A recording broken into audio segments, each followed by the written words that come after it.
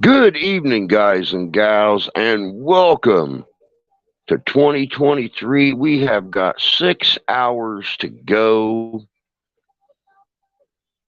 Got a little music playing in the background, to go.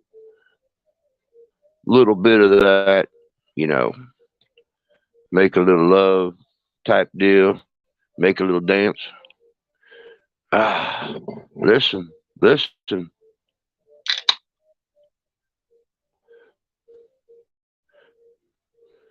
You guys are gonna see a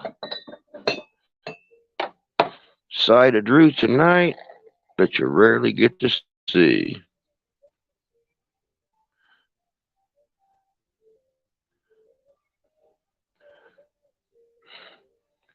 Welcome to New Year's Eve 2023. Glad everybody could kick back and join us. Ferris, what's happening, bud? Hope you're doing good tonight. Hope you got tomorrow off. I can't imagine climbing those towers sober, let alone after.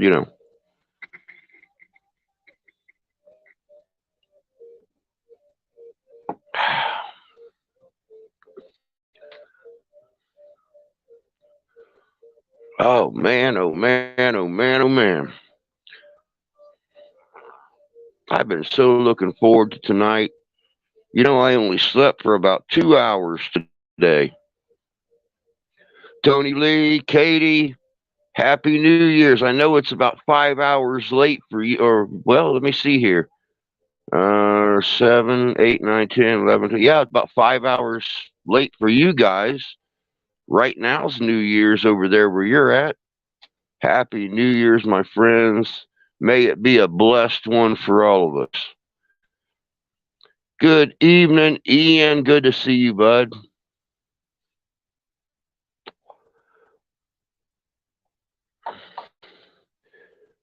And it's really kind of sad, Tony, because normally on New Year's, if I'm not doing a live stream, I'm watching the New Year's celebration there on the Thames at the Big Eye. I love it. I love New Year's in London.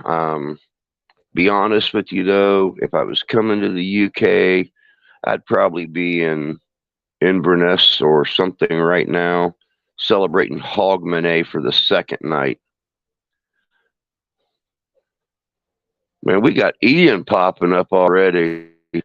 Yeah, 11 p.m. Okay, so 7 to 8, 8 to 9, 9 to 10, 10 to 11. So you're only 4 hours ahead of us. No, six.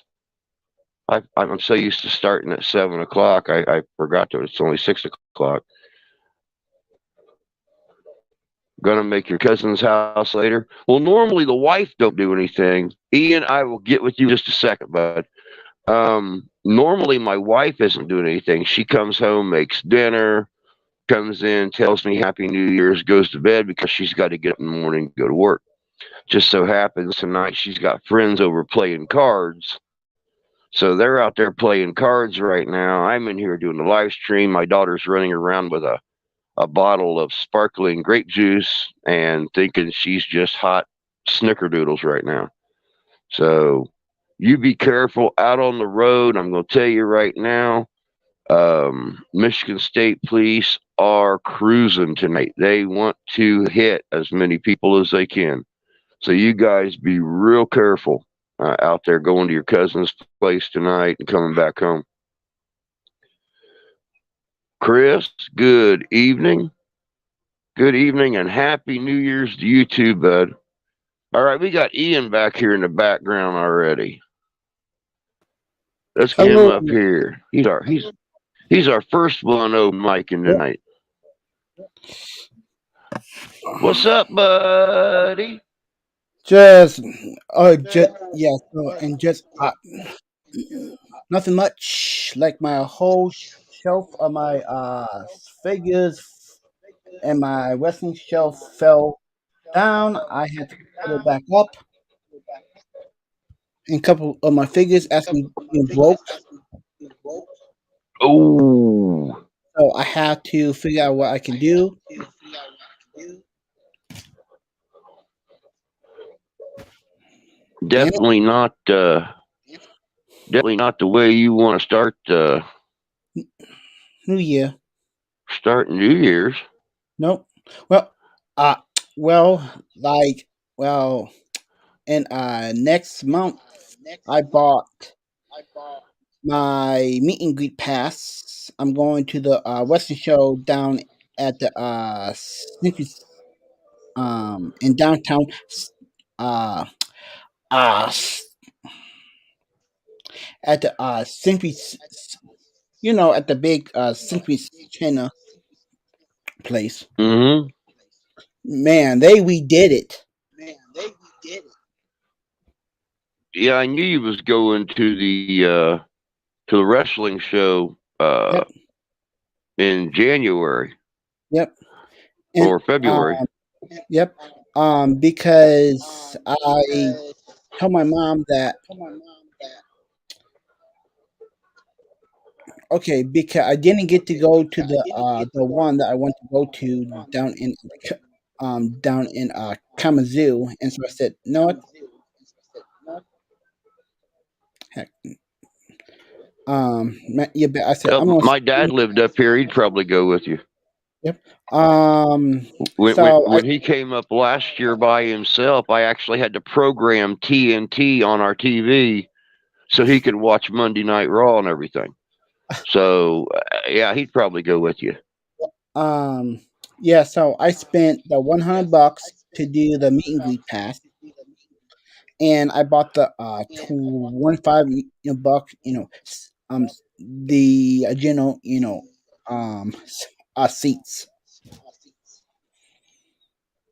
So I said, "No, what? Who's the headliners? They are bringing in 4 guys from New Japan. Hmm. They're gonna have a couple guys from they used to wrestle for the WWE, and one of the guys' dads was a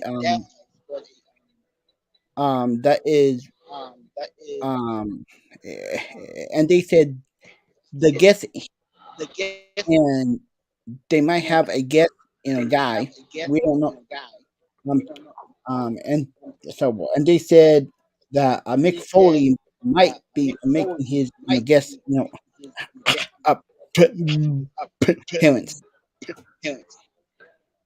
Cool. Hey, PPR. Good to see you. Happy New Year's Eve. Hope you're doing well tonight. Yeah, Hey, I got the do you fireworks. remember Ian? Do you remember the old TV show Married with Children? Yes. I was watching that earlier today. You will never guess the episode that came on when I turned it on today. What? It's the one where Peggy's relatives come to visit from Wanker County, and who is cousin? King Kong Bundy. Yep. See, right there, it's all the matches.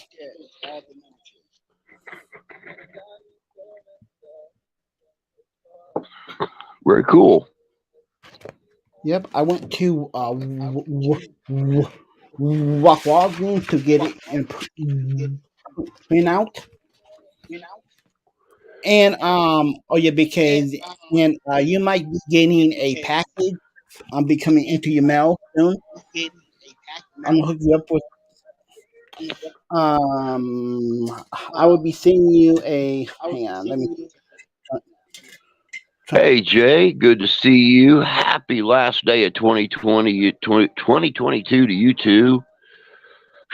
Rest in peace. May 2023 bless every one of us. yeah. Hey, Um KG, good to see you. yeah, so anyways, I Peter might be Venkman. Oh, that's yep, so cool. sending you that and I'll be sending you a couple the Ghostbuster pops because I don't even have room for them. So You know, please I'll take all the Ghostbuster stuff, bud. Yep. One of the brand proton packs was on my Christmas list, and I think Santa Claus forgot about me because I didn't get my proton pack. So I still got to use my homemade one when Danny and I go out together to do different shows. Hitting a nog already. Yep. See, that's what he looked like, Beer. Oh yeah. and it comes Very with a cool. hog.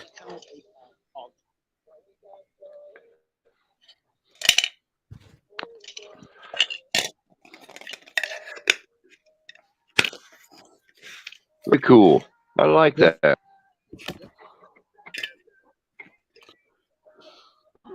Hey Jan. Happy New Year's Eve. Good to see you too. Yeah, and I'll take all the Ghostbuster stuff I can get Yep. my hands on.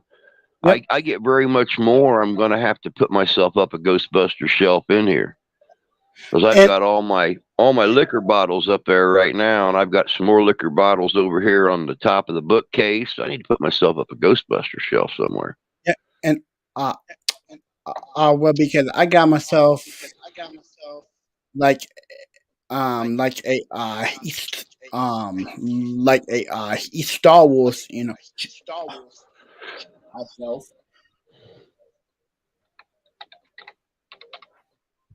Yeah, and gotta love myself like some of that Star Wars.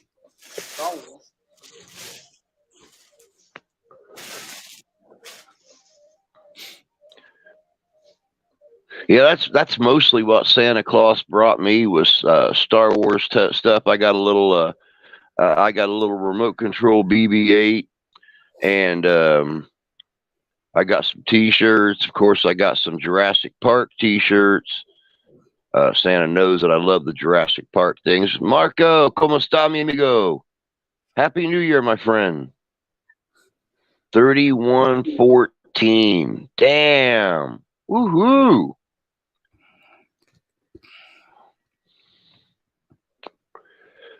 So other than that, how you been? I know you've had some health Yeah. problems this year and stuff. How you Mhm. holding up now? Good. Good. Yeah, but um yeah, my sleep machine don't want to work now, so I have to wait for they supposed to give me a brand new one. Oh yeah.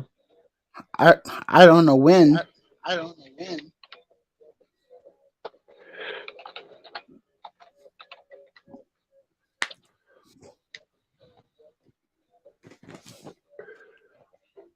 I couldn't yell after I went upstairs. Jay was asleep. Hey, wake him up. It's the Orange Bull, for God's sakes. Yeah. Yeah. Ah. Yeah. uh, yeah. Because and I got uh well, and that kind of weird because and there was no more um activity as it came in my room. There is no more of that.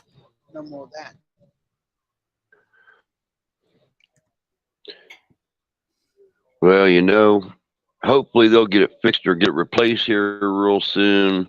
You won't have to worry about any more of the sleep problems and stuff like that. I did Yep. find out today, guys. The other day, I was talking about my friend in Corby, England, that just went through surgery on his heart and got a defibrillator put in. Ooh. He is doing fine. It's been it was a week yesterday that he had the surgery, and he is doing just fine. His brother's been coming over and hanging out with him, doing all the heavy lifting and the reaching and stuff. But he is doing just fine and looking forward to being here in April. So blessings to Alan, and thank you, King, for helping him out. I know sometimes you guys just listen in and lurk in the shadows. That's what brothers are for, man. What's with the gangsta look? I don't know. Wanted to do something a little different. yeah, yeah, ah, yeah, I mean, I could have done the newspaper boy thing. I've got the hat over there. I could have thrown it on there, and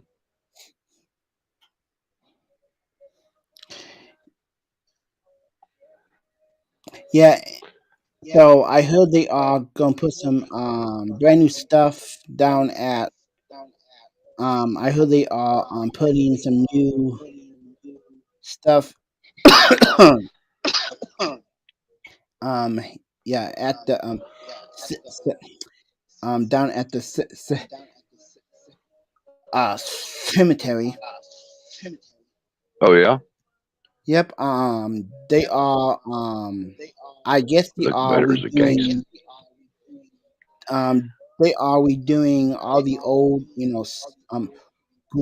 w- w- websites, and they put Huh. all. Yep, and they put yeah, and they putting all new ones in with all the old ones actually falling, apart.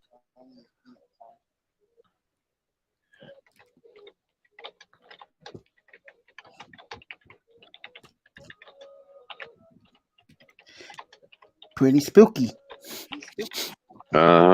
Really.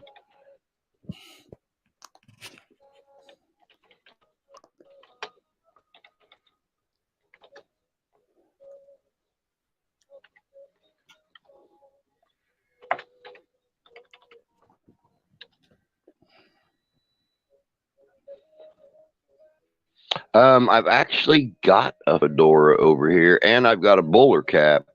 The one I was talking about, though. The one I was talking about, though. Oh, ah, there's this one.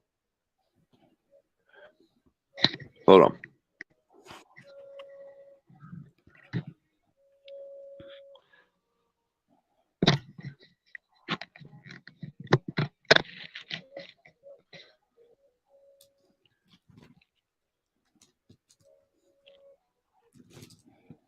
No, no, take it off.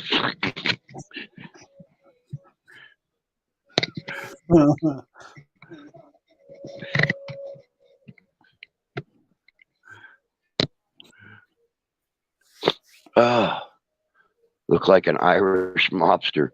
Yeah. Well, you'll understand that look on Tuesday when the video comes out that I just put up today.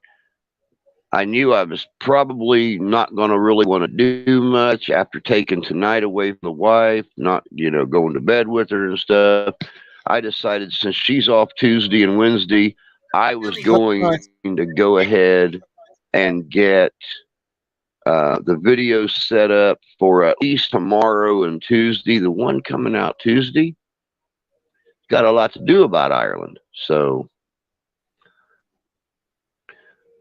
Yeah. let's see here. Look like Irish Mobster Fedora would be better. Terry, good to see you. Happy New Year's Eve. Uh, oh yeah. So I found out something really kind of cool. Um I found out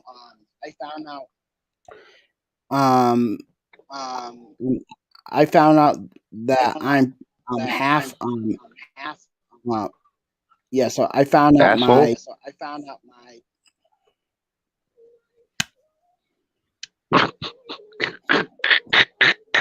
fork. You, now, you and I have known each other long enough. You know better than to stop a sentence somewhere like that because I'm going to fill in the blanks for you. Yeah. Uh, yes. Hey, Yeah. Laura. Yeah. So anyway, I found out um my family tree.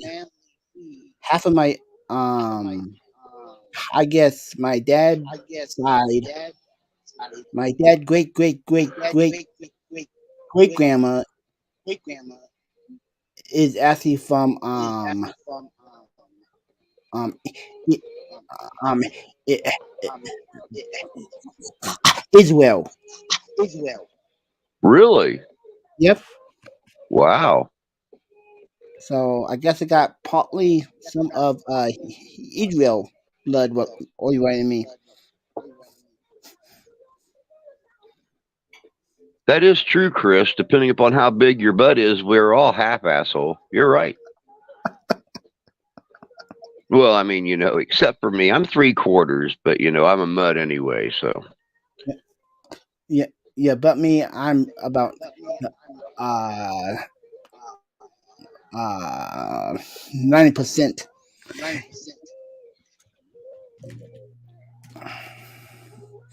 Yeah, yeah, yeah. Because and last night we went down to uh Target because we was going to take down our Christmas tree, but the tote that we have don't fit the tree.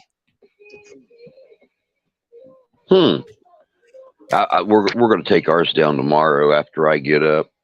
Actually, be completely honest, I probably won't go to bed till later in the day, if I even uh, don't wait till tomorrow evening to go to bed. But I'm going to try. Yeah, But we always take ours down on New Year's Day, so we'll see. yeah, We'll see. Ours sat up for a week before it ever got any decorations on it because Steph was so tired when she got home from work every night that she ate dinner and fell asleep. So our tree sat out here. It was put up the day after Thanksgiving, and on December 1st, we finally decorated it. So go figure. yeah. And and I got for for Christmas like my yes, some of that.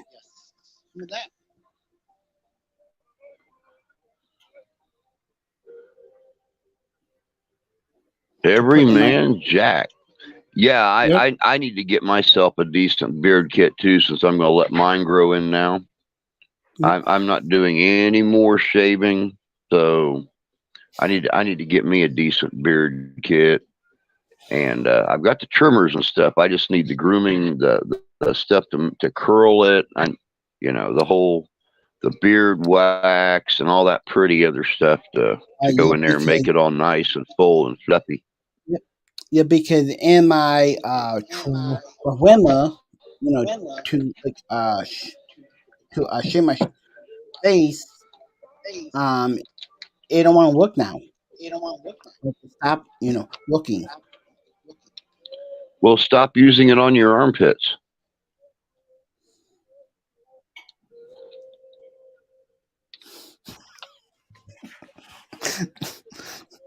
Oh, nothing, nothing.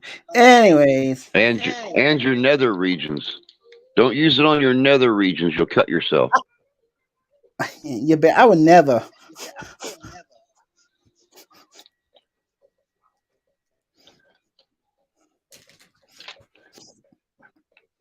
Yeah, I'm trying to keep a straight face,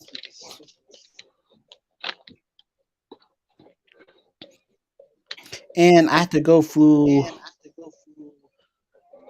I have to go through all my DVD, stuff.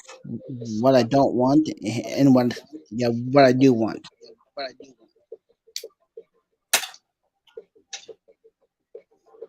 Always a good idea. Always Yep, a good idea. yep. But I'm keeping the old movies I used to watch when I was a kid.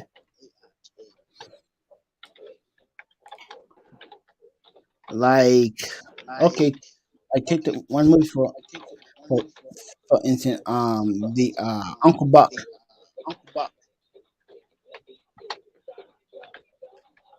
really classic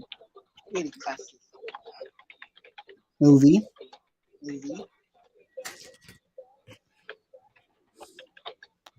Uncle Buck's a good movie.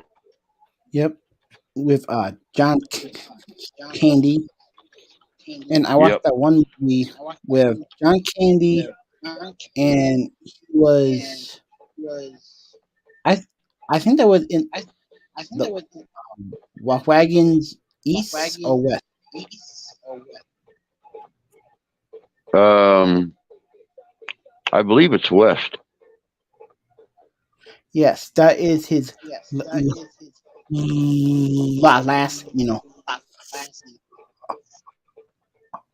film. I agree with you, Jan. My grandfather always smoked a pipe, and when he was smoking a pipe, he was smoking these horrid smelling dark whiskey flavored cigars. Now, when KG and Wookie was here, they actually brought me a gift. Let me see if I can find it here real quick. I thought it was right up here. Oh, I don't see it now. Where's it at?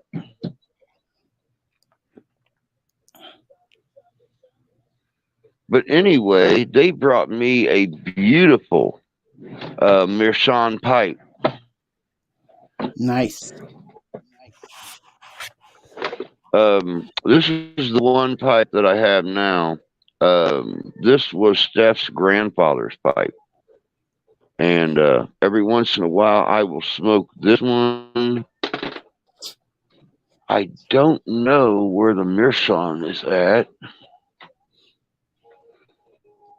Of course, you guys are all familiar with this pipe. Yep. This is my Gaelic Tavern pipe right here. And let me see here.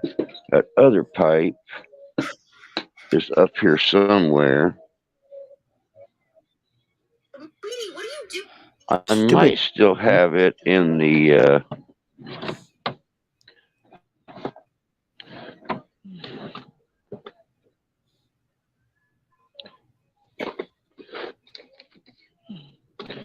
I might still have it in the jewelry box, so nothing happens to it. It is a beautiful, beautiful ivory pipe. Let's see here. Husband and his friends used to do longest ash contact contest. They were always Cuban cigars right from Cuba. Gonna get back to UK now, mates. Happy New Year. All right, Tony, you take care of yourself. You and Katie have a beautiful New Year's. Like I said a few minutes ago, may the gods smile down on us, bless us the entire new year. May this be our year with no problems, no issues, and nothing keeping us apart. Nightmare, good to see you, my friend. Hope you're doing good tonight. Happy New Year's. Let me, speaking of which, let me go and share this out because I haven't even shared it out yet. What the hell was I thinking? I don't know. I got so busy talking to Ian, I completely forgot to share out the stream.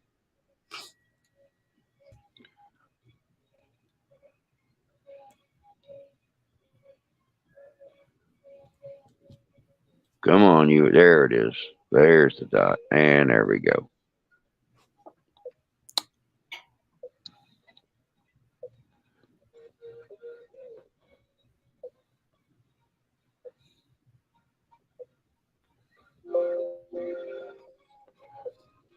Let's try this again. It said something wrong.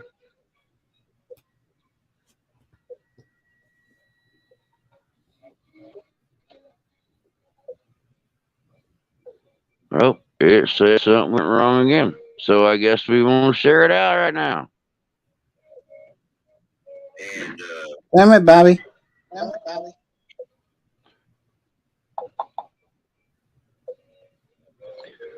But the ones I smoke, Jan and Jay got familiar with them when they were up here. They are called Supreme Blend. They come out of Dallas, Texas. And they have a cigar called a Green Haze. and they're only like $24 for a box. And the place down the road from me, when they order them for me, they order them by the case, so they get 12 boxes of them in.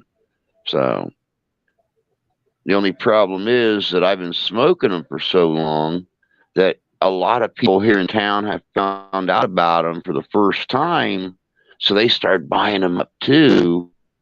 So by the time I can go down there sometimes to get another box, they're sold out. So that's one of my big goals for this year is to actually build the channel up enough that they can order me a case, and I could just go down there and buy the whole case, and then I have cigars for like 3 months at a time. Yeah. Yeah, about 3 months at a time. Oh yeah, You and I shared me found out. out. Thank you, Laura. So I found out that Papa John's is no longer in. Um, they are done. Papa They. John's is closed up now. They sold out. Yep. Well, they said that because and they said they are Ty? like a short out of of people because people don't want to work. No, people don't want to work. Our believe it or not, after the pandemic was over, our McDonald's just opened its dining room up like 6 months ago because nobody wanted to work. Nobody wanted to work. The old man that lives across the street, 92 years old, he's been going to McDonald's every morning to meet with the farmers and stuff for 20 years. Wow. And he's had to drive 2 towns away to find another McDonald's that he can sit with the other old guys at and chat in the morning and have his coffee and stuff.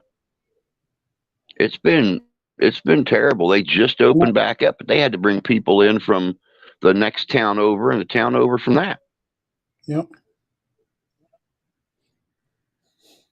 Happy New Year's, Ty. Glad you could join us, bud. Glad you could join us. It's always nice to have the Hey, family together on special occasions. Yeah, exactly. Nightmare. Exactly. Government checks are bigger than a paying job is. You're absolutely correct. yep. And a lot of people, when they got their checks the last couple years, were working at the time, so they just stuck them in the bank, left them for play day. Then you had responsible people that paid bills and paid off bills and stuff like that. So yeah, I mean you're absolutely correct. Yep. I miss working, Laura. I do. I mean I love coming in here every day. I'm 15 steps from my bedroom door. I love coming in here and working every day and doing live streams and doing videos. But I'll be honest with you, I get burnt out sometimes. And that's the reason that here the last couple of weeks I have started doing multiple days videos and just uploading them to Premiere later. That way I Yep. can take days off. I can do other things, play my daughter, hang out with the wife on her days off, stuff like that. So I don't get burnt out all the time. Yeah, and uh, oh yeah. So and my friend was wondering if I want to work with him yeah, down back at the down back at the hotel. Yeah, yeah. But I said no, I don't want to work down back at the hotel. I hate. Well, I Oh, mean, as long as they can jog it around where it don't interfere with your disability and stuff, you're good. um When you become so good that they want you to work all the time, that kind of screws you over just a little bit. oh yes. So I remember, and the one day I supposed to go home around 2, but they had me work um yeah over. I had to cover like somebody's shift, and I didn't get done till 5 o'clock.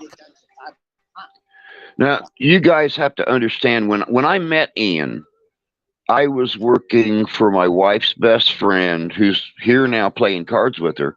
She was the manager of a local Pizza Hut. Now she's a regional manager or a district manager. And Ian used to come in and wash dishes. Yep. Even with Ian's physical problems, he would stay bent over a sink for hours and hours and hours and never bitch, never moan, never complain. And how in the world he could stand up straight after the multiple hours that he would stay bent over that sink, I have no clue. I really honestly don't, because not only would he stand up, but everything that he just washed, all the metal pans, everything, he would carry stacks of them back where they go. So I don't understand why younger people have such a problem. Younger people in perfect health have such a problem working when here's a man who has, and I'm going to say this, Ian, because and excuse me if it sounds bad, but here's a man with physical and mental disabilities that has never bitched about a Yep. hard day's work. I'll never understand it. I'll never understand it. We have, let me see here, get back to chat here for a second. I went to Ponderosa, just found out we still have one in Hillsboro. We have one in South Bend, Indiana, No. and that's the only one. Did it close? Yep. Wow. Now, I know there's one down in Wabash, Indiana, and it's been open for years, and that place is always busy. From the time they unlock the doors, they have to push people out at night to close it. It's been that way for years because it was the only one around. Yeah. And well, because and I like Casting you to the bed and TV so everyone can see you. yeah. Hi, So everyone. Can you see me? Can you um guys all hear the music in the background? no. You can't hear the And, music?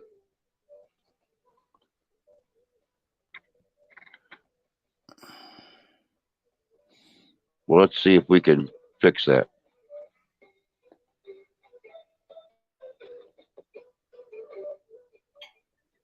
now I kind of start hearing the music now. Okay. Yeah. And Well, let's go on and um take it up to 30 and we'll leave there. yeah. And uh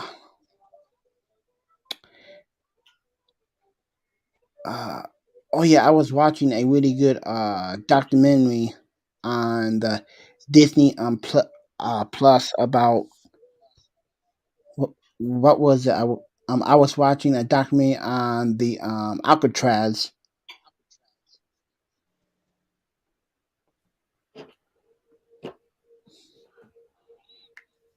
That was a pretty good uh the man, that'd be awesome to go to um Easier if I just file grievance. yeah, and that'd be awesome to go down to Alcatraz and do a maybe do a ghost hunt. That would be really cool. Yeah. That would be really cool. There has been a lot of huge, like TV paranormal teams that have gone to like Alcatraz and stuff like that. So yeah, I agree. I would love to do something like that. Patrick, good to see you, bud. Hope you're doing well tonight. Happy New Year's, my friend. Happy New Year's. No bars, bruh. No bars. Well, Hang on, I'm sure you'll do it. that's Hang on, let why me. I want to go. That's why I want to go to England is to hit the pubs over there and drink over there. Can't find. There's only one place around here I know that sells beer by the pint, and that's down in South Bend, and it's a Celtic pub. Yeah, let me see if I Finnegan's still got. Farewell, as a matter of fact, is playing there for the next 2 weeks. It's an authentic Celtic pub. They cover all 5 Celtic countries, food and drink, and they have live Celtic bands come in from Canada, Ireland, Scotland, and when they do their state tours of different pubs and stuff, different shows. So I'm hoping me and the wife can get in there and check out Finnegan's Farewell while they're playing because they are a good pipe and fife band. Yeah, Still let on me his try. Tulsa King, keeps getting better. When I started, Phone Zombie just ramble low. Let me see if I can fix this so you guys can hear the music a little bit.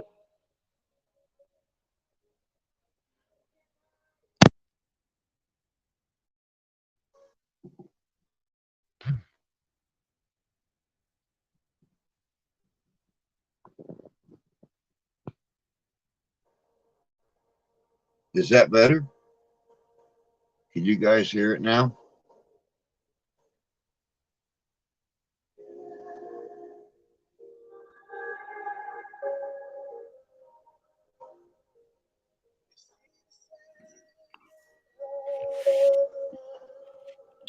Oh yeah, and I sent you the video of the cemetery tour.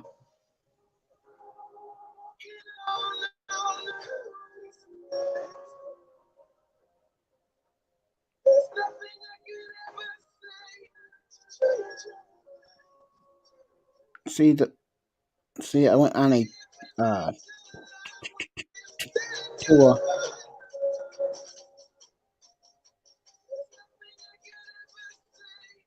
Oh, is that the Yeah.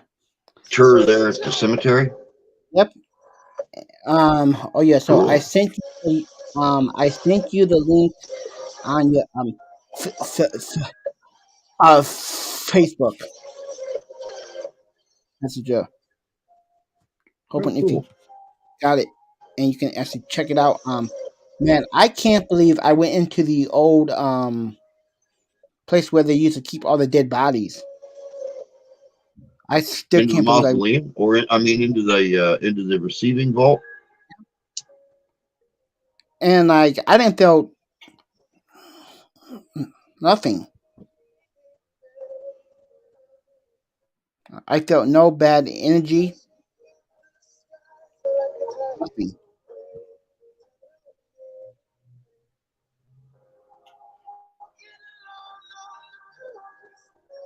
Man, did you guys see that crap? My tie just escaped.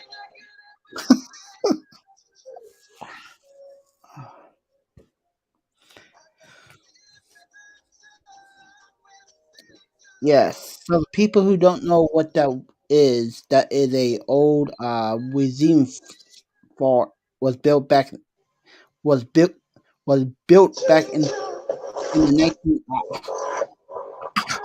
1900s.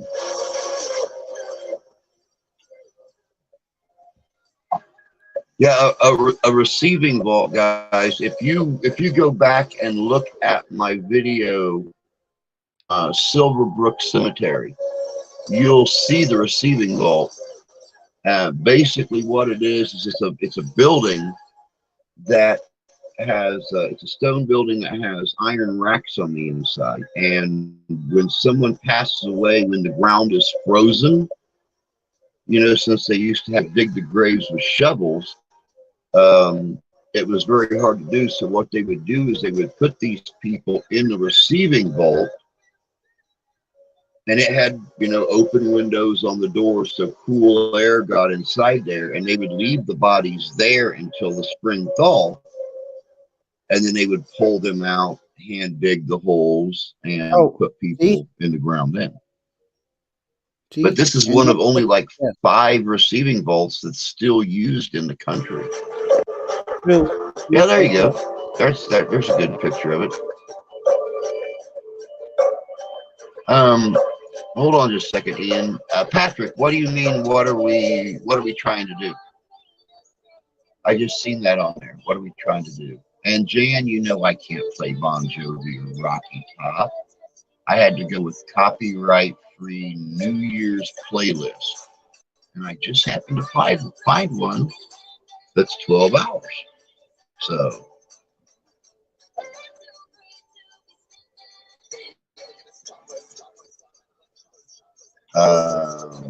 Santee, good to see you, bud. Happy New Year's, man. Happy New Year's. That was a great video today. That was great. I really liked that one. If you want to feel bad energy, you should go to my sister-in-law's shop. Wow.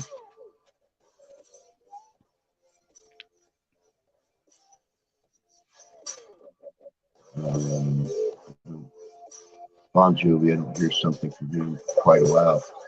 Yeah, and he's finally spending time with his family, which is something he didn't get a chance to do when they were younger. And I actually respect him for that fact that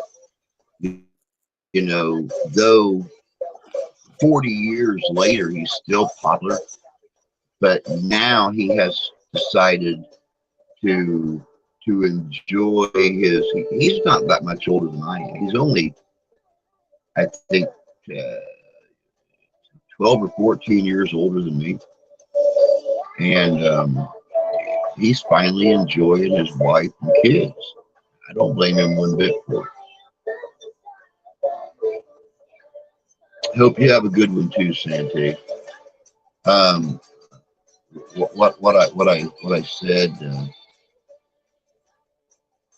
what I said, Jan, was I can't play Bon Jovi or Rocky.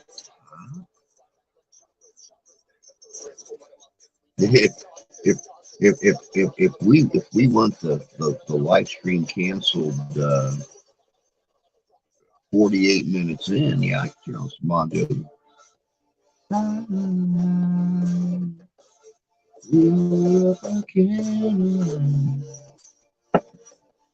Fortunately, his voice is pretty much gone. He's 2 years younger than me.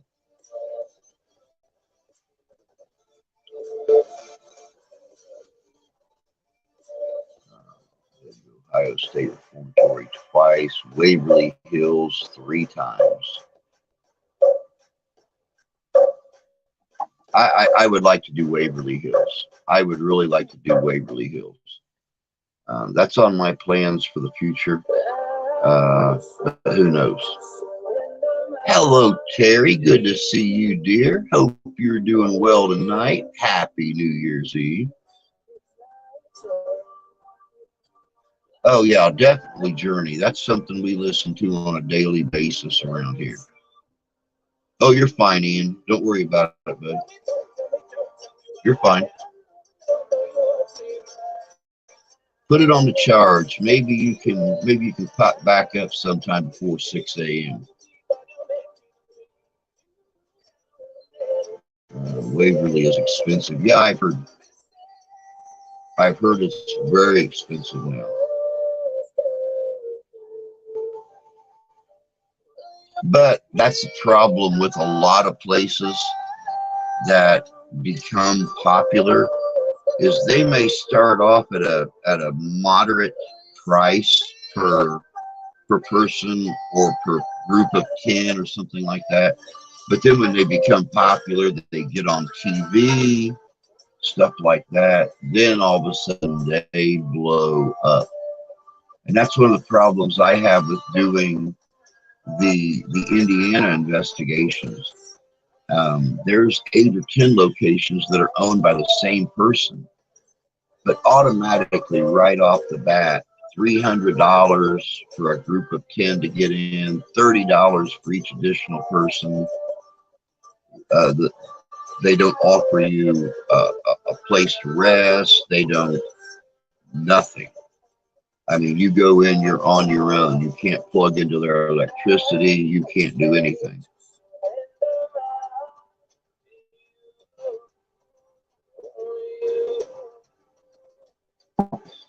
Used to be my ding tone at one time. Oh, cool. Tony, good to see you, my friend. Hope you're doing well tonight. My ringtone. Oops. Your ding tone, your ringtone. What the hell?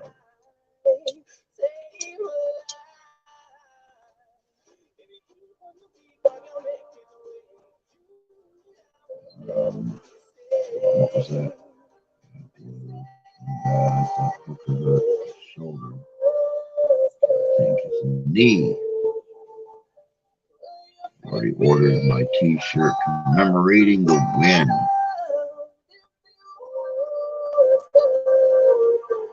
My cousins in Louisville used to skip school in Waverly, then to Villisca Axe Murder House as well, and Hopkinsville, just 45 minutes from Cincy. Villisca's one I'd like to do an overnight at. I'll be honest about it. I would love to do an overnight at Villisca, and I would love to do an overnight at the Lizzie Borden house. Only because I think those two are tied together.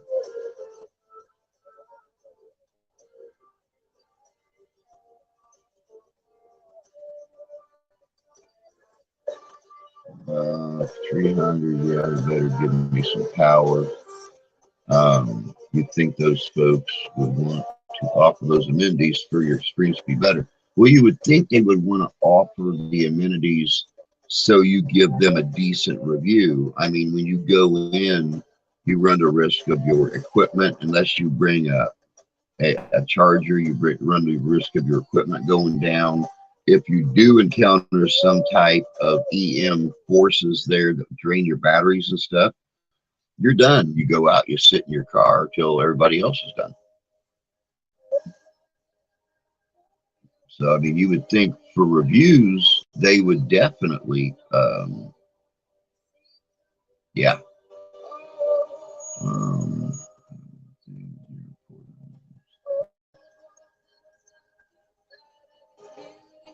Happens same thing here in Portugal. Ones that's filling the vacancies, many jobs are the immigrants. Very true. Very true.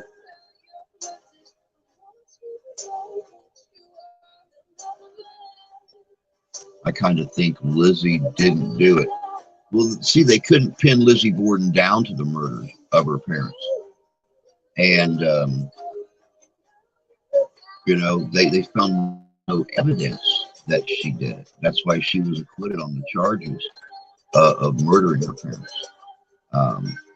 There's a lot of people that believe that during that time period, since Villisca and Lizzie happened during the same generation, there were a lot of people traveling the train tracks, traveling the rail, hobos and stuff, that were riding from town to town to town, committing crimes, and then jumping right back on the train and going someplace else in the country.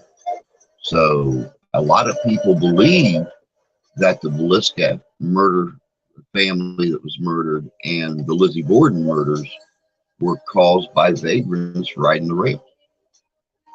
Film definitely disappointed. Quit. Venezuela, Brazil, India, and Tunisia. Interesting. Tennessee defense was excellent. I've always said defense wins championships. Serial killers could run rampant without technology to prove DNA. You're right. You're absolutely correct.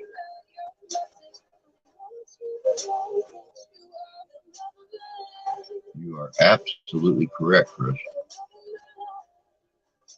If anybody else wants to come up, we are open micing tonight, as you've seen when Ian was up here. The link to come up is right up there, pinned at the top of the chat. Feel more than welcome if you want to come up and talk, tell a story, talk about your resolution. Like me, I made a resolution this year to not make any resolutions this year. At least I know I can't fail.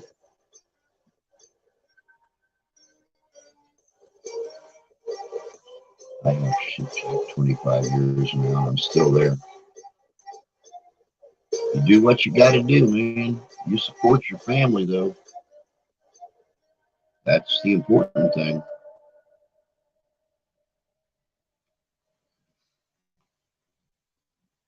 I'm not putting my face up there. Okay. I'm not holding a gun to your head. I'm not making you. I just said if you wanna, the link is up there.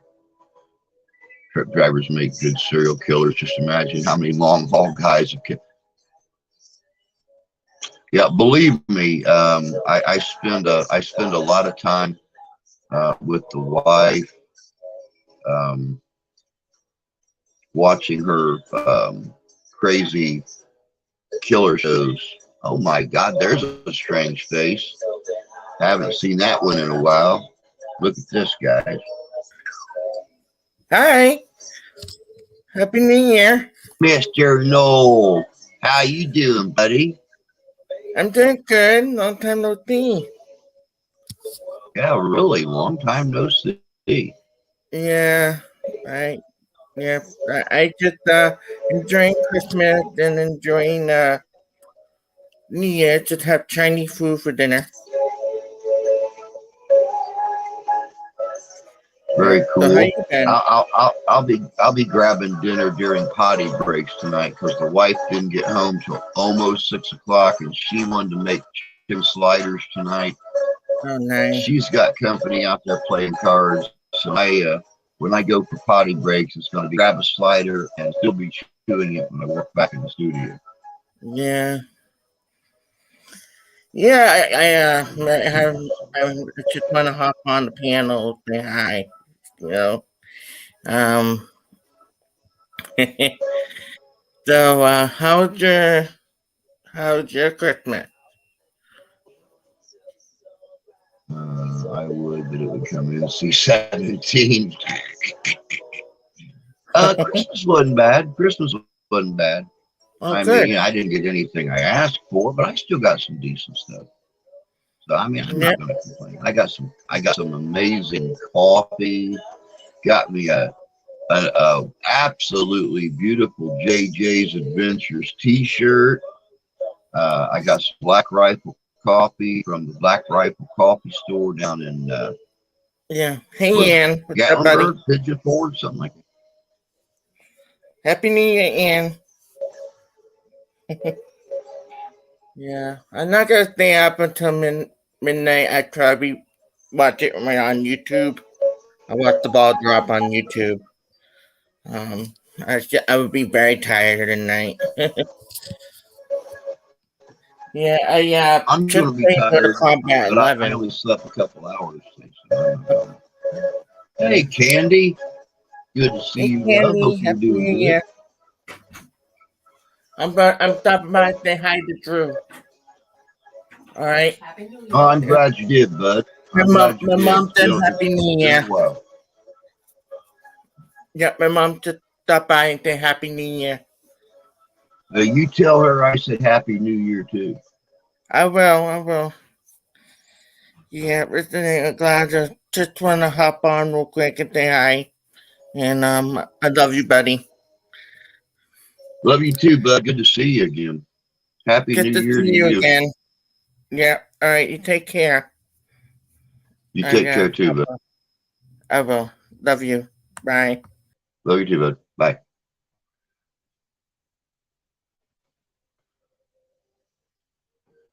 Oh man, I haven't seen Noel in forever. Christina, good to see you. Happy New Year's, dear. Glad you could join us.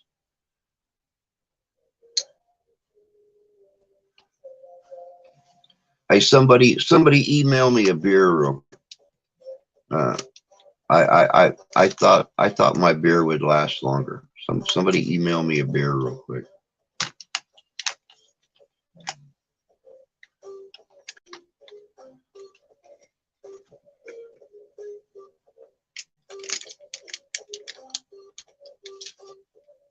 I don't know why. For some reason, this little glass keeps evaporating and it refills. Then all of a sudden, the can is empty.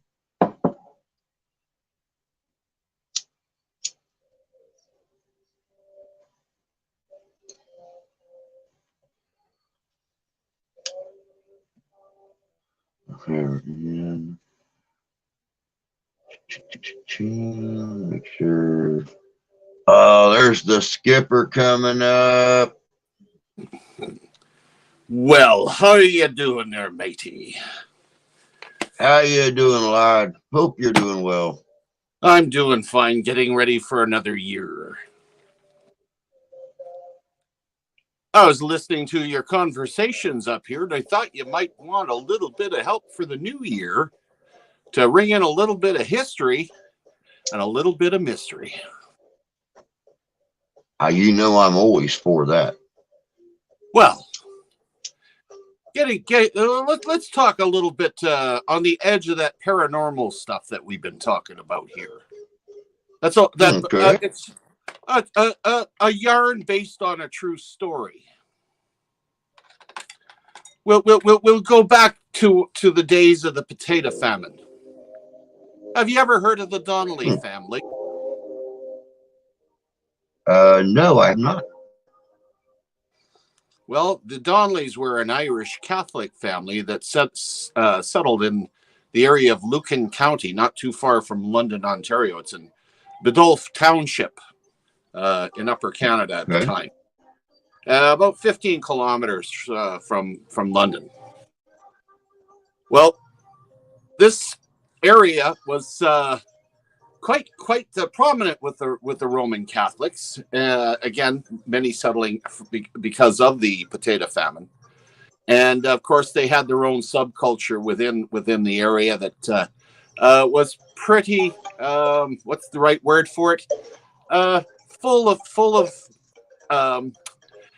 indiscretions, because you had the problem between the Protestants and the Catholics, and between those that were a little bit on the, needless to say, the less up and up side.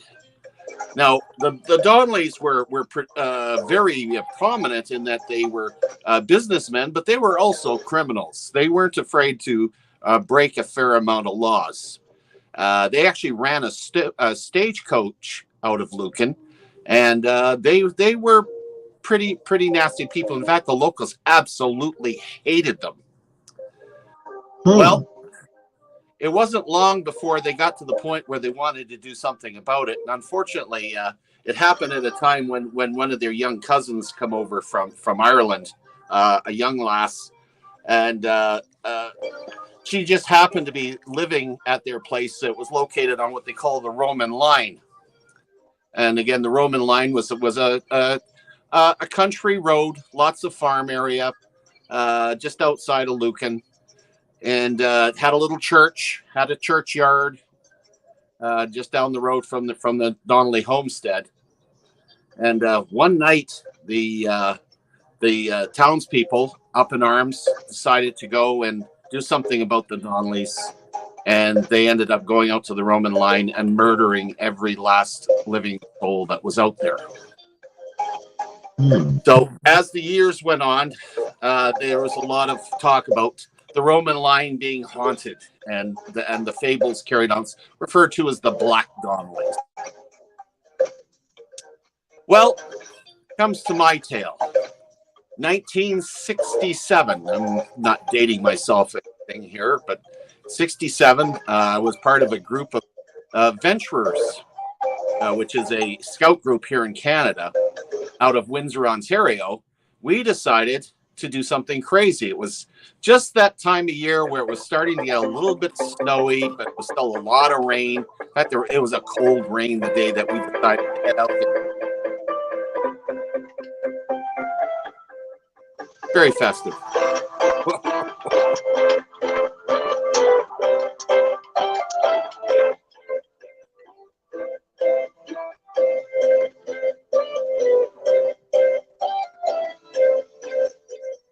I'm just waiting to hear what's happening with your tunes. I tried to find a little bit calmer New Year's music to play, but you know I'm going to be on here for 12 hours. It's going to be challenging. Yeah, it was a little bit. It's not as easy as finding Christmas music. Oh yeah, that's for sure. Anyway, we But decided hey, you know, for an worst event. case scenario, I can, you know.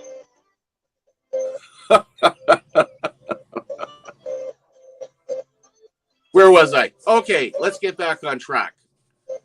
We Okay. decided to go on an adventure, and we hopped in the back of a pickup truck. Back in the days when we get away with it, you know, no seatbelts, anything.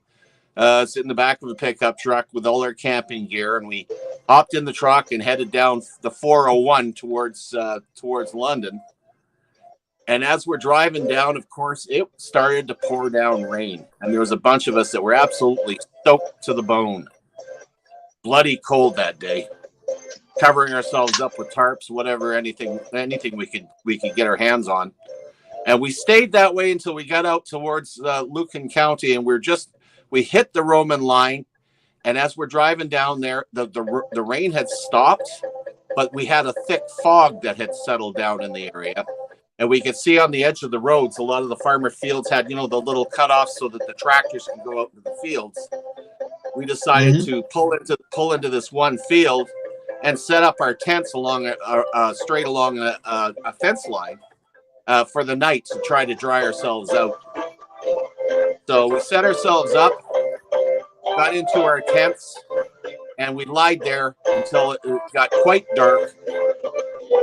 And it must have been pretty close to midnight while we were lying there, and we started to hear a commotion outside our tents. And we heard dogs barking, and we heard people yelling and screaming.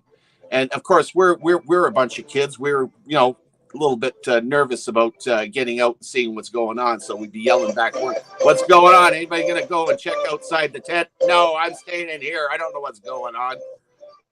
So we waited until everything died down, and eventually we just fell asleep. Early in the morning, one of the guys in the troop got up, and we heard this blood-curdling scream.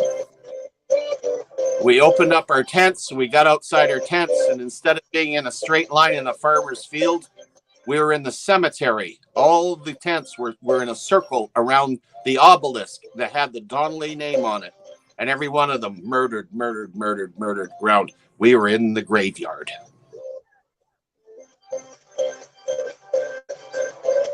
No clue how your camps got moved or anything? Nope, nothing at all. Wow. Oh, if that doesn't send cold chills down your spine, nothing will. To say the least. To say the least.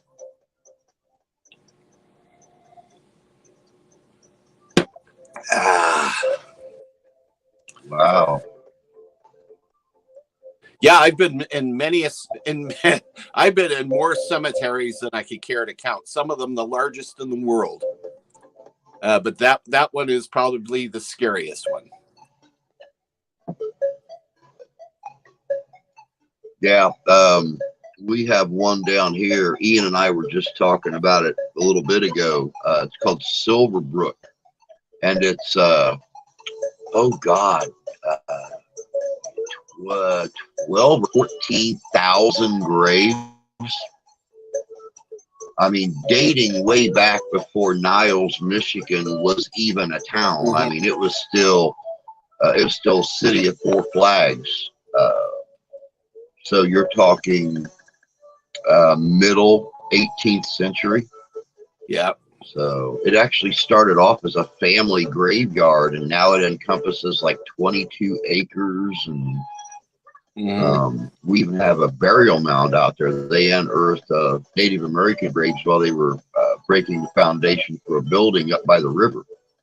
And the city got together. They exhumed all the bones they could find, and they moved them out there and built a new burial mound and reburied all of the Native Americans out there. Wow. So, yeah, I think the most impressive one I went to was the Mount of Olives. That you're literally talking hundreds of thousands of people buried there over centuries. wow. You know, you look up, it's basically a city of the dead. It's just, as far as the eye can see, are crypts and graves. Wow. Now that's the kind of place I'd like to go to. It was an experience. It truly was. A lot of the English cemeteries.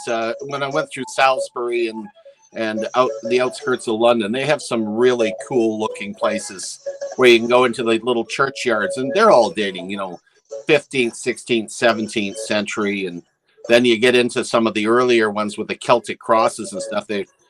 We're talking the 900 BCE, for Pete's sake. It's really cool to see.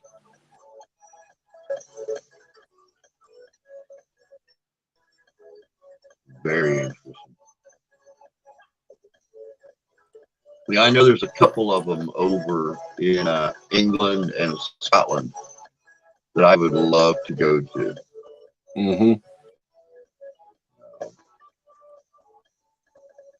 So you're going to set off some. I feel like Drew, a celeb. Are you going to set off some fireworks at your place today? No. Everybody will be asleep except for me by midnight. So normally, back in previous years, I've taken some of my guns outside and shot them off and stuff. And because, reenactor, you've done it yourself. We have a lot of squib loads or blank loads and stuff. But not this year.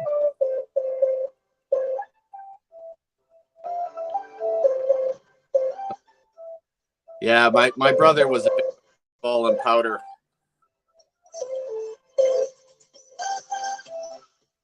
Well, even my shotgun I've got blank loads for. So I have taken my cap and ball pistols out. I've taken my shotgun out. I've taken, I used to have a handy little French contraption called a canoe gun.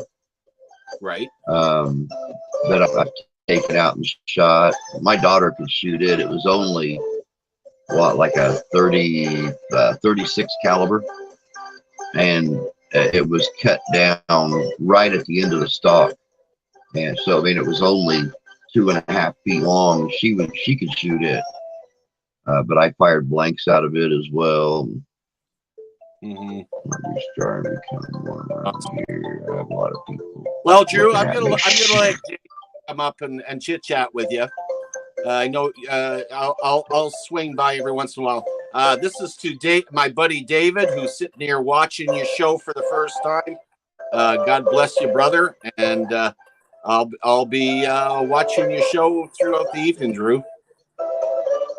Awesome, Patrick. Thank you so much for stopping in, bud. And David, thanks for stopping in and watching us for the first time, my friend. Welcome to the family.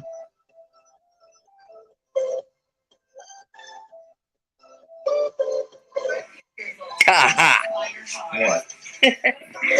Jay wanted to be up and on from the show. One straight to the other, guys.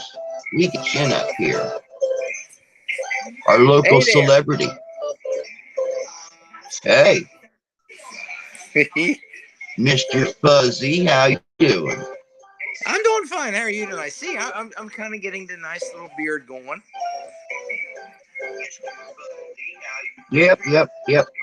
I let this grow for about a month, and I started letting the sides grow in. So, I will be doing Santa Claus thing next year, so I have to make sure and let the whole beard grow all summer long. Hopefully it's not 110 degrees again. And I'll tell you what, when we hit that sub-zero last week, it was nice and cozy with that. At least it kept the chin protected. Oh yeah. Yeah, I just saw today where it looks like we have another storm starting to brew out west. Oh yeah. So we'll see what happens. But they're talking about a heat wave first. I know it was up around 55 today. It was like 66 yesterday. That's why I said 1 week I'm sub-zero, high -8. And next week it's 66 and shirt sleeves. Mm-hmm. No wonder people were getting sick. Yeah, really. So congratulations making it through another Christmas holiday driving the truck. Boy, I tell you what, it's been an adventure this year.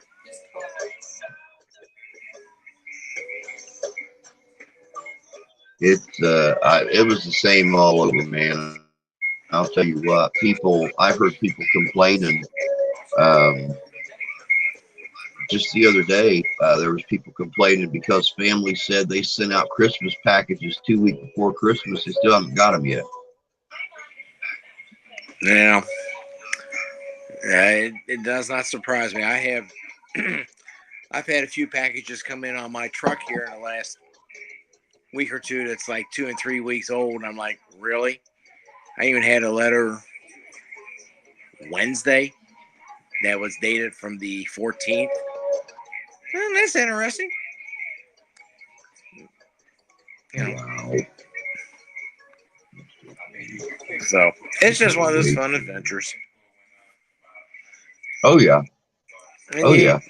But then again, I've always had like mass respect for delivery drivers, and it just, how in the world you can keep your sanity doing that at times, dealing. I mean, I thought mail carriers had it bad, but a delivery driver and all the flack they got to put up with.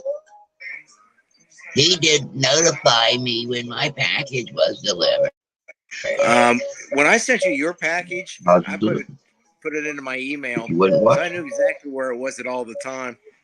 I even have a picture of it on your front porch in the snow. It sure was too. It sure was too. I was watching for it. Jan let me know when it was supposed to be here.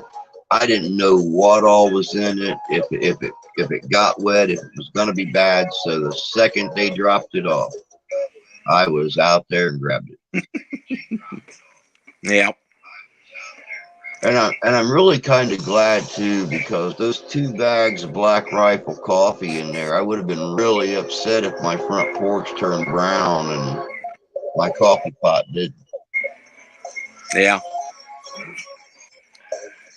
Been more things going. Never mind. I won't touch that one. They were sealed up good. They were sealed up pretty good. Matter of fact, that's what I've got over here right now, brewed up, is a big old pot of Black Rifle coffee.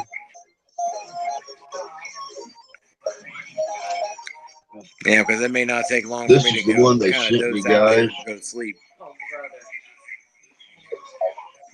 They sent me Beyond Black Rifle from the Black Rifle Coffee Company down in Tennessee. This stuff is good. Cool. Like I said, I just wanted to pop in and say. Asked me what kind of. I'm sorry, go on. No, go ahead. I was saying, Jan just asked me what brand I like, and I told her, I like them all, or the ones that I've had anyway in the past, and she said she would just ask them what the popular was, and I can understand why Beyond Black is the most popular. Mm-hmm. Yeah, we made an adventure trip trying to go get that down there in Tennessee too. Well, vacation. We drove right past it. I know. I was really upset there wasn't a live bear cub in the box, but he probably would have ate my coffee, and then I would have been upset with him. So I could have stuffed one of my dogs in and sent it up to you, but I don't really get along with the cats. But we have enough animals in our house right now. Yeah, they're all kind of quiet at the moment. Even though our temperatures are above freezing now, both kittens have managed to make their way in the house every single day. They got at night now, but that way I can put the cats in the bathroom and actually sleep all the way to the night. But the kittens, yeah. She opened up the door this morning, and the little one that looks like Morris the cat ran right in here, jumped in my chair, and went to sleep. The other one ran in, jumped up on the bed, and laid down with her. So, yeah. Well, at least nice House thing, man. cat stuck in the next cat body. I get the next 2 days off. Then I work the next 4 or 5 days, and then I'm on vacation for a week. Yay! Woo! Yay! About time. You deserve another vacation. Well, who knows what we're going to do for a vacation? No, it's a staycation, but it's probably going to be a painting vacation. Time to change the color of a room. I got some holes I got to patch up. I put these new lights up last weekend and didn't realize one of them had already been patched once, so it's kind of just floating up there now.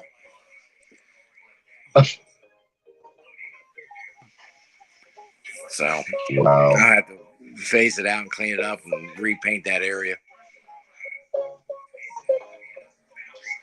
Well, vacations aren't bad. I mean, she's not going to make you work 12 hours a day.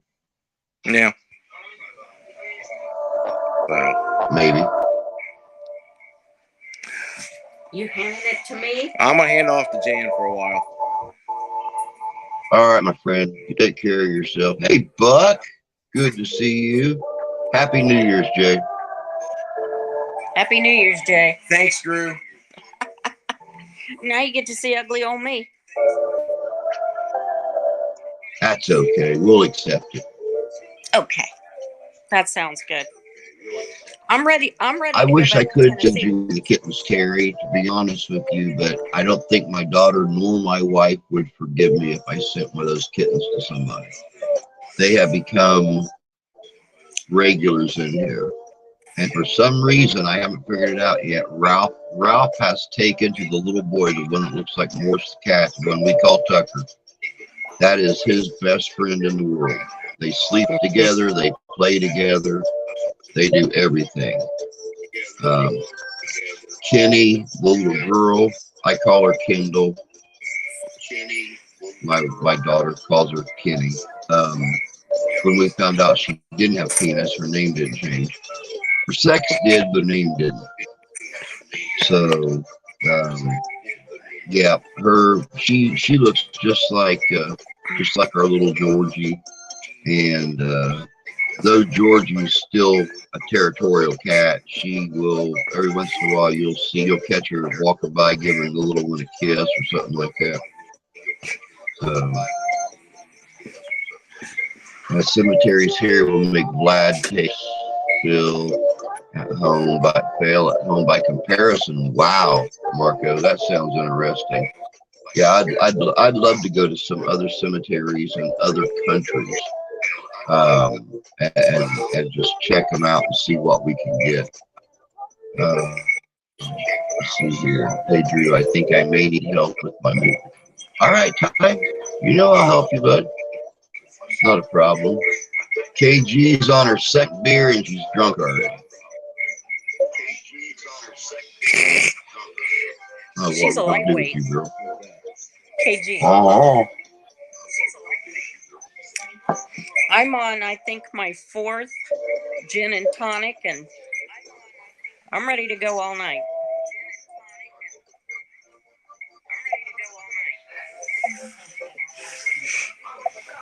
So what did you think of that last investigation we did, Drew? The house? Yeah. It was interesting. I have my theories. I typed some of them into the comment section on the videos. But I don't really honestly believe that all of the communications that she was getting was actually her mother. So I think she had multiple things there that were trying to communicate with her. Maybe some of them not as friendly as others and very deceptive. But yeah, I don't believe it was all her mom. Yeah. Just from some of the comments in the EVPs and stuff. Exactly. And I got to the point where I had to leave. I had to walk out of that house because I was getting lightheaded. starting to get a headache. And I said, she asked me if I wanted water, and I said, no, water's not going to fix this. I need to walk outside. Mhm. So I went outside and stood at the front of the truck out on the street and took some deep breaths and tried to refocus on what I needed to do.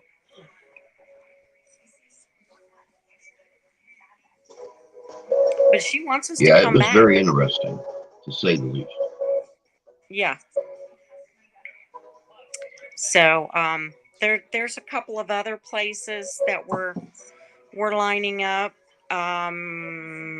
February, the middle of February, we are going to a haunted funeral home that's not terribly far from us. So we've been invited to go with a couple of groups or a couple of different local YouTubers. And I'm excited to see that.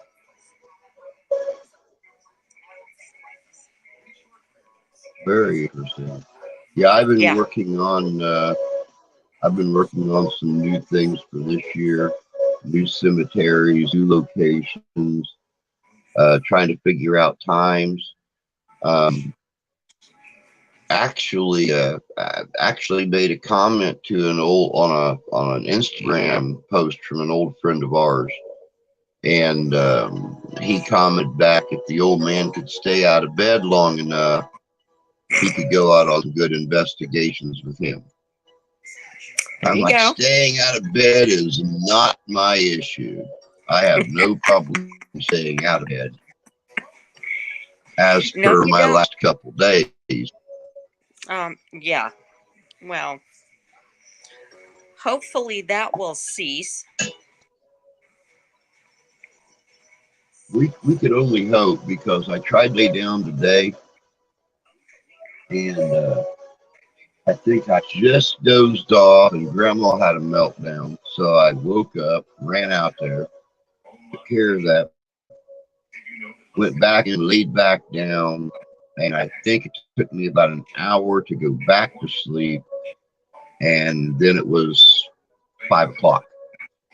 Oh, wow. So the wife Then you had was to get getting up and off get moving. work, and I had to get this. Yep. So I got probably about an hour's sleep today, maybe hour and 10 minutes. Eeks. So, but I'll be good, because I got me a whole pot of Black Rifle. There you go. Now, does Steph work tomorrow? Yep. Really? The casino never closes. Oh, So my God. she'll be back to work. Oh yeah, they don't close. They're open 365 days a year. Even when the pandemic hit, they had security and surveillance and everything else working, even though there was nobody else in the place. They were still working their regular, sometimes overtime. So yeah, they never close. Well, they lose money when they don't have people walking in the door, don't they? Oh, believe me, Christmas Eve, Christmas Day. I think Steph said they had 2 people in the casino the entire day on Christmas Eve, and they had like 6, 8 on Christmas Day. Good grief. And all the machines were on, all the lights were on, the restaurant was open.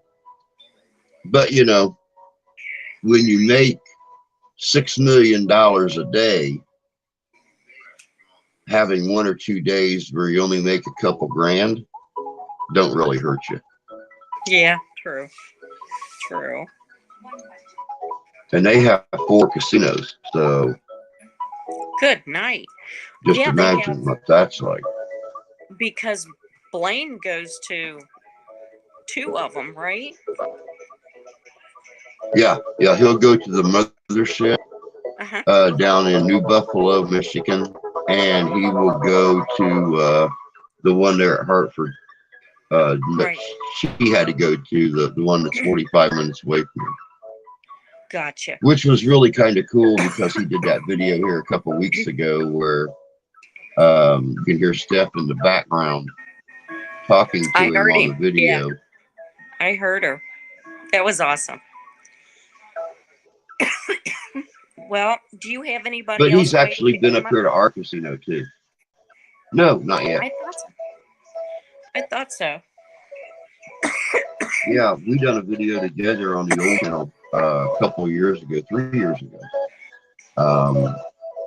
Blaine and I put out where he was coming up to the Waljack to hang out for a few hours, and I went to work with Steph. And Oh, he was in my video, I was in his video, and that was actually the first time we ever met face to face. So it was really kind of cool. We were hanging out at the casino, and he was doing some spinning and winning. I was doing some spinning and whining, and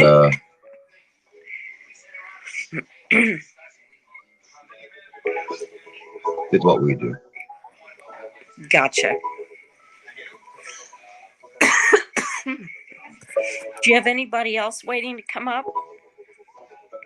Oh, let me see here. What are you yelling at the kids about, Ty?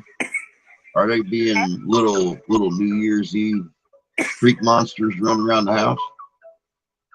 Who? Our kids? No. Ty said he was back. He was yelling at the kids. Oh.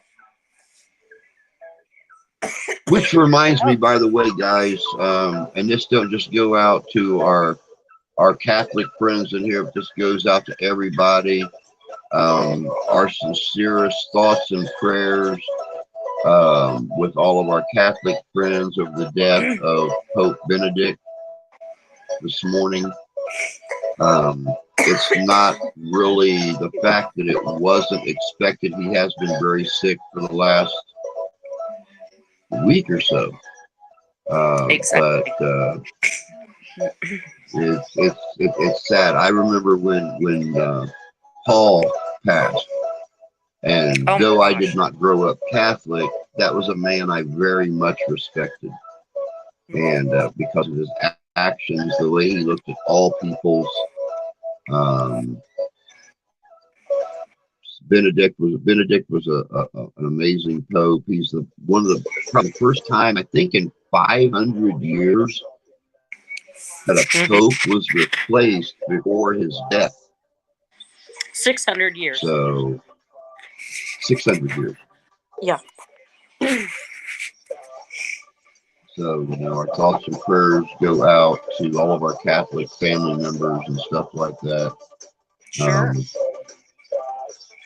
Yeah, and Barbara Walters passed away.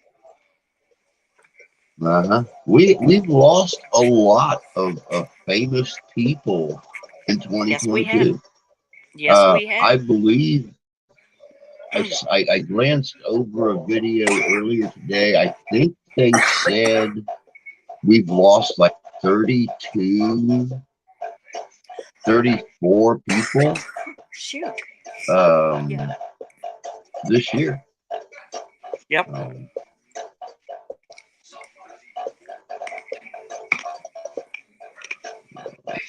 That's normal. Oh yeah, that's normal. Kids harassing the pets. That's normal. That's when you have a fenced-in backyard. You just put the kids and the pets outside and let them harass all they want to. That way they don't tear your house up in the process. Oh, exactly. Or And then, a large, chicken pen to put them in. yeah, we could put them in our chicken run. Lock them up. Lock them up. That way Don't nobody gotta will worry take them. about boxes or anything. Carry them off. Yep. That'd work. I could jump on the panel, but I don't have a headset. Tyler. Being the consummate professional that you are, you do not have a headset. You have to have a headset, Ty, with yours? Well, if a lot of times if you don't have earbuds or headphones or something, you'll get a feedback from them listening to the chat to be able to respond and talk and stuff. Gotcha. So it's now I can hear a little bit of feedback or a little bit of echo on yours, but it's not. I mean, just barely. But then again, I got two speakers sitting right here in the music room. I turned the sound down on the TV, so you couldn't hear anything. Anything else you hear would be Jay listening to the chat. Because, Really? you know, he's deaf. He has to have it turned up. So. Yeah.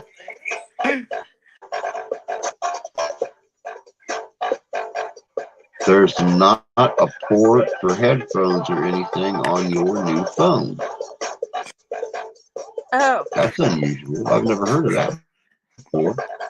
Yeah, my phone doesn't have a port for anything like that. But I'm on my iPad, so. Wow. Yeah, see, even my new phone has got the little teeny tiny hole right there beside the charging port for headset and stuff, microphone, whatever you want to plug into it. Mr. Fishing, good to see you, bud. Happy New Year's, man. Good morning. Happy New Year's. Where is Fish that he's saying good morning? Georgia. Well, it's not morning in Georgia. He must Maybe be drinking he just already. got up.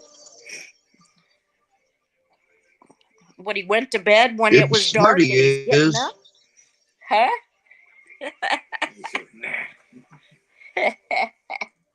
Francis is the only one to acknowledge life on other planets and UFOs. Yes. Yes. Well, believe it or not, I believe it was Pope Pius 500, 600, 700 years ago that acknowledged the existence of supernatural creatures, vampires, werewolves, shapeshifters, and he was the one who actually would send out the old VO, the old Hugh Jackman movie about what was his name? Can't remember now. From Bram Stoker's Dracula, that traveled around Europe slaying vampires and stuff. Pope Pius actually organized a group of a royal order of knights that traveled Europe hunting down these legends. So, you know, all these different cultures and stuff that acknowledge the existence of these supernatural creatures, we owe to the Catholic Church. Don't feel bad, Fish, and I took a nap too, but at least I tried to. I took a little bit, but I figured I'd probably need it because I'm old and I'll be on here for 12 hours. If you're old, I must be ancient. Well, you know, we get to be our age. We can't do anything for 12 hours without taking a break. But I'll be here. Well, I even got me a coffee can on the floor down here. You're not going to get up I really to go? Could. I was going to say. I couldn't picture that. I'll yeah, I'm not going to let the rattling of the metal coffee can, you know, interfere with the live stream. Yeah, that's something I would not want to hear. For sure. Yeah. But I was up early yesterday morning because I was at the grocery store at 6 o'clock in the morning. Oh, wow. To beat whatever crowds might be up there. And then I didn't go to sleep until after midnight because I stayed up to watch that football game. I was laying in bed, you know, doing these, you know, and not being able to make a sound. And I thought, You know, I'm trying to be nice to Jay, but I should just yell it out anyway and play Rocky Top on my phone loud so the whole house could hear it. You know? Yep. And I see Michigan got beat today. Or getting beat. Yeah, they're getting beat. Yeah. Oh, 51-38 right now? About 5 minutes to go. Oops. With 5 minutes left in the game. I didn't know TCU was that strong.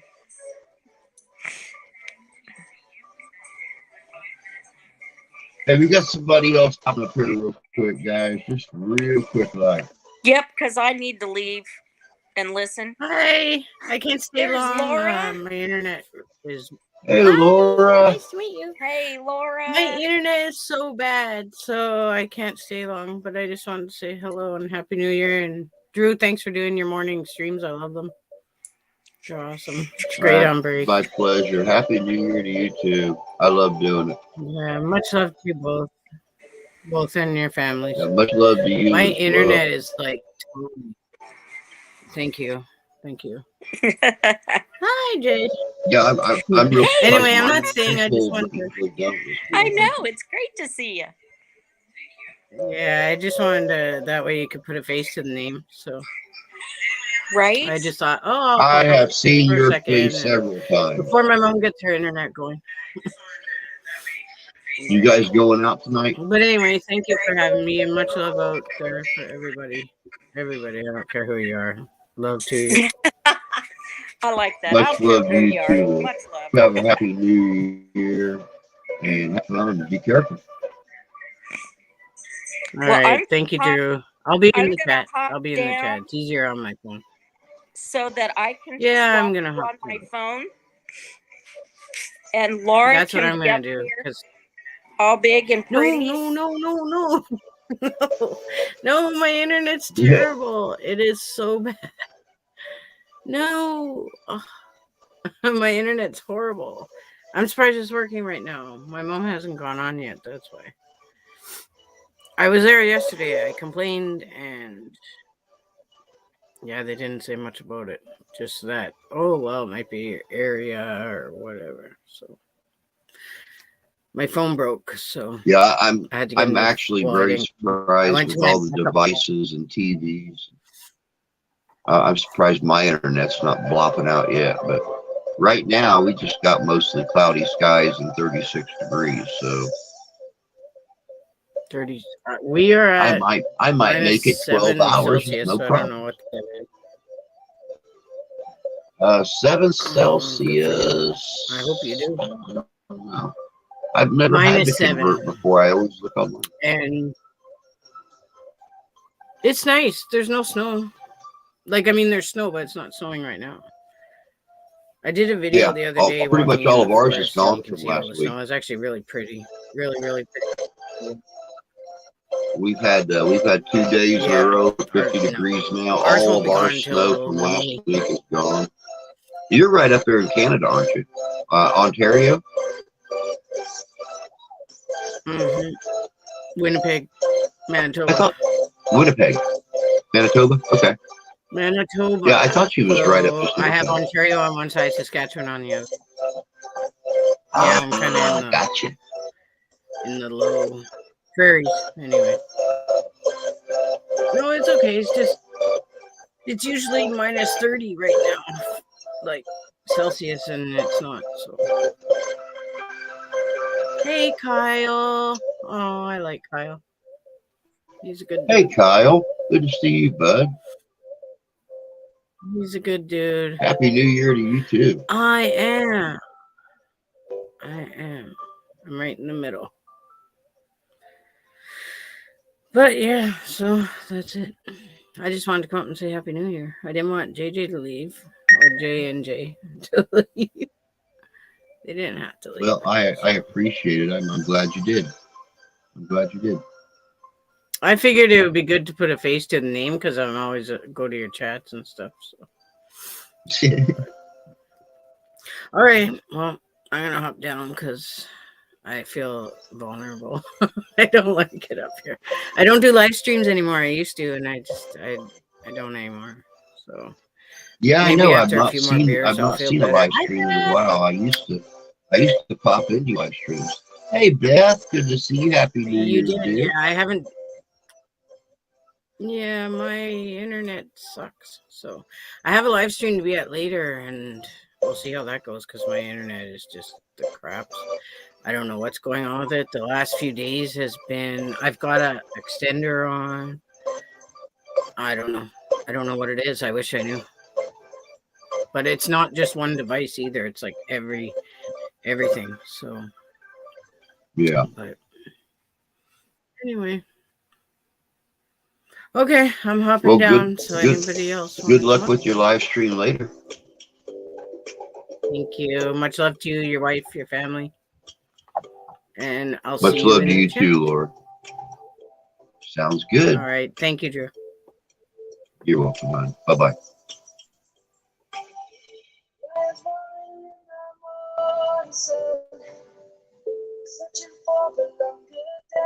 Yeah, that's what we had to do here a few years ago, was go out and get a brand new router. And I come to find out that because of the only active phone plug or only active cable line we had coming into the house is on the other end of the house.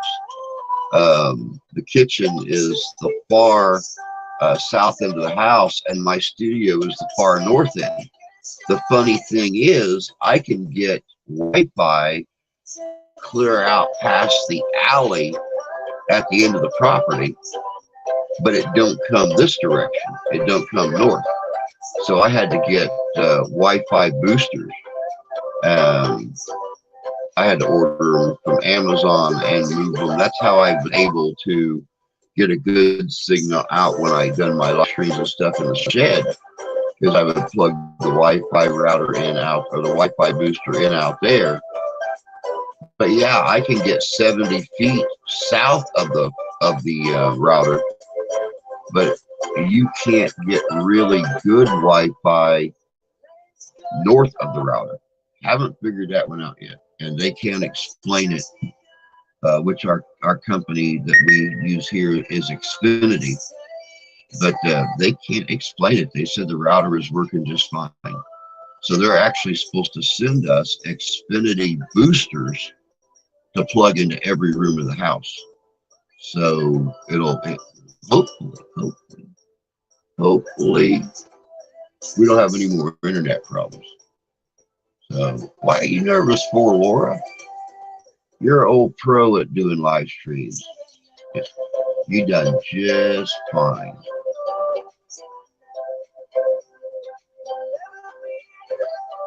I would rather chat. Kind of, sort of how I am. I'd rather chat sometimes. Drager, hello, my friend. Hope you're doing good. Robert, good to see you. Happy New Year's to both of you. Welcome to the stream. We are about 10 minutes away from completing our second hour. So 10 more to go, guys and gals. Share down the community tab. Thank you, Kyle. I appreciate that.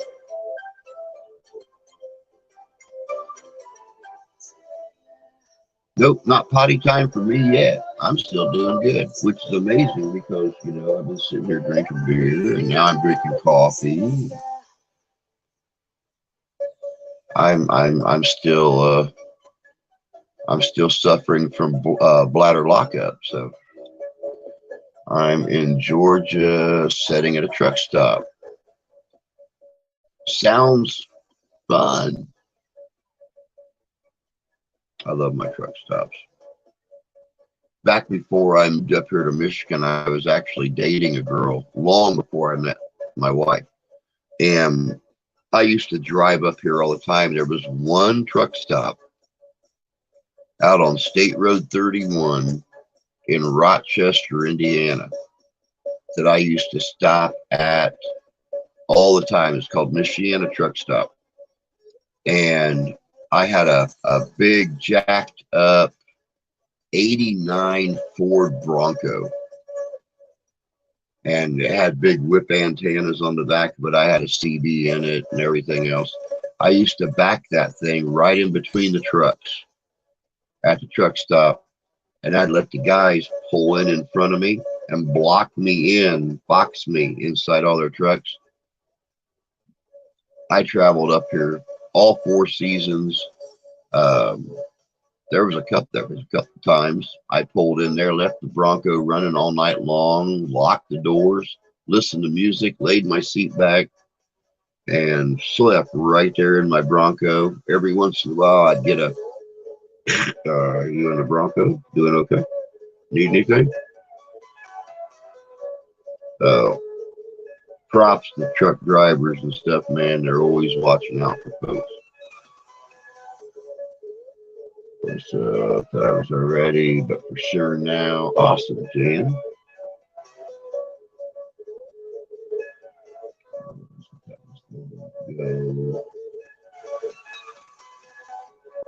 But you know, I come from a truck driving family too. I had 2 uncles that drove a truck back in the 50s. My grandfather drove a meat truck. He used to have hung meat in the trailer, and he would cruise all around the state of Indiana, delivering sides of beef, pork, chickens, everything. So I learned to trust truck drivers. It doesn't matter if they drive a small delivery van or a full-size tractor trailer. Definitely props and respect. I like driving up to Michigan. Michigan's fun. Michigan's fun. The worst part of driving to Michigan is coming through Indiana. It is such straight shots. I mean, you enter southern Indiana, the only variation you have to make is going around Indianapolis on 465, and then you pick up your highway again. It's a straight shot. I love driving. I've been across the country almost 20 times. Drager, I'll tell you, when my uncle, God rest his soul, he passed away 2 years ago. All right, babe, thank you. He passed away 2 years ago. He was working on his 3rd 1,000,000th mile plaque. He had already accomplished 2 million miles with his company, and he was working on his 3rd when he was forced to retire and take care of my aunt when she got sick. So, you know, believe me, I understand truck driving. I understand truck driving. Barely left Idaho. Yeah, but you're in a place, Robert, I'd love to come to.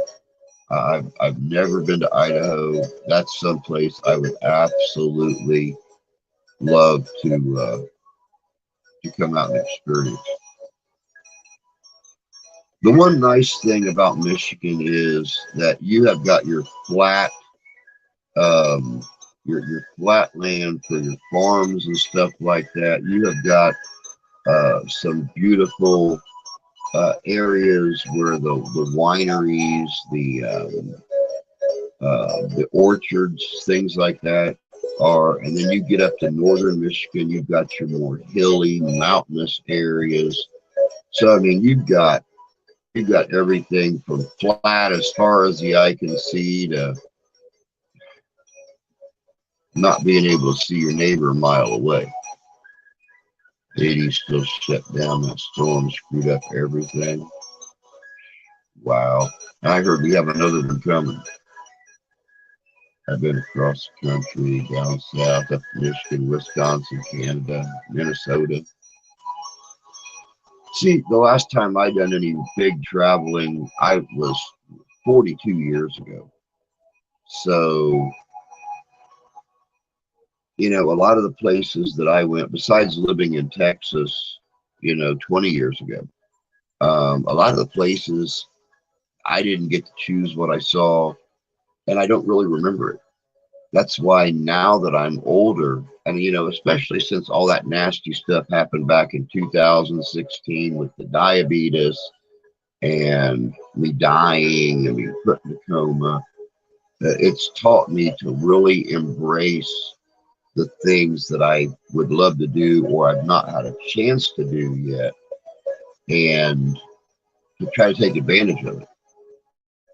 Because you go from being married and being like the happiest day of your life to 10 days later being in a coma and nobody knowing if you're going to come out of it or not.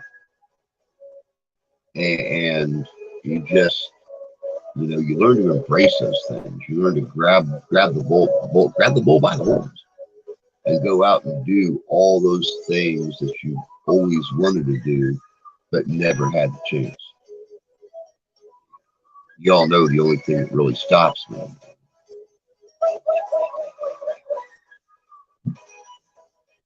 But we're growing. We're blowing up, guys.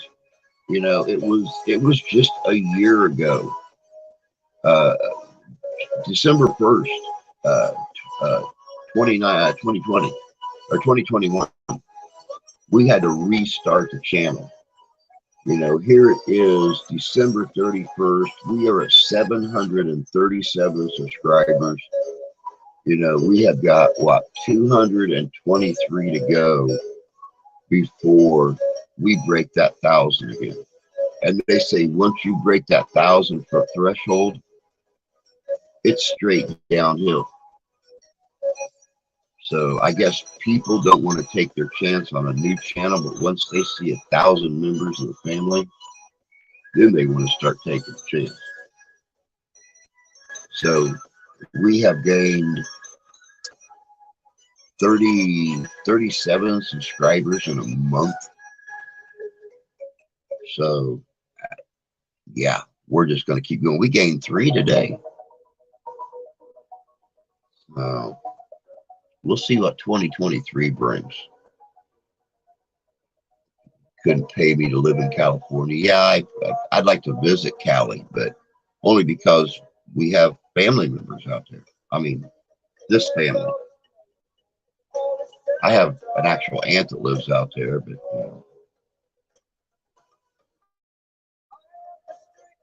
yeah. Furthest west I've been is Colorado. We drove through Colorado when I was 12. I want to go back and visit some folks. Tough time for this channel. Build it back, 1,000 in no time. Oh yeah.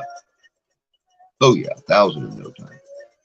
Emma Jane, Happy New Year and much love to you too.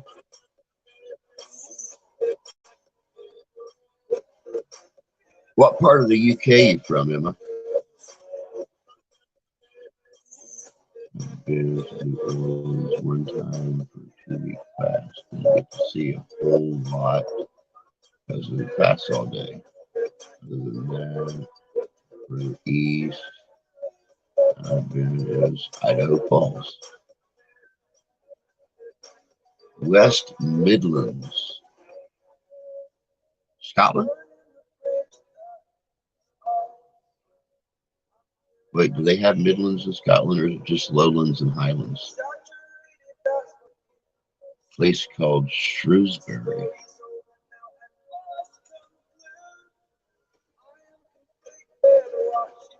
Near Birmingham.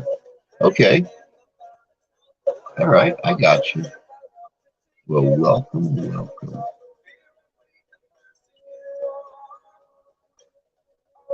I love the fact that we, even though we haven't hit that 1,000 point yet, again with this channel that we did the last channel, we have got so many family members in the UK, Ireland, Scotland, England, Wales, plus, we have Marco over in Portugal. We have family in France and Germany, all over Europe. And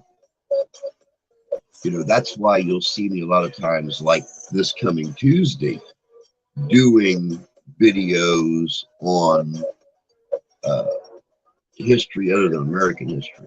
You know, this one coming up on Tuesday is the Picts, the Pictish people of northern Scotland, back before it was Caledonia. This is a great video. And you know, my own family came from Ireland, Scotland, and Ellsworth, just south of Cambridgeshire. So I have a connection to that whole area over there.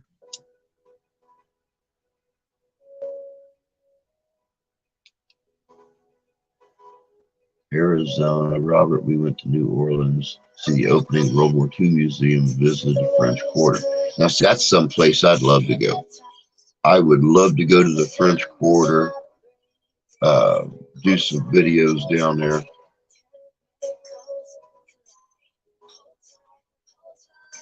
I went straight down 10 across the north edge of New Orleans. I never got to stop. So I was on a time crunch and never got to stop. But I plan on going back sometime and actually hanging out. Arizona's the New Mexico. Arizona and New Mexico are the places to visit. You know, for 2 years, I've been trying to get to Arizona, down to Tucson, to hang out with Santee and some of the other Arizona ghostwriters. Haven't got the chance to do it yet. I'm really hoping, again, fingers crossed, the growth of this channel hits its boom, blows up, donations increase, and I've got a chance to go and do some of that traveling, come and visit some of you guys where you live at, and either do investigations or historic videos from areas that you know about in your neck of the woods. I love to see the person. I see her on other channels a lot. Well, welcome to the family, Emma.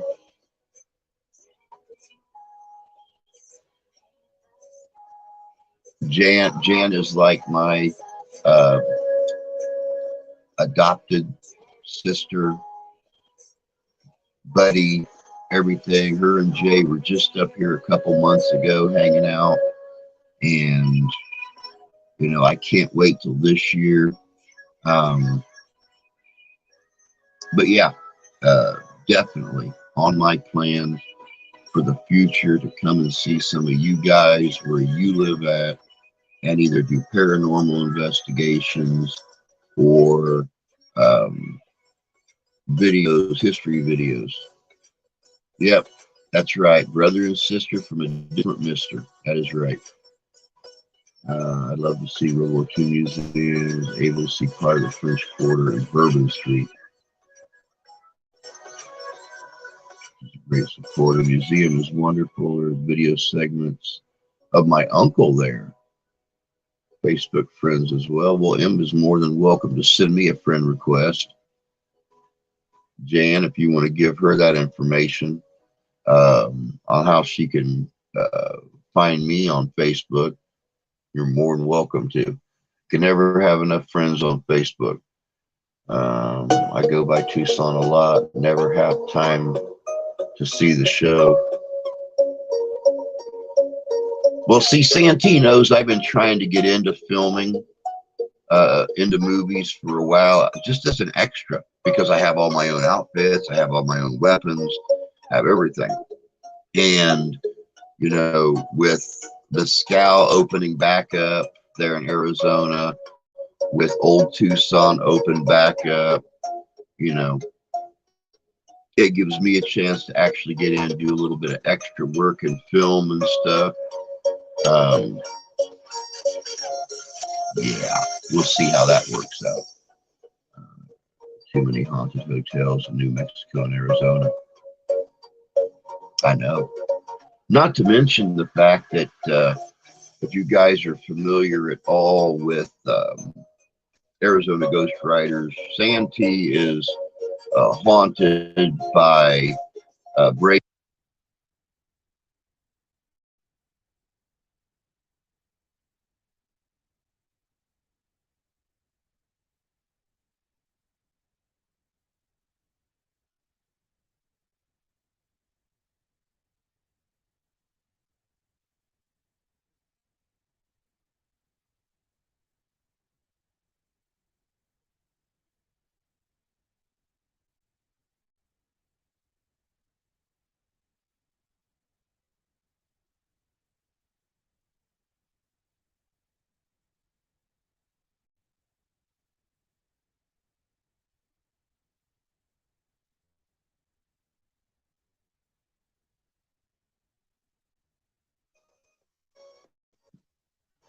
there sound now? Do we have sound now?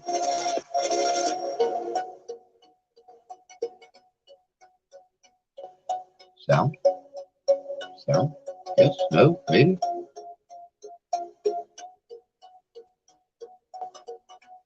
Okay. Gotcha. See, this is why I need new equipment. The plug that my headphones, my microphone, everything plugs into does not properly fit this phone.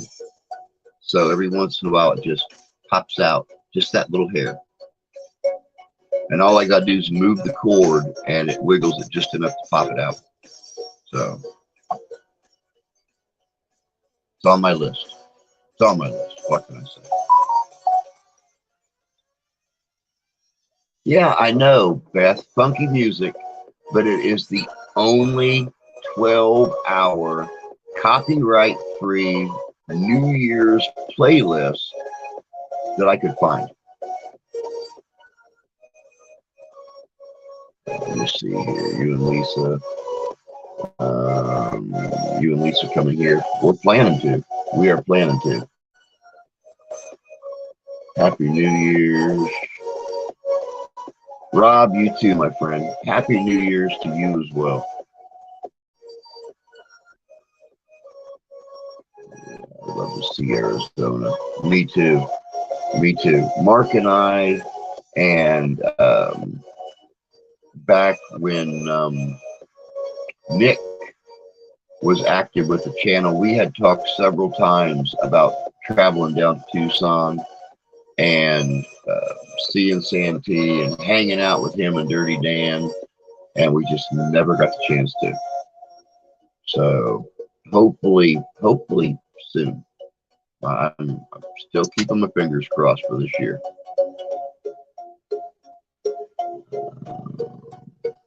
Play that funky music, white boy.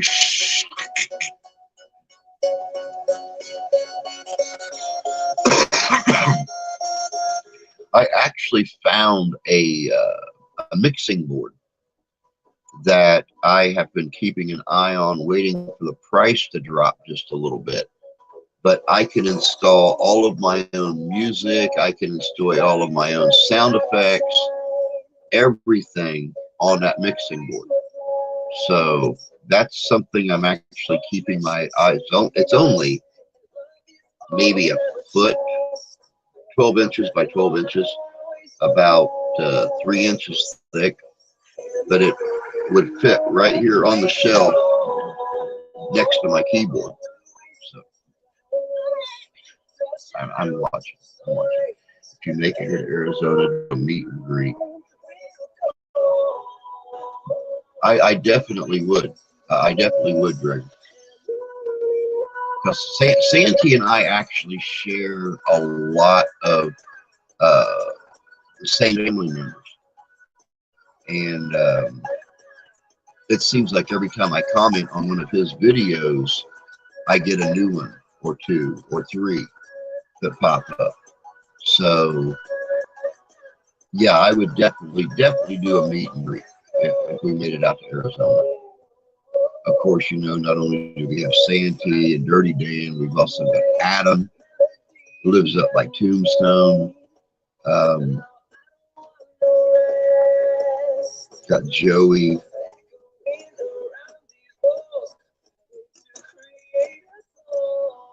Can't think of anybody else out there right now. We've got a few.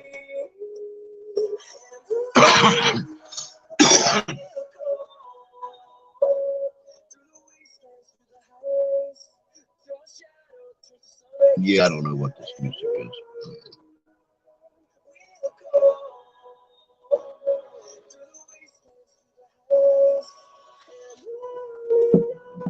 You'll get to see the dinosaur. Yeah, I was really kind of disappointed when Mark and his wife was out there here a few months ago that Rex didn't try to like eat Mark or anything. I was really looking forward to that. But you know, Mark and his wife, they spent a lot of time standing on a corner in Winslow, Arizona. And they did send me pictures, and it is a fine sight to see. So he only had he only had a day or so to spend with Santee, and then of course they went to Tombstone.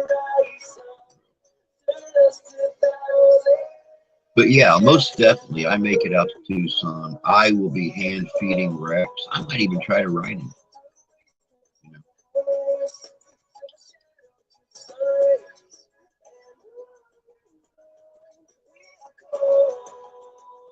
Yeah, I love the way they've got that corner set up in Winslow, Arizona. They've got the flatbed Ford sitting right there by the corner and stuff like that. Very, very cool.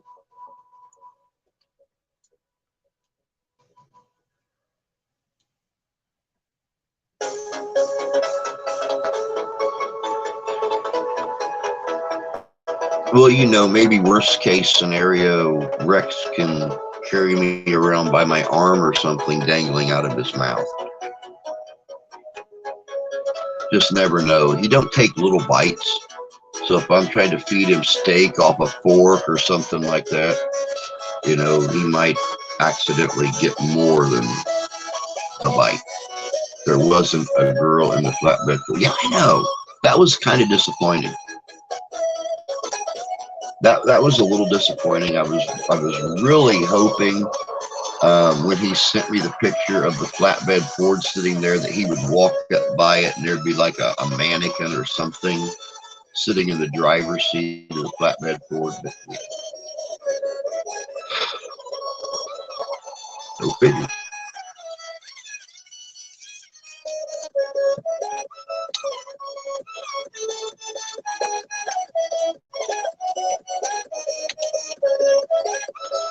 I do not like this music, but it's all I can find.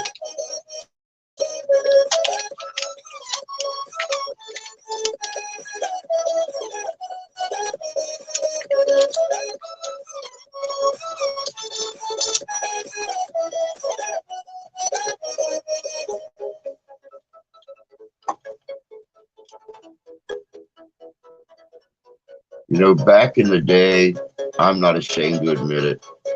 I like techno, but I don't like them.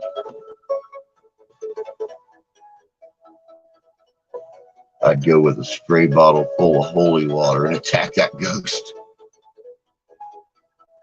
Now, see, you guys have to understand, Santee and I have the same sense of humor. He will start a joke when we're chatting, and I'll finish it, and vice versa. So I don't know if I would personally attack Bill with holy water, but I may very well join in with Bill to pull pranks on Santee. I mean, what can I say?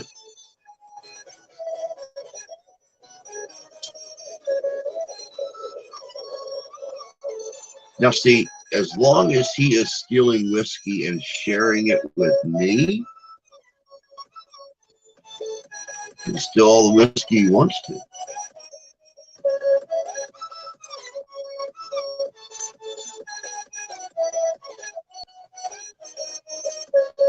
Besides that, you guys know I have holy water. So I always carry it with me. But when I go out on investigations, I do.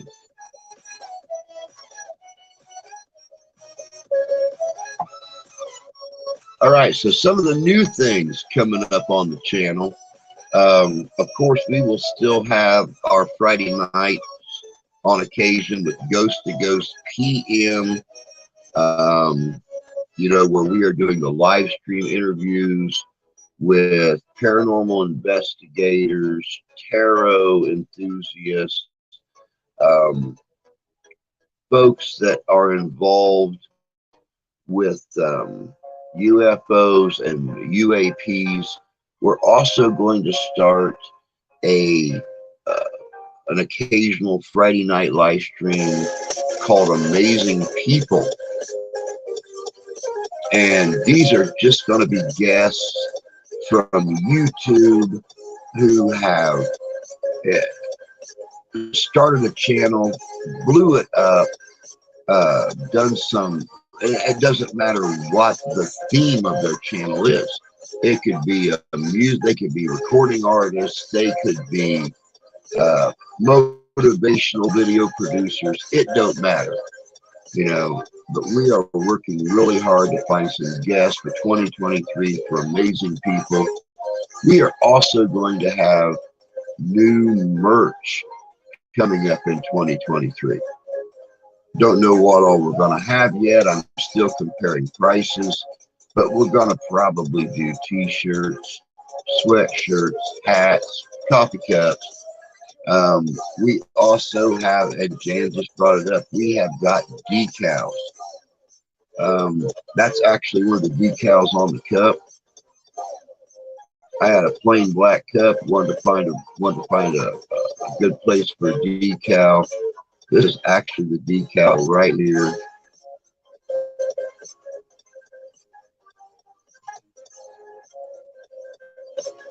We do have those right now. We are selling those for $3 a piece through the PayPal. I've got a few left. Of course, the wife has 2 of them on the back of her car because, well, she's proud. Jan and Jay's got them.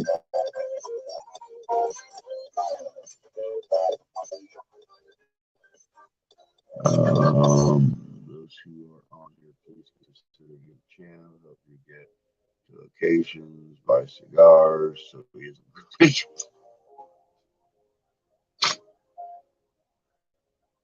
I have I was not grumpy at all today. Just very congested because I'm going from my very, very smooth, comfortable menthol cigars to happen to cut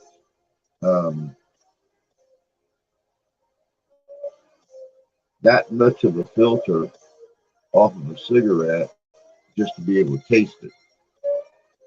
But I also, $24 a box, $94 a carton.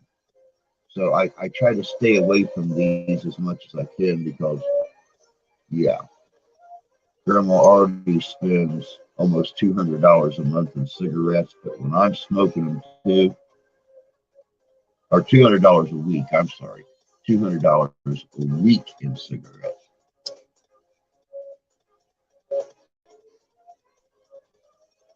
But then again, she is our own little 84-year-old freight train, so she'll light one cigarette off another.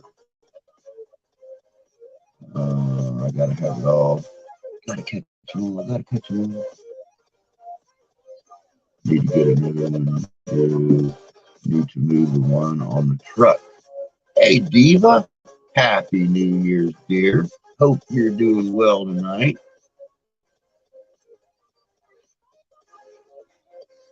I'm off. My shower is ready. All right, Gregor, you go get that shower, man. I know you got to pay for those in advance and then wait for one to come open. You go get your shower. Take care. Be careful out there on the road. Happy New Year's, my friend. We'll be here till 6 a.m. If you want to kick back before Betty by and hang out for a little bit, we'll be here.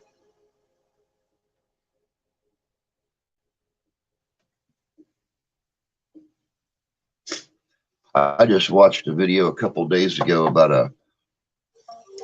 one of the van life girls. She was stopping at a truck stop and was talking about taking a shower at a truck stop and how super clean they were, how well cared for they were. Cost her like $20 or something like that to go in there and take a shower at the truck stop. And she said she was very, very amazed at how clean and well kept this truck stop was where she stopped at. Sliders.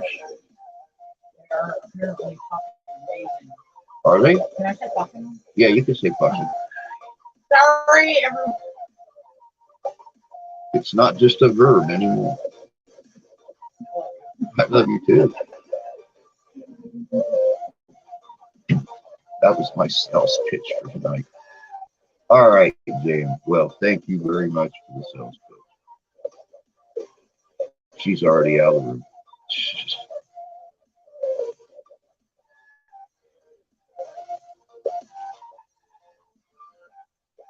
Burrito.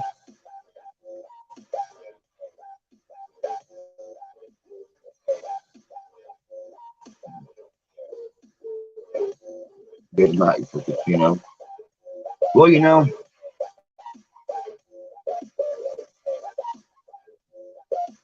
I would love to go back out to the casino again. But, you know why I don't.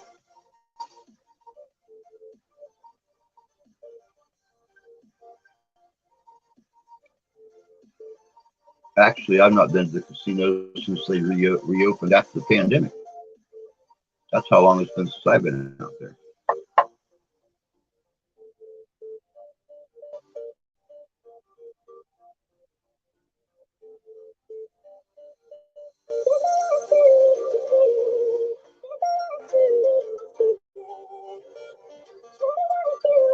Those are some fine looking little sliders, guys.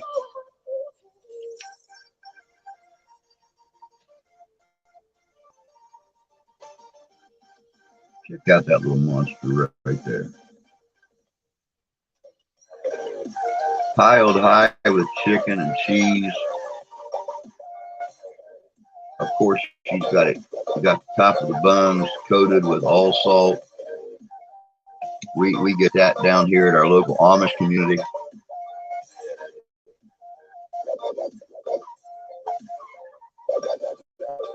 Well, Jan, normally when I do an overnight stream, folks will come and go. I remember last year, at one point in time, I had like 30 people on, and it wasn't very long after that I had 5, 6. So it goes up and down. That's the one cool thing about kicking back and doing the live streams. Is it doesn't matter if somebody's in there for 10 seconds or 10 hours, it's still of you. So I don't normally eat in front of you guys, but I have to try one of these slides. I have to try it.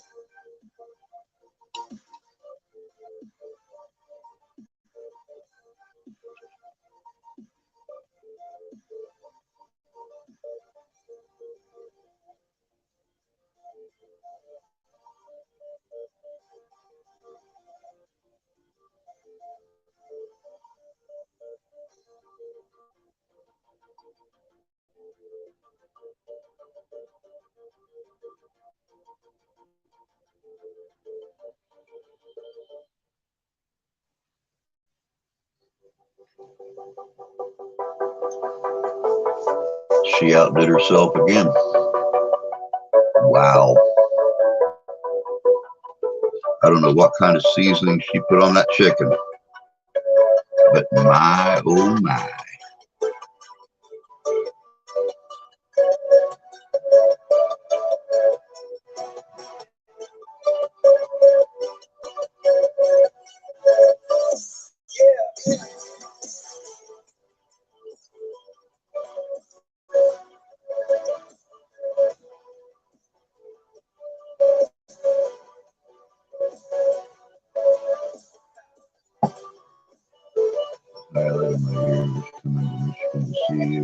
I know, and that was absolutely wonderful. In the last year, not only did we have Ghostorama, where I got to finally meet, Ben from Afterlife Road Productions. I got to finally meet Ferris the Fam. I've seen a lot of old friends. I've Randy from Randy's Real Paranormal, Tommy Tombstone, um, the group from up there in Detroit. Um, I met uh, got to meet Fishing early in the year. That was wonderful. I'm waiting for him to come back up so we can actually hang out and spend some time together. Uh, God, who all who all did I meet this year? I met some really great people. Yep, and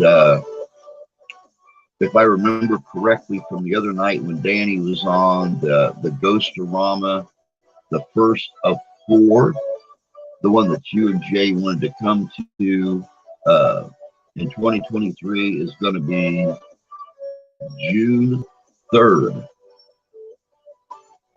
at City of David over here in Benton Harbor, Michigan. So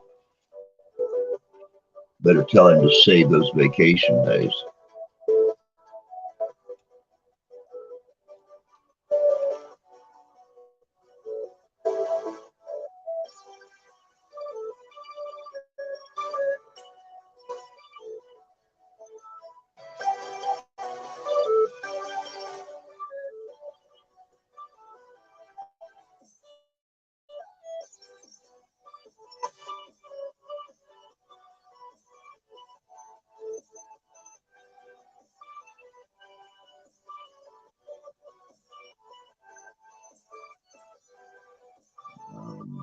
Oh, oh, spoke to Danny the other day, guys. For those of you that didn't know, Danny had brain surgery here just a couple weeks ago um, to get a aneurysm fixed in his brain. He is doing wonderful. I think he was only laid up in the hospital for a couple days. Benton Harbor. Yeah, same thing.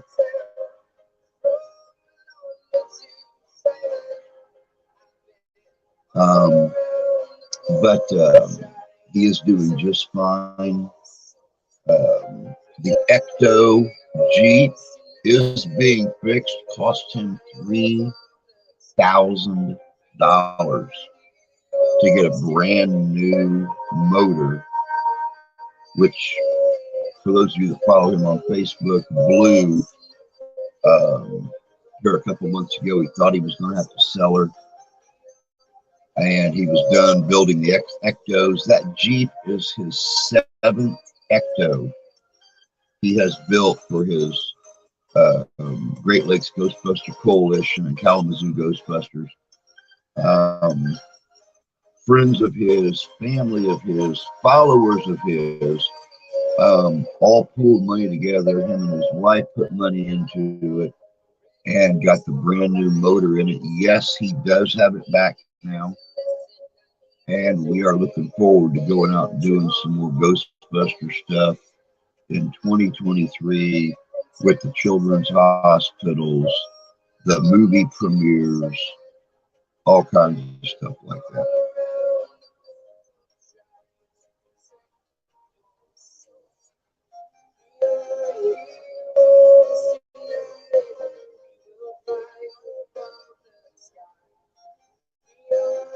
I can't wait, or I should have never tried that slider.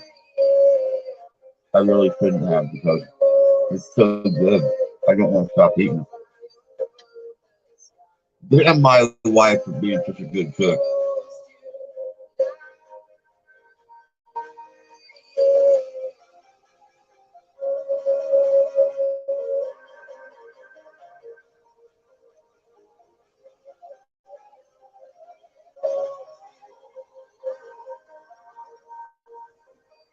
You know, I jokingly tease her still today for giving me diabetes because I wasn't sick until we got married. and we had already been dating for almost a year. And she had been cooking meals for me and bringing me pizza and stuff like that all the time. And I still blame her for it, and I tell her that too.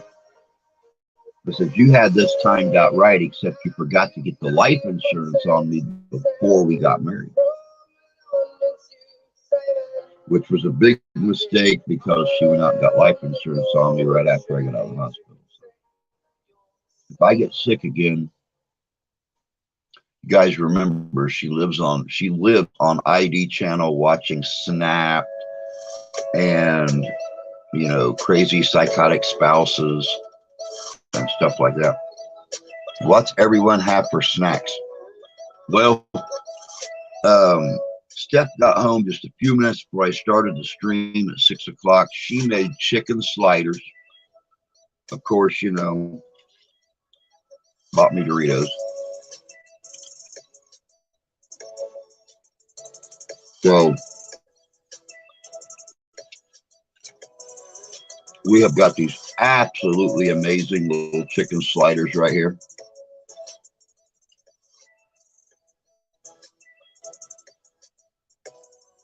So that's what my New Year's is chicken sliders and Doritos.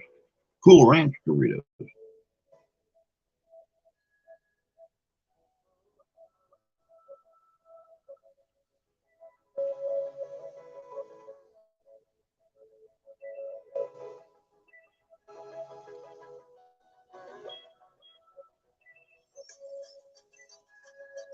Yeah, then she married me and almost became a widow because she's too damn good of a cook.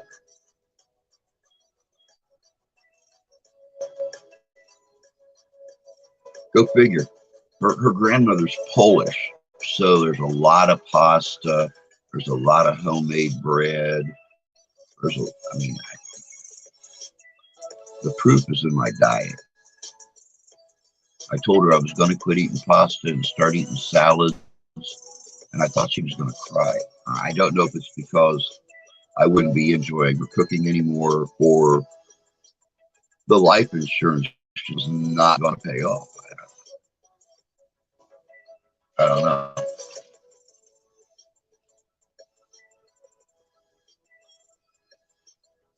What are you doing tonight, fishing? Hopefully snacking on some goodies, having a few drinks, and waiting on the next 3.5 hours to pass by. Cool. Awesome, Jan. Jay's an awesome grill cook.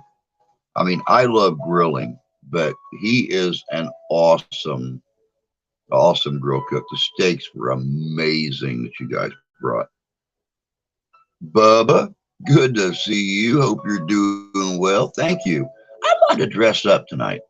I don't really get a chance to dress up much for you guys, and I figured New Year's, best reason as any to put on a shirt and tie. And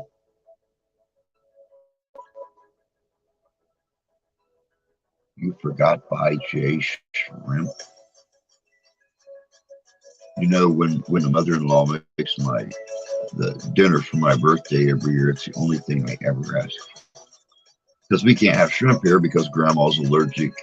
Even the smell of seafood of any kind will make her start to have an anaphylactic reaction. So I don't get shrimp, fish, clams, nothing here. And I actually learned to like sauteed clams back years and years ago. I used to date a girl that was Irish Catholic, and for Lent you don't eat meat, so we would always saute clams in butter, and she would make spaghetti, and then she would dump the butter and everything. Believe it or not, Jan, if you buy the canned clams that come like chicken of the sea tuna, you drain all the juice off of them, and you take your seasoning salt, your butter, and heat it up in the skillet. Then put your clams in there and saute them in it. You don't taste clams. It actually has the consistency and somewhat the flavor of chicken. Cat food has fish in it. Believe me, I know it's the only kind of cat food our cats will eat. The only kind of cat food our cats will eat. They won't eat beef. They won't eat chicken. It has to have fish in it. Ralph is a huge tuna fan. I feel very, very sorry for the next time Grandma goes away to stay at the wife's cousin's place or something for an extended period, and the wife makes salmon patties. I got a feeling as soon as Ralphie smells those salmon patties cooking, he's going to be all over that skillet. That'll be a first for him. That cat loves salmon.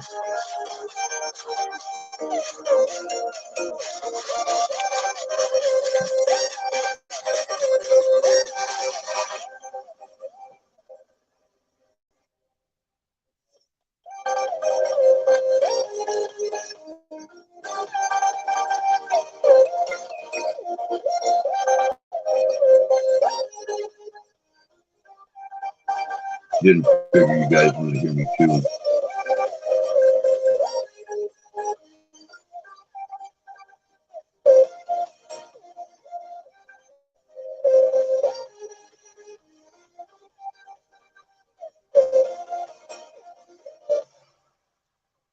My God, those sliders are good. She outdid herself this time. Don't tell her I said that. She'll get a spoiled head.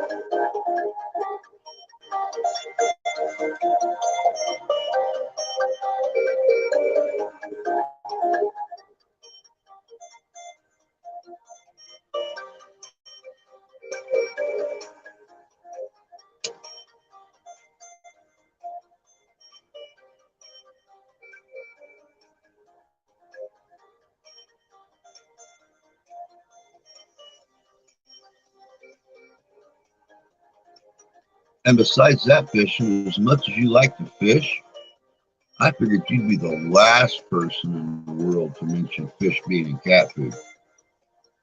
As me personally, I love fishing, and I love fish. So,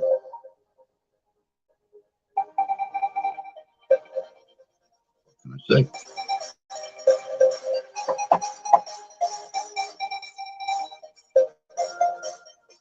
Just took a picture of Big Red and my baby parked in the garage. Send it to you later. Are they all pretty and shiny?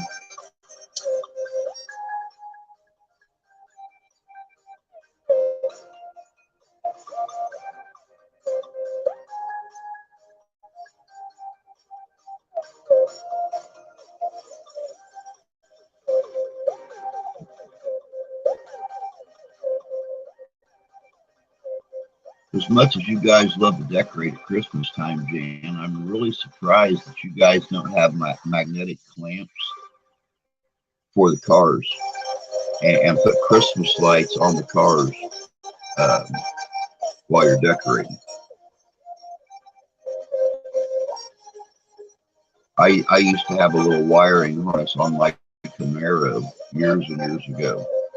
And not only did I have the little Night Rider sensor hooked up under the front of the hood, but I would also hook up Christmas lights inside the car.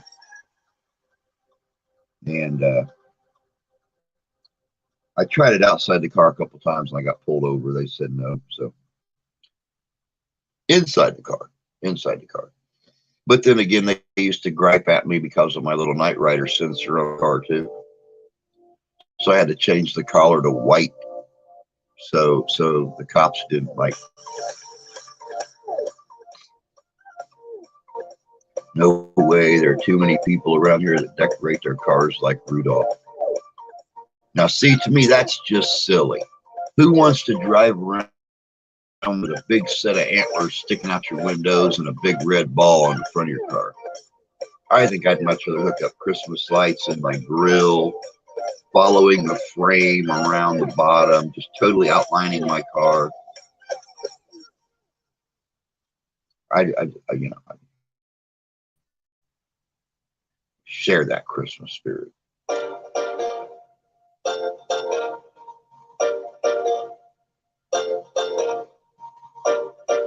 Some have a wreath on the front. I used to put a wreath on the front of my Chevy truck. I had a great big wreath that had, you know, all kinds of bulbs and stuff on it, plastic bulbs. I wouldn't trust glass on there.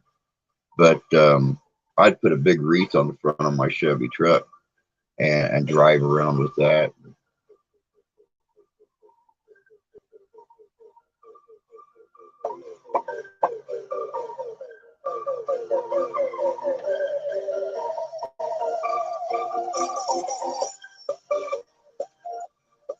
Got little pieces of seasoning salt all over my desk now.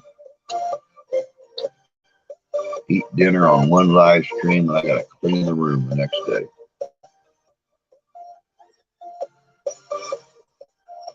But yeah, getting back to new things coming this year, we're going to be looking into some bigger investigations. We're going to look into a lot more collaborations. Of course, we're going to hook up with Afterlife Road Productions.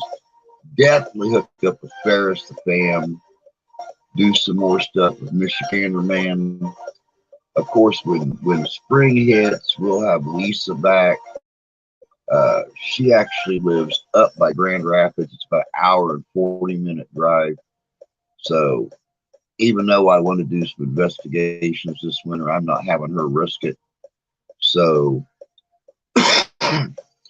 she'll be back. We'll be doing the investigations early in the spring. We might even try to go out and hit some of the different historic locations here in Michigan. And her and I do some videos together from those locations. Of course, you know, she'll be there at Ghostorama with me over at Benton Harbor at City of David.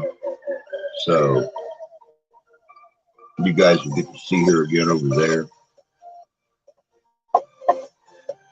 Of course, I'm sure we'll have the Hauntus over there, Heather Stokely. She'll be back. She's been under the weather too. Bad thing about living right on the lake, it's a lot colder wind and stuff coming in, so you go outside, you freeze.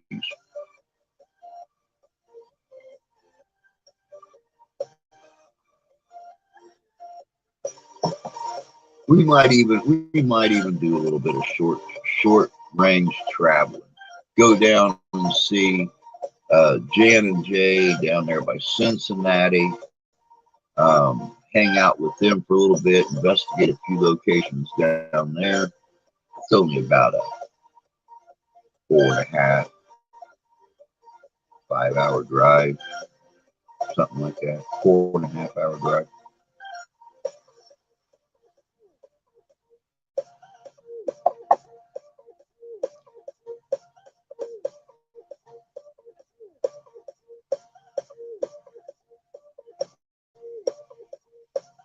Yeah, she has had a very rough time. She's had a very, very rough time.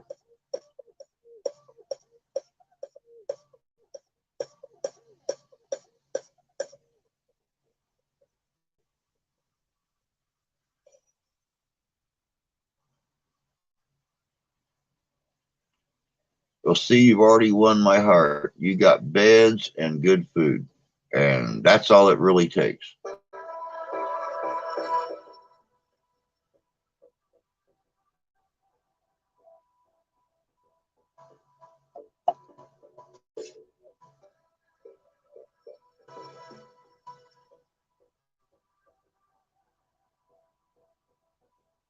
Uh,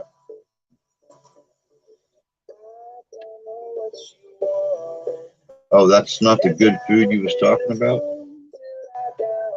Oh, I figured you was going to make me Asian food, Asian cuisine while I was there. Yeah, I guess I could put up with it.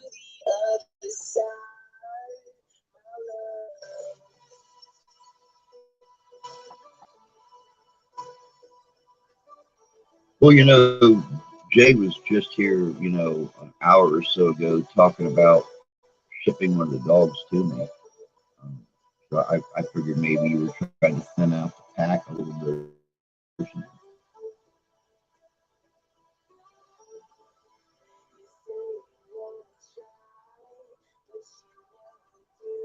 Now, see, there you got me. Fresh eggs. Yep. Ash walked into the kitchen this morning. She said she wanted an egg sandwich. And I had to look at her and tell her we didn't have any eggs. Can't afford eggs. Not at $4, almost $4 a dozen. $14 for 2.5 dozen eggs. Nope. And see, I'm a big egg eater.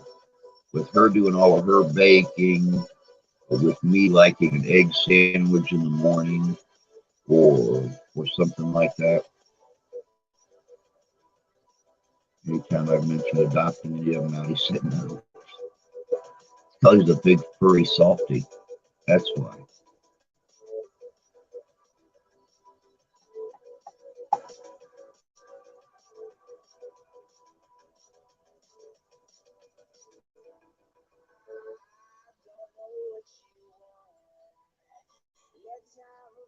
My friend told me today that she found eggs for $6. She's lucky. She's lucky. We're paying almost $4 a dozen for brown eggs if you can find them. Most people have switched from white eggs to brown eggs because brown eggs are cheaper. But our white eggs, yeah, it's like almost $6. Yeah, five 5.99 in some places for a dozen white eggs.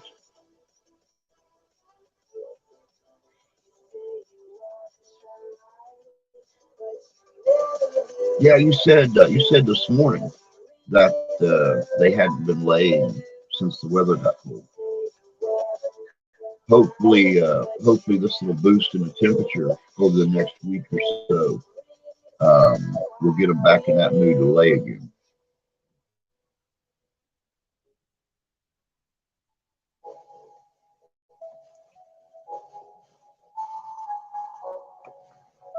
Saw a friend post a video today from Minnesota with their crappie caught ice fishing. You're frozen enough up there. Not anymore. Not anymore. We were doing really well with the temperatures right before Christmas, but the last 2 or 3 days we've been above 40 degrees. The last 2 days we've been above 50 degrees. So that 16 inches of snow, 17 inches of snow we got last week is all completely gone. The lakes are all thawed out. I'm really hoping uh, that we do get cold again because every January here in town at the lake right down the road west of here, just 2.5 blocks, we have an ice fishing competition. And last couple of years, we've not had a frozen lake for very long. So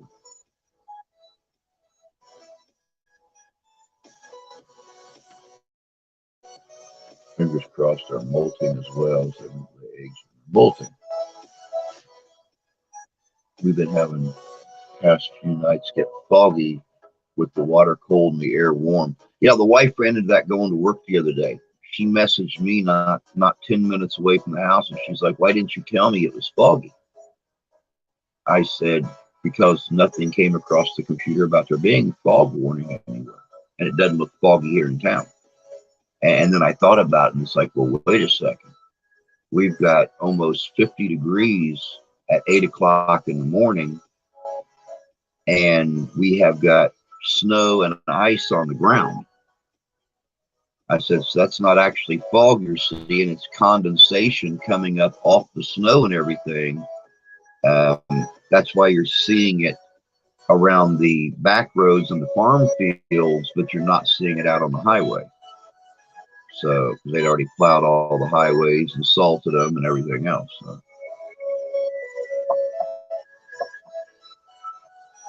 Already got my list of chicks I'll get in the spring.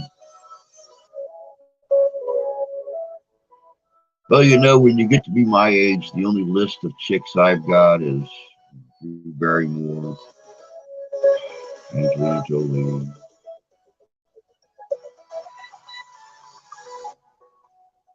Miley Cyrus. And, well, you know.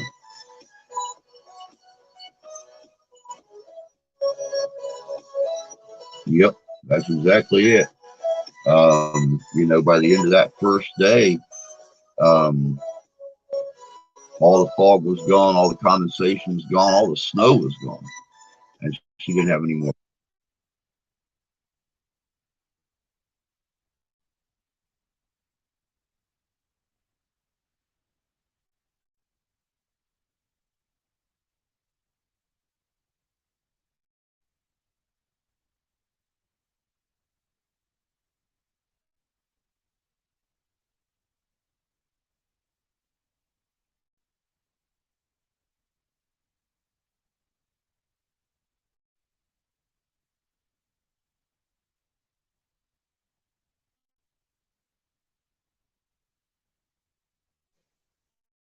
How about now?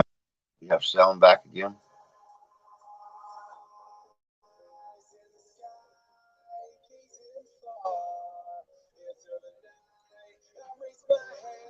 Yep, it just popped out again. This warm weather has us all thinking about spring, but I have a feeling we'll pay for it with really cold. Oh yeah, yeah. I watch a lot of the meteorologists and stuff on YouTube and everything, and several of them feel like we have another storm looming out west. It's going to bring some more cold air here to the Midwest, some more snow, some more ice. Of course, they're talking about a big warm up first. So I don't know. We'll see what happens with that.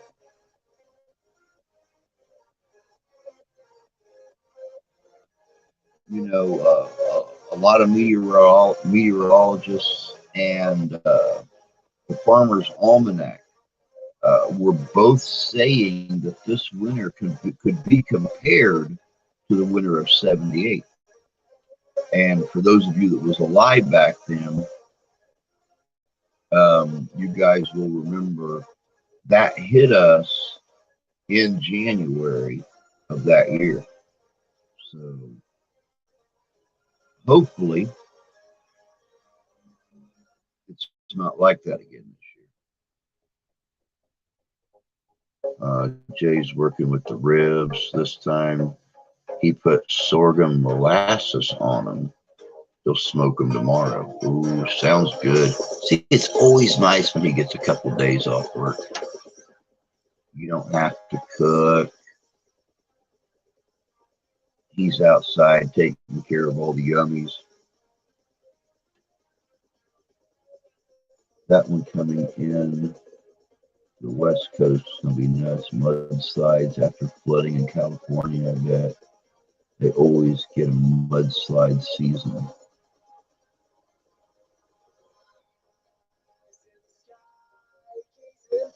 Yeah, I don't know if you guys heard, but all of the cold weather and the snow and the rain that they've got over in Scotland has caused a lot of flooding. It's caused rivers to swell. Pretty bad shape over there in locations. Luckily, we live on a hill, so you know, for us to get flooded, we need to get about 40 feet of snow. We're not going to get that in Southwest Michigan, so I think we're okay.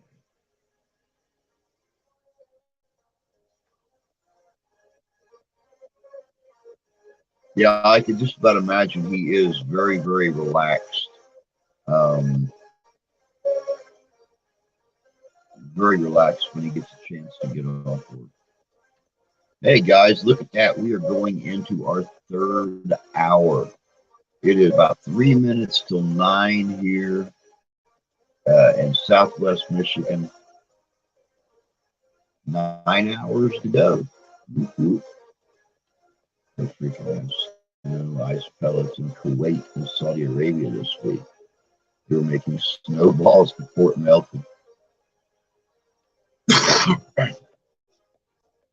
I bet they didn't know what to do over there.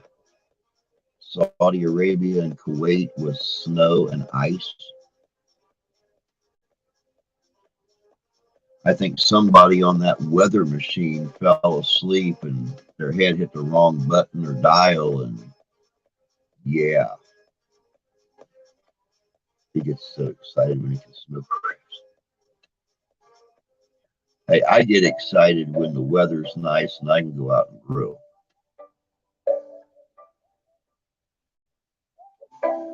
Actually, no, I get more excited when the weather's nice and I can go out and camp. Because you all know what I do when I go camping. I am making bacon jerky right there over the fire. That's what Papa's living on while he's there. Bacon jerky. Somebody got paid to give a late white Christmas. Yep. That's exactly it. That's exactly it.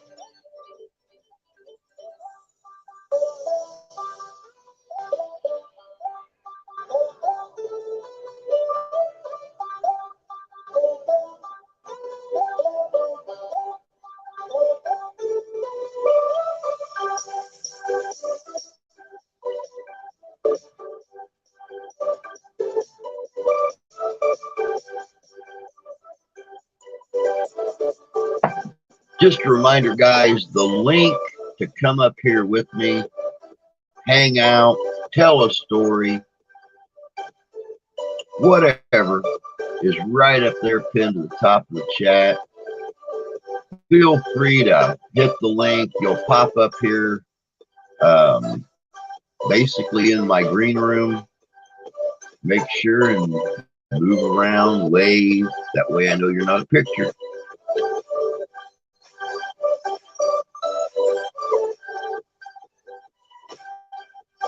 Sometime before the night's over, we're going to do us a little bit of trivia. I'm trying to make this as fun and entertaining as possible. I mean, 12 hours of sitting up here. I'm sure you guys get tired of looking at my furry face.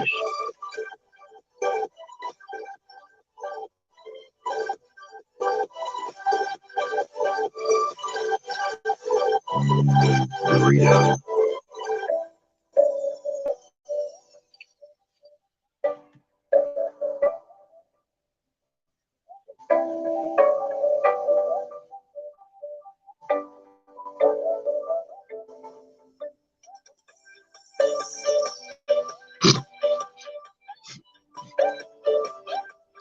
Kids are gone to their friends for the night. Mrs. Bubba's already fell asleep. The dog is sleeping in the smoking garage with me. Life is good. It sounds like it. It sounds like it. See, that's our plan when, I hate to bring it up, but that's our plan when Grandma finally gets called home. I'm going to enclose our back deck into a Four Seasons room. That's where all the smoking is going to happen. There isn't going to be any more smoking in the house. From the Four Seasons room, I'm going to build a breezeway and have a garage out there so the wife no longer has to park her cars out in the weather and stuff. And it's going to be a nice warm walk out to the garage. Get rid of those old crappy sheds sitting out back that Grandpa built 17 years ago. Put a pretty garage up for the wife. But when we cleaned this house a few months ago, Grandma was never a cleaner. Grandpa was the cleaner, and he's been gone for 16 years. So you could imagine how much nicotine and stuff we had to clean off walls and ceilings and stuff like that. And we scrubbed and we used the little spinning tool on the walls and stuff, on the carpets. Got everything cleaned up in here, and this is how it's going to stay. Dog is happy out here sleeping. She has to sleep with one eye open at night because of the cat that will terrorize the dog.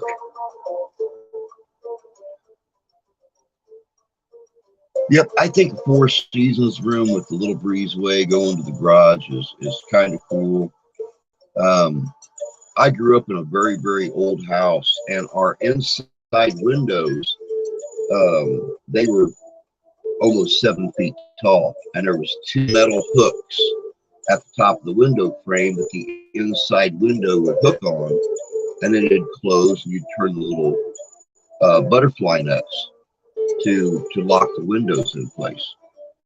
And that's the kind of windows I want to put in the breezeway. That way in the summertime we can just lift them off the hooks, stow away, and you have that summer breeze and everything. In the wintertime you can hook them back up, close them, and I actually am going to put a small stone fireplace out there, which is what I used to do for a living, is custom brick block and stonework.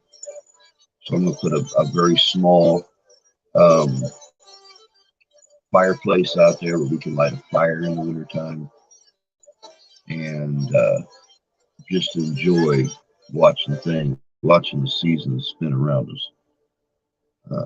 Cat is starting to get an attitude with some of the dogs.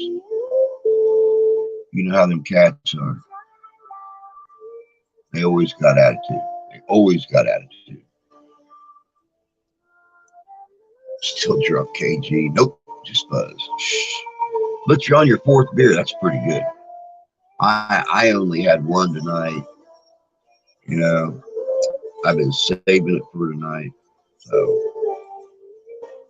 I got the beer out of the way. I am straight up doing Black Rifle coffee now for the rest of the night.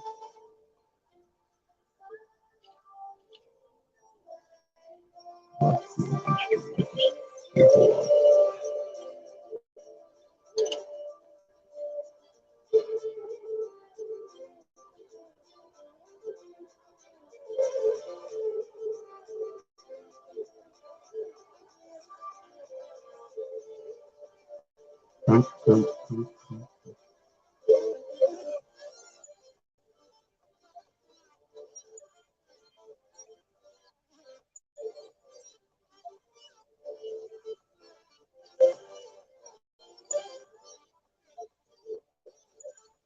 Sorry, I didn't send any moonshine.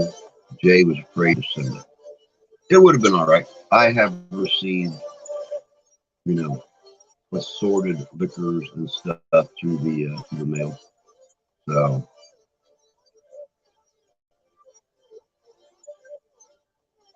cool.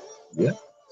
Bring it on up when you come up. We'll have us a ghost aroma by the time we get done with that bottle of moonshine. It won't be ghost-aroma, it'll be ghost-aroma.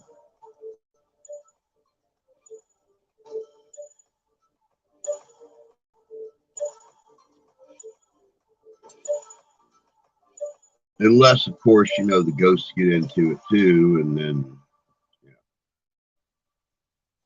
you do actually pick up an apparition on camera and he's blurred because he's, you know, slightly intoxicated.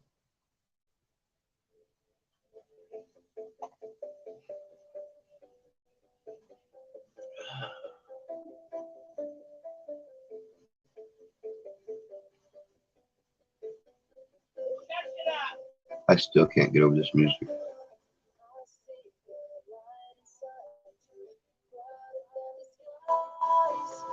Man, this one actually has words.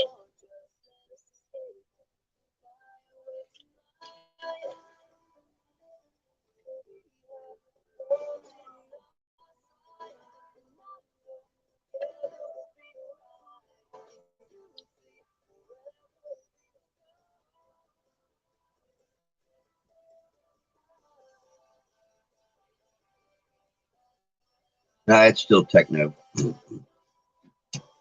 It's still more, baby? no, not right now, babe. You good? Yeah. Did you eat it all? 2 sandwiches so far, and Delicious. they're good. Oh my God, they're good. You outdid yourself on these.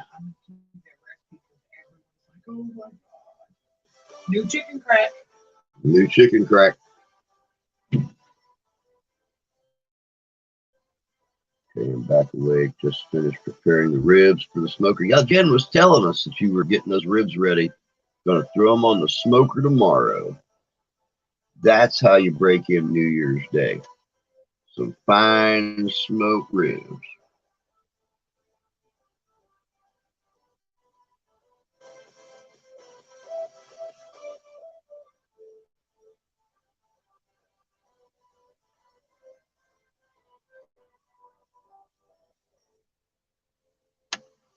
Oh, forgot to tell you too, Steph broke into the first jar of barbecue sauce the other night when she done chicken. Just as good as I remember it. Oh my God. That barbecue chicken was amazing.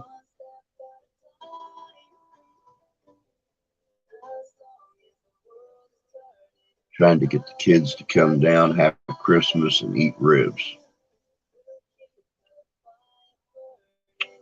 Well, you know, your daughter's used to it. It's her old man. It's that isn't used to Jay's ribs yet. So you might have to do some severe arm twisting on her. Get him to make that hour and a half drive, whatever it is, down to you guys and have ribs.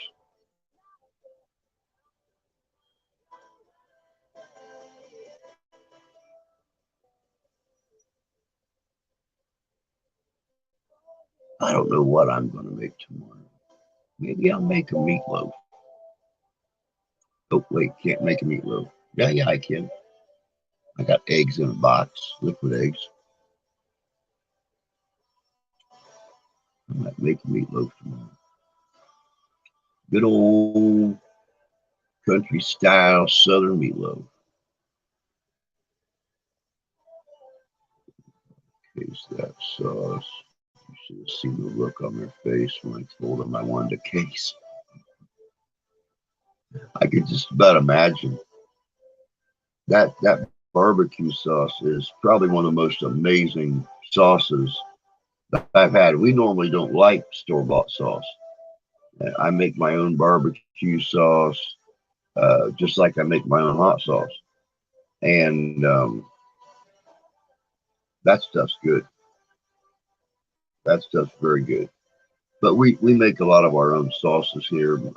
I make my own spaghetti sauce. I make my own pizza sauce, own barbecue sauce. I even make. I don't know about the rest of you guys, but back years ago, there was a chain of restaurants called Hardee's and Carl's Jr. They had a sandwich called a Frisco burger. And the Frisco burger had onion infused mayonnaise and came on sourdough bread. Well, you know, I learned how to make flavored mayonnaise and stuff like that. So now when we can find sourdough bread, I'll make Frisco burgers here at home. That's an old mountaintop recipe that they bottled. Wow. And you know, there's not a lot of Hardee's or Carl's Jr.'s around the country anymore. I hear a couple years ago they brought back the Frisco burger, but it did not have the onion infused mayonnaise.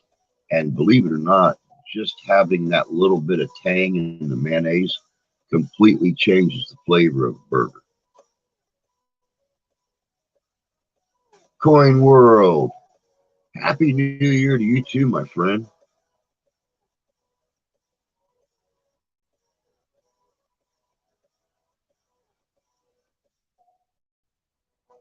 Let me see here. You're what was it again? 7 to 8, 9 and 2 to 11. Yeah, 9 to 11, 12. So you're what? You're just 2 hours into 2023 over there, huh?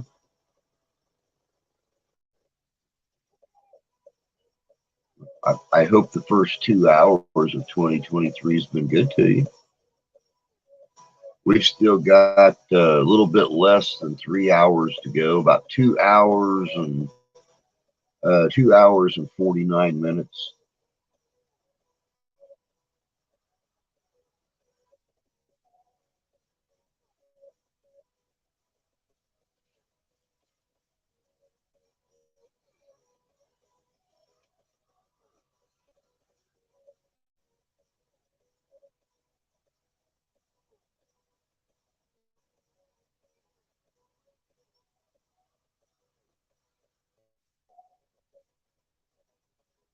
Oh man, I cannot wait to get this new year started.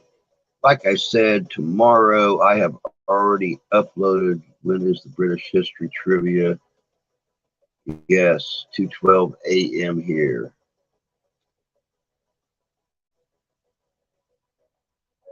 Yep, I thought it was, because I knew you guys were 5 hours ahead of us. So good. When is the British History Trivia? That's a very, very good question. I'll tell you what, we'll do some here real soon. I'll see what I can find up European history, Northwestern European history, trivia questions, and we'll see what we can do. See, I'm very, very fascinated with the UK, that whole area of northern and northwestern Europe, Ireland, Scotland, England, Wales, France, Germany, even into Scandinavia and places like that, because and I have this conversation a lot with people when I guest on their live streams and stuff from over there. People think that 300 years old is old here, or 350 years old. But you know, a lot of people here, especially younger generations, don't realize that, you know, there are people over in your area that are living in houses that are 1,000 years old, you know, 700 years old, 800 years old. You know, there are ruins still standing over there that were built before the first Europeans ever considered of coming to this new world. So I'm so fascinated with uh, the architecture and the history. Still feels like mud huts. And see, I'd sell my left leg to own land or own a home over there that's 300 or 400 years old. I've been very, very amazed watching some of my friends from over in Scotland and stuff in their videos, going out and exploring some of the architectural structures and stuff. And see, here in America, we have a historic society, federal funded kind of deal that if you buy a historic home and you can get it on the historic registry, the government gives you grant stuff to fix the home up and bring it back to its original glory.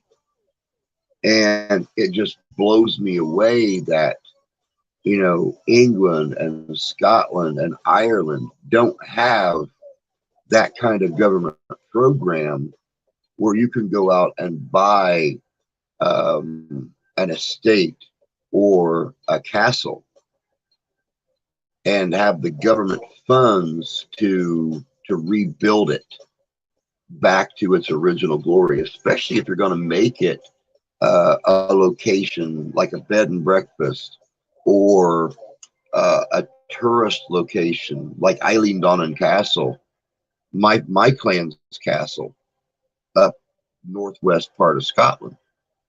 You know, it was bought by a McRae back in like 1901, and he completely rebuilt it back to its 16th century glory.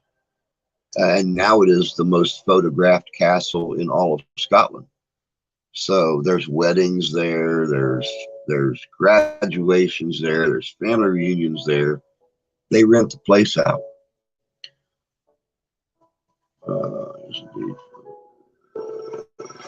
I'm fine just sitting here with 5 dogs on my lap. I live near Stonehenge, but the better place to visit is Avebury. Much better. Just down the road, you can see the crop circles and see better stones for free. Huh. Very interesting. To be completely honest, I would love to go back to Ellsworth. I would love to see where that side of my family came from.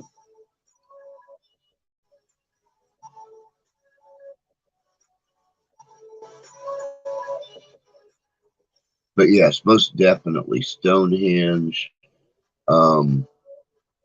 Nottingham, Sherwood. There's a lot of areas there in England I would absolutely love to see before I'm too old to enjoy it.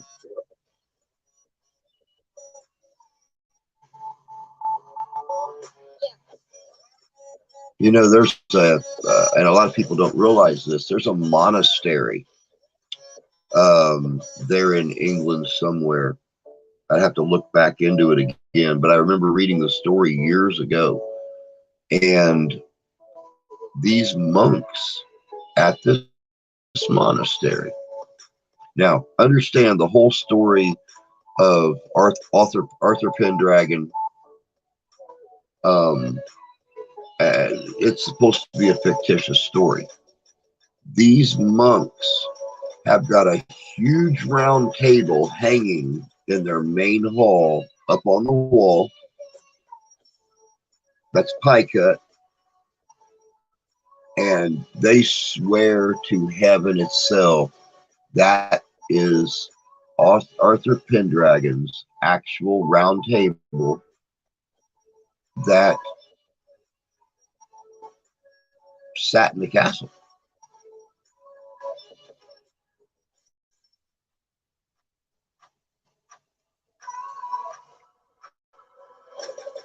Yeah, I'm talking about the old monastery up in the north part of England.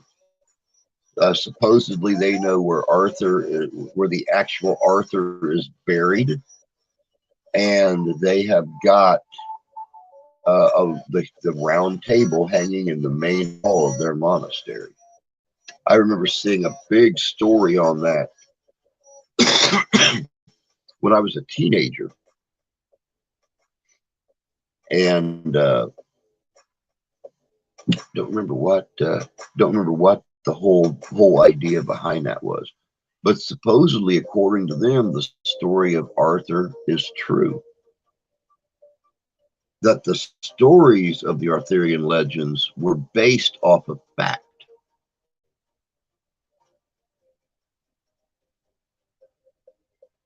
But yeah, most definitely, you know, for those of you also that remembers her, Kaz from Wales messaged me earlier, told me Happy New Year. She is still having connection problems, but she said she will be back joining us again in the new year. But I believe it's fake reason for this. Arthur lived in the southwest of England, where Camelot would have been, but who knows for sure? Exactly. I mean, who really knows? Wales is beautiful. Now, one place I would love to see, and I understand, I hate the ocean. I come to England, I'm flying. I hate the ocean. Just the idea of being on top of the water, floating in a boat, knowing there's things underneath me big enough to eat my boat, terrifies the hell out of me. But let alone swallow me without even taking a bite. I mean, just go, I'm done. Like a big grouper or something, just come up and swallow me whole. But I would love to see the white cliffs of Dover. Even if I had to be in a small plane flying in towards the shore, towards the top of the cliffs, I would love to see the white cliffs of Dover. Only because it is so beautiful. Those sheer granite walls raising out of the ocean up to green pastures is just one day. Still a fun topic. Most definitely a fun topic.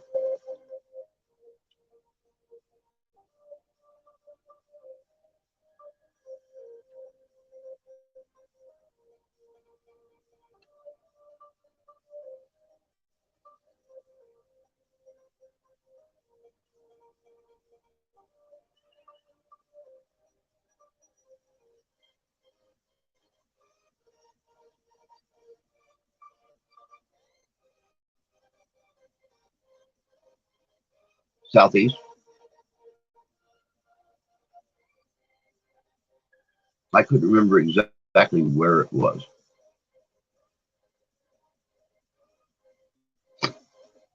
Now, one thing that's always amazed me about the southern part of England, here in America, when we see movies and stuff that show people from going from France to England, they make the English Channel look very small. Like, I watched a movie not very long ago where they were crossing the English Channel and out of France. They were doing it on one of the old pole boats where the rope was ran all the way across the channel, and you're on this little ferry and they're manually pulling the rope to cross the English Channel. And they're sitting on the English Channel, and one of them looks up and says, London.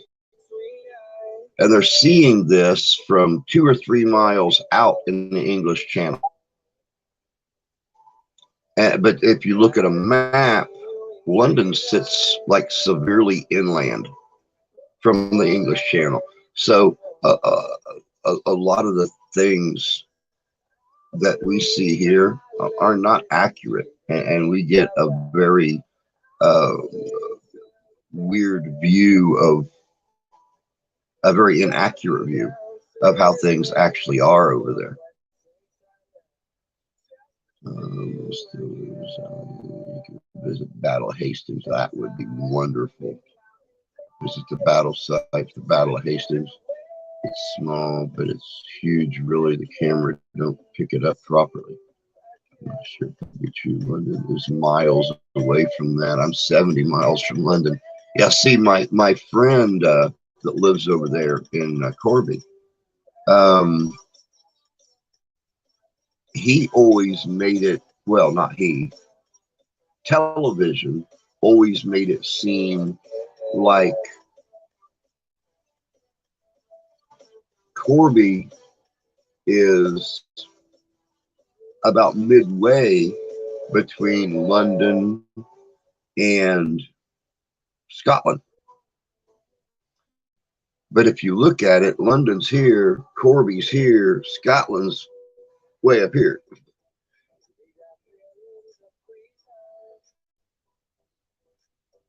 Yeah, see, London is miles away from that. Yeah, they show them right there on the English Channel. It's like London. It's like, not unless you got a telescope, bud. London is not right on the edge of the English Channel. It is inland.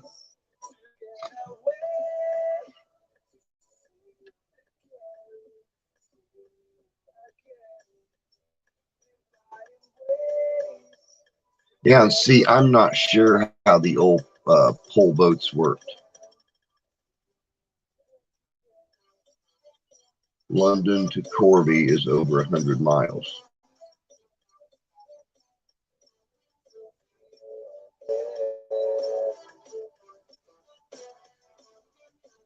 Wow. That's like my girlfriend in Nottingham lives 1 hour from Sherwood.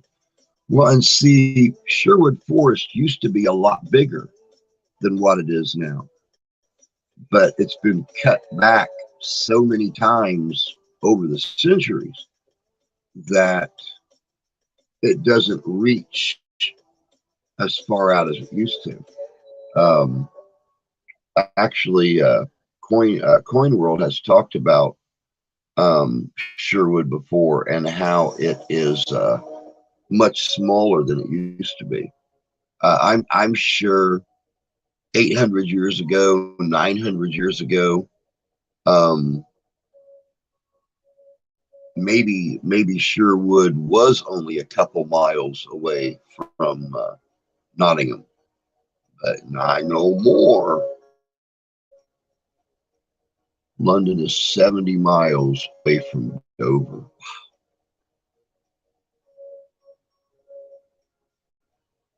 Yeah, Nottingham was probably a lot bigger too.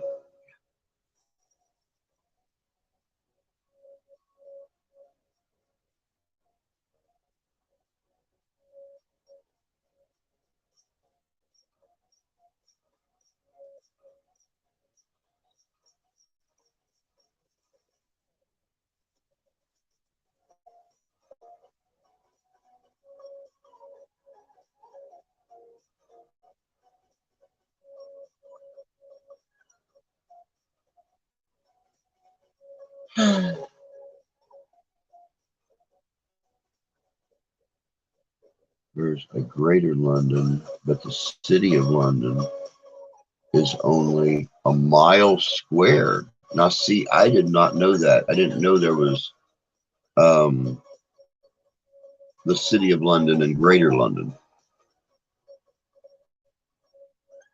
Now, back during the late Middle Ages, there was a part of London. It was the poorer area. It was the slums, I guess. It was called Cheapside. Is Cheapside still there?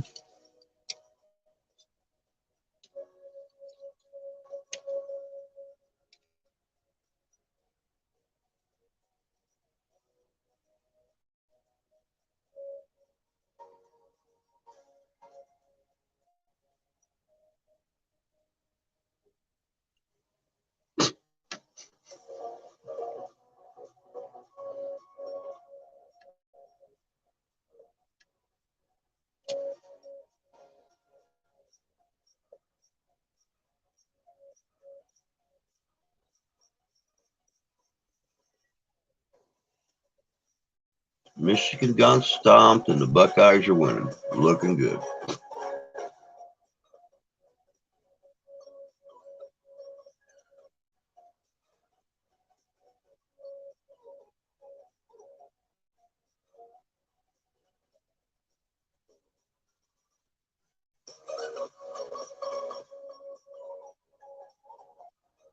Oh, goodness gracious. Once again, guys and gals, the link to come up here and join me is right up there, pinned at the top of the chat.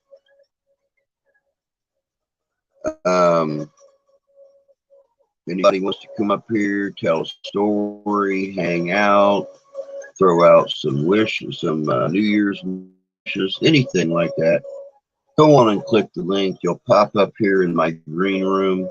Make sure and wave at me, move around so I know you're not a picture. That way we don't have any situations like we did here a couple years ago when I saw a familiar face and clicked on it, and it was a wiener. Not only the picture, but the person that was doing it, they were both wieners. We're going to eliminate that now. People have to wave, move, jump up and down, whatever the case may be, and I'll pull you up here with me. Yes, but it's a historic place. I think it's St. Martin le Grand. Okay.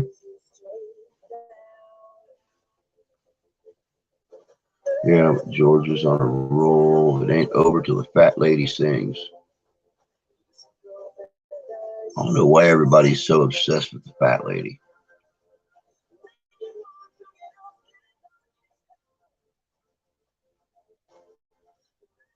All right. Last chicky slider.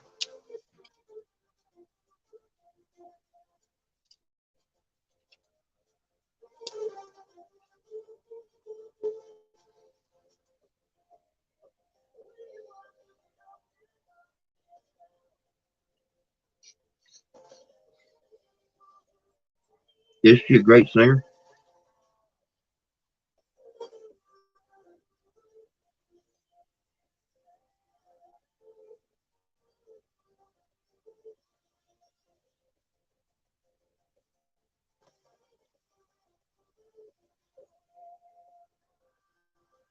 I'm not 100% on that, but to be honest, but I do recommend a visit to London Dungeons.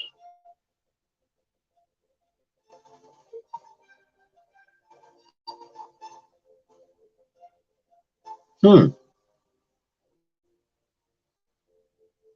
See, I'm not a big fan on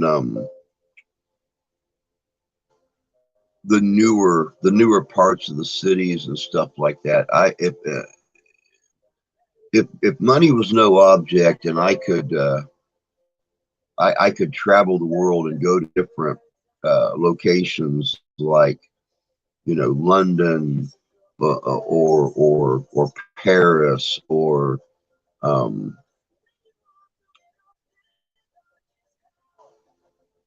God, anywhere, Berlin. I would want to see the oldest parts, like London Dungeons or the Roman ruins, things like that. That's the stuff that really interests me. The things built in the last 200 or 300 years, I can see that here. It's the things that were built 6, 7, 8, 1,000, 1,200, 1,400 years ago that really fascinates me.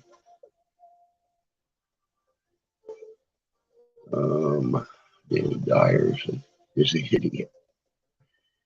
Dyer and his EastEnders could tell you about that side of London. Gives it large, but not a fan of him. He thought he's greatest because he did a show on gangs. Huh. I don't even think I'm familiar with Danny Dyer, to be honest with you.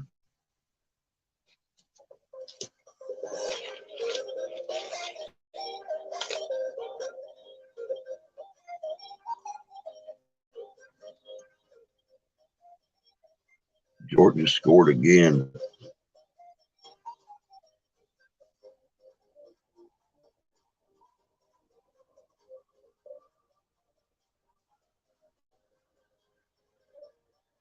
See, that's like Paris. One of the places that I would absolutely love to go in Paris is down in the catacombs. I would absolutely love to find one of those. What are they called? The guys who know the illegal hidden ways to get down into the catacombs under Paris. And I'd love to go down and see the catacombs. It was back 15th or 16th century, but maybe older. Never wanted to visit France. Just looks boring.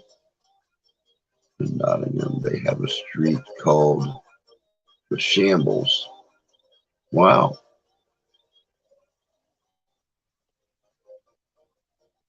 Now, see, I just recently ran across a channel. There's a photographer over in England, and she just recently done a video from a cemetery not far from Nottingham. And supposedly there is an old, I believe it's an old yew tree over there in that cemetery that is supposedly the tree that Robin and Marion exchanged their vows under. What the story is to that, I have no clue. But it's a very, very old tree. It's actually split all the way up the side, and they have cables. This tree is over 1,000 years old. They have got steel cables and huge spikes drove in the ground holding this tree up. So, you're wrong. Shambles is the old exchange. I must go to sleep. My missus has called me. All right, my friend, get to bed. Happy New Year's. May 2023 bring us fortune and promise that we've never had before. But you take care of yourself. Have an amazing New Year's Day, and we'll talk to you soon.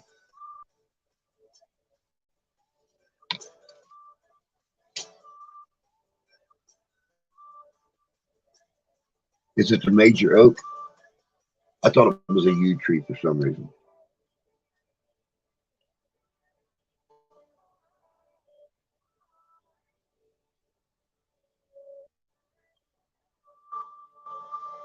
The shambles of the street looks like the shops are all over the place. No building codes back then. Huh.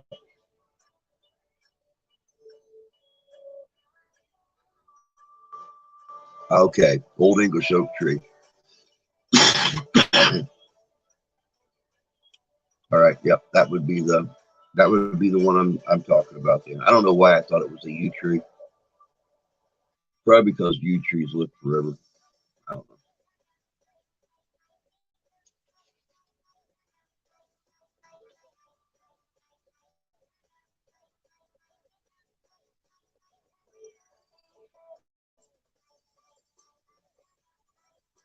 Anytime, Coin World. You know you're part of the family. You come in here once, you're part of the family. So you are welcome back anytime, my friend. Get a good night's sleep and take care of yourself. Have a wonderful New Year's Day. We'll catch you later.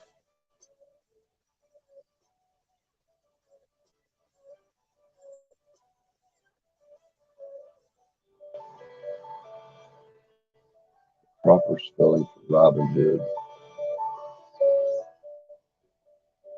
It's Robin's blood. Makes sense.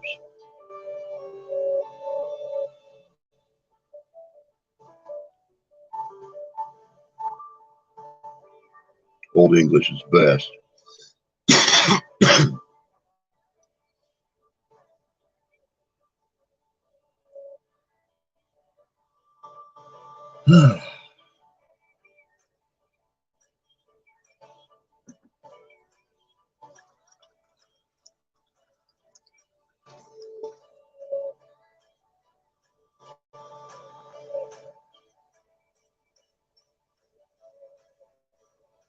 Nottingham also has one of the oldest pubs in England, right next to the castle.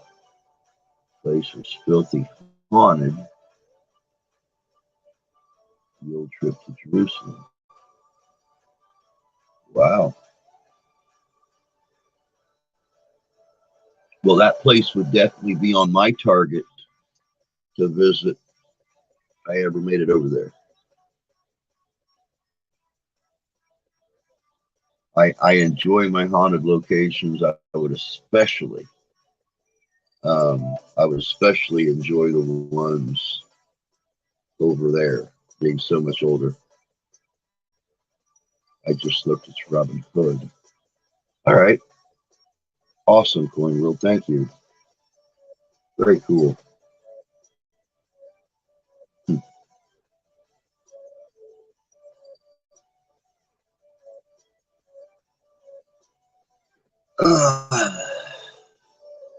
What we got? We got 18 minutes till 10.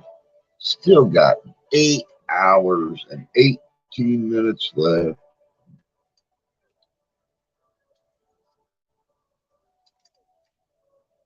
Anytime, Coin World. Anytime. Take care, mate. Many blessings to you and the missus in the new year.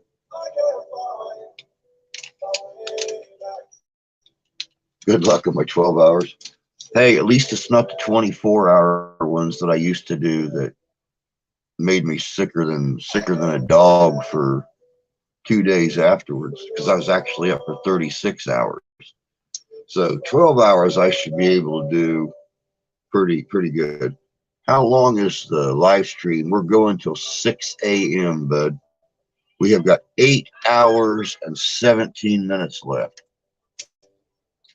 I had the time of my life, and I never felt this way Did you before. forget the words? And I swear, it's the truth. And I owe it all to you, cause I. Oh no. Hey, oh no, I don't have a shirt on. Stop, I'm in my tank top. Stop.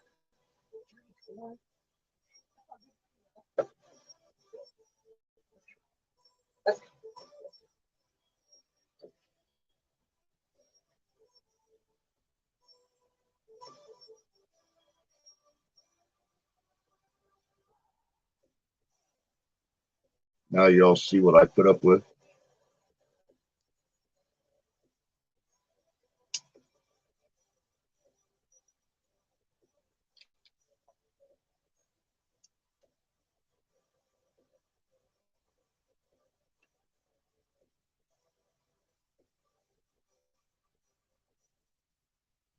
Yep, she is. Exactly, Chris. It works too. It works. I pulled that thing out, started to turn it. Her friend Helen said, "Oh, hell no," and dodged way back over by the door. Steph realized I had the camera pointed at her, and she's like, "I'm in my tank top. I don't have a shirt on."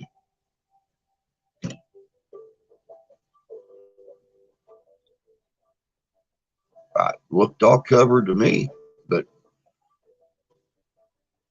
what do you do?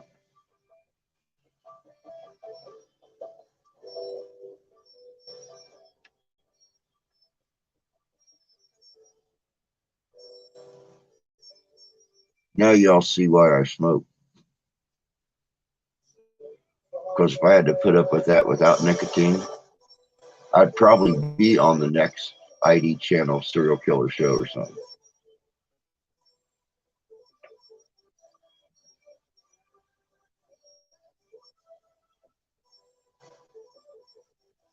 We're here in Southwest Michigan, and we're trying to figure out how 3 bodies got stuffed inside a pillowcase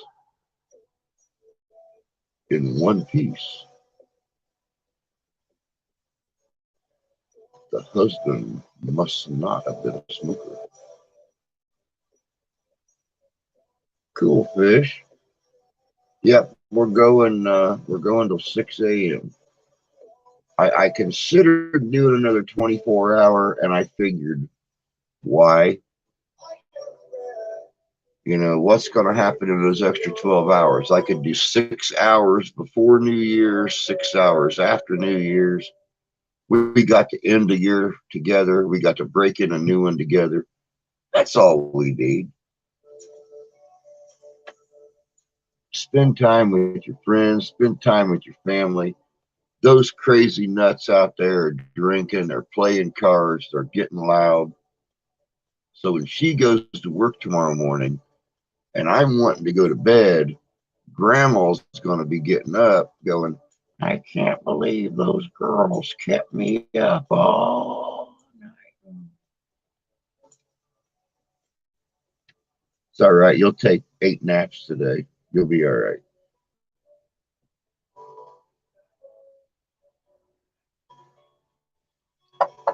My God, Jan, you would have laughed your butt off at Grandma today. You would have laughed yourself to death. She got all these little sugar cookies for Christmas, and she had a hard time pulling the top on off the tin, putting it back on, stuff like that. So we dumped them all in a storage bag, like she does all of her candy and everything. We put it on the shelf right beside her chair under the microwave. Well, she apparently got cookies this morning, right about the time Steph was leaving, and forgot to zip the bag back up. She just folded it over. I was just laying down. The meltdown I said that she had when I first laid down today, she picked it up by the side of the bag instead of the top and dumped like 6 of her sugar cookies on the floor and had a major freak out. She started crying and everything else. And I went out there and I told her, I said, my God, Grandma, you got 9 pounds of cookies here. These 6 little tiny cookies are not that big of a deal. And I swept them up for her, threw them in the trash, and zipped her bag up for her and everything. And she's like, how could you be so stupid? You just dumped all your cookies out on it. Grandma, you only dumped 6 cookies on the floor. I said, that's not even a whole cookie. That's only half a cookie. You only dumped 5.5 cookies on the floor. You're good. You're good. You still got 7 pounds of cookies there. Then again, the way she eats cookies, they aren't going to last her the week, but still,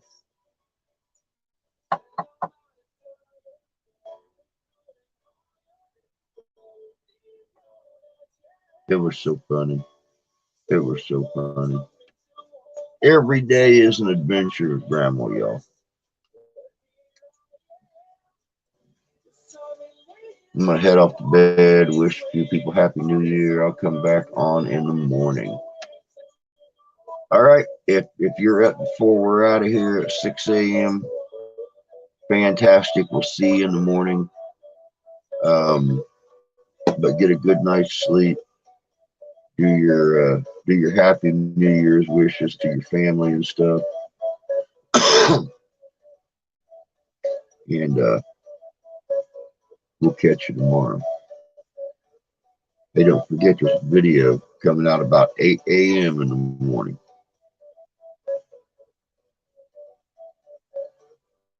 Yeah, she is. She's a sweet girl. She has a hard time dealing with the stroke. She's sitting there today. She said, I don't understand why I shake so much. I said, Grandma, I said, you've had femoral shakes for 40 years. You should be used to it by now. I mean, I don't know how long it's been since she flung chili onto the curtains and stuff, trying to pick up your spoon doing this. And she can't use a fork. It sounds like she's trying to harpoon glass. So we have these big spoons she eats off of, and needless to say, Mr. Paul, how are you doing tonight, bud? Good to see you. Happy New Year's.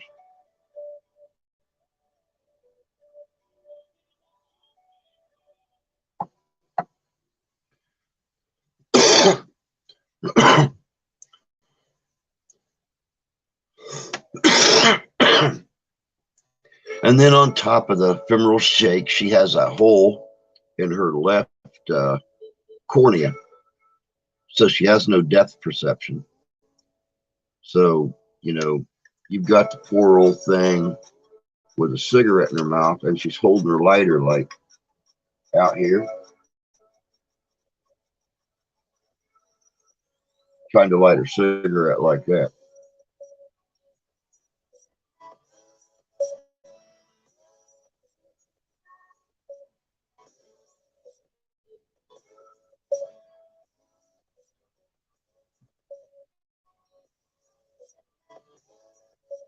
She tries though. I can't imagine what it's like to be 84 years old and to not be able to do the things that you've done for yourself for 80 years before that. Takes a lot of patience. A lot of patience and a lot of understanding. And a whole lot of your teeth.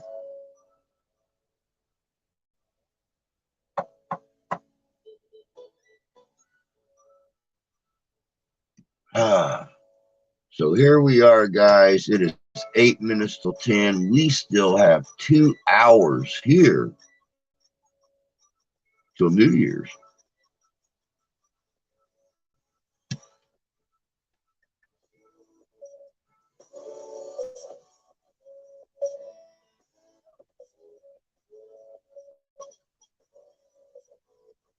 One more New Year's together. One more year older. Hopefully not one more year deeper in debt.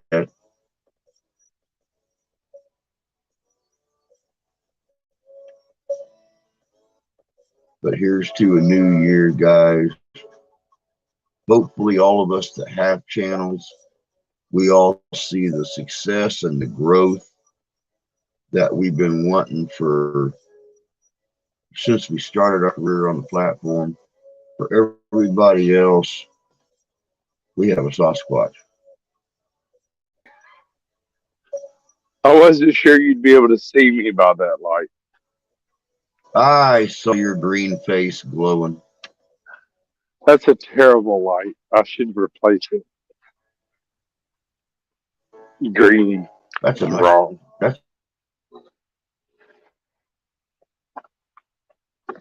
It's probably going to kick me out here in a second because I'm coming back into my Wi-Fi range. Let's see. Did it work?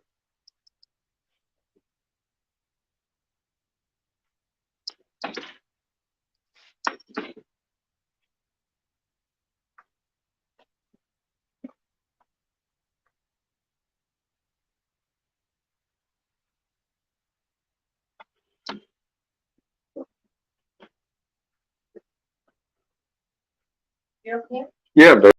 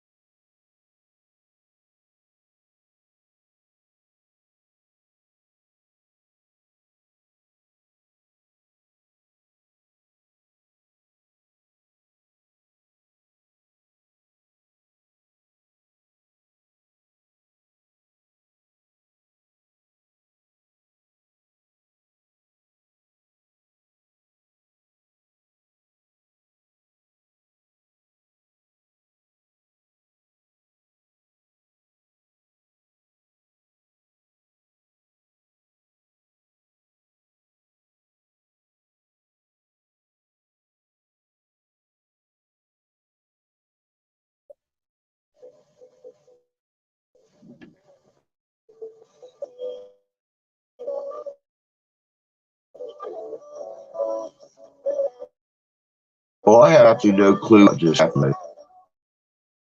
I have no clue. My phone completely shut down. 100% charge. No issues with the Wi-Fi. No nothing. But it completely shut down on me. I had to wait for it to restart. You're fine, Squatch. No problem. I understand.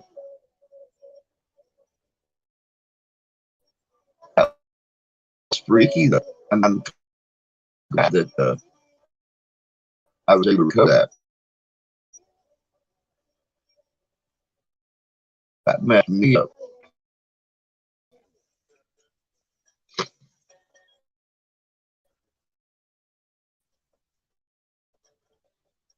Wow. I thought maybe I was exhibiting more power than factor was charging at the look. It's at 100%.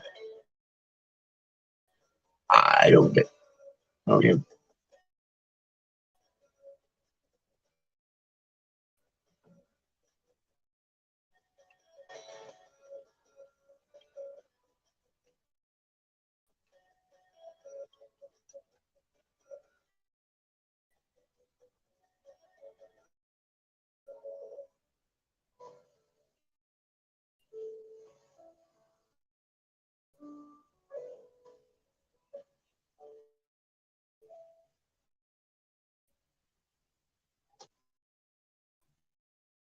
Anybody's come to me, tell a story, chat.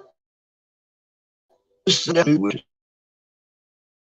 a link to the on screen is up at the top of the chat. Feel free to come up and join me. Much like squash.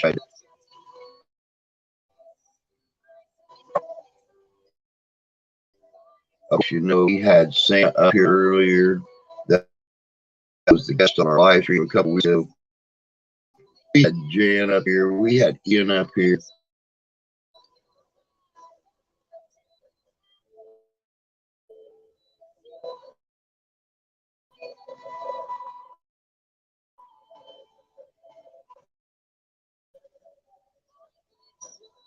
The channel is blowing up, guys and gals. I made an announcement early in the stream tonight. We have gained 34 new family members this month. 3 days. 3 days just by going and hanging out another live stream, say Happy New Year's. Still under a couple minutes before I got a chance to lay down. At this rate, we'll be at 1,000 by the beginning of February. Right now, we're sitting 7. We have got 263.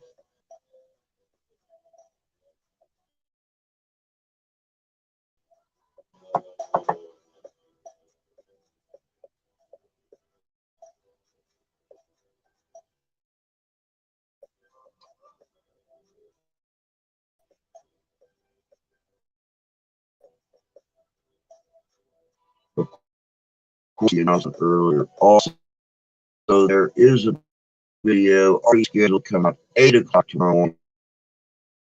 We have another out, I believe, 7:45 on Tuesday. A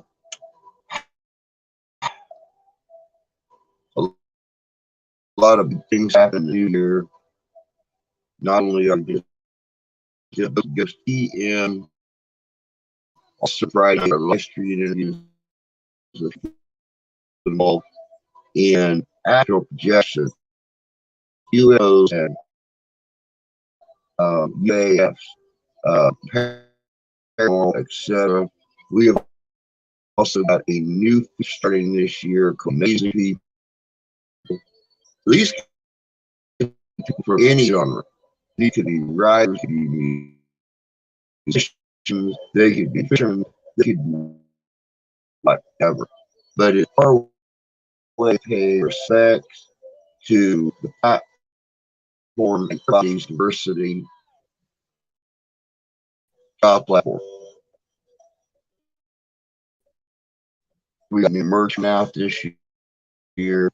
I'm joking on different kinds of that, trying to figure out how to free or merch. Probably with it, t-shirts, sweatshirts, hats, coffee cups, things like that. of course, during Christmas season, I will be doing the real beer sale thing. Um, Hopefully, be able to get a full-time gig right here in town, where we can promote a little bit of that Christmas spirit to the kids, keep the magic alive for a little bit longer. Of course, we have got other new, better, bigger investigations this spring. Uh, a lot of collaborations. Some faces you see with before, I've never seen me with. Of course, as soon as spring hits, I'll have Lisa back with me. That hour 40 travel time won't be near as hazardous for as well. 60 degrees outside. I know for a fact sometime this spring, early summer, Vern will be heading down to the Cincinnati area to join up with Jay and Dan, BJ's Adventures, and some investigations and stuff on that way. Who knows, maybe even in Chicagoland. Cody, and friends were there that know about some very, very cool locations. We'll also be going around Michigan here. Location here.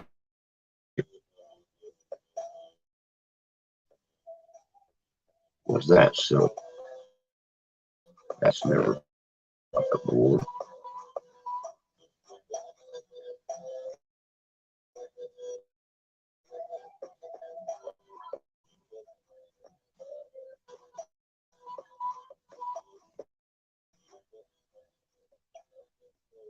Don't know what that is. Kind of weird.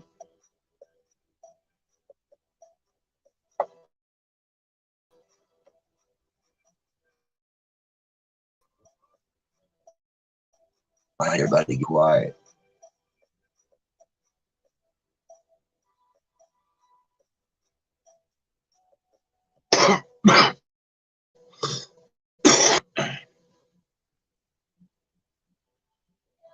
We have just our 4th hour.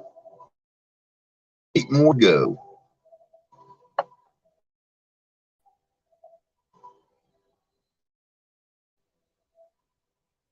Hopefully, we'll have fishing for this year. I plan on him involved with it, doing things, make it feel like he's been down there with Jordan now, after wrestling last year. It was really nice and time to get back up here so we can hang out together. A little fishing, a little skating. Who knows what else?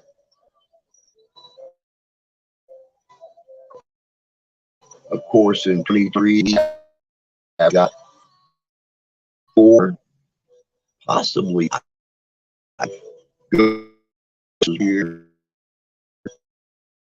in the southern part of it. Going to be very interesting here.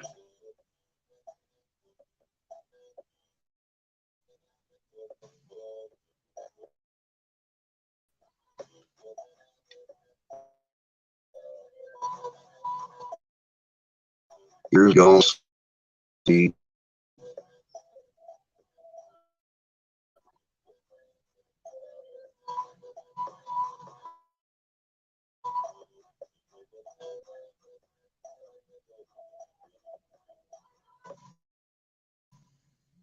Quiet, quiet, real quiet.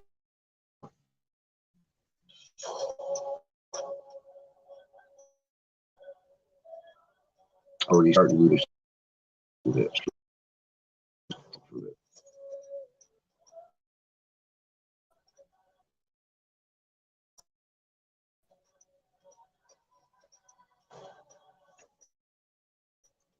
Yep.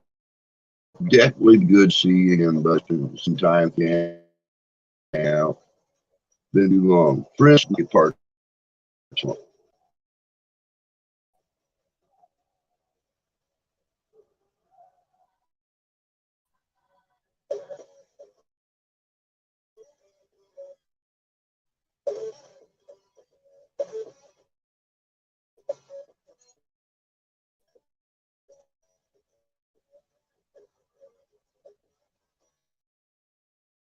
More hours with these.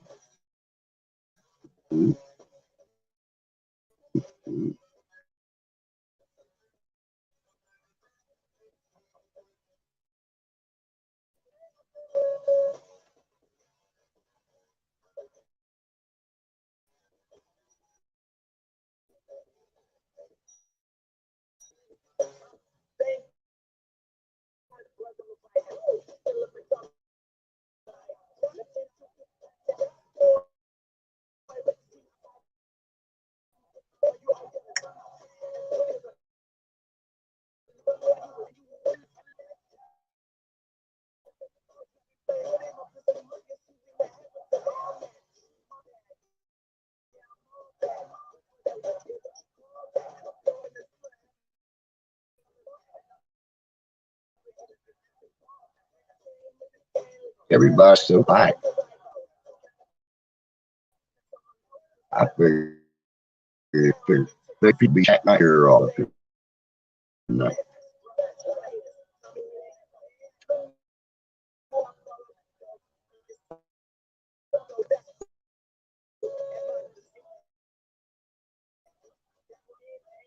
It's probably about time to start to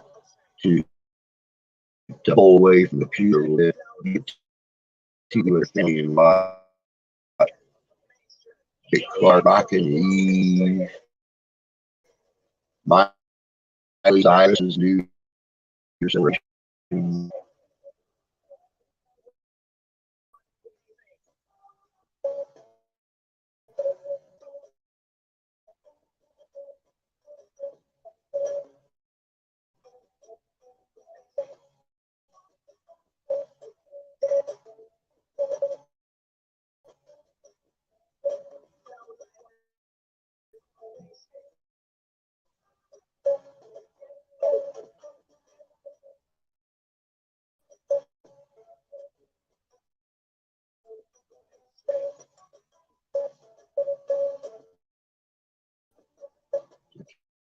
Get back, enjoy.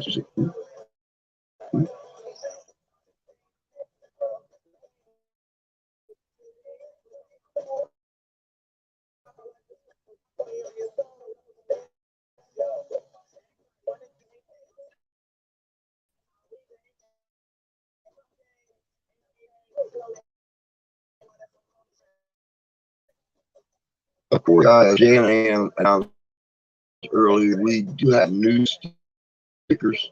This is stickers right here.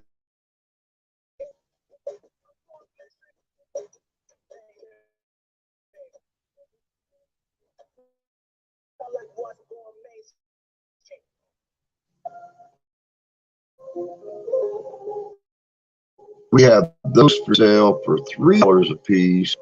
They're good window stickers. The wife has 2 of them on the back of her car. Jan and Jay have them on their truck and car.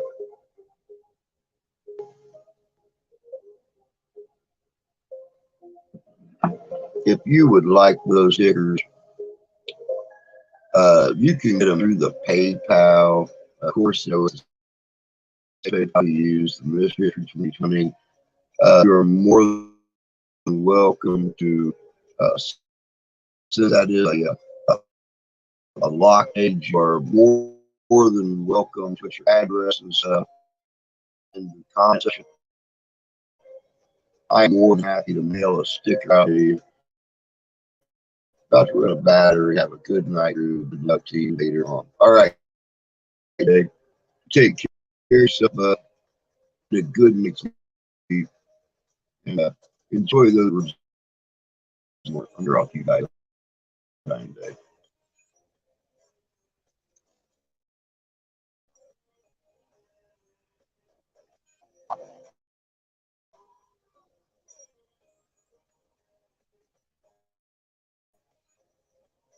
I am looking forward to 2023. It has been a year and a month from this new channel since the old. I can't wait.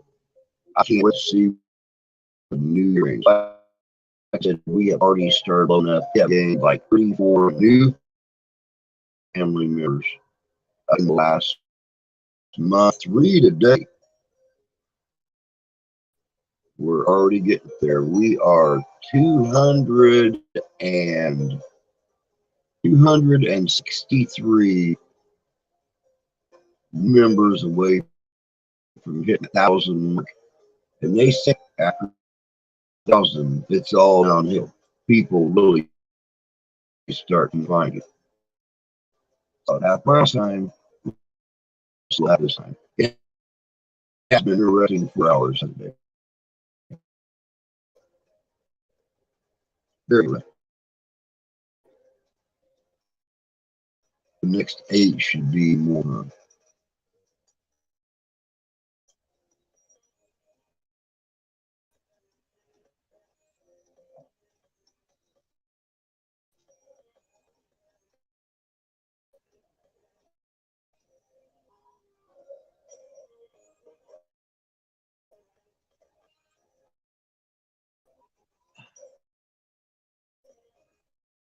And speaking of which, it's in 4 hours, and I haven't seen a potty yet.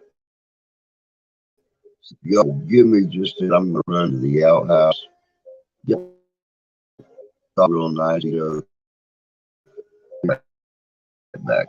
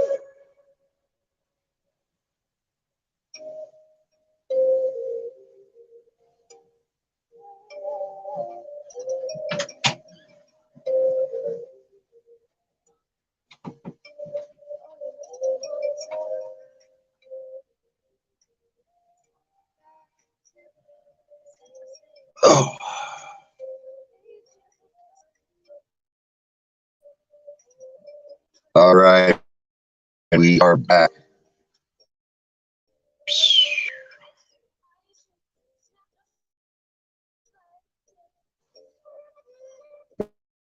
There's nothing like watching three grown adults sitting around a table and drinking Uno.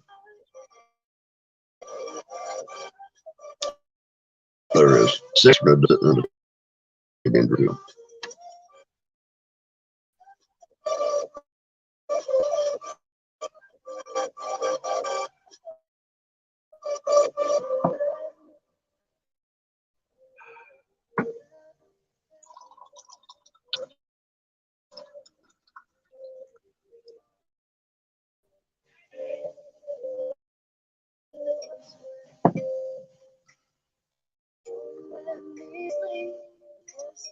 Everybody's quiet. No one up. Okay.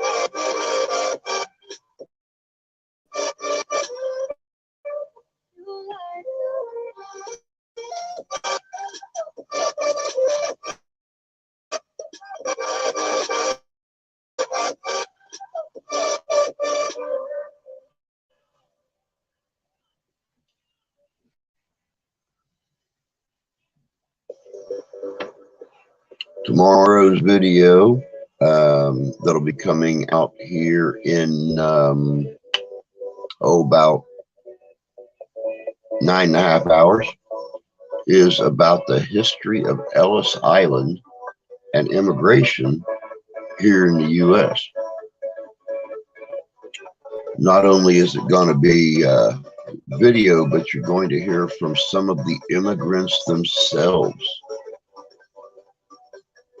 on why they came to America and how they feel when they got here. Tuesday's video will be about the Picts, the Pictish people of northern Scotland, their history, where they came from, and what happened to them. Some of the greatest warriors this world has ever seen. These are the people who would strip themselves completely naked, paint their bodies, and charge into battle against armored troopers and beat them. A group of people so scary that the Roman emperor had a wall built to contain them so they couldn't move out of Scotland and keep whipping his soldiers' butts. Now there's some Tuesday. Don't know about Thursday yet. It's not sure.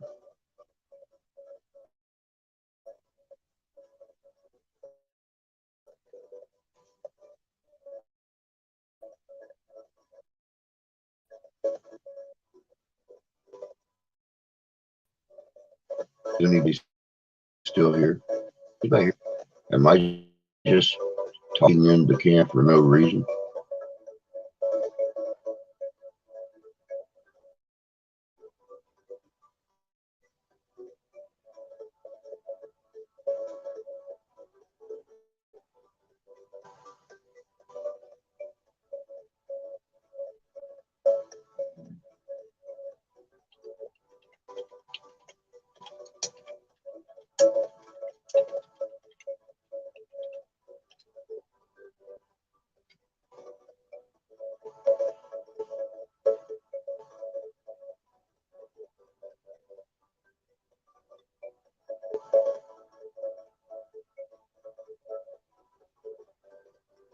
Let's see what we could find here about today in history.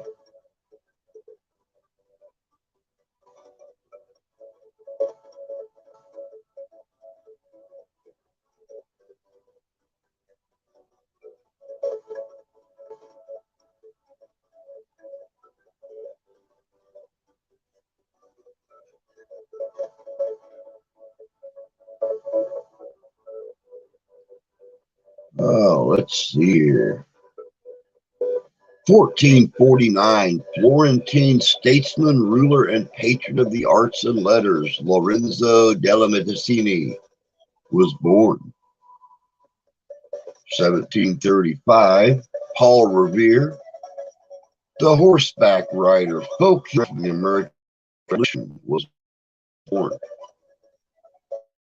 1804, Haiti declared independence from France.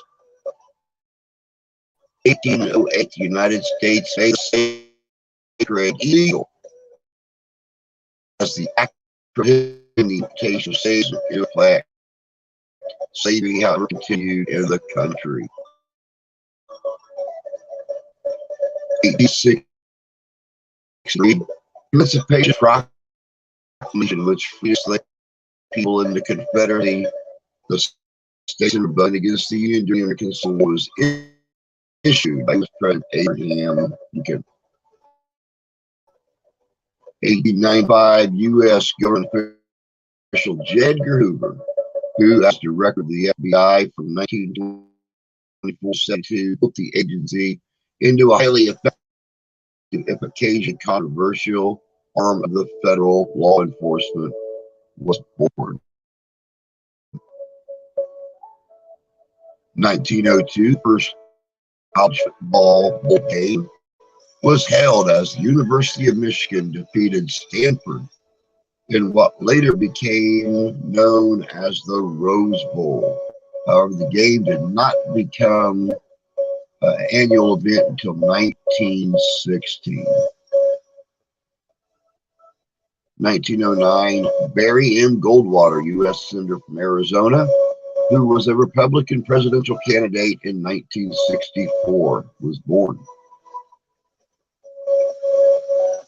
1919, American author J.D. Salinger, whose only novel, The Catcher in the Rye, won worldwide critical acclaim, was born.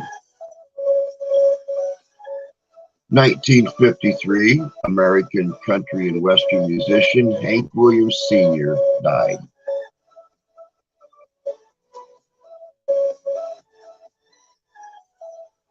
1959, dictator Fulgencio Batista fled Cuba after his regime was toppled by rebel forces led by Fidel Castro.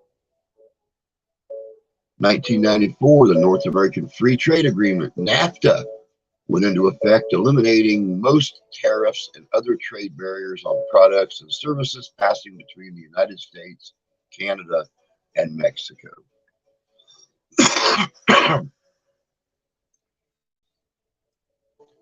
1995, the World Trade Organization was formally established. 2011, the Oprah Winfrey Network, OWN, debuted on television.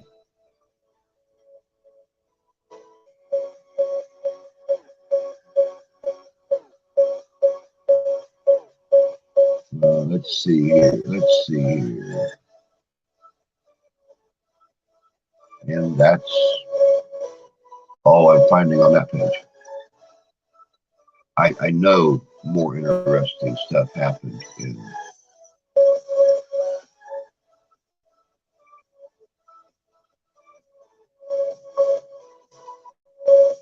here's some really cool stuff. Let's see here.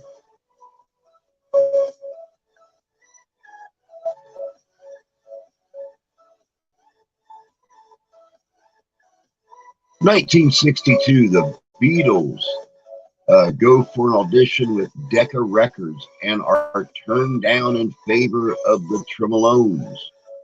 I can imagine someone had butts kicked for that decision.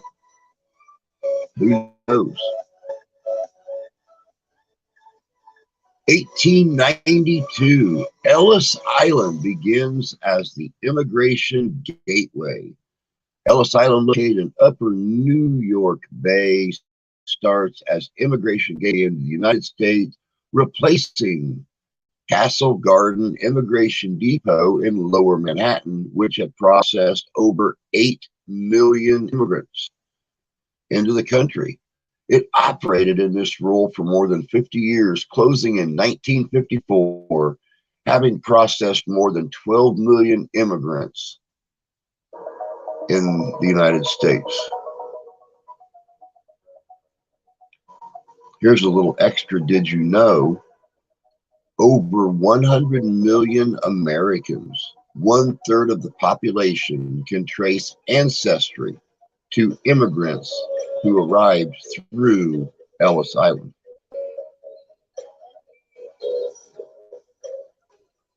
In 1901, the Commonwealth of Australia was created. 1908, New Year's Eve, Times Square ball drop. The ball is dropped in New York City, Times Square by the start of the new year, and it's been living on since 1908. 1920, the Republic of China created following an revolution, the 1911 Chinese Revolution. 1915, early morning of New Year's Day, British ship named Formidable was hit by a German submarine known as U-42. The Formidable sunk in the English Channel, and 547 lives were lost. 1918, Ford, president of Ford Motor Company, and his son Edsel Ford took over running the Ford Motor Company. That same day, the company announced that it would increase its minimum wage to $6 a day.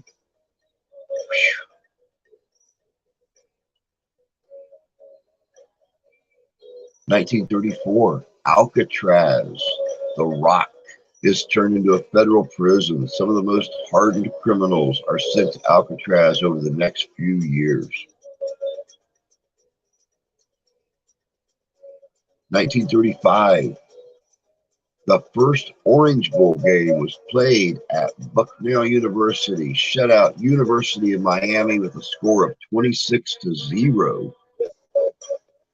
3 of the 4 touchdowns were scored by a running back, and the 4th touchdown was scored as a result of a forward pass play. This game took place in Pennsylvania, and a total of 12,000 fans witnessed it. 1937. In Great Britain, manufacturers were required to make safe glass mandatory. The new safety glass that was created was similar to the kinds that are used today in the creation of windows for automobiles.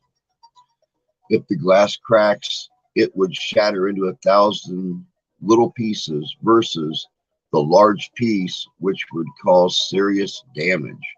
A year before this, a glass called PVB, polyvinyl, was created, and this was the type of glass that was used in cars. 1937, old age pension started. Workers began to acquire credits towards old age pension benefits. Employers and employees became subject to a tax of 1% of wages on up to $3,000 a year.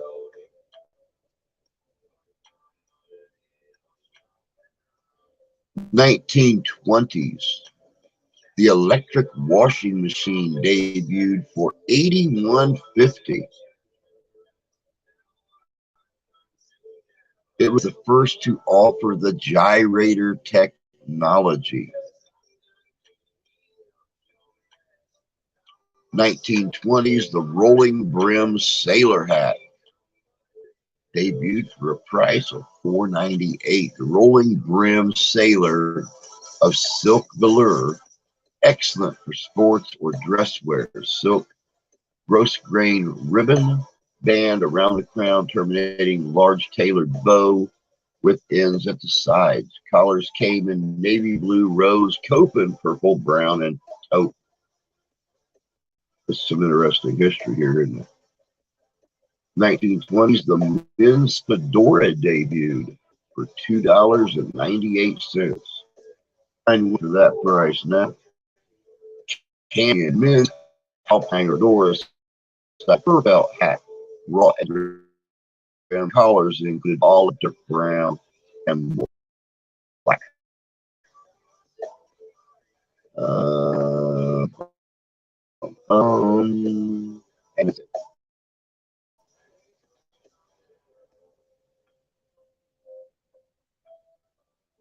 not a lot of history for such an important day, huh?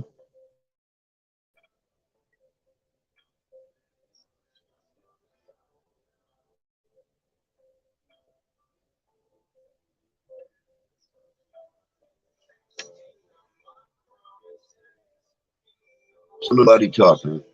We'll finish up here for the next 6 hours, 7 hours and 30 minutes, and then do all the time.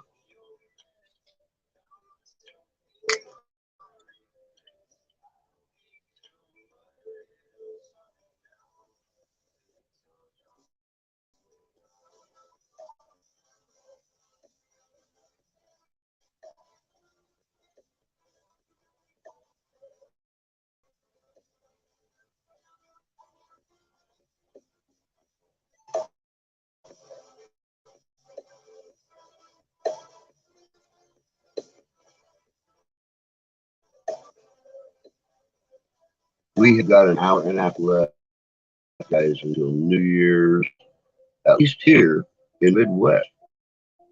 Some of you guys actually got 3 more hours to go. Just feel where you're at in the country.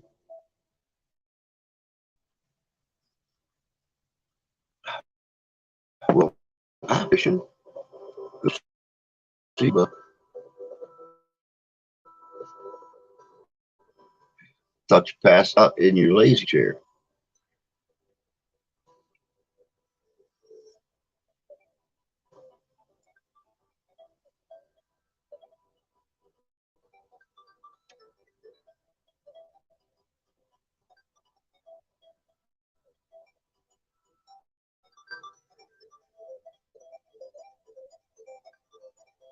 I just hope and pray everybody has an amazing New Year. That's my big #1 wish, is that everybody has an amazing 2023, that you're able to meet the goals you set for yourself. Like I said in the beginning, I was gonna make some New Year's resolutions, but I decided, why lie to myself? Resolutions are those things that we sit back and do that just make God laugh. So my only resolution this year was to not make any resolutions this year. But I do hope and pray for success and wisdom. Little fortune, not a lot of fortune, a little fortune. But I wish for all, not just myself.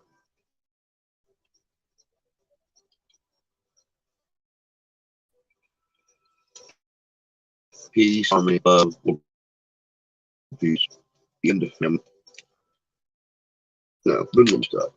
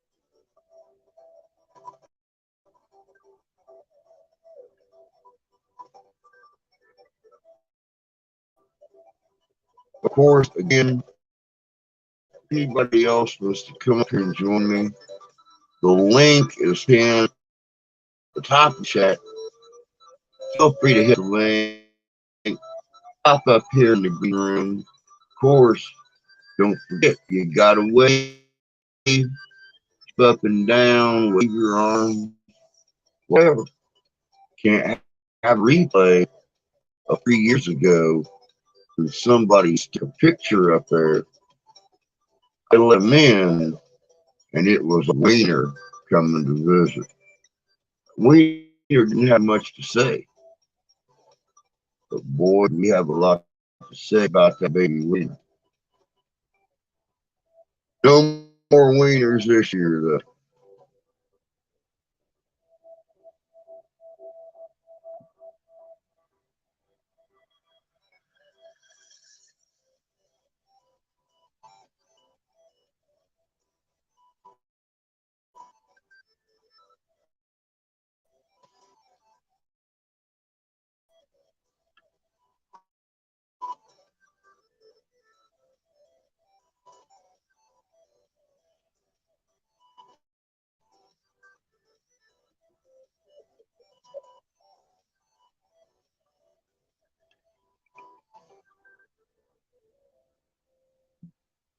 Of course, if you hate this techno music as much as I do, feel free to comment in the comment section.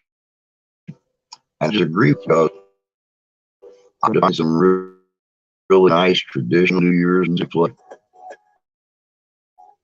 This is the only 12-hour stream I could find. The stuff sucks.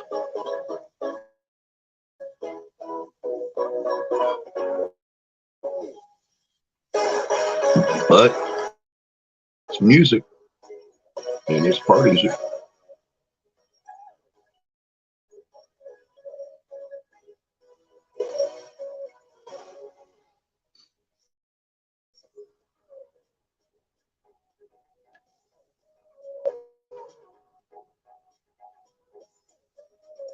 We've constantly got both coming in outside, and some of them aren't. That's cool. I appreciate the views. I appreciate everybody coming in here and just hanging out. Nice having everybody here tonight.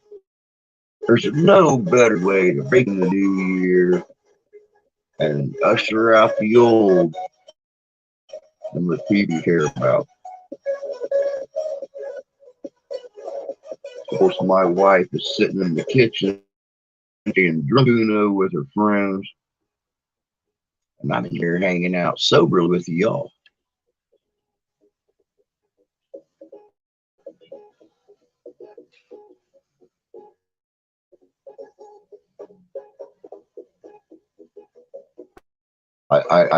When I was just out there to say hi to everybody, I almost grabbed a bar apple moonshine out of the tree, and I thought, nope, not on top of beer and coffee I've been drinking.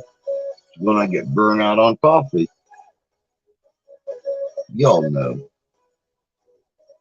I got my Diet Fago Moon Mist to keep me company.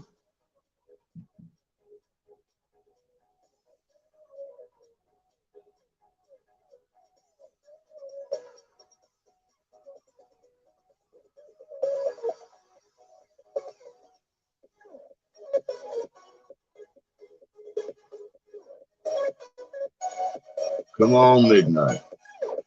I cannot wait for the new year to start.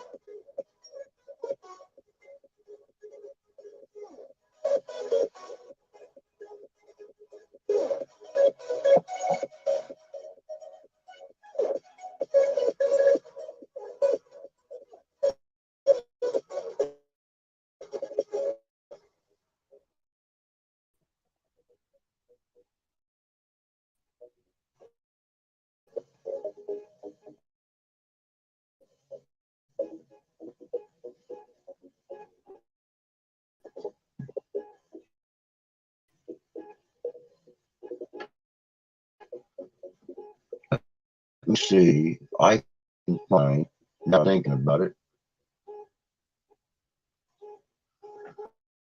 let's see if I can find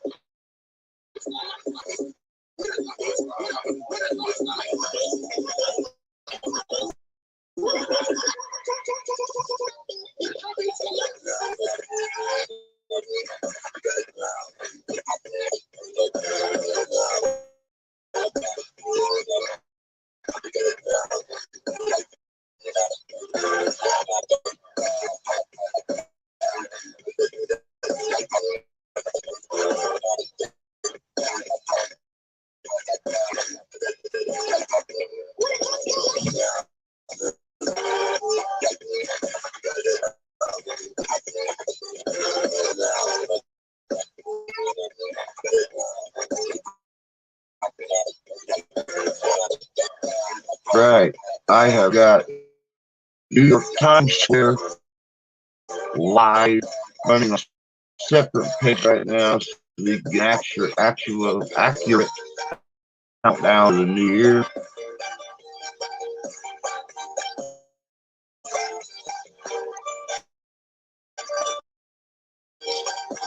Ooh, tomorrow, 4 degrees. Brr. So much of those 50s.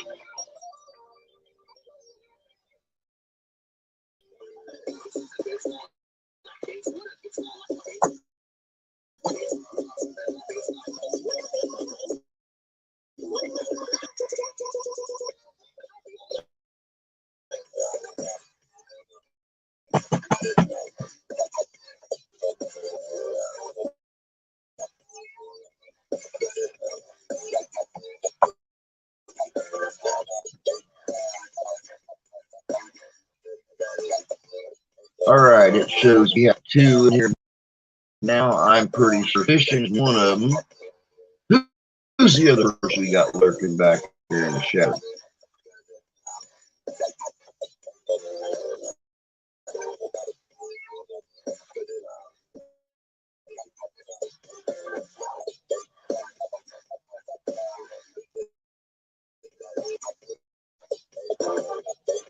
But I guess you say me wouldn't be looking at it. That's all right. Even they do. It's good as having those here with me, like breaking the new year, the same as we have done since I started this channel back in 2019. There ain't not going to be no more 24-hour streams, so I can tell you all that. I am too old to be doing 24 hours online because that puts me out of bed for 36 hours. My old body can't take that anymore. Lord, Dad. Somebody having a stroke? Oh my gosh, what a time. Oh, Oh, Jesus. I'll go back again. All right. You just want some time, man. Just want them fine. Of course, I got Mr. out here with me. His needed daytime tonight on New Year's. This is his first New Year's, believe it or not.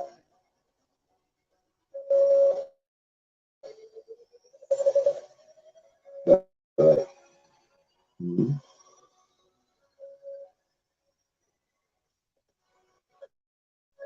it's sitting in this music.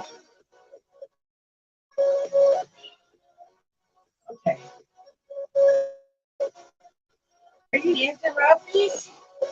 Are you dancing there? Are you in love time? Oh, are you now? You just see dance. Are you still happy? No, I don't have you. Do that.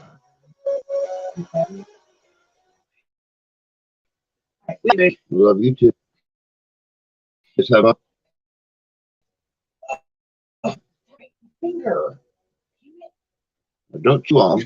Your alcohol will go up.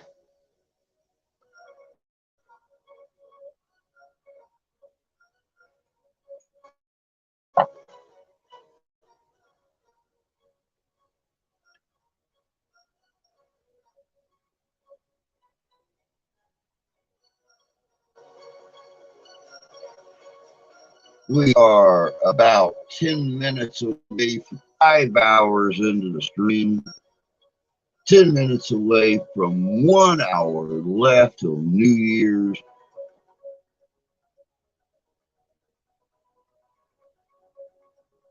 It's amazing to sit here with you guys and break in another New Year. And to know we have such a loyal family base out there that'll come in here and hang out at night. I decide I'm going to be stupid and do an extra long stream.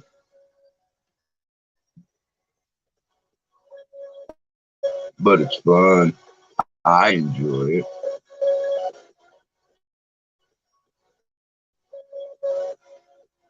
I probably won't be enjoying it 7 hours.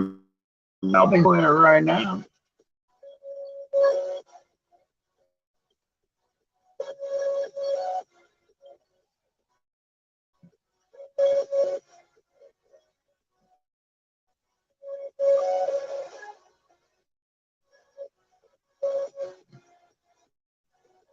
Here in a few hours, with a few more people in here, we're going to pull out some trivia.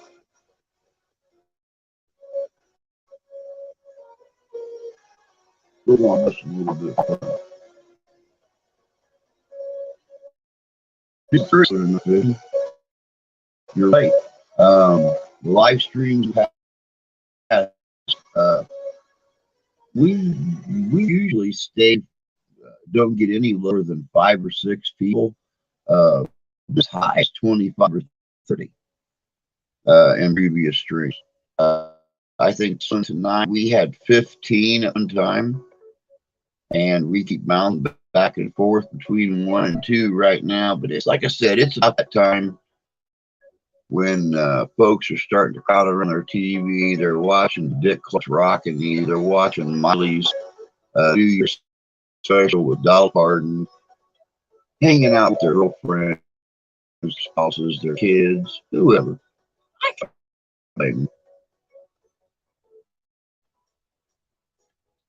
I know here probably long about 2 o'clock. So we'll start getting folks from overseas coming in, over in the UK, possibly back in Portugal, France, Germany, Czech Republic. Probably about 5 o'clock or so, we'll start seeing some folks from here in the state coming in. You know, the ones that aren't passed out in bed with a slight hangover. That's okay. I'll be coffeeed up. Yeah.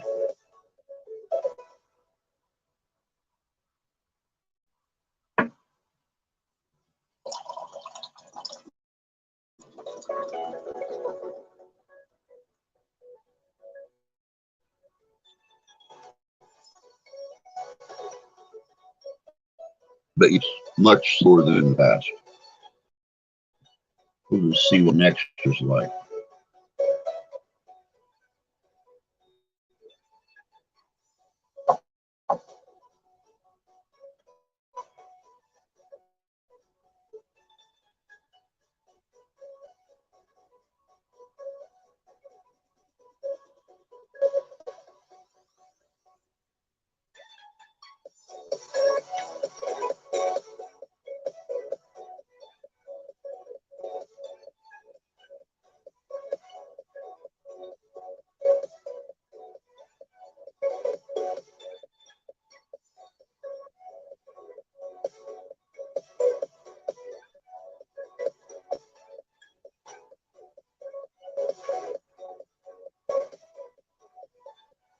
So when do you think you're going to be back up this way again, Mr. Fishing?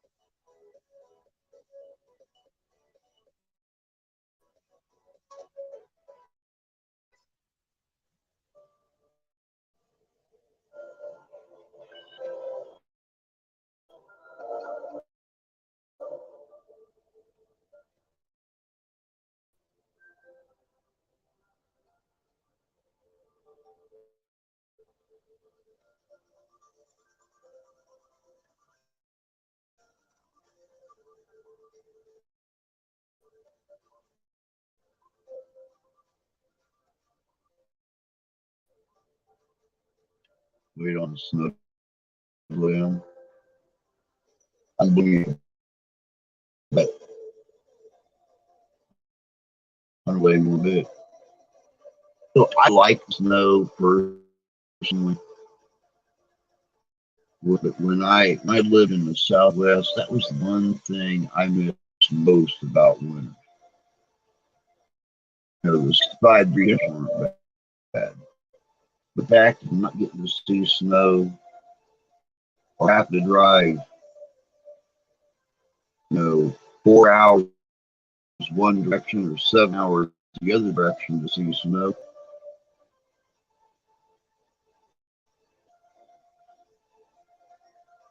But I don't blame you. As long as you live down south, there's something you don't avoid.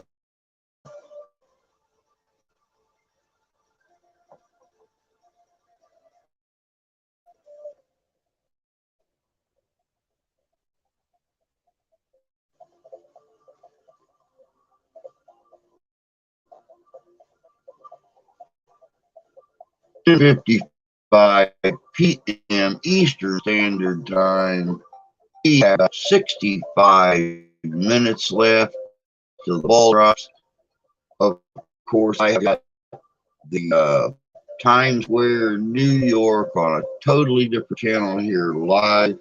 See what's going on over there.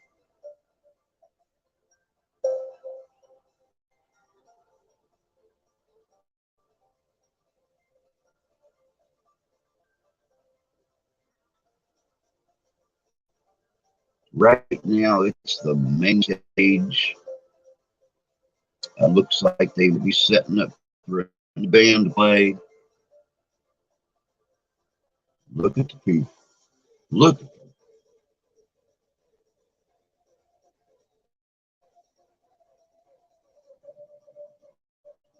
Um,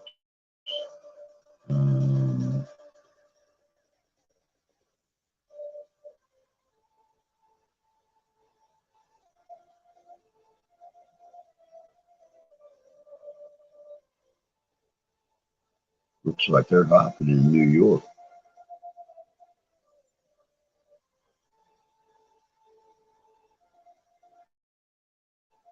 We all know Big Apple knows how to throw a New Year's celebration. They've been doing it for years. They've got it on an art form.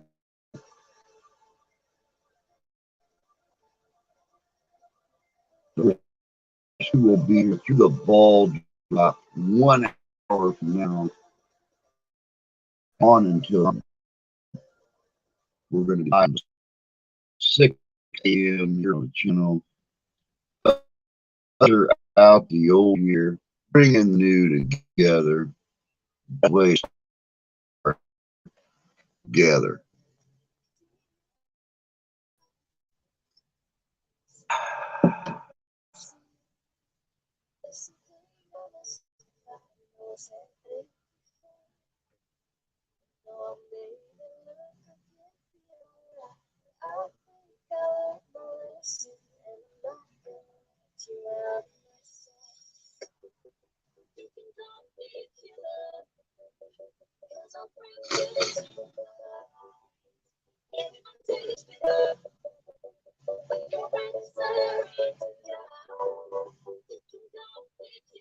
Hopefully the snow will be gone by March, though, Fish. Hopefully it will. You never know in this area. You know that. I mean, you grew up here. We've had warm weather by the beginning of March before. We've had snow the last week of April. You never know what nation I'll do because we all know she's a fickle girl. She needs a warm rag, box of Milo, and a couple of pounds of chocolate. Make her a lot happier.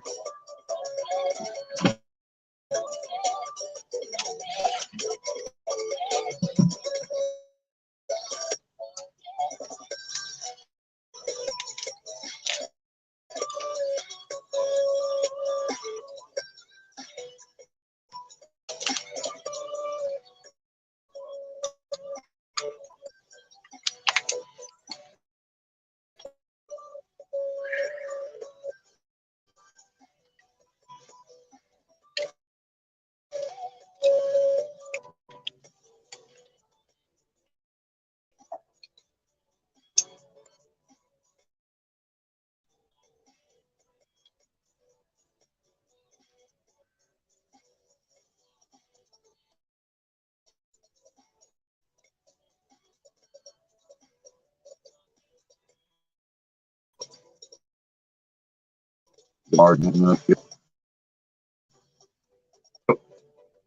think it was last year, not 2022. I think it was 2021. We actually had snowfall the last week of April.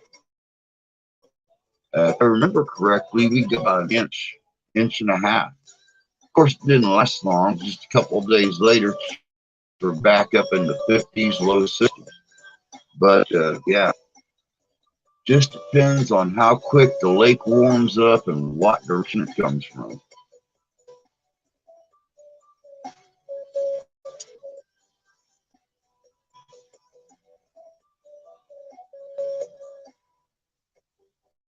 There we are, boys and girls. It's 11 o'clock p.m. Eastern Standard Time.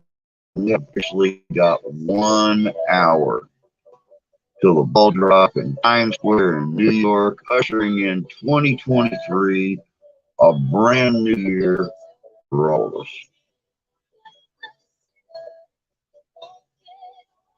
Yeah, I agree. Weather has always been weird like that.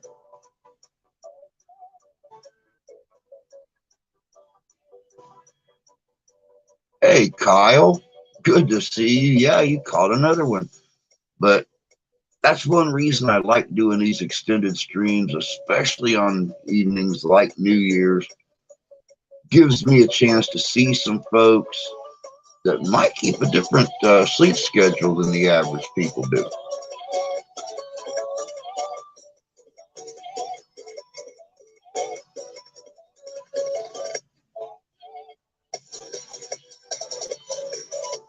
Good to see you also, my friend. Good to see you. How you been doing, Kyle? Haven't seen you since forever.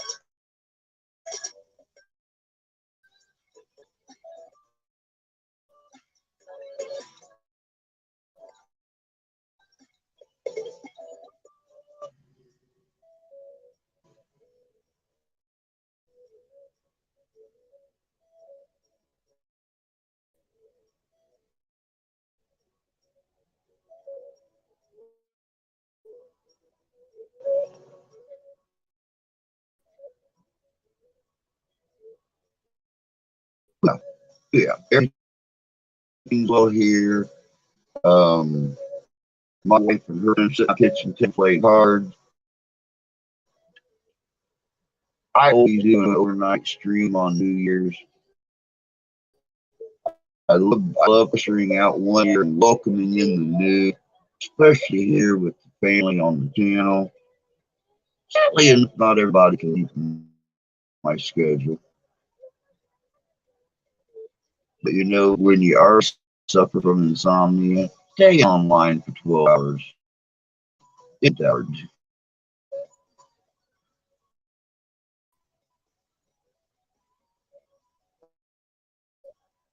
Of course, I probably don't feel the same way 7 hours when I stream. Right now, feel pretty good. Had a couple of bad nights. Go to bed at 9, 10, be back up and ready to start day. 2 of them in a row. Last night, actually slept about 5 hours. And got an hour and a half nap in today. I'm ready to roll. We're gonna break in here, you guys. You know, I got big fish here making me kicking. Not to mention the fact that he's got my phone numbers. He sees me, you know, start to do this. He can always call me and make me.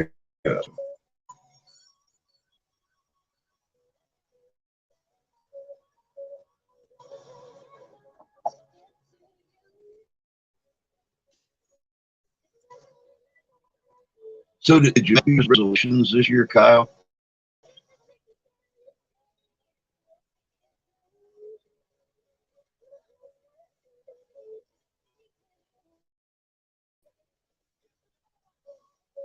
Like I was saying earlier, the only resolution I made this year was to make resolution this year. Yeah, I didn't nap much today myself, but I'm the only one still awake where I live. So the whole town sleep. Oh, I'm pretty sure coming up. I have the window open here. Fan is shut off. It is a big whop, 34 degrees here right now. So I'm sure come midnight, we'll hear fireworks. Might even hear a couple good dots. Well, people do.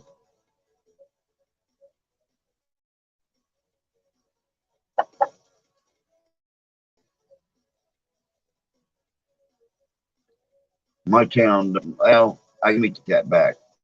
My village here, they roll up the sidewalks pretty early. But on holidays, you get those few folks that sit up, run outside, Happy New Year, shoot off the fireworks, things like that. I used to do it, but I got a couple of people here, like one which is my grandmother that lived here with us. And what needs to say, she'll only tell on herself when I thought going to go off at midnight. That's why I had to get rid of my Canon. Not saying that I won't get another one sometime, but hey, as a resolution, I'm going to get my Davis so we finally make that sounds like a resolution. That sounds like a resolution. I love right at the end of started in my I can't drive anymore, let alone put me something with 2 wheels and no seat belt. I'd hurt somebody, hating myself. But my sister and her boyfriend both ride. My nephew, my sister's son, he and my sister's boyfriend both have big hogs they ride. My sister's got a nice little streamlined Softail, I think.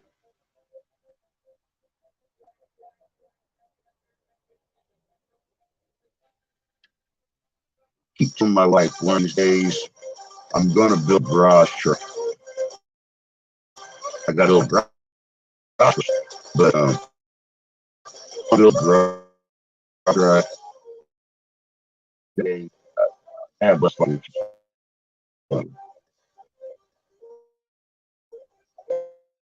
Oh, yeah, back here. Hello, I'm sorry. Masha, happy to hear you doing well. Ian, you still up? Huh? Myself, Hair's nice. Yes. But I love sausage. Yeah, I was playing my sorry. I was playing my Nintendo Switch. Oh. Yeah, I was playing Mike Tyson Punch Out. A classic game.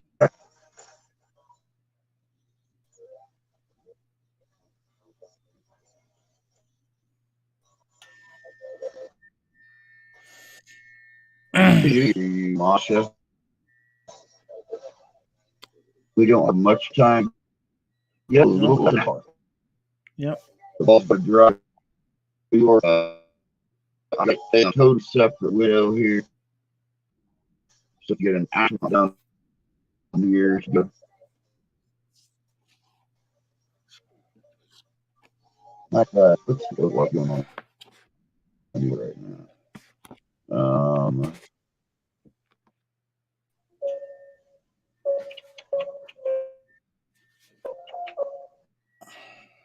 That's a looks like a planet. It's a plant stage in Times Square, New York, right now. looks like we're still getting set up for band flip. People, I don't see a countdown there yet. It is 9 minutes after 11 here.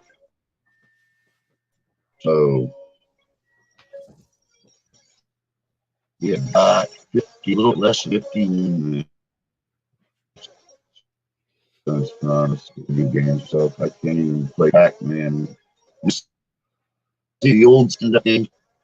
Yeah, full places are issue. One of which is up in Grand Rapids, of Craig's Cruisers, and they have bungee lines, they have go-kart tracks. They've also got 300 of the old stand-up style video games. I love the affair. I got a couple hours myself to count down. Okay.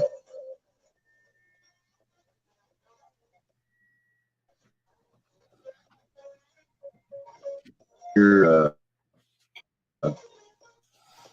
out there in the same time zone as Iowa.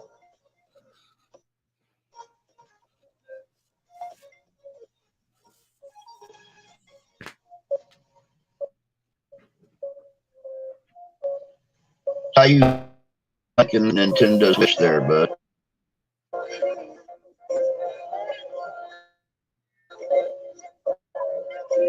Mr. Ian. what? So how you liking Nintendo Switch? That is really, really, really nice.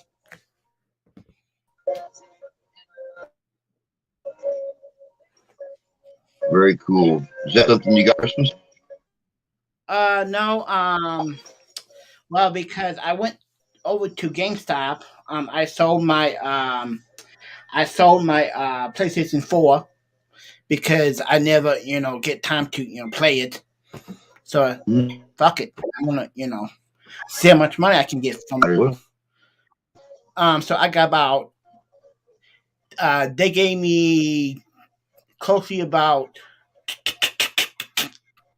$200 Nice. in store credit.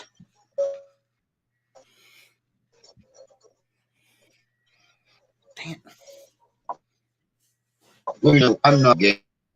I don't game stuff that you'll stand up stuff. Even I think I could spend $200 in GameStop. I mean, they Funko Pops, sell all kinds of things like that. Yeah, I'm not into that. Missouri. Okay. All right. We got a couple folks from down in Missouri. We got one from up in Illinois. It's getting ready to come in Missouri. Down to the southwest corner of the state, as a matter of fact.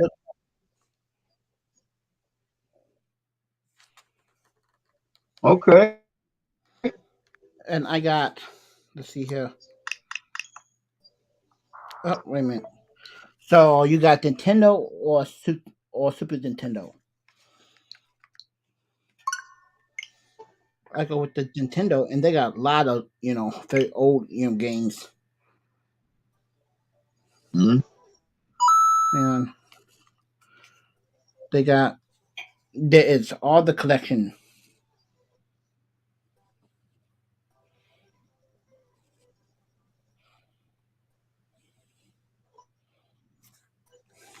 Oh yeah. You're with the game. That's huh? Good. Yes. Oh yeah, because I paid for the pass. $20 for 2 so much months. Huh?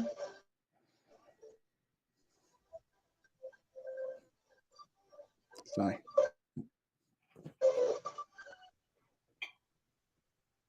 There was something thrown right by my face.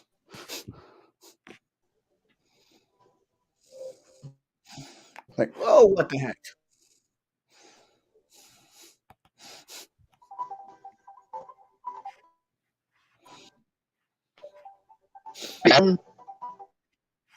Good to see, bud. Yep. Sound like a Yeah, I know it did good. It sound like a cable. A little. yeah. Yeah. You Well, did. because so and you can hook it up right to your yeah, you can hook it up into your TV and play it on your Oh, you can. yep. Happy years you do, Adam. Happy years, but I just got about 4 hours or so. The New Year's it's about like 8, 9 o'clock. We're at. It Yeah, but is 45 to. it is let's see, it is about 11 15 where I'm at. Yeah, the same times as I am. That's like in Yep. Adam in Arizona.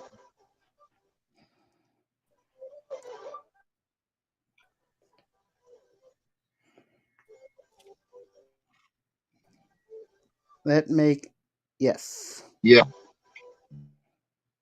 Yeah, let's make it a year to remember. The last couple years of stuff, you know, we had pandemic 2 years ago. Last year, we're still sort of kind of almost not recovering.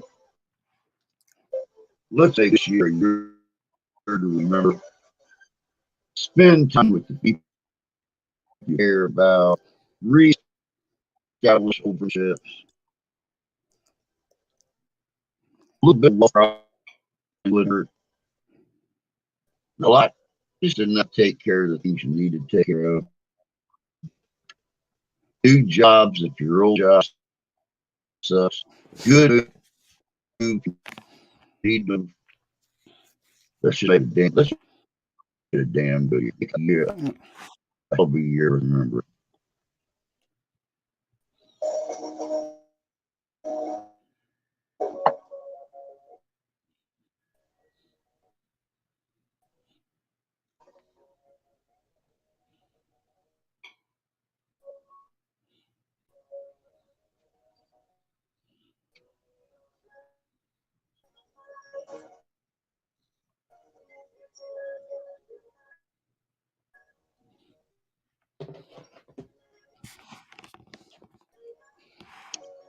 Man, I hope 20 man, I hope this year supposed to be a whole lot more better than uh, his year. I think we'll be no things change here. No. And can't speak for everybody's location. I know we got big chains here. We've got new businesses moving into good. Yep. I got the new investigations coming up. Big investigations, more collaborations.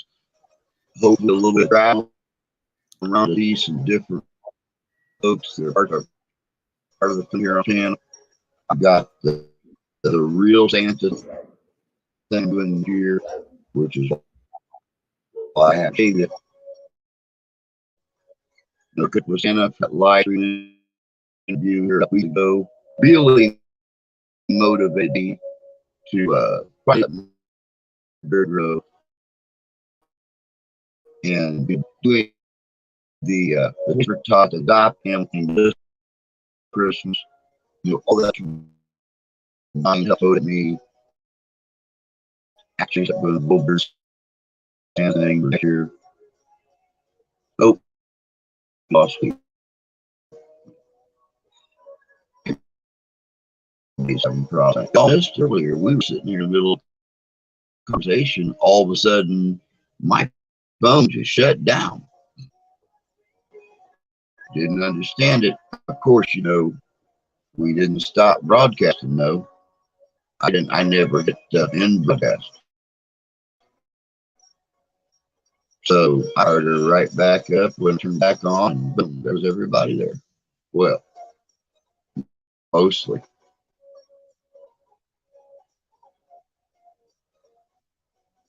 But new videos, new intros and outros. Of course, I'm designing intros and outros for other channels, and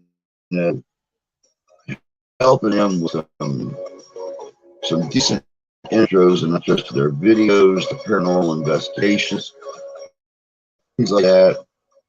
Y'all want to see some of my work, you can always see it at the beginning and ending of my videos. Also, JJ's Adventures is being my new intro this year. I designed specifically for them, for their paranormal investigations and stuff. Um, much larger investigations, a lot of collaborations. It's going to be a good year. I've talked about being busy in the past. Of course, we already have our new stickers. Right here is one in a cup.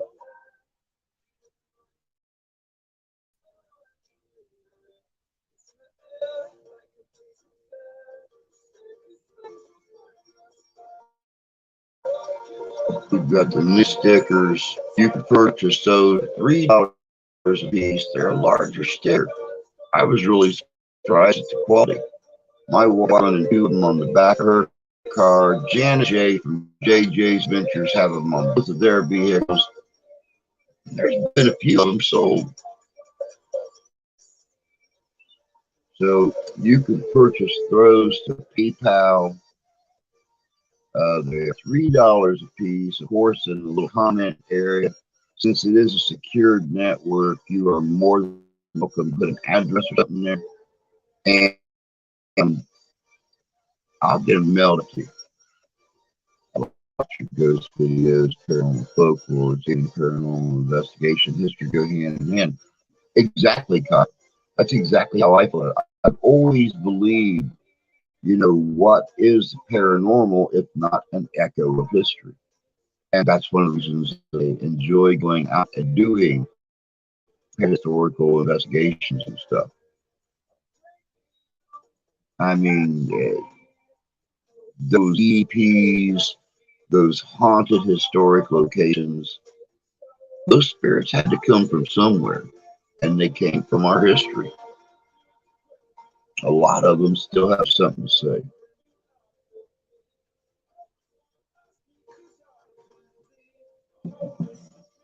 The sad thing about doing paranormal is not all spirits are evil.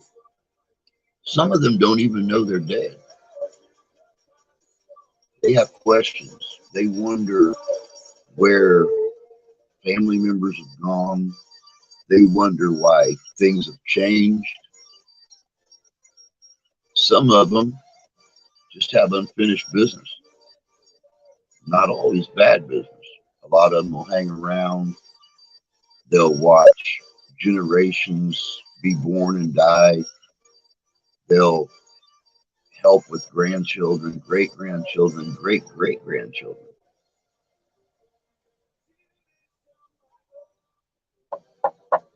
Of course, you have locations like Gettysburg, where Mark and I was at back in 2020.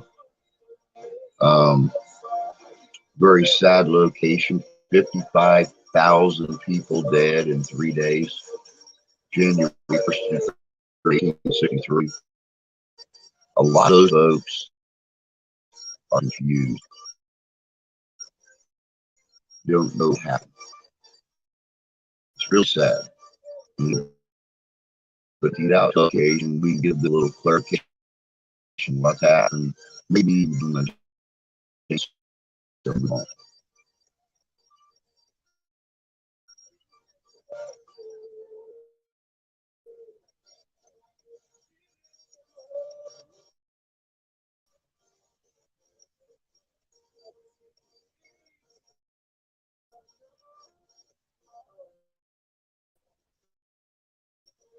really enjoy doing the ghost videos and stuff like that.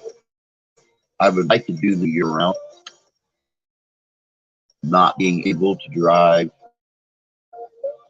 people around that, my partners either have families of their own or they live so far away. Like my early videos, I got Mark with me.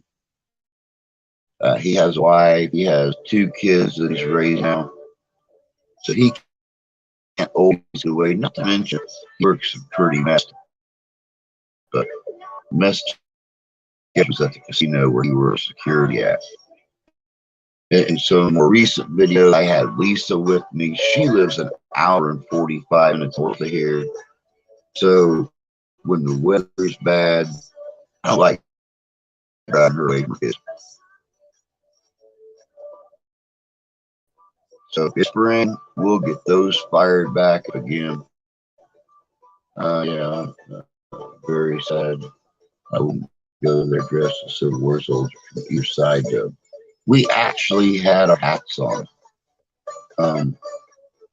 Mark wore his Verdun Sharpie hat.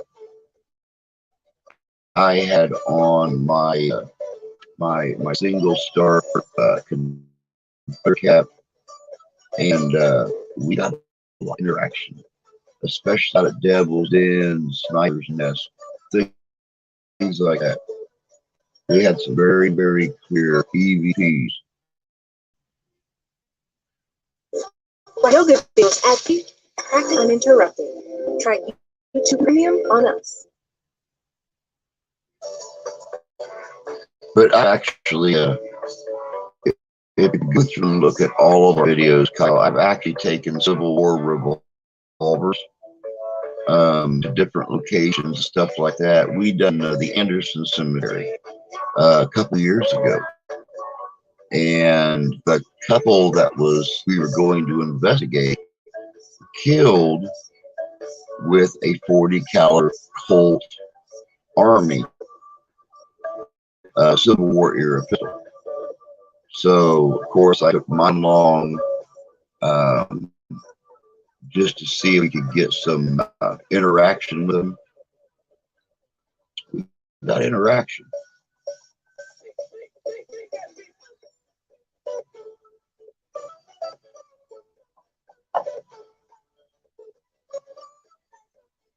Of course, I'm looking to also do the Army of the Republic, the Grand Army of the Republic Museum in East Rapids, Michigan, sometime here real soon. That is a Civil War museum. And of course, whoever I go with, we will both be dressed in traditional Civil War garb. Probably my captain's coat, boots, the whole thing, and hopefully we'll some good interaction there. But why stay here? Because a lot of them don't know the truth. A lot of them haven't, they're even dead. Some do, but a lot of them don't. Their death was either so fast or violent that they have no clue that they've even passed on. That's why a lot of them get so angry, because they have no clue what's happening around them. All they know is things keep changing and they don't. I'd be afraid of ambulance being attacked. Believe it or not, Kyle, I have been attacked more by being at a location than has that was based or determined what I was carrying on me or how I was dressed. I was 2 years ago. I was attacked at 3 different locations. All 3 locations left marks on me. Well, I take it back. Yeah, I guess the third one I did have a mark on me. I was getting real strong on things and found scratches right under the rib on my left side, under my bottom rib. Um, First, when I was attacked, there was 3 scratches down my back. I actually lifted my shirt and mark, take pictures, and put it on the video. The scratches going right down my spine, and another occasion I was scratched right down across here.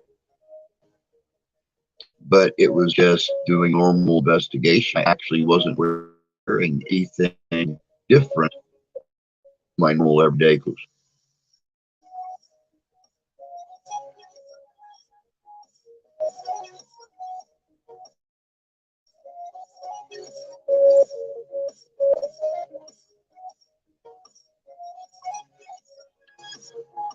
And whatever got me at those 3 locations was not your normal poor spirit. It was much stronger because I always cleanse myself before I go to a location. I cleanse myself after I leave a location.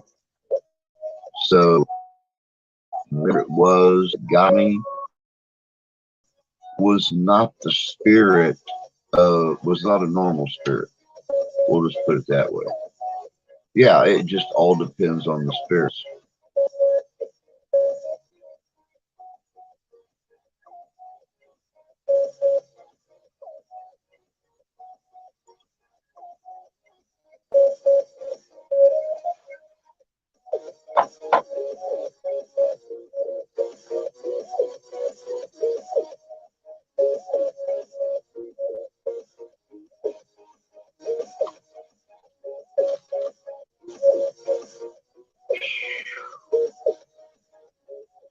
Six and a half hours to go.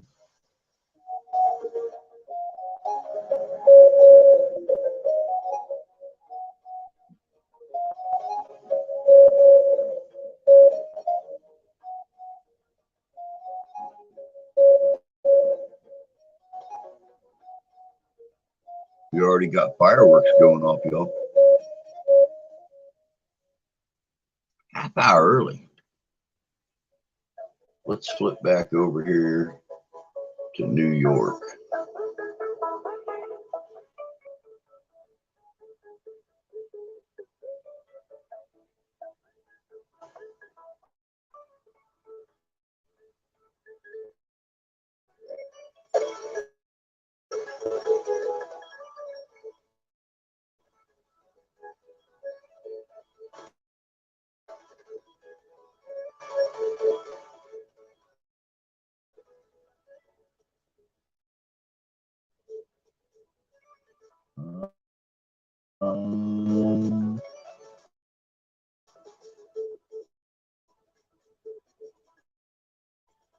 And look at me. Look at me.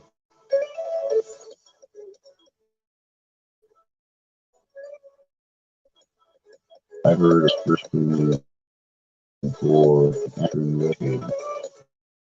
I never gone investigating that. Keeping no groups to do that. I started going on my own.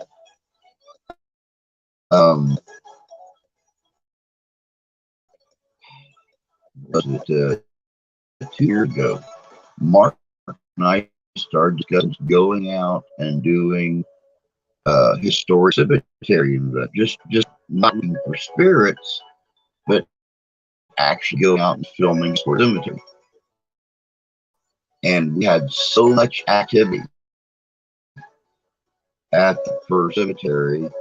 When we got home, I edited the video and watched it. We had so much plasma and orb activity that when I released the video, he said, "Why don't we do paranormal investigations?"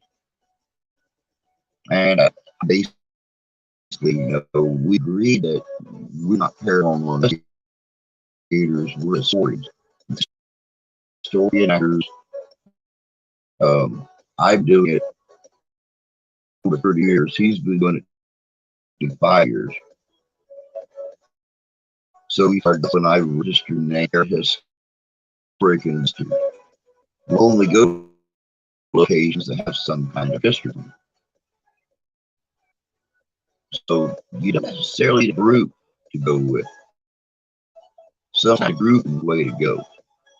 Going off starting your own, making maybe you and another person, making a decent name for yourselves, and be surprised how many groups contact you to start collaborating locations with them.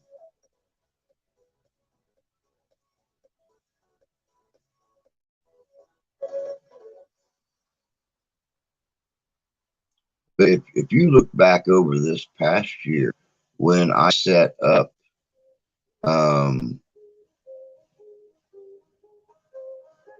our group down here in Southwest Michigan,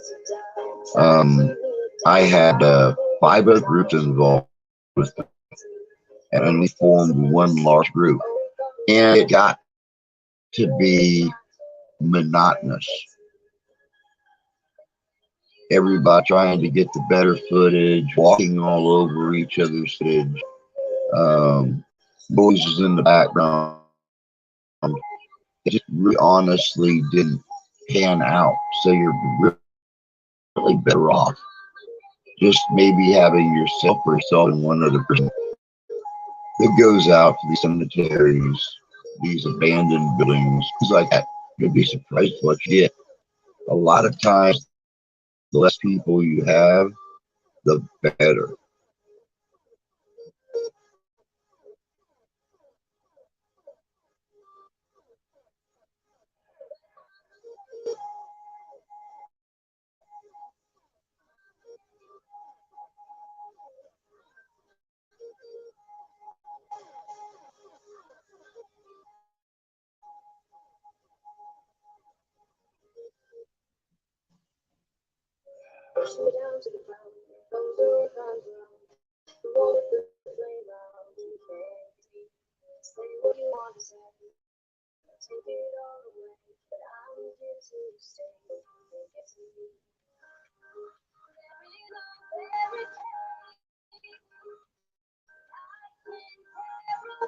I still don't like this music. Sadly enough, it's the only 12-hour copyright-free playlist that I find. So I used to volunteer on the fire department in a small town I used to live in. I did a station number of nights for myself, and it was creepy. Got a feeling of not being alone. That's not unheard of. A place like a fire station, I would love to do a fire station. I would absolutely do a fire station. We are not happy. Take care, bud. Happy you too. Much love, friend. Have a good night. Get a nice sleep. And see you in the new year. But yeah, I would do a fire station because for a lot of guys, that fire station is their home. And that's where they're happiest. So something happens to them, they go. If they return to the happiest place they know, they're going to go back to their station.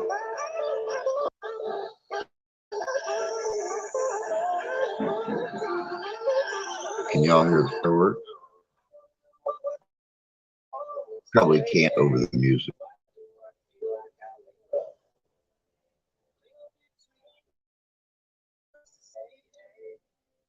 We'll be getting boomers here real soon.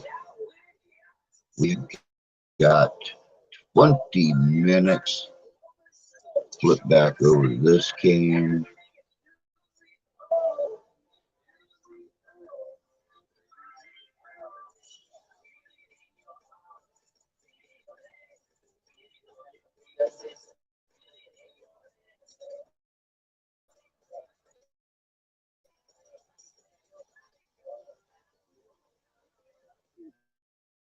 Looks like they got a band getting ready to play. They're testing out the fog machines and stuff. Of course, I'm sitting here looking at the Planet Fitness main stage.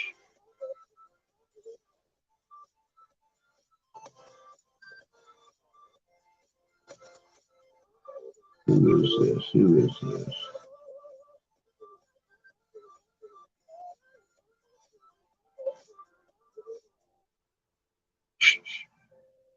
Apparently nobody knows because somebody just said, who TF is this dude?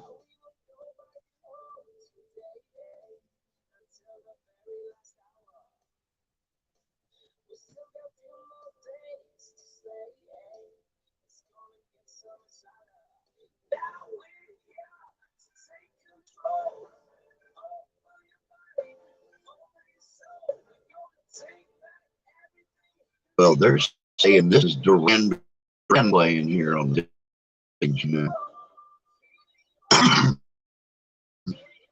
How about that?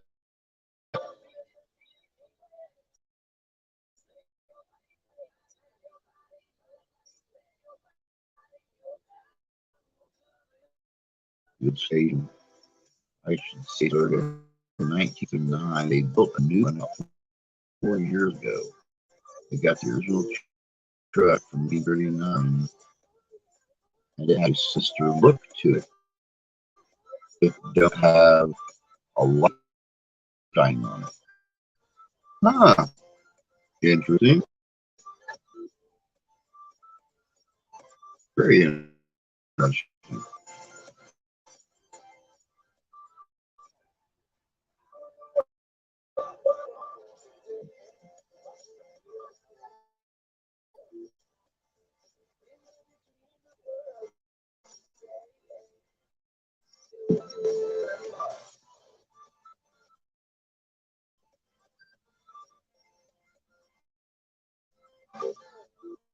See, I'm a big fan of old fire trucks, old trains, stuff like that.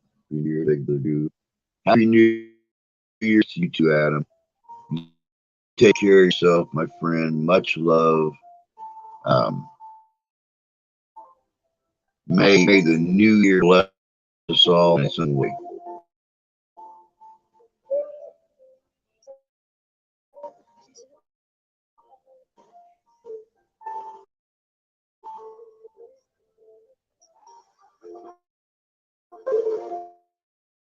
Yeah, I'm definitely a huge fan of old fire trucks, old steam engines, the old steam locomotives. So just yep.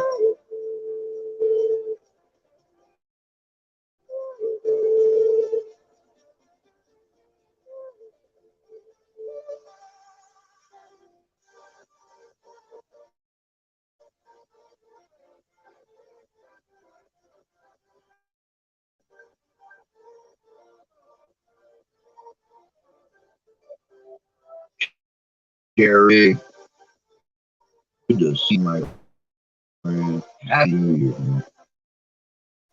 I know you spent a little bit over to where you're at. We are down to 16 minutes here.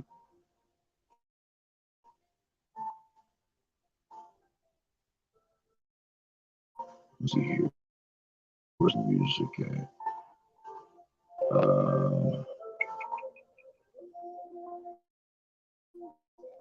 Oh yeah, we still have plenty of time.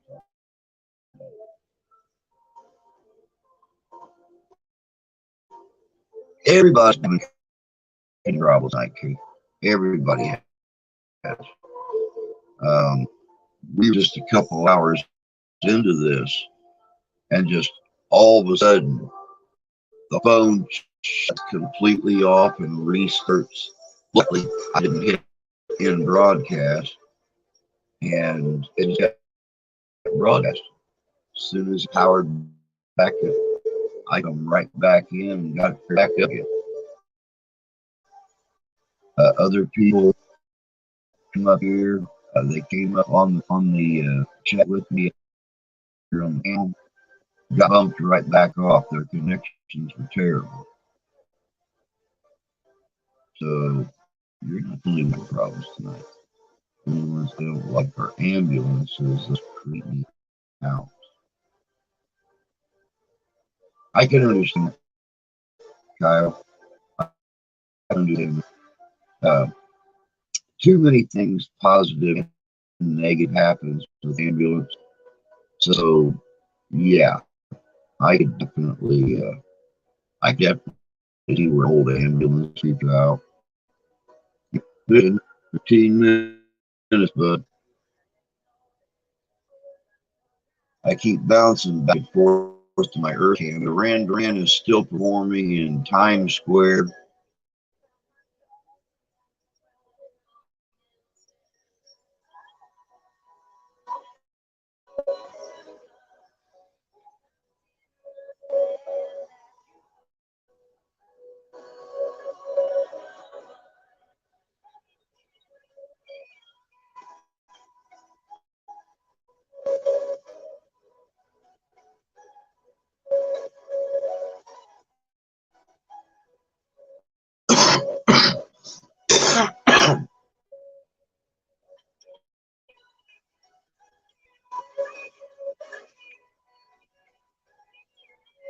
Wow.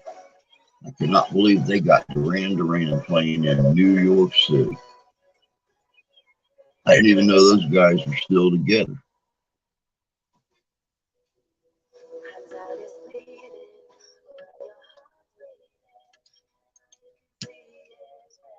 Amen, Adam. Amen. Let the new year find us better than it left us.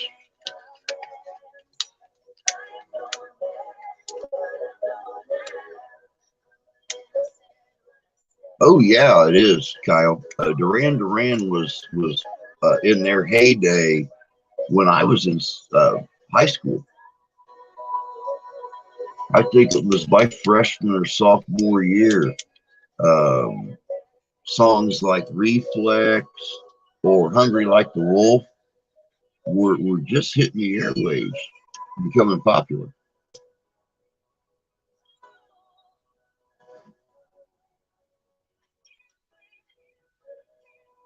I didn't know they were still alive.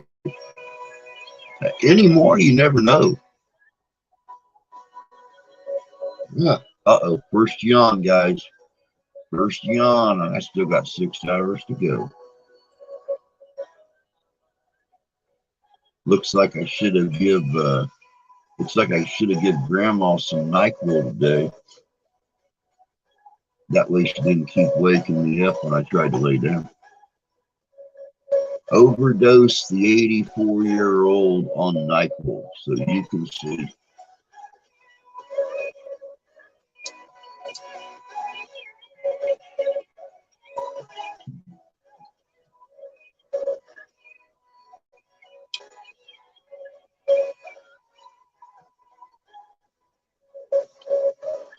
Hey, Terry, you make a really good point there. We have lost, according to the news clip that I seen today, we have lost 32 film, television, and music celebrities in 2022.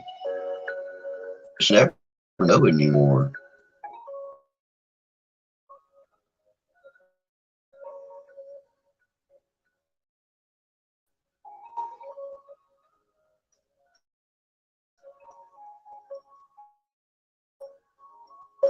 Like dreams, like these,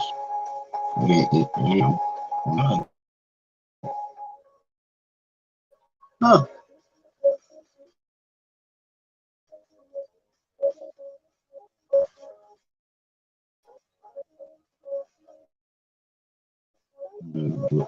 Here.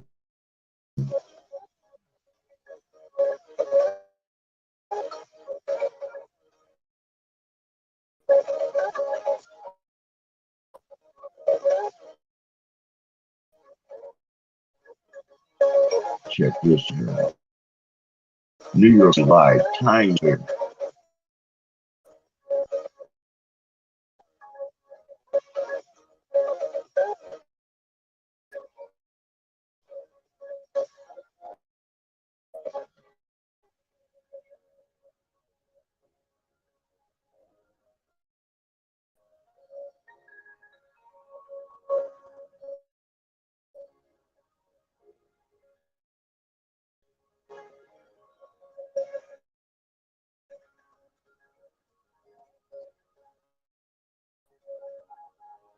All right, looks like New York is runtime with us 10 minutes to 12 midnight.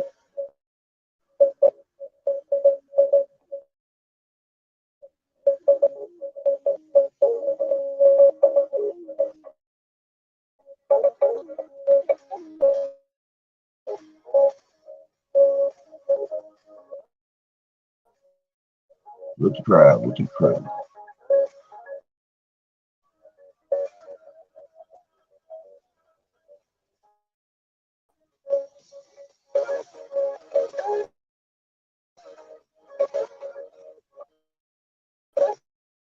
Let's be honest, this one big, more big. I remember, um, I remember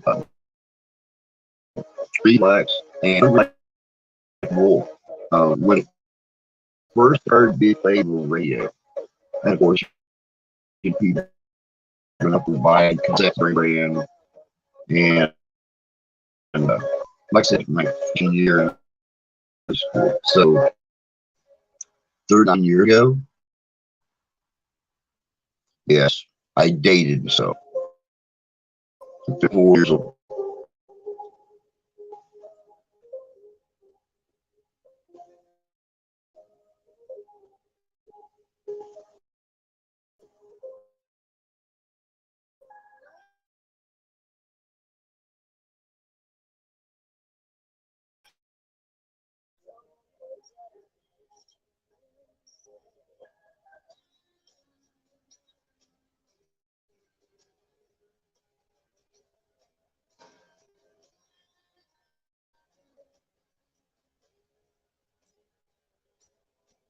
Uh-oh, looks like we're starting to get some cloud cover in here. I hope it don't interfere with the rest of the stream. I really want to pull off this 12 hours.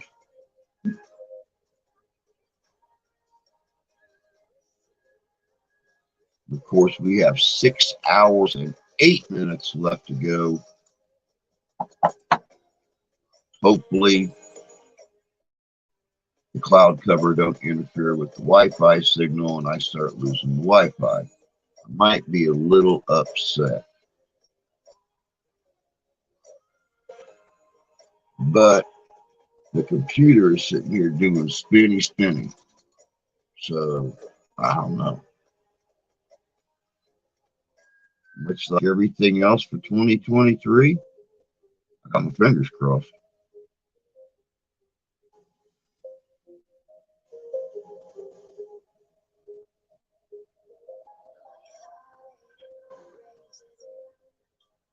Here in about 2 minutes, 3 minutes, I'm going to switch over to the New York scene. Of course, I can't show it, guys, because it is copywritten.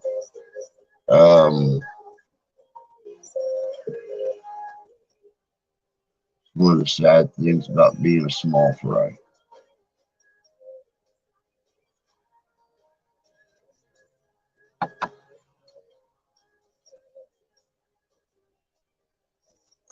Cool, cut. I'm back.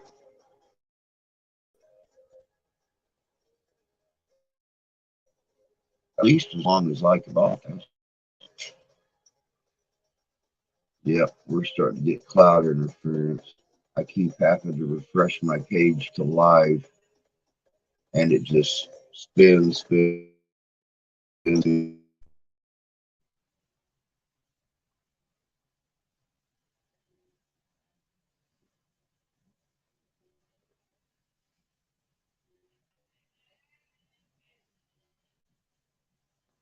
Let's see what New York's doing.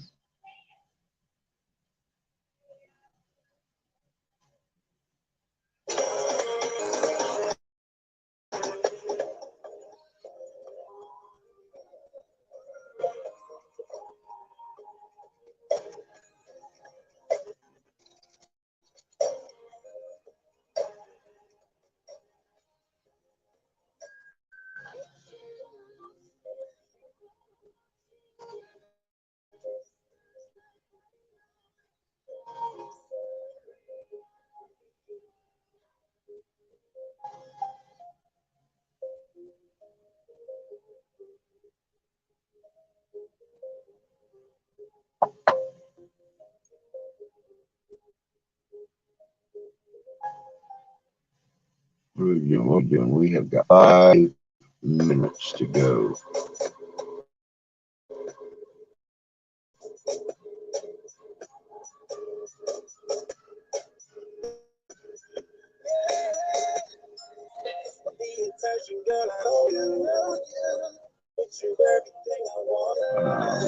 Yeah, she's been shifted a little bit. I'm off myself. Yeah, well, I noticed that we went uh, cloudy, mostly cloudy in the last probably 3 minutes. So normally when we start getting Wi-Fi interferences interrupted, you might be able to stay on to 6 a.m. We not. You just never know. But we have really crappy Wi-Fi here in Michigan anyway. Thus, since they run our Wi-Fi lines with the power lines, any kind of wind disruption or cloud barrier will start to degrade our signals. We've been sitting here on a clear evening before, and all of our TVs are Wi-Fi TVs. But we've been sitting here watching TV and just all of a sudden lose Wi-Fi report because the wind. If you know how to do those connections on those Wi-Fi cables, they've got a steel ring and a steel ring going this way, and then the cable coming off this way. So as the wind blows, it sits in this making connection.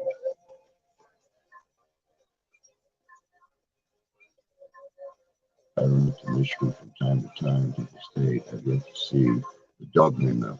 I was trying to get a group together in October, Kyle, to go up to Manistee State Forest for a 4-day camping trip to do a dog man expedition.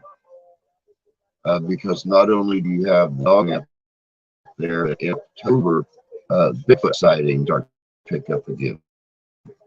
And it usually only lasts about 5 or 6 weeks. All of a sudden, nobody sees or hears me again until the next year. Couldn't get a group together to go up there. I was all for it. Nobody else would do it. I'm going to sit there by myself something like that. I'm not going to go somewhere where it could be possibly mutilated and or eaten by myself. Okay. All right. We got 2 minutes to go.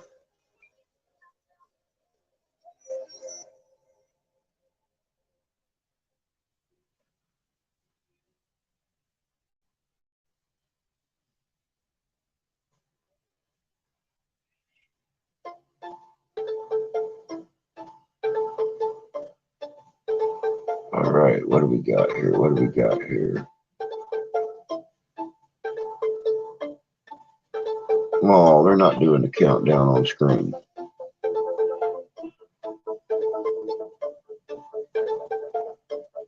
Oh, here we go.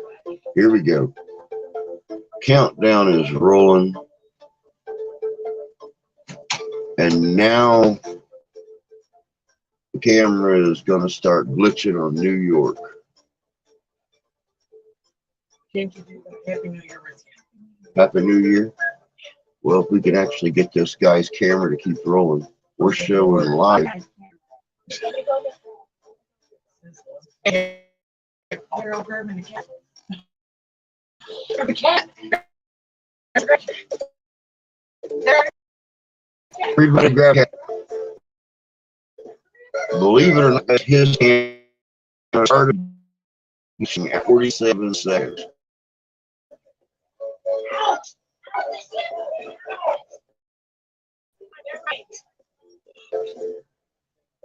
You got a countdown ball or something? I'm watching New York. Okay, where are we at? Oh no, his camera. It's midnight. His camera. Happy New Year. Yep. Yeah, It bitched up, guys. Happy New Year.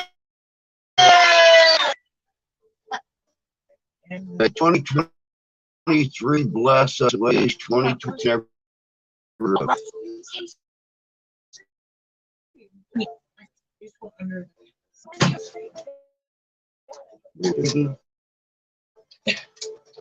This biggie.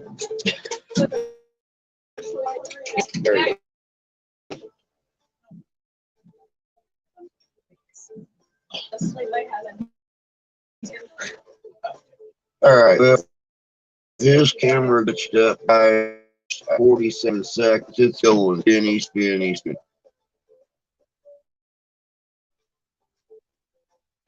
And I refreshed it. His camera froze.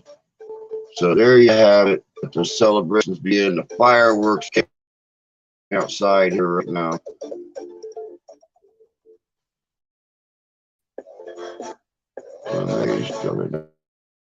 There's the hurting one. Happy New Year. 1 more hour ago.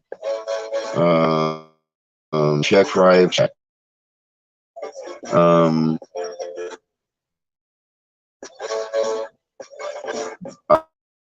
I've got somebody, Doug McCoy. I see you down there. I'm not letting anyone up here who's not showing me like a video of themselves. There we go. There we go. There we go. Happy New Year. Happy New Year, bud. Yeah, I'm sorry. I got to leave the camera off because I'm at Papa Carey's, but Happy New Year, brother. Happy New Year to you, man. Happy New Year. May bless us all. That's all I can say. All right. I'm going to get out of here and let you have a real show. Good night. All right. Good. My friend. We'll get you later.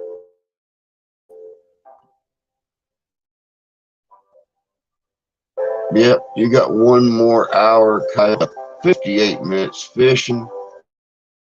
Love you, man. Happy New Year. Can't wait till we hang out together. I'm counting down the days.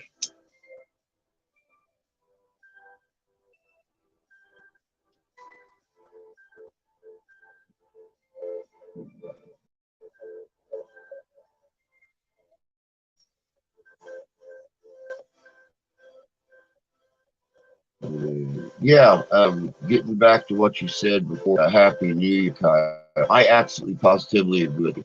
Now, I have reports where people have been sick and never know in the areas that have. I have never seen a report where somebody was actually attacked or they say Happy New Year. That's you for being here. I sit up here all night long in the channel and talk, but thank you and Carrie Fishing, Kyle, and whoever else is lurking back in the shadows for being here and breaking the New Year with us. And it's all about them. We're not just one big family.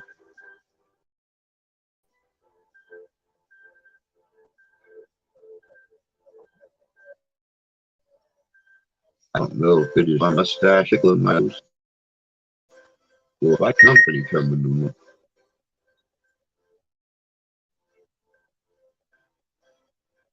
Whatever it is, it's irritating. But if they're coming, they're bringing a box of money or something. That can't be, because normally that means my nose and my palm would be in it. That's just my nose. So I have to scratch my nose with palm. So yeah, that's just something.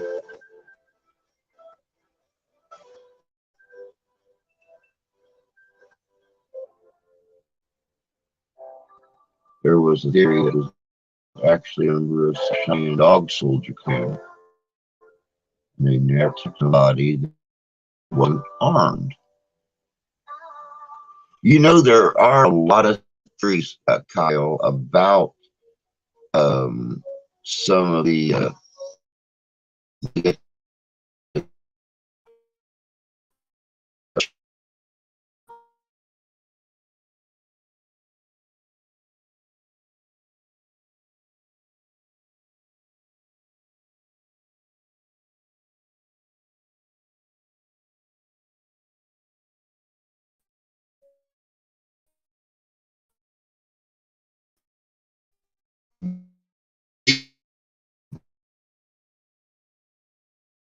anyone who wasn't armed. They let anyone who's not who they didn't perceive as a threat to them.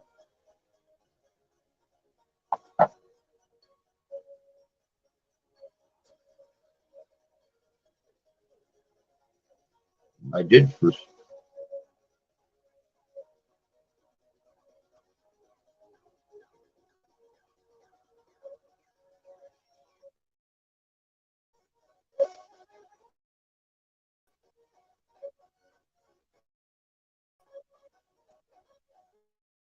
Okay. Zero.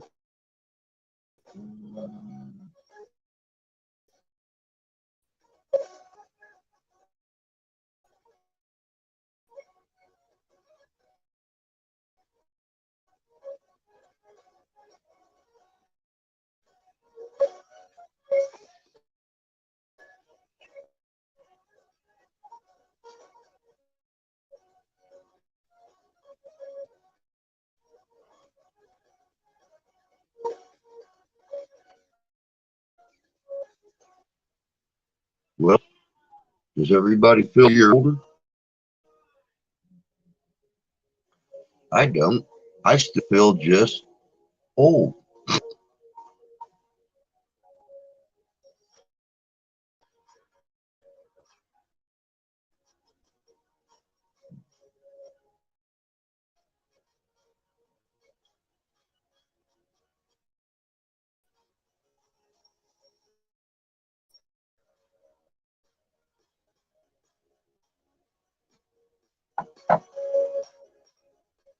You know, it's kind of hard to believe that 50 years ago, people thought that we would all have flying cars. They thought farmers would go sleep. They would have these great big walking planters and harvesters and done all the farming for people. Thought everybody would be living in big cities in the sky. I have yet to see a flying car on the assembly line. Fans believe they were sense of dogs that could explain the way looks. Trucks have versions of what we call werewolves. Yes, yes. Believe it or not, a lot of tribes did, especially with walkers, they're shapeshifters. They, though some of them did believe that you would actually turn into the animal form of that creature which could transform into. There were tribes that believed that you turned to some kind of hybrid, part deer, part human, part bear. part here. So yeah, Matt worked on that. And you know, I'm really surprised, Kyle, of your knowledge of the dog man, because I've never heard of a dog man sighting or report in Missouri. Normally, it's Bigfoot sightings and stuff in the wooded areas in the southern part of the state and stuff. I've never heard of a dog. I'm actually quite pleasantly happy that somebody out there that doesn't live in a dogman state like Wisconsin or Michigan or Canada is so vastly knowledgeable of the different stories, legends, and myths surrounding it.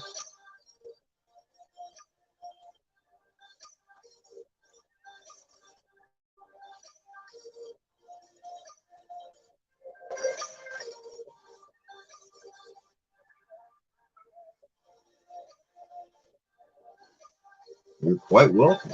Thank you.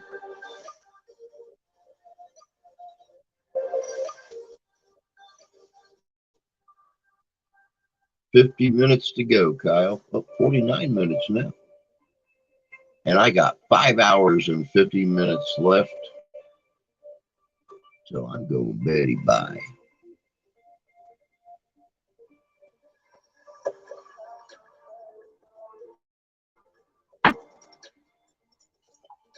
Time to throw up some cup of coffee.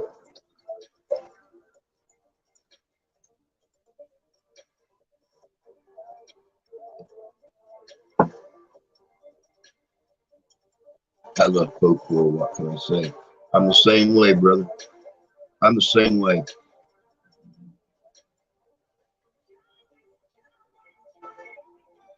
Oh, yeah. I still have plenty of coffee left to last me till 6 a.m. That's the night about having this big old gallon-and-a-half percolator right here to keep myself in coffee. And of course, right now, here, let me grab this bag. Right now, I am drinking the Beyond Black from Black Rifle Coffee. Actually came in a Christmas box from JJ's Adventures. They were down in Gatlinburg, Tennessee about a month ago. And she's heard me talk about Black Rifle before, how I follow them on YouTube, how I follow Heather Lynn O, and some of the other guys from Black Rifle. She called me on the phone and said, "What kind of Black Rifle coffee you like?" I don't know. Every one I've ever had. So she said she was going to ask them at Black Rifle what their biggest seller was, and Beyond Black is what she got. So that's what I'm drinking right now, is Beyond Black from Black Rifle Coffee Company.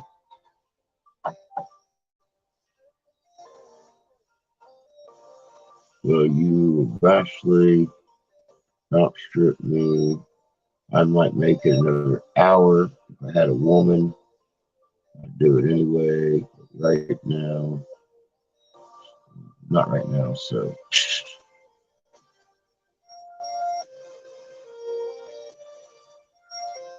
Heather's okay. Matt is okay. The Black Rifle is not okay.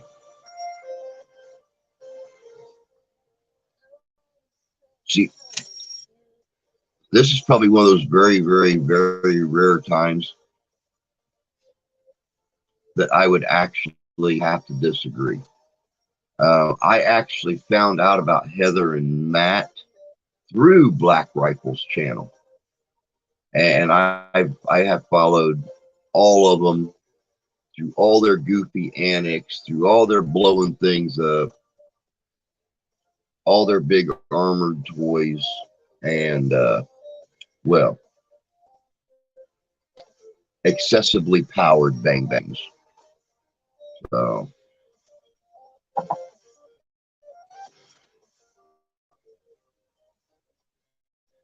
I'm drinking sweet tea and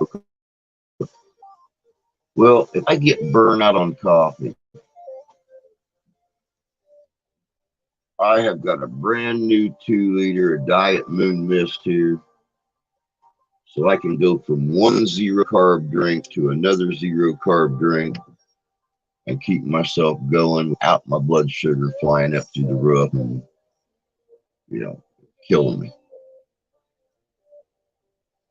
And I drink coffee every day. Spring, summer, winter, or fall. If I'm out camping, I got a 1-gallon coffee pot that I take out there and make coffee over the fire. If I'm in here, I got the percolator. Yeah, I'm going to go down from Black Rifle adds 2. They together, they get along more like brother and sister, but I could be wrong. I think they are a couple. Now, I could be wrong, but I think they are a couple in real life. For you that didn't know, Matt and several of him and Heather's friends actually done a movie a few years ago. And Heather was not in the movie, but several of their friends from Matt's channel and Heather's channel and Black Rifle's channel were all in that movie, and I do not remember the name of it. So I don't know. It makes me jump off the walls like a kangaroo.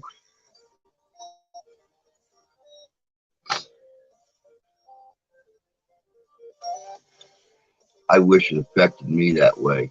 I could literally sit here and drink coffee up until 5 minutes till 6 in the morning. Shut this thing down at 6 o'clock and be asleep at quarter after. The same way my mom is, though. She gets cold in the evening time before bed. She will drink 2 or 3 big old cups of coffee, and she drinks some strong coffee from 70, 77-year-old woman. But yeah, she'll drink coffee, go straight in, and go to bed. Maybe she didn't be in. That's very possible. It's very possible. He does enough goofy videos. She don't need help.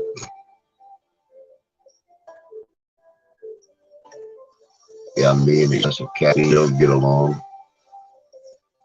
Caffeine is my friend. It's my friend. I love caffeine.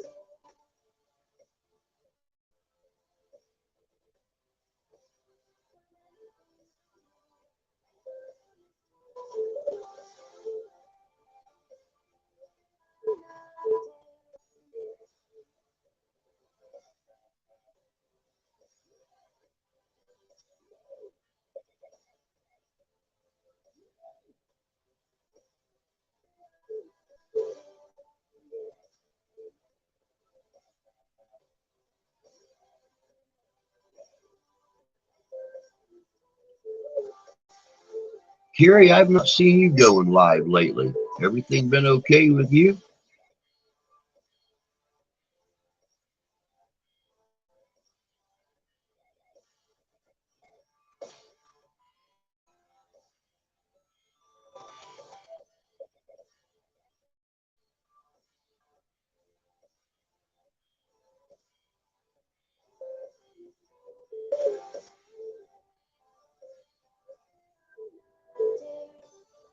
Hopefully Papa Carrie's doing well.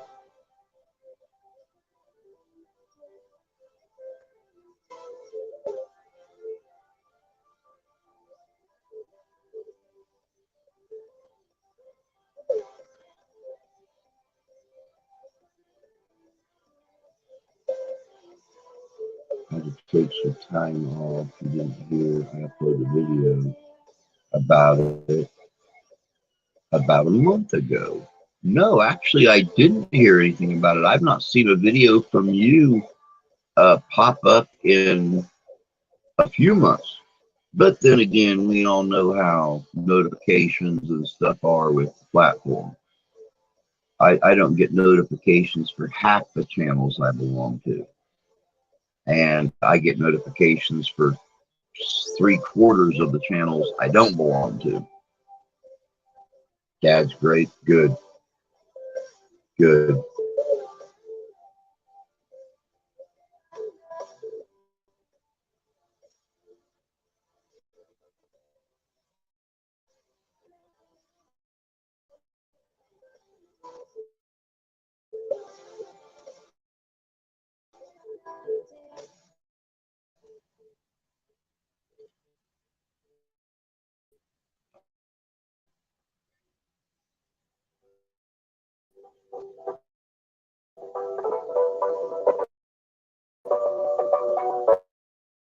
Angels and traffic accidents.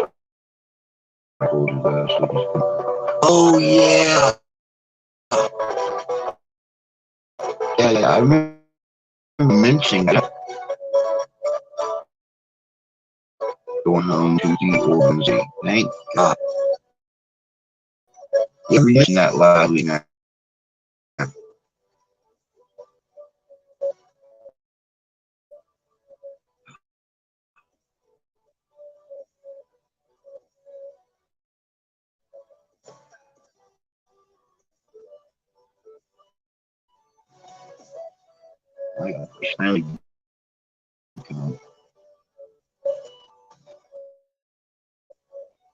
That's terrible.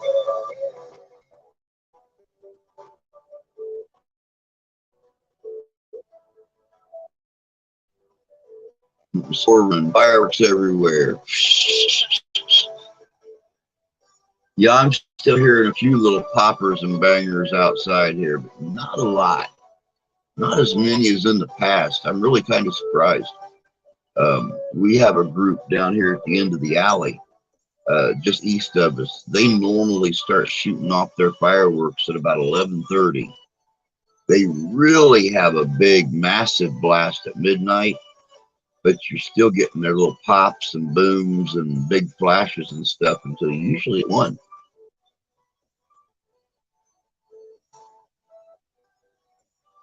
Brent's car is so my God. I'm just thankful that she's finally getting to come home. That's terrible.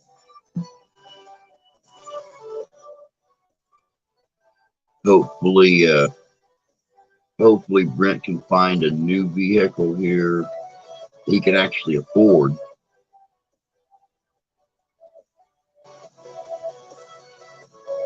And if he's having a hard time finding one, tell him to look on Carvana.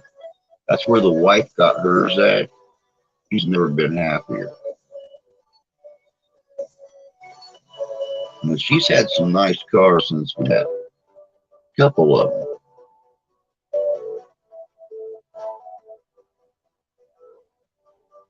Always looking forward to seeing his sister, I'm sure.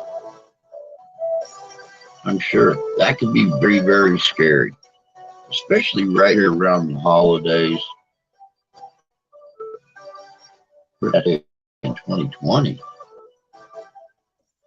No, that I didn't know. Well, then hopefully, you know, at least another vehicle can be found where, you know, once she gets herself back up to par and she's able to start getting out and doing again, that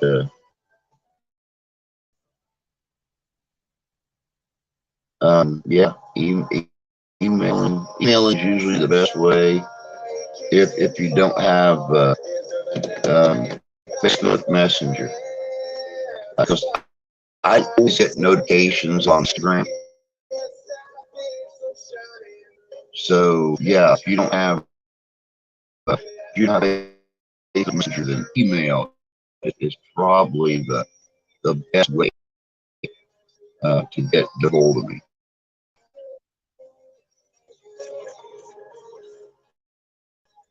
Then that's just a call.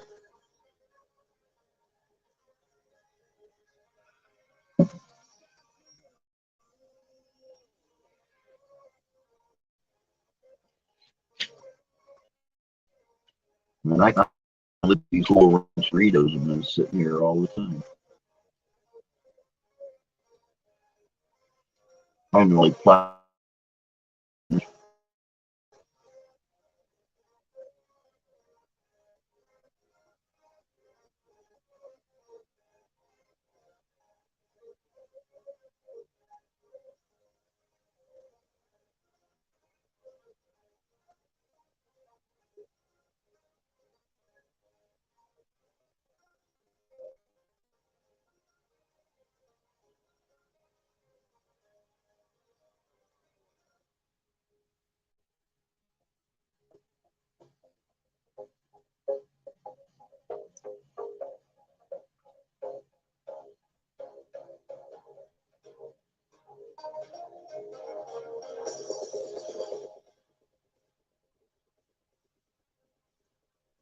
Right.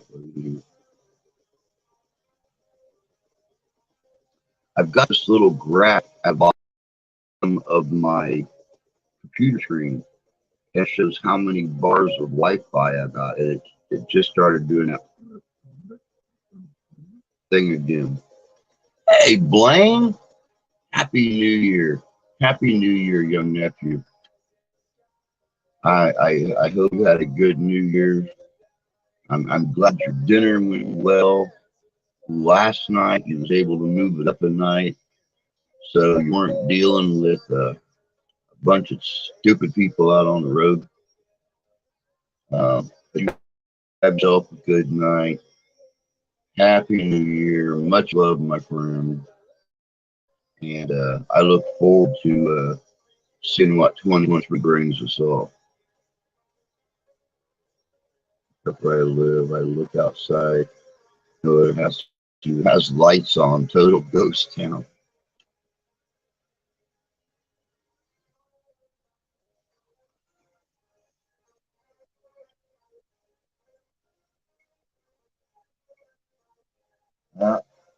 Nope, I can see lights.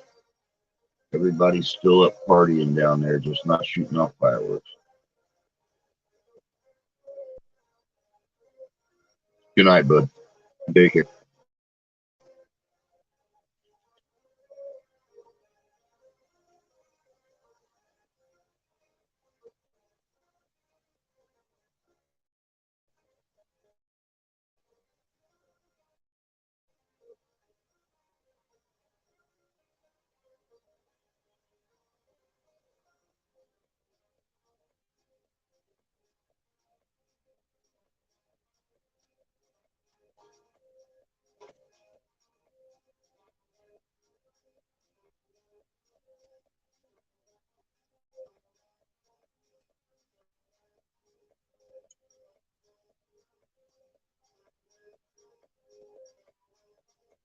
Small town, even smaller than the one I moved here from. Ours isn't a big town. You have to go clear out in the rural area around town. And we might have 3,500 people. If luck.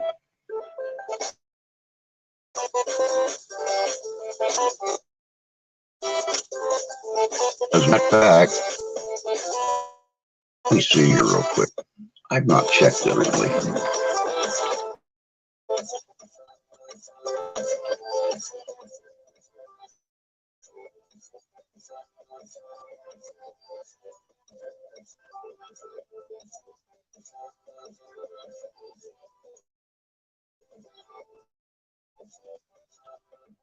Wow, I am completely wrong. My town is a total of 2.236 miles squared. Our population is 1,704. 1,704. So, and that's from last year. So maybe 5 or 6 babies born. I think I know might be up to 1,700 now.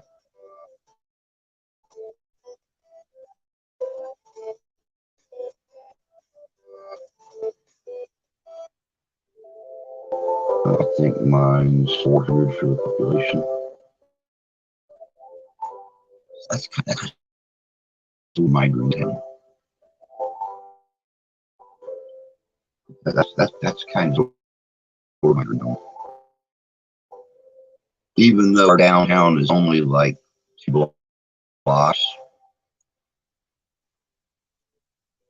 but my town is located on 2 highways.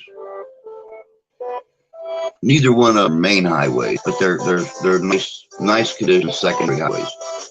So you've got like 2 blocks of town going up this road, and you've got what business, church, house, business, house, business, house.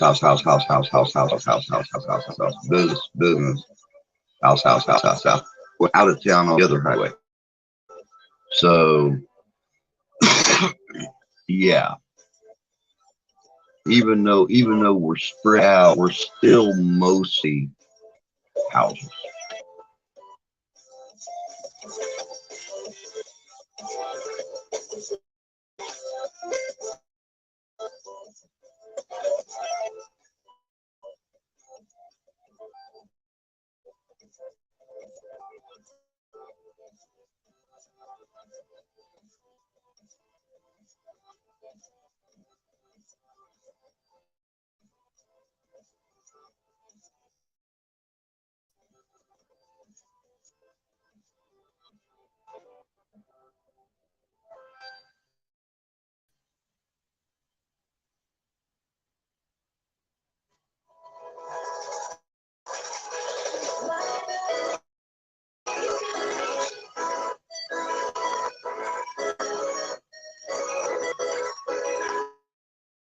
I just get your email, Carrie. I'll definitely check that out. Yeah, those are the kind of towns I like too. I love when they're spread out. This one actually looks a lot bigger than what it really is, but here in Michigan, we call villages. The word town doesn't even exist here. These are all villages up until you get to places like Grand Rapids and Kalamazoo, Niles, Michigan, things like that. Those become cities. Yeah, I'll wait. I'll wait last stream to read it. The couple of lines that I read though seem very interesting. Not much goes on that could be good or bad, but it is what it is. It's the same way with her. You know, we don't have our large we don't have our large crime things here. We've had since I moved here about 7 years ago, we've had 2 amateur scientists trying to what's a nice way of putting it? We have had 2 amateur scientists attempt to get into home pharmaceutical production. Yeah, that sounds nice and politically correct. And we had one a brother and sister whose the father passed away, and he was disabled. The brother and sister were disabled, but they were disabled here. The father was physically disabled. He took care of all the finances for him. So they didn't know how to take care of themselves or do anything for themselves. And they go out getting random people's cars, take change, take CDs, things like that. When they actually found out who did it and went to raid the home, they found out father was deceased. The kids buried him in the backyard, um, and they were actually going around and robbing from these cars and stuff to give each other Christmas presents. So they didn't know how to get accounts and stuff like that. A lot of their bills, their electric stuff like that was automatically deducted from the account. So when the food stores ran out and the holidays started coming, they were going around and raiding people's cars and stuff, getting spare change and things like that to be able to buy food and to give each other Christmas presents. And those are the only problems I have heard of in this town in 7 years. Yes, we had we had people, yes, um, cooking, and what you mean, small towns. Exactly. If they lived in a bigger town, there probably would have been all kinds of help available for them. But they lived here. Actually, they lived out in the country, about a mile and a half outside of city limits. So nobody ever went to see them. Nobody knew.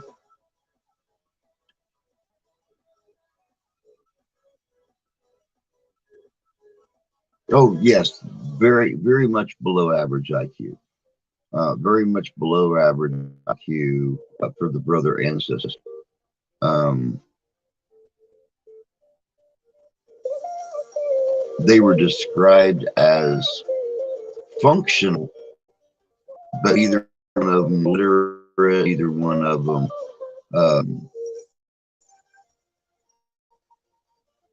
didn't take themselves.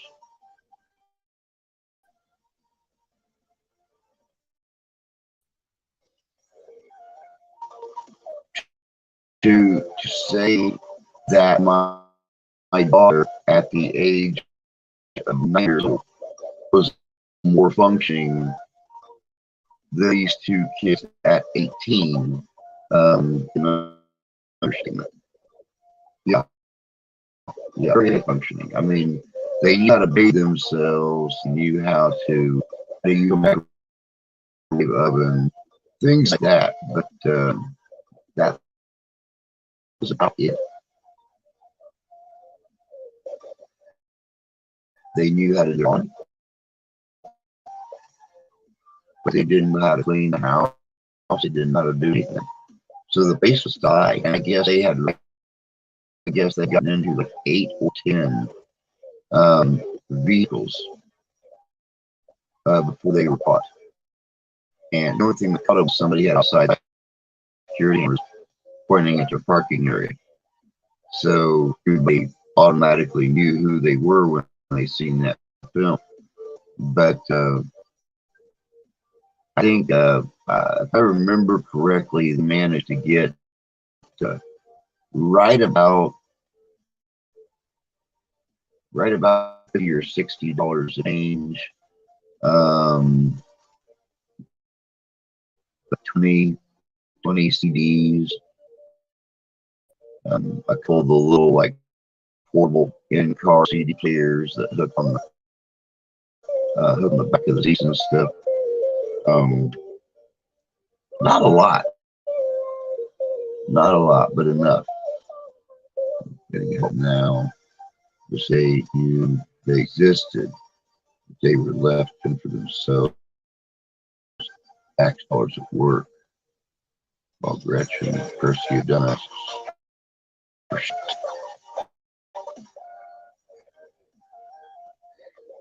Yes, that's what I understand. They went someplace together. They did not sleep. They are only, but they did get to someplace together to find help.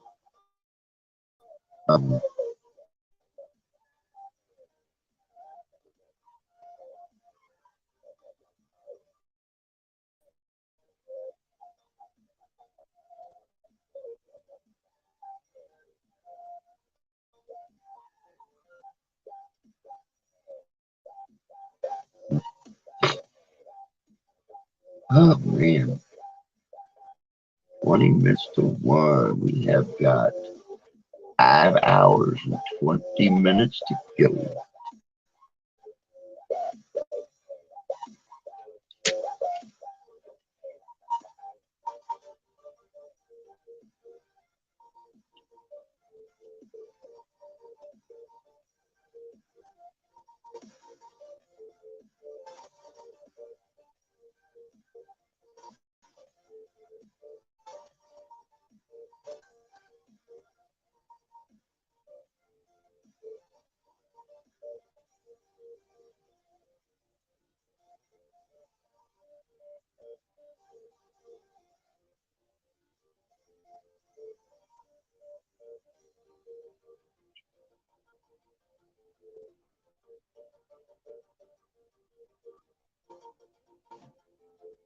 And um, I quite honestly don't blame um, governor. There are other departments that handle that stuff. As for the dumbasses that she prosecuted, well, yeah, I mean, she's a governor of a state, and people got online and made threats that they were going to kidnap her and they were going to terminate her life. And when they actually raided these people, they had very, very detailed plans on how they were going to do it, when they were going to do it, what they were going to do to her, everything. So, I mean, I really honestly don't blame her. If somebody was doing that to me, oh yeah, I'd press charges, let alone a government official. I'm actually having an issue though with the um, I'm actually having an issue with the education side of our state government right now, because the according to the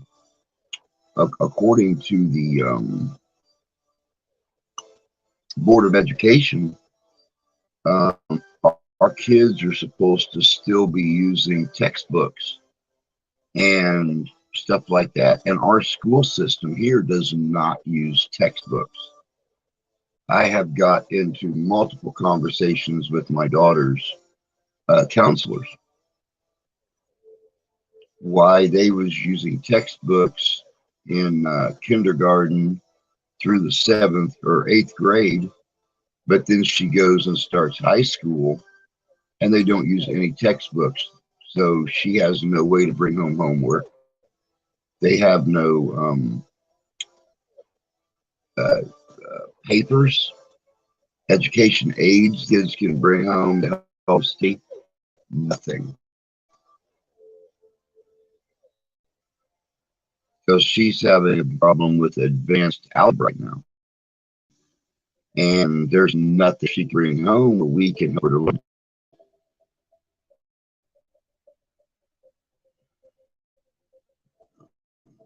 Oh yeah, most definitely. Let us hear.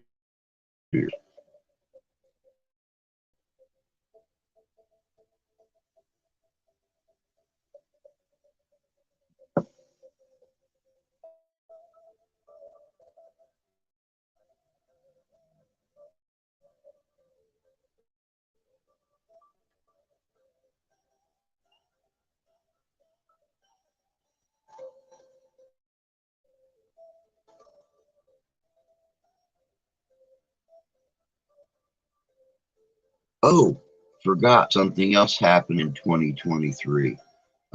Restricted Paranormal is going to, when I do the live streams with Danny, we have a guest.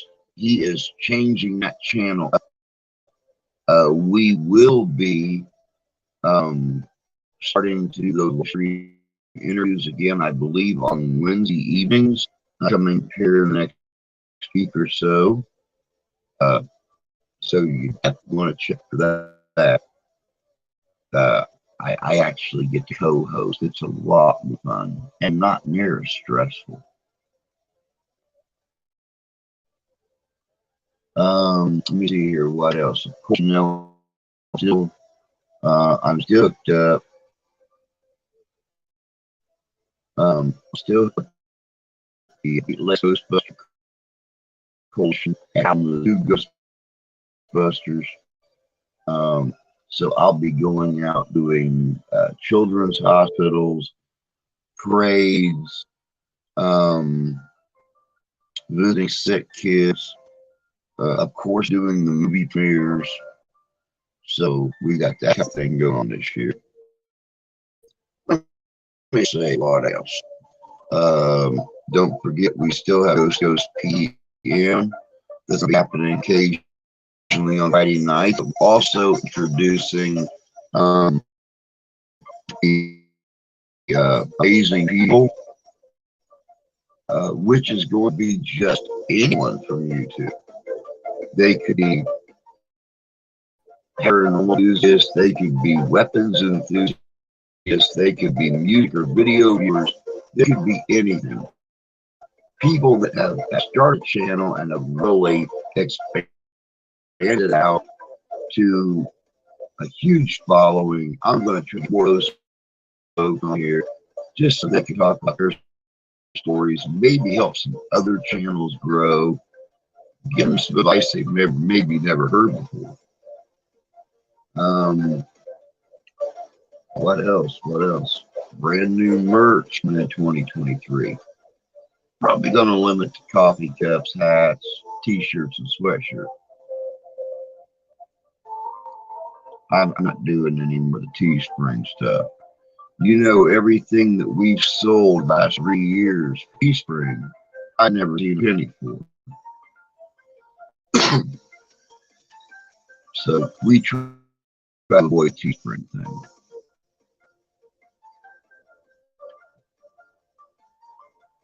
Let me see what else. We're still going to keep the videos coming. We're still going to keep the live streams coming.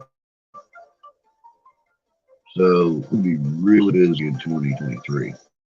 But it's like I said, we've only got 263 family members to hit 1,000. That's all downhill and growing. You know, we've done 34 people this month, and 3 of them was today. So they're still going to be puffing it up and growing, guys.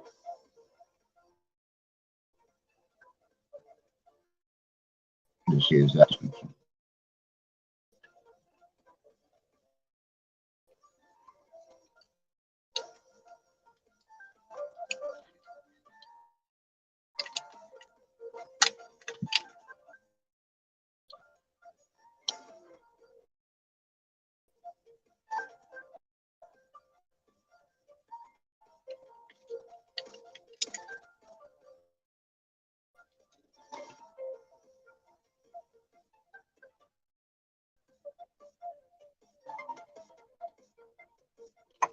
Oh, of course, we've got brand new stickers already out. Our window decals, vinyl decals to hang on your car window, your mirror, above your bed, wherever you want to hang them at.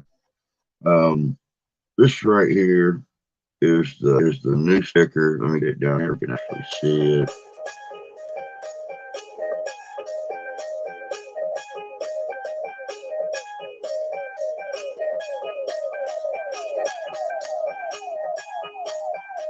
These are actually very large.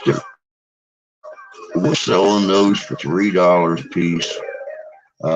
Like I said earlier, $3 is payable to the same PayPal that we use for everything else. But since it's a secure network, in the comment section, you can see your address, and that's a sticker right out of the mail. I think we have about 30 of them left. I think we started with 50, and of course my wife has two on her car. Jan and JJ's Adventures got them on both their vehicles. What can I say? People like sticky things.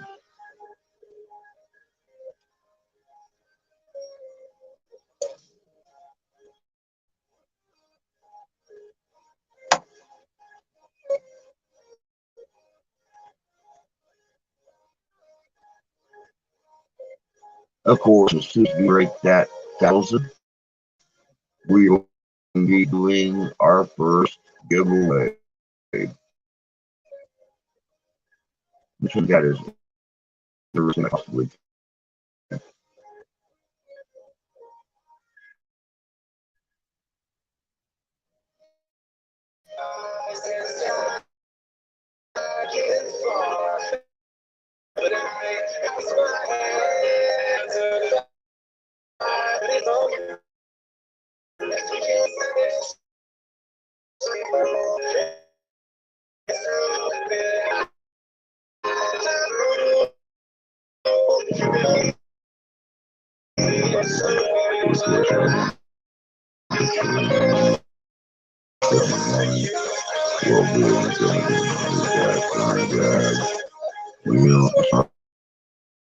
Okay, that's cool. Cool. He was still here.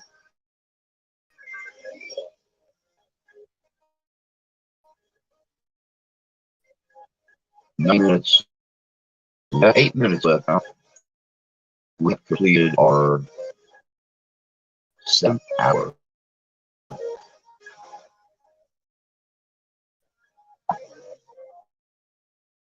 Or 5 hours after that. We got this.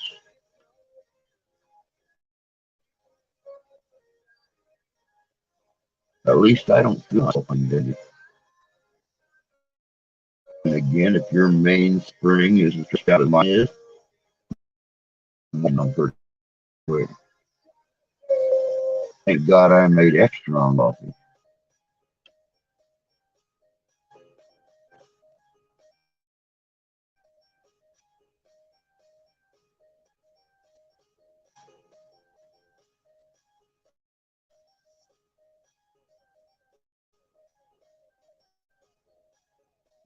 I've not seen Fishing Bob say anything in a while. Is he still here alive and kicking with me? I know it says we got 7 people here. Oh, 8 people now. Only been 2 of them talking for the last 40 minutes.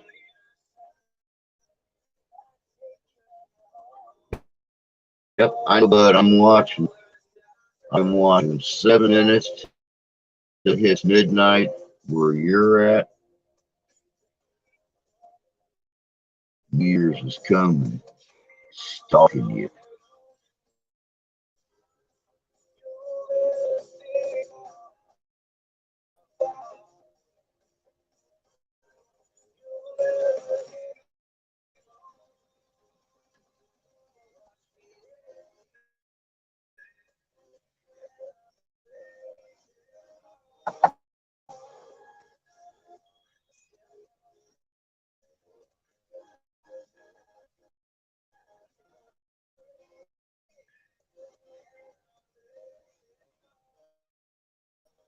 You know, I kind of thought music would wear me a little bit. I'd start to get those are 16. It's not. I still like it. I took around for a bit. I'm the only one within the house. And something else to do. So you can hang out along the road.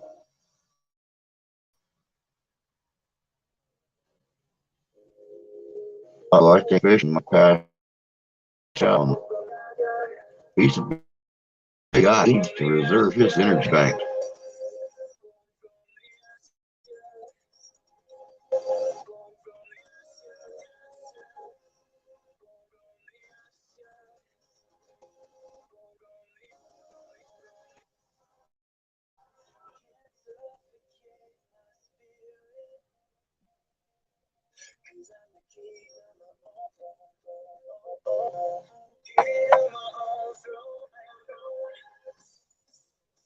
5 minutes.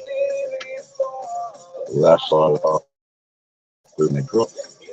And I could get early to the load.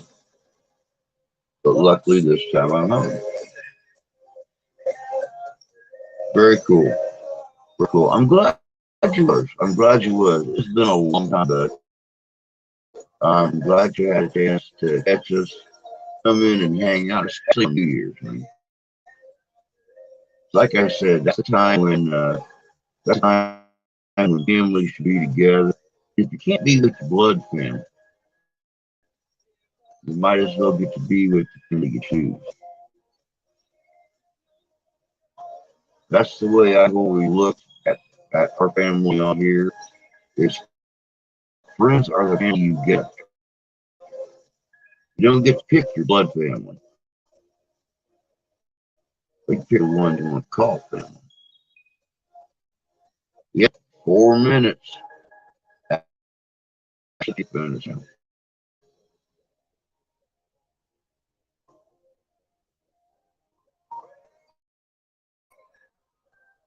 I just wish I had that counter. So on the step. There you go. 3 minutes.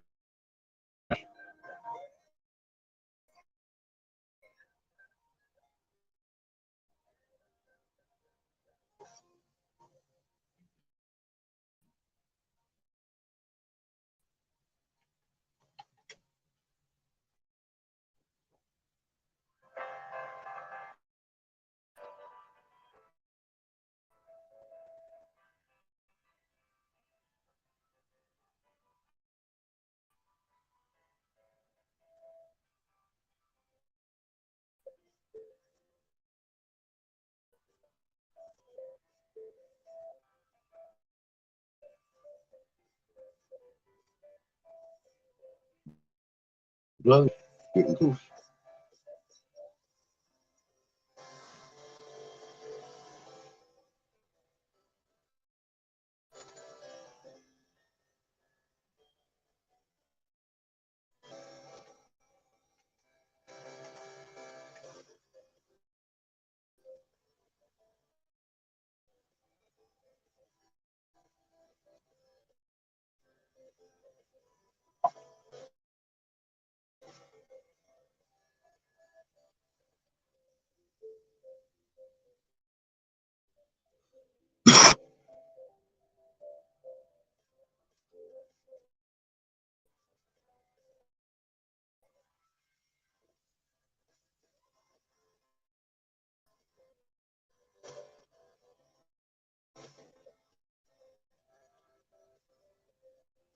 And we got this really cool years to break into with.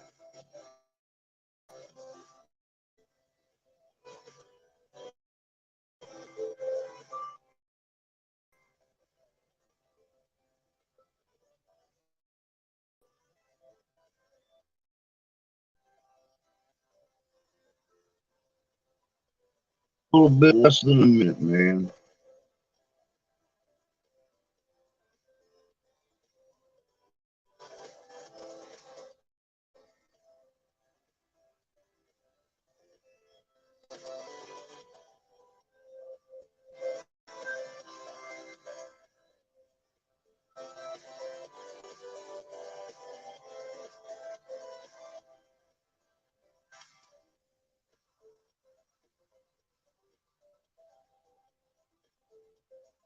Yeah, real great at the bottom. I agree. But I'm great to talk about. So.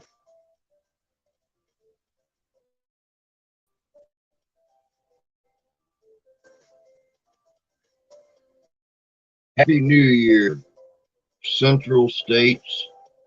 Um, like I said an hour ago, for us, 2023 bring us fortune. May it bring us good health. May it bring us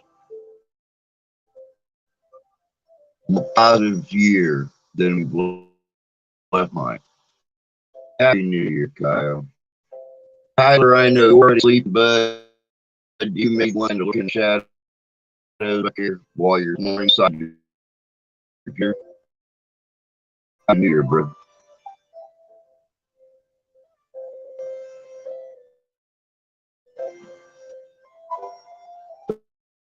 There's New Year's stuff right there.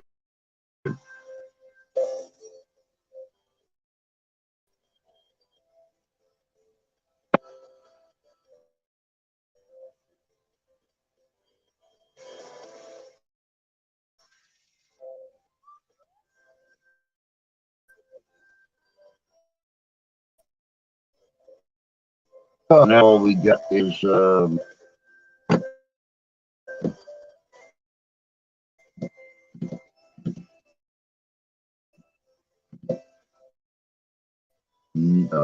we have another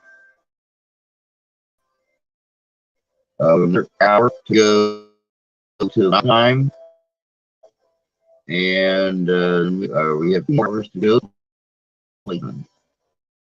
But yes, I have heard of those type of a lot of different locations have recorded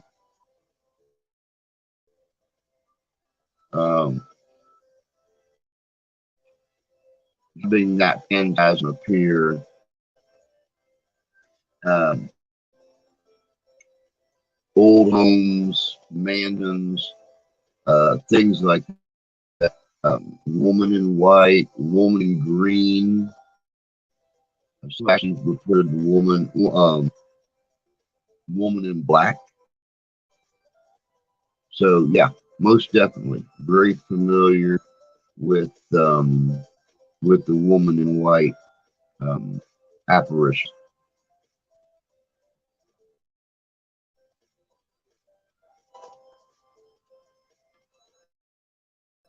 So the town just woke up. Boom, pop, pop, boom, pop, pop, pop, boom, boom, boom, boom, boom, then some.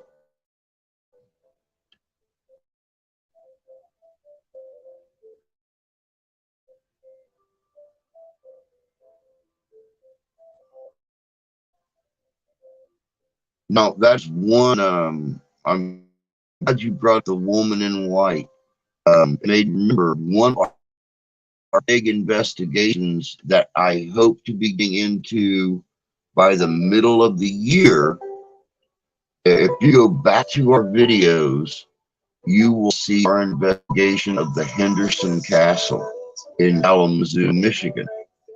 The man who owns Henderson recently bought another large famous mansion in Kalamazoo, and he's remodeling it right now, turning it into a bed and breakfast.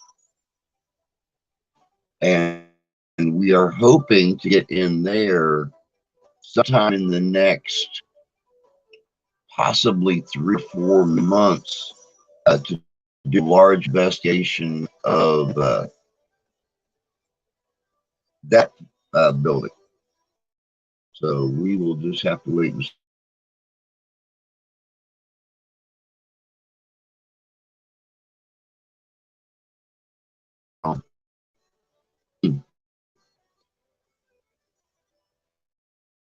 Now, stories I've heard of the woman in white. She has been an apparition to just see.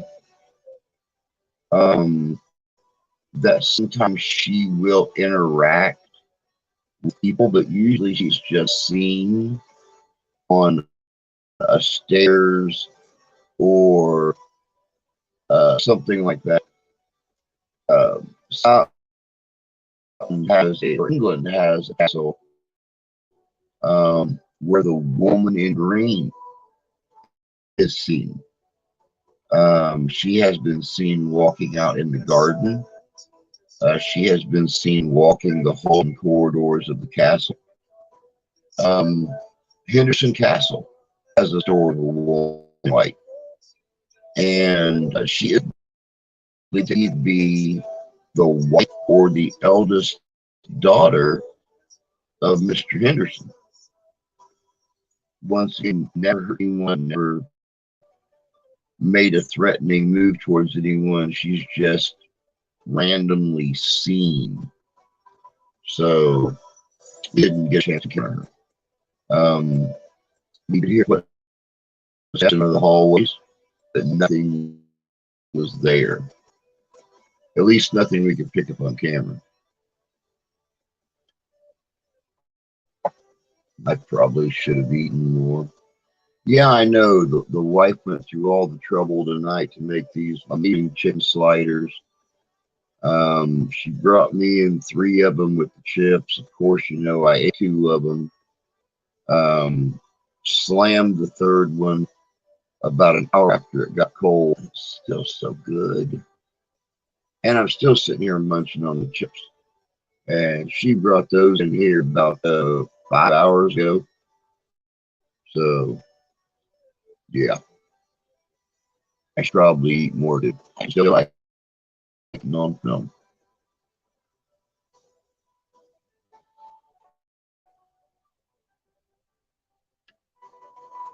Food makes me tired. Often it's not tired.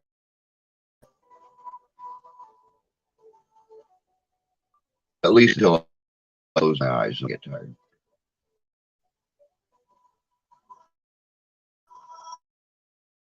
I'm getting for Black Dog, which big trucker legend has its origins. Yes, I'm very, very familiar with Black Dog, with the damn movie that Meatloaf Randy Travis was in.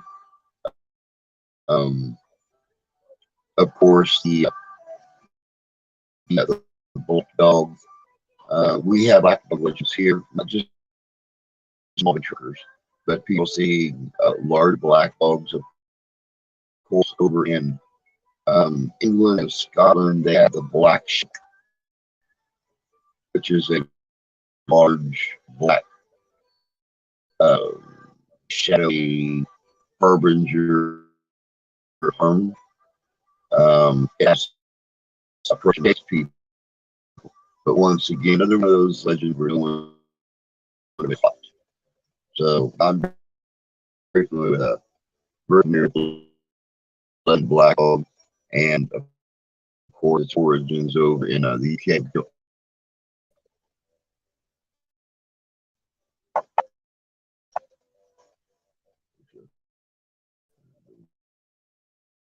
So out in Welsh.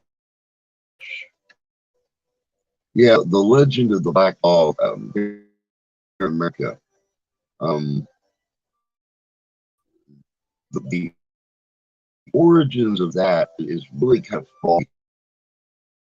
It has to do with truckers that are still drives. They're not following regulations. They're not stopping when they're supposed to and get sleep.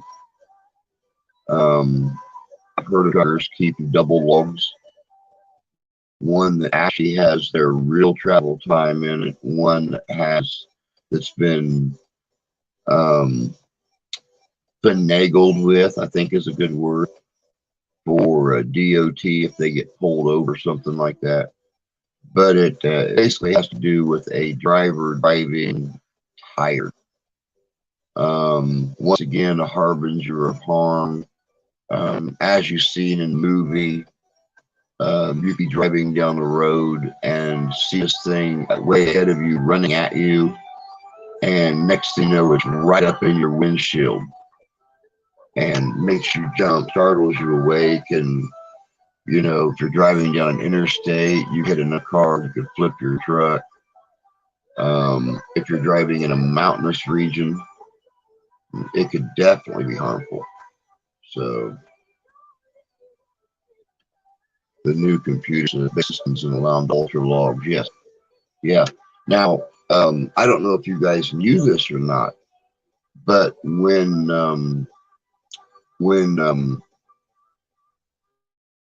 Schneider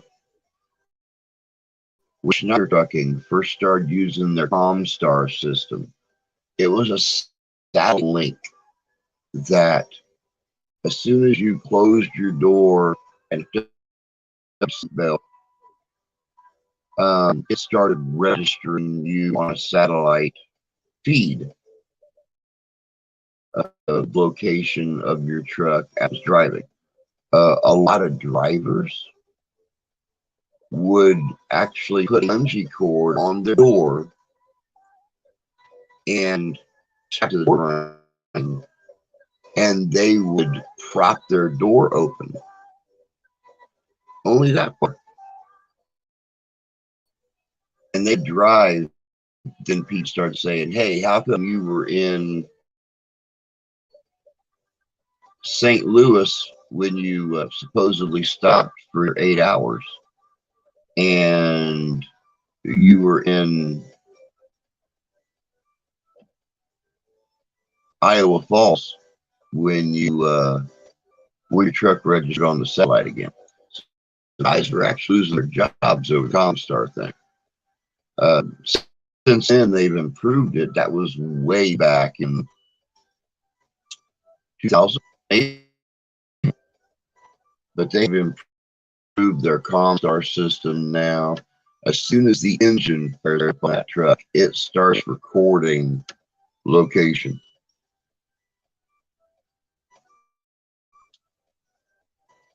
But of course, you're also talking about Schneider Trucking that governed their trucks for the longest time. Their trucks would only go up to 65 miles an hour and wouldn't go any faster. So a lot of people complained that they weren't able to make their quotas, or they weren't able to deliver on time because they couldn't exceed the speed limit. What kind of argument is that?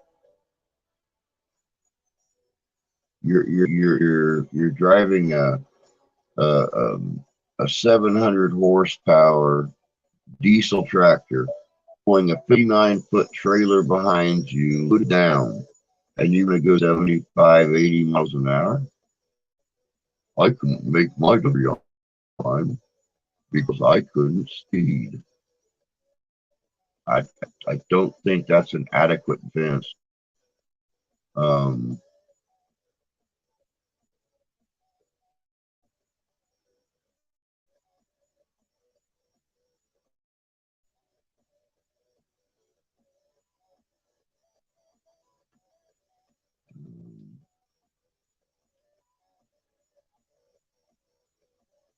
Yeah, it's called the black box. They call it the black box. Mine's governor is 65.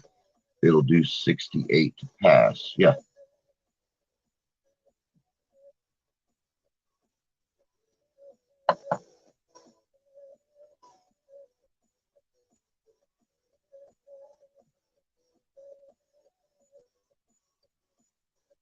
It's been a long time since I've been in a big truck.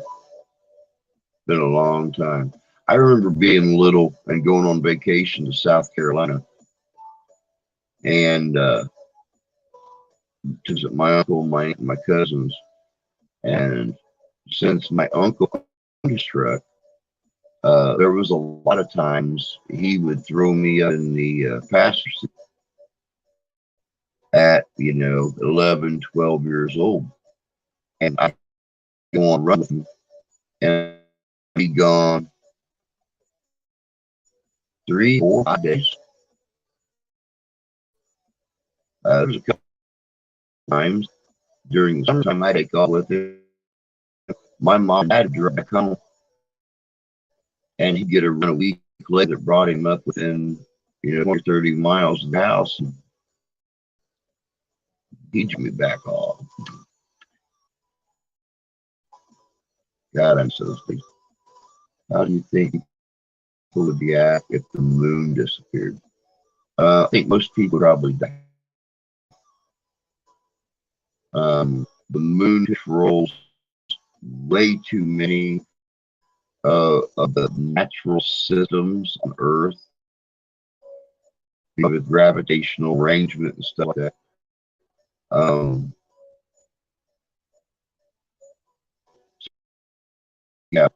I think if anything actually happened the moon would probably be the end of most life on the planet. If we'd have to determine all that stuff into the factor, still think a lot of life on the planet would end as we know it, because people would go the beginning of Armageddon, and they would just end it because they know they got a snowball's chance of getting through pearly gates.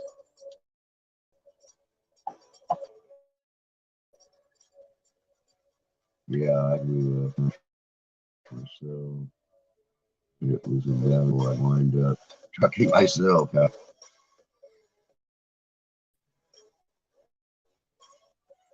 Most definitely. I wanted to become a runner. I always thought it'd be interesting, not to me a chance to cruise around. And I actually want to call home. But I attempted to become a trucker 22 years ago.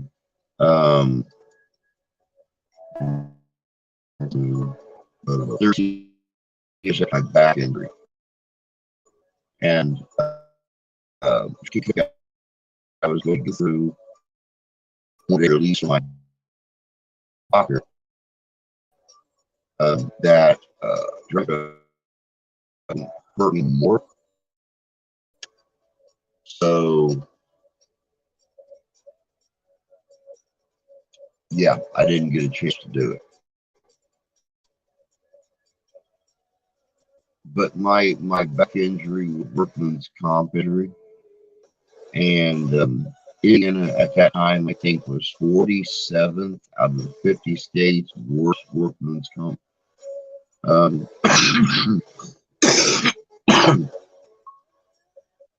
I actually hurt my back on the job. Immediately, workman's comp took over, rent cars, doctor's visits, everything. Not to mention regular check come in for the month I was in a wheelchair, and then the 2 months to get me back to walking on a cane. But the job right before they were supposed to hire me back terminated me. So automatic workman's comp was cut off. No doctor's visits, no surgery, no medication, no checks, no nothing.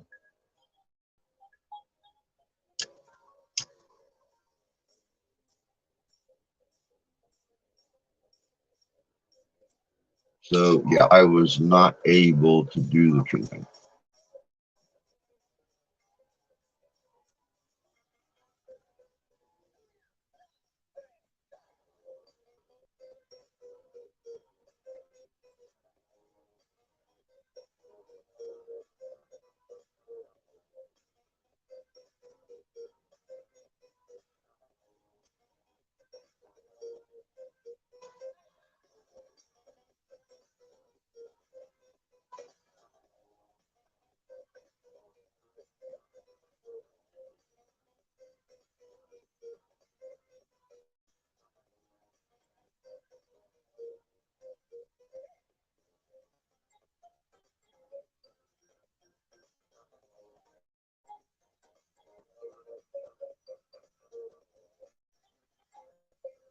Don't forget, guys, there will be a video out at 8 a.m. It has already been uploaded to the channel. It's set on an auto release at 8 a.m. in the morning, about 2 hours after we end this stream. Also, Tuesday's video has already been uploaded to the channel and set for auto release at 7:45 a.m. on Tuesday. Both these are pretty good videos. They've got a lot of history to them. Shady of a company to do that to an injured. Well, yeah, it was very not shady. You're thinking of that other SH word. But they, yeah, they just flat out didn't care.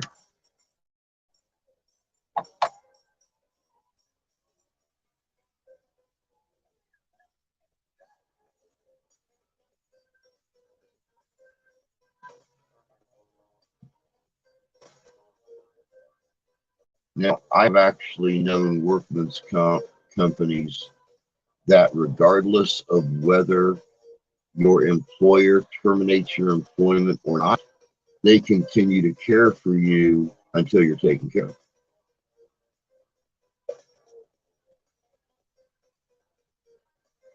Yeah, see, they're not supposed to be able to, they're not supposed to be allowed to terminate you while you're on workman's comp. But it's much like my workman's comp rep told me, welcome to Indiana. They are 47th out of the 50 states worst workman's comp. They can get away with all kinds of things. It just depends on what kind of enforcement the state has for the different insurance companies.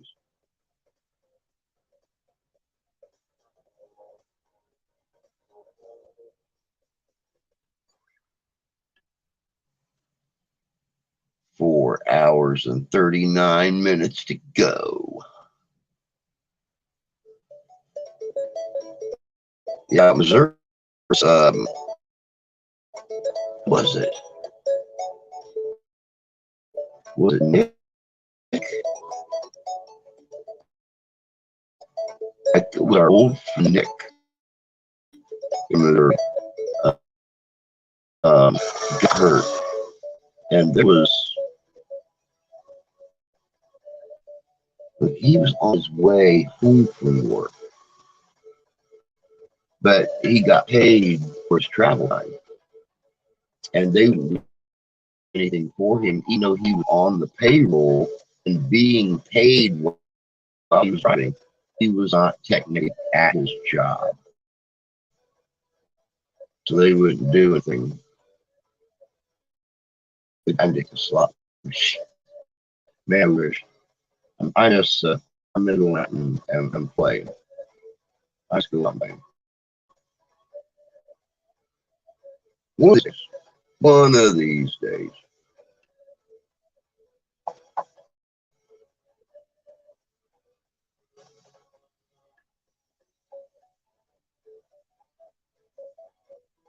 All right, let's see here. It's been 3 hours since my last body break. Good. Well, then I wish I smelled buffaloes. I miss my bows, especially my Buffalo Gold Revolution. Always do good on my buffaloes, especially a Buffalo Gold Revolution. So,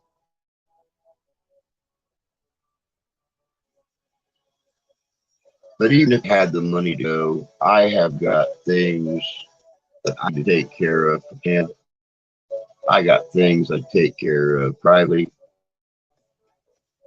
You know, important things.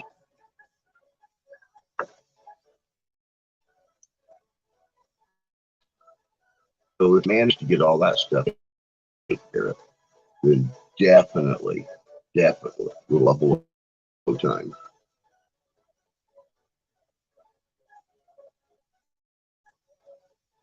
But I'm going to run back to the house, get in. You guys real nice together. I'll be right back.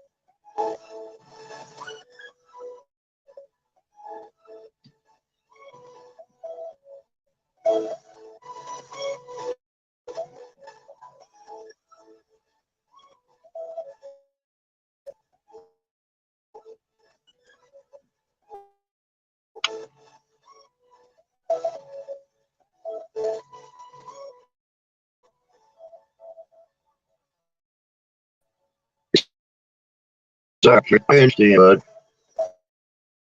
I understand. Um, Thank you for hanging out as long as you have, my friend. Take care. Happy New Year to you. And we'll see you later on in the year. Go get some sleep, bud. We'll talk to you soon.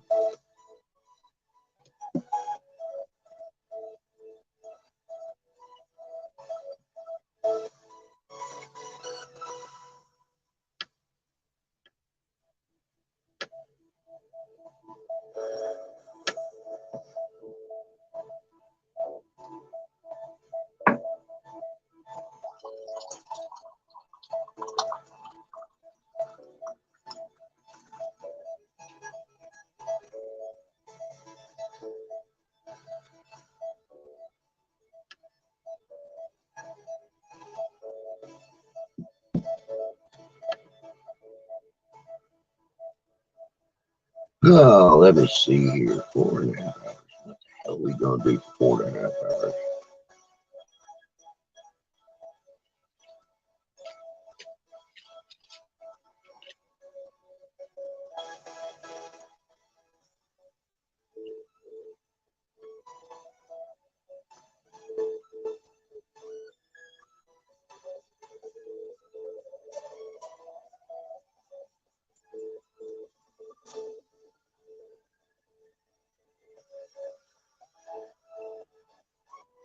Yep. We always talk about stuff. I like stuff. I like talk about stuff.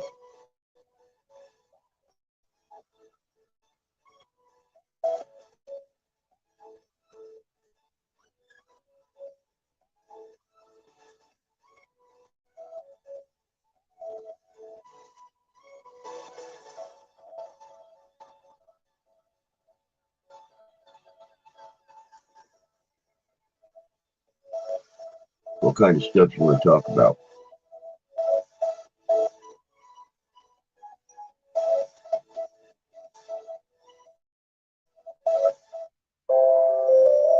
Scary stuff, history stuff, mysterious stuff.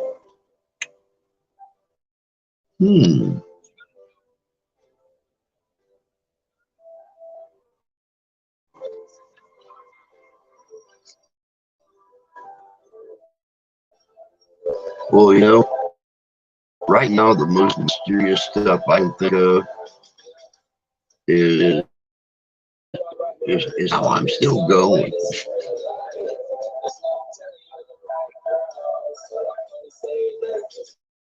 I mean, after 2 nights and a total of 1.5 hours sleep, and then attempting to sleep or only sleep 5 hours last night, and attempting to sleep today and not being able to. I want to know how in the hell I'm still going. But I am. I read a book supposedly the siege of Vicksburg during the Civil War. A zombie out.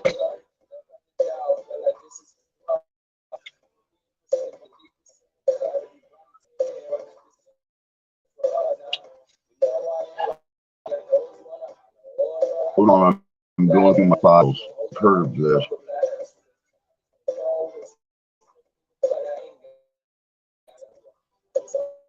Okay.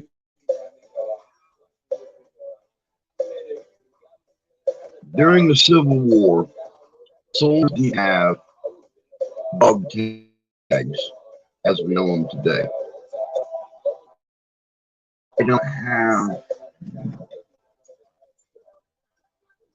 I don't have mine around here, but it was up to the units to make the tags for the soldiers.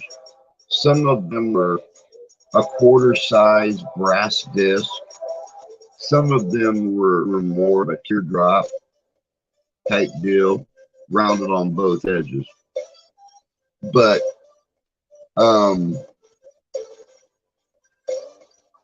During the Battle of Vicksburg, there was they started playing with concussion grenades.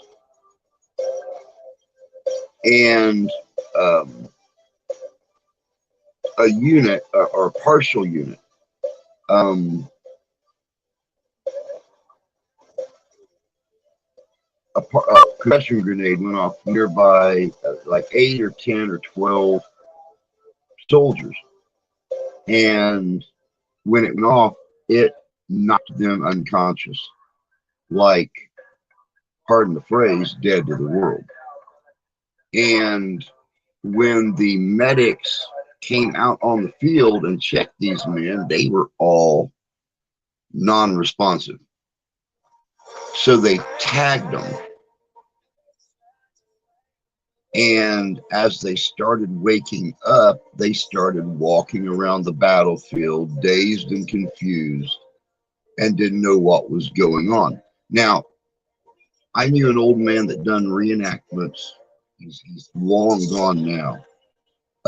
He wore a brass tag around his neck. And I wish I could have got that tag from him when he passed away. But they called them the Society of the Walking Dead because these men were all tagged to be shipped home. They were dead. They were non-responsive. And they began getting up and walking around the battlefield. And after they had been tagged, and other members of the Union Army, medics, hospital nurses, orderlies, seen these tagged bodies up walking around, and they mistook them for, yeah, they didn't call them zombies back then, but yeah, that was I remember that. And I'm really glad you brought that up. That's an amazing memory of mine. Was the old man and telling me his story of the Society of Walking Dead. As a matter of fact, the old man had to tag his best friend Buck. They had picked up some.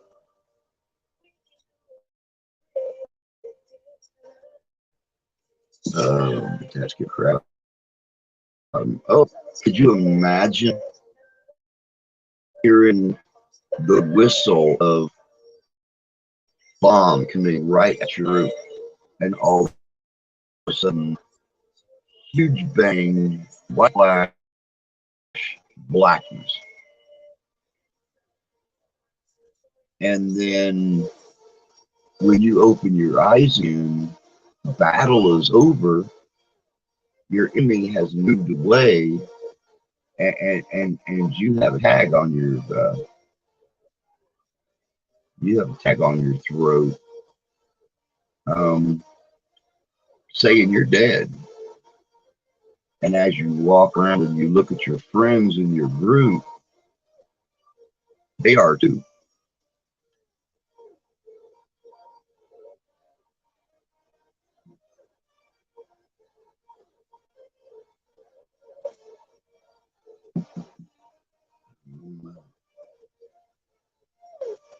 Let me see here.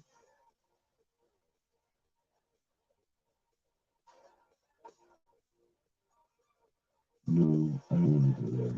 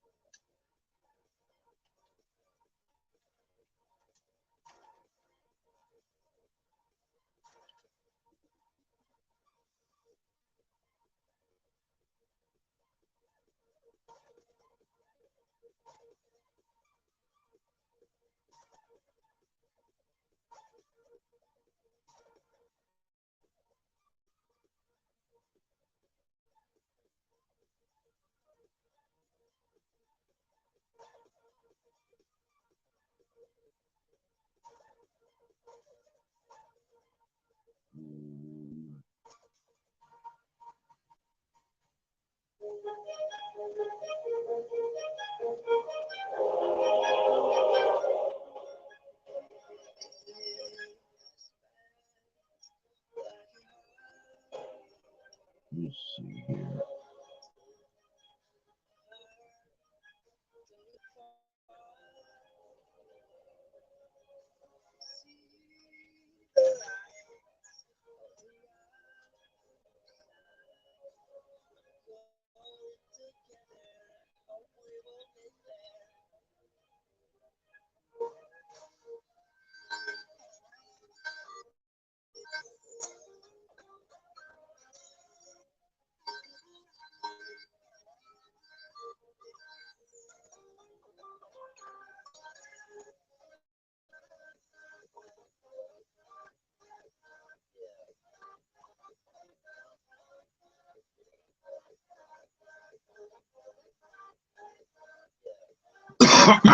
It's going to be too long to find it here because, well, all that's coming up is the TV show The Walking Dead.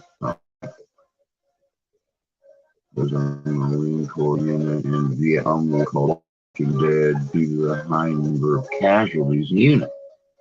I wondered about the story of so-called zombies in Vicksburg. I didn't know they were knocked unconscious and attacked as dead. That's the story I was told. That's the story I was told. Now, I mean, there could be some truth to it. It could have been an old man just blowing mark. But that's the story I was told. Was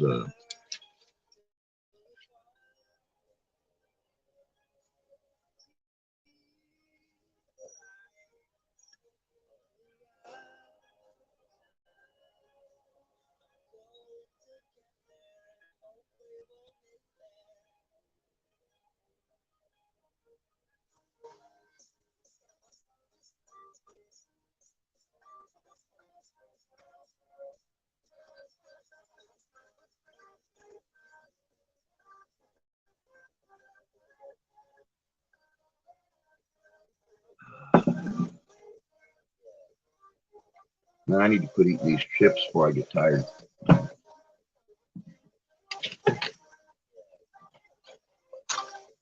Move these puppies to my bowl.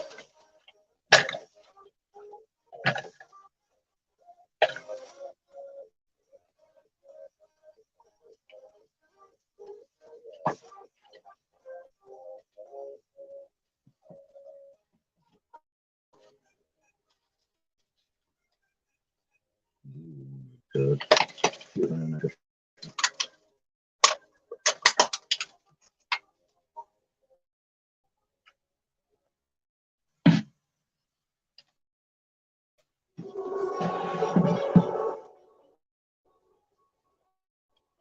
All right, we are back. We are back to 5 people watching. Oh, we got Kyle in here, and I know Fishing back somewhere. Who else we got here with us? And Happy New Year to whoever's lurking back here. The 3 mystery folk. We are an hour and 40 minutes past New Year's here in the Midwest.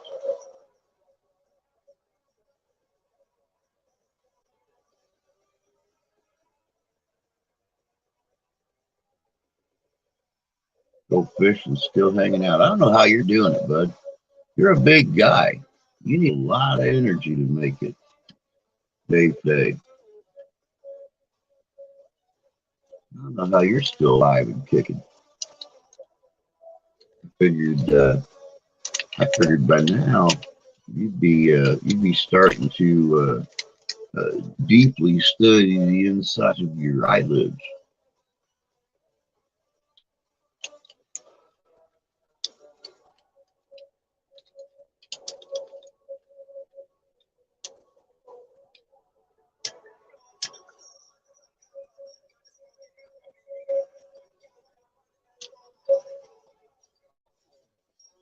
Okay, so your nose itching means you got company coming. Your palm itching means that you're going to come into money.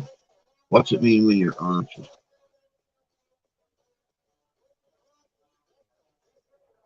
besides the fact you have an itch.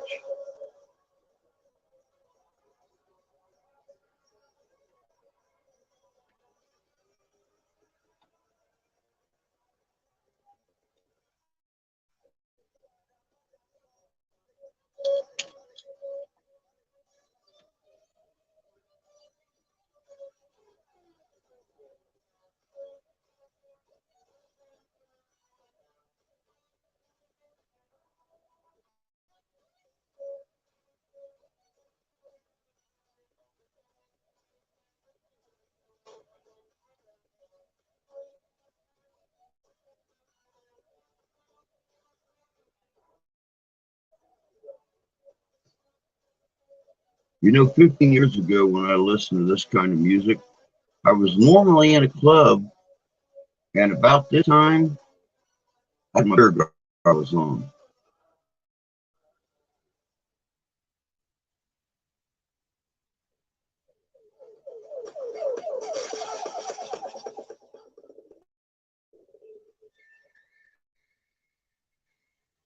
And well, needless to say, I understand why they call beer gargles.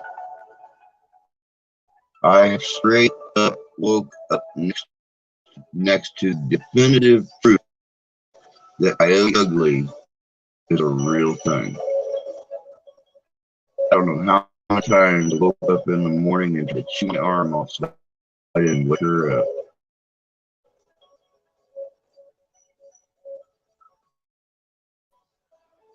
I wonder how many ex-husbands they've eaten by now.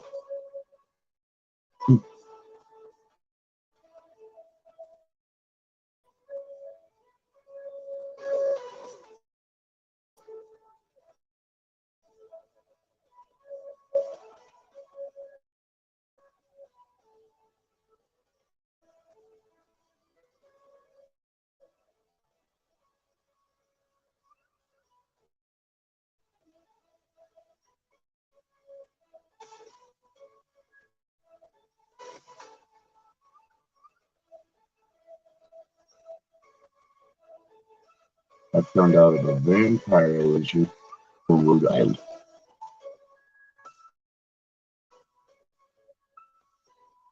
I don't know if I've ever heard one in Rhode Island, but there was a myth,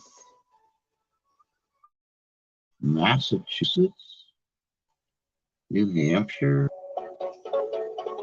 about a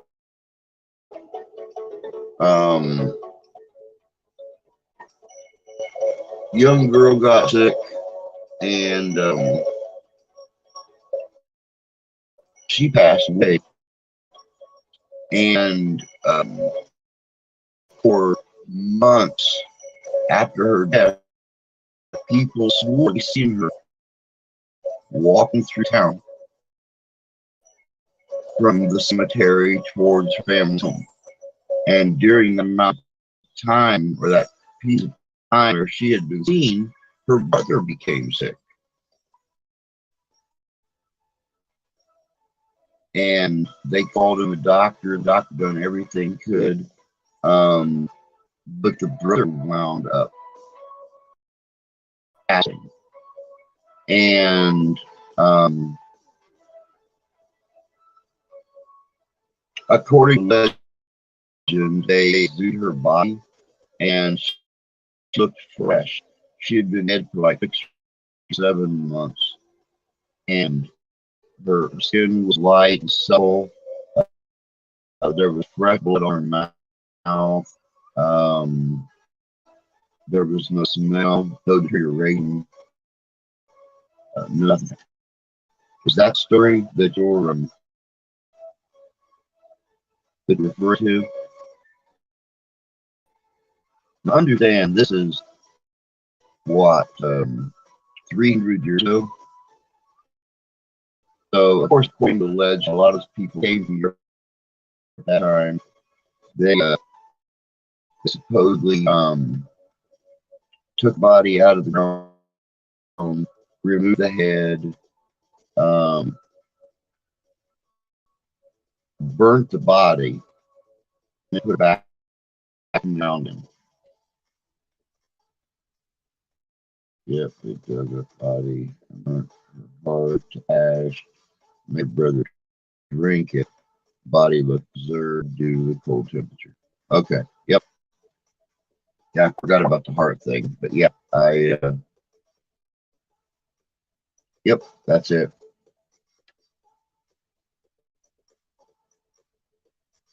Maybe it was Rodon. It's been a long time since I've seen that story. So maybe it was Rodon. I know that there's a lot of them. There's a lot of legends all over the country of vampires and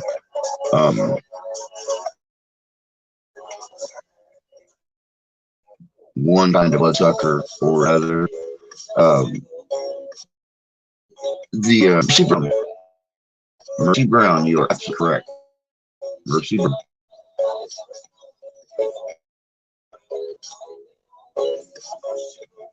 But the cases they putting over several graves at that time this country was forming. A lot of people that came from deep in Europe believed that those cages were put there to keep the undead from escaping. Um, Sometimes they were called vampire cages, sometimes they were called crypt cages, but the real purpose of them to people being great because it was right about that time when the grave robbers became very popular over in England and stuff.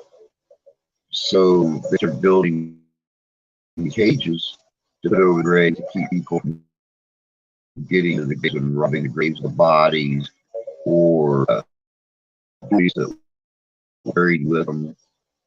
And then, of course, you had the whole taking corpses for medical practice and things like that. Yeah, they were just stop grave robbers. Yeah.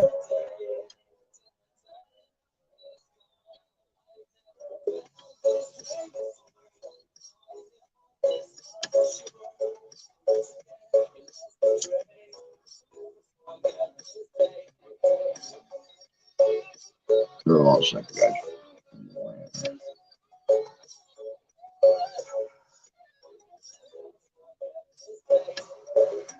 Sorry, my nose is getting a little gross and stuff.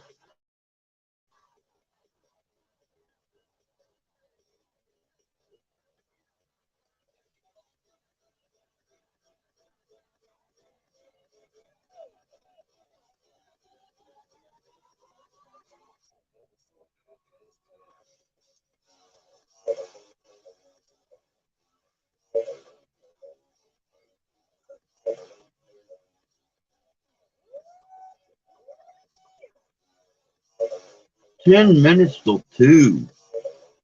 4 hours and 10 minutes left. Still going strong.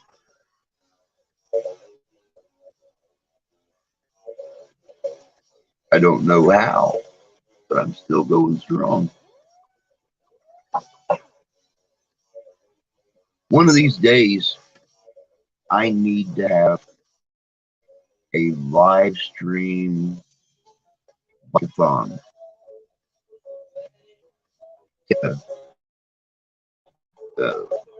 Take quotes for donation per hour, how long I can last. Built the old bike-ons when we were in school. A penny a mile.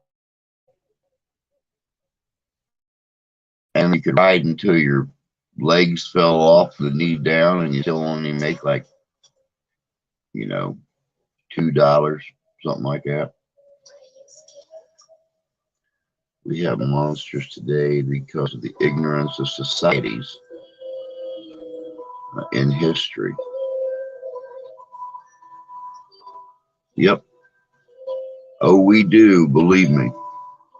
My wife is a specialist on those types of shows. She lives on the ID channel. I call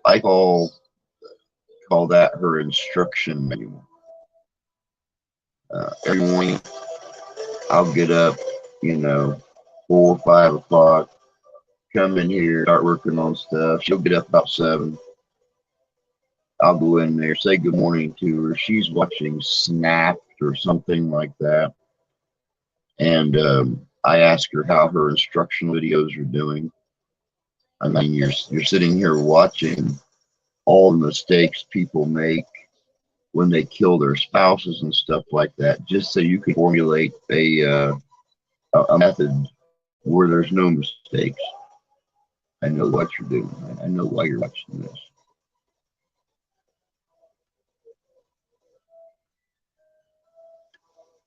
Of course, she,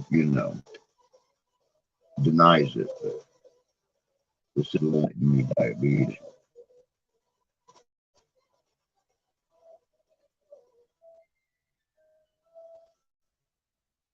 She just forgot to get the insurance paper signed before I went.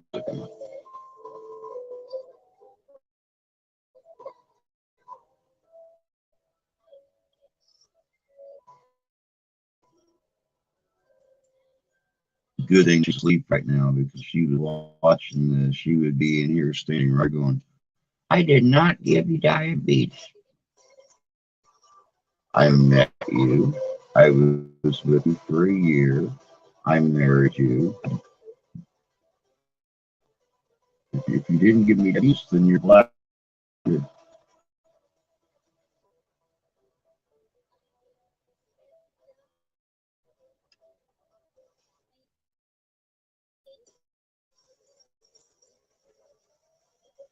Oh, you can learn about that. You are absolutely correct.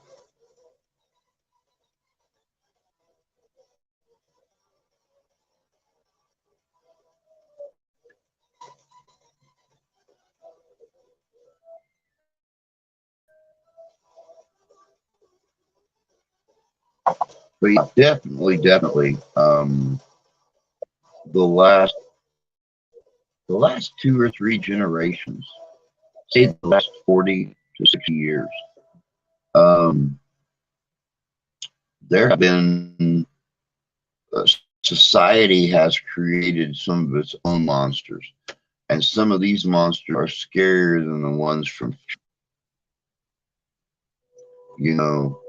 that clown that makes little kids laugh, that guy in a bar who's just looking for love, that woman that's just looking for love.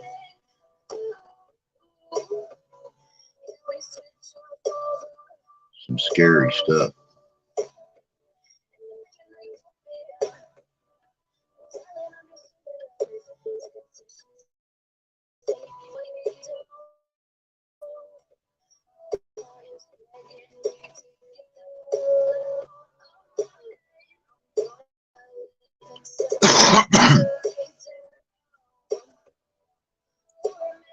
Wonders about my grandpa. Sometimes he watches shows like that all the time. Also, and he's a very nice man, makes it even scarier.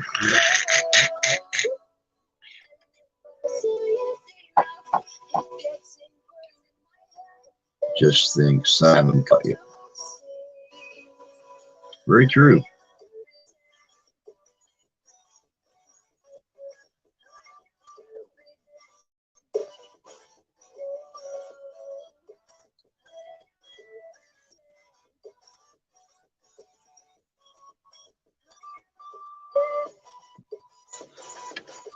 Second, real things to be far scarier than versions from fiction. They really are. I did a video back in October for the month of Halloween, and it was about real life killers who based their characters off of movie killers. And I think there was a couple of them thrown in there that were real life killers who the movie were based off of. So, you know, it's much more scarier when, like you put, when it's actually happening in real life and it either resembles something that was seen in a movie or the movie is modeled after it. The real life Chainsaw Massacre, you know, the real Leatherface. He was a sick bastard, plain and simple. I mean, he would find people, he would skin them, he would make lamps out of their skin. He wore their faces right over his. Oh yeah.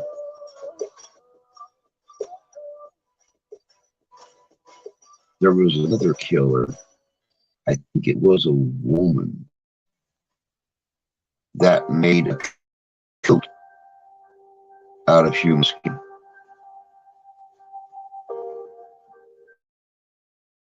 I remember seeing that story somewhere. I don't remember where.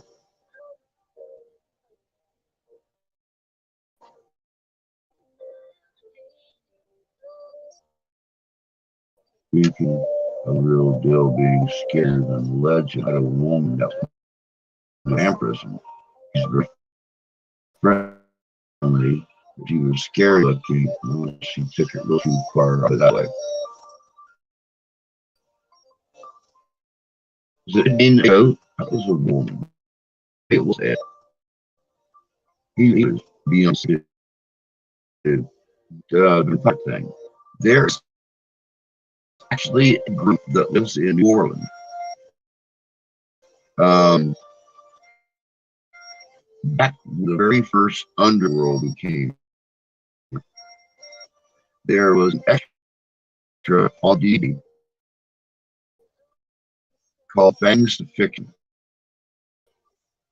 And they went into some of the underground clubs. Atlanta, got some amazing underground, the clubs stuff down there.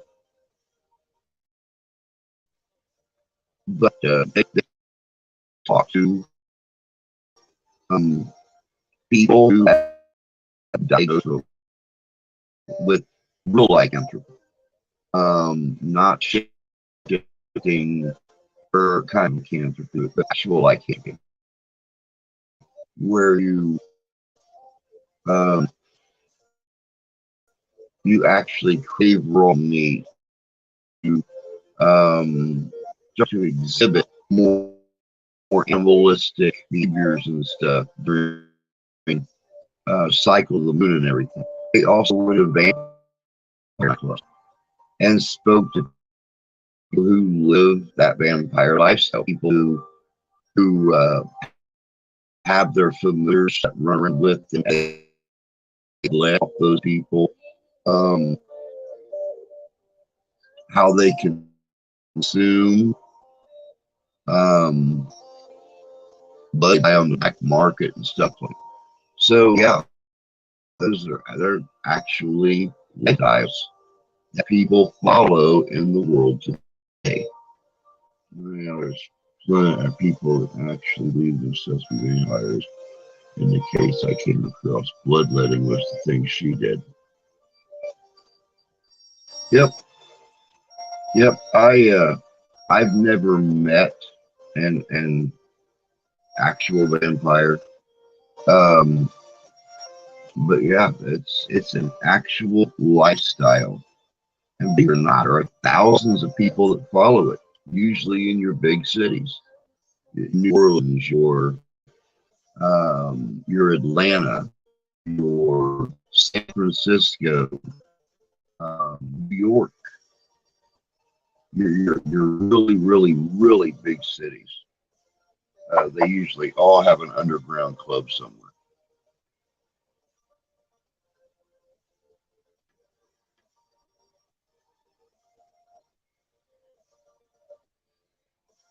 There's people like that with werewolves as well. Just never, yeah, exactly. Um, but lycanthropy, you look up lycanthropy online. There's actually a study done by UCLA a couple of decades ago, and they were talking about the different stages of lycanthropy as amounts or a mental disorder, where people affected by phases of the moon,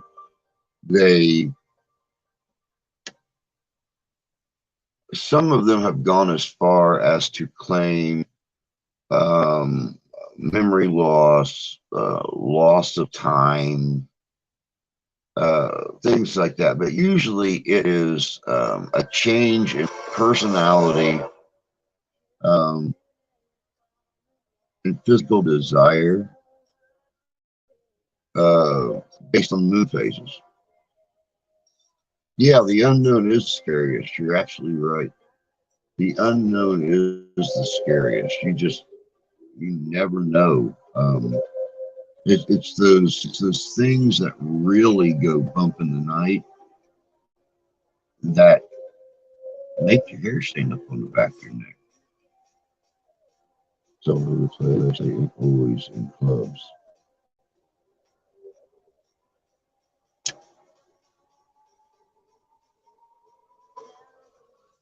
You see, I didn't know about the all over the place. Indianapolis has got a very, very small group. They actually, around here, they call them cubs. Um, they call them groups. They don't call them clubs. They call them covers. And usually in a club setting or a private home setting or something like that, where the covens will meet other people, either people that are into vampirism, people that are into bloodletting, people that like biting,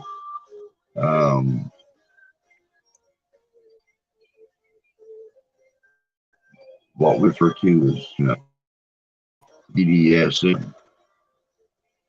Statistically crazy. This happened in the full moon. Emergency services on that. Oh yeah. Oh yeah. All of us have some kind of so-called mental problems.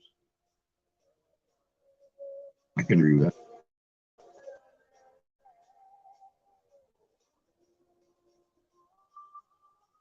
And I mean, it just depends on what level a person possesses. They consider um, um, being afraid of black cats as a mental problem. Um, Not stepping on a crack on a sidewalk. Um, Even the fear of leaving your home on the night of a full moon. But then again, modern doctors and stuff refer to anybody who believes in ghosts, anybody that's supernatural, anybody that believes in readings or tarot readings.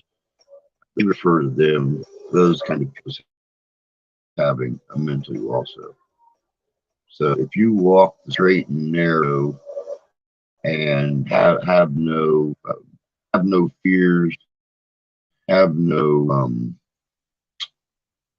curiosities about anything, then I guess you won't. But then don't forget that it was just 5 or 6 years ago, doctors lumped up people who believe in UFOs and UAPs and stuff like that as having delicious too.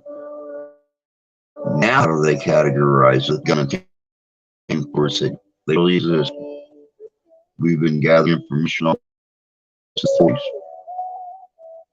They really exist. Here's our government footage taken by pilots, and here are the audio records, taken by airline pilots. Like that. How did doctors categorize those people now? Believed in UFOs and UAPs 30 years ago and said, no, these people have mental issues. Still accurate all that. Nope. Imagine your thoughts were out and open. We would all be.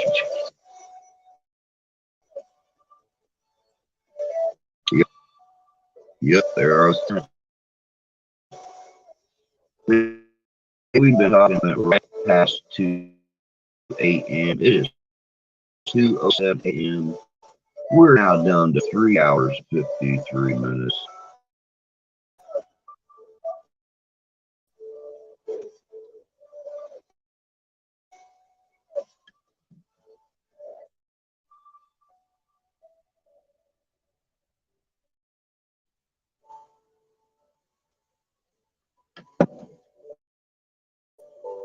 Hell, I'd be the first one stuck in a straitjacket. Watch my videos. I hang out with dinosaurs, pet ravens, ghosts, and I communicate with them, even though they aren't there.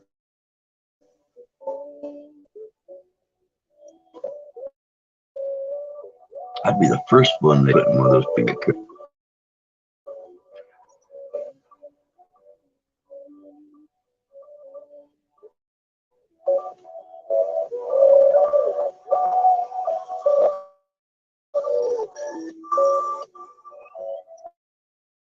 Yes, a pad room.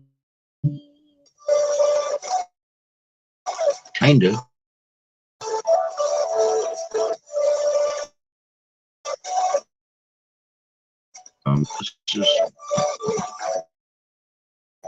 This back here's pad piece from like my waist down, but there's not much padding up there, and that green piece of wall right through it. There's no padding. I run that. I'm going downtown.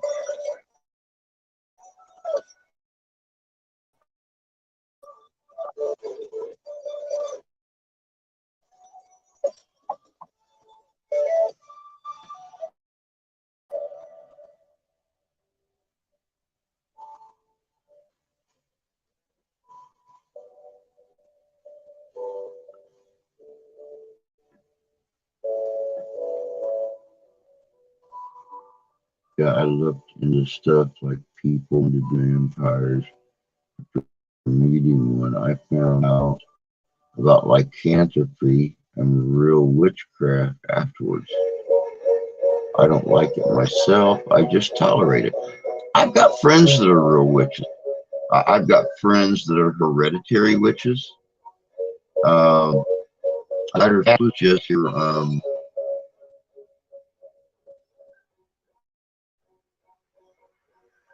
7 years ago. Just here 7 years ago that we buried a woman down in Indianapolis who was 4th generation witchcraft practitioner. Her daughter started having a lot of the same abilities that she did when she was 9 years old. I have, I'm very, very close to that family. I'm very close to several members of their coven. I've actually performed SBOTs and SBOTs for them when I lived down in Indianapolis like 9 years ago. I have no problem doing a ceremony for somebody. people do drink blood. Yes, they do. Yes, they do. You have to be very, very careful. Blood, though, I mean, even if the blood is clean, because you can raise your iron levels to a dangerous level by consuming too much blood. So something that's why you see a lot of these people that do bloodletting and stuff like that. They actually they will monitor very closely how much they consume so they don't make themselves sick. And of course, you know, their body will integrate that blood into it. Um, also go through a lot of break process when it's that but a lot of blood is pulled right back into the body, absorbed. So that you consume too much will skyrocket your iron levels and make you very, very, very sick.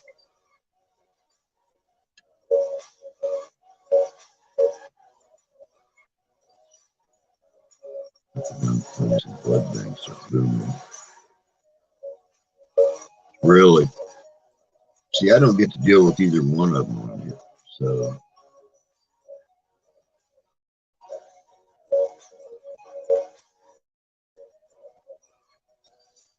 yeah, see, it's actually amusing that, you know, some of these, again, covens, they actually do make sharp fangs that, and some of them have their teeth filed down. Some of them have dental implant, permanent dental implant, where they can bite and draw blood fresh. Other ones, of course, will sometimes use needles. Some of them will use cutting. It just depends on the individual and what they practice.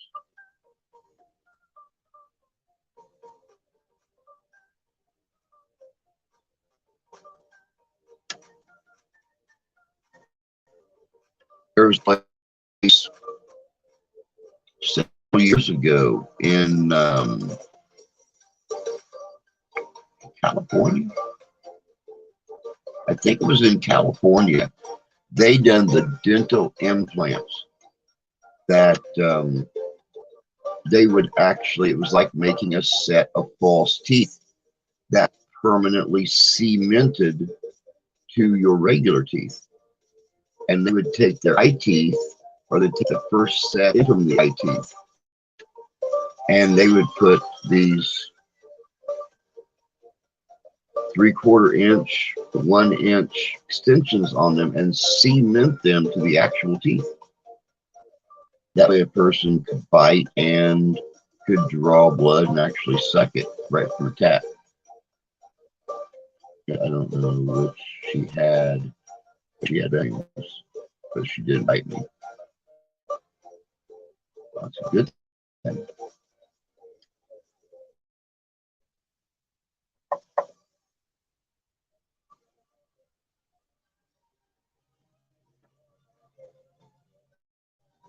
Definitely good.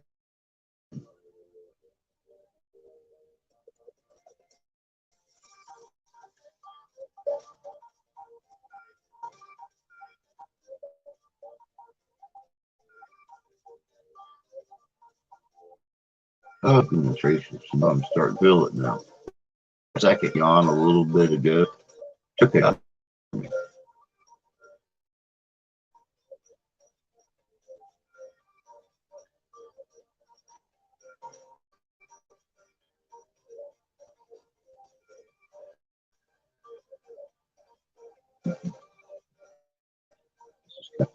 Got this scar on my arm. I hate having to explain to people. I, I, I, I could understand.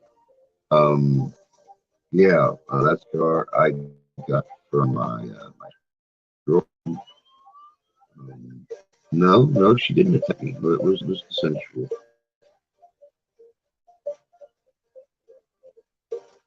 Why?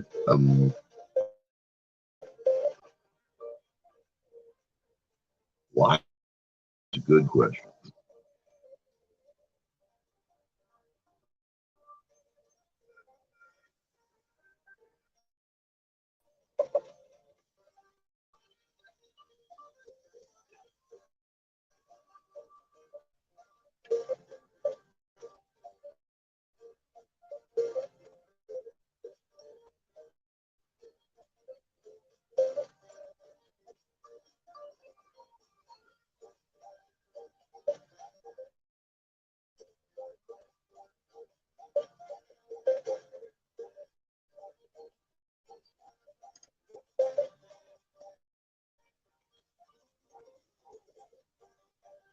Yep, but you know, it's really, really amazing as you sit and you look at these different groups of people, how they believe, how they think. Um, I'm gonna leave the rest of what happened out. Um, might be a good idea.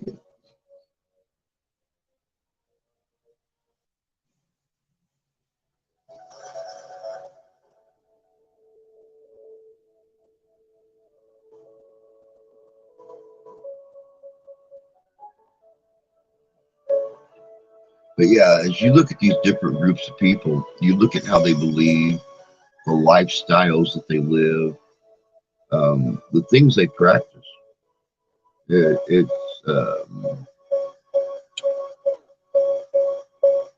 it could be quite interesting.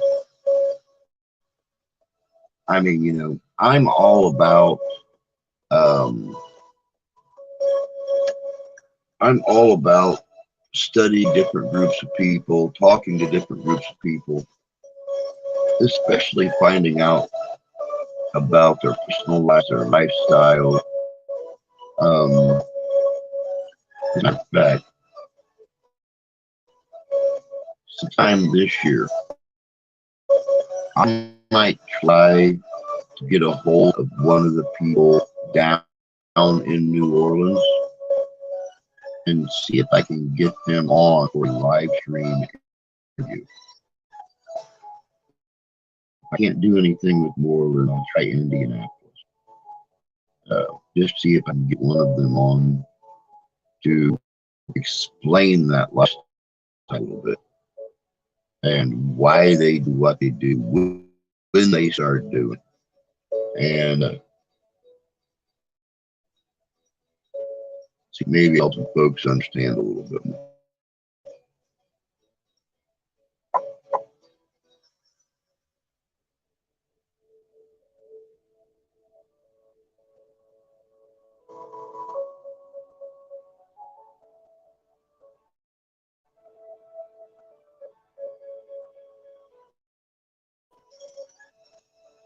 Because you guys all know me.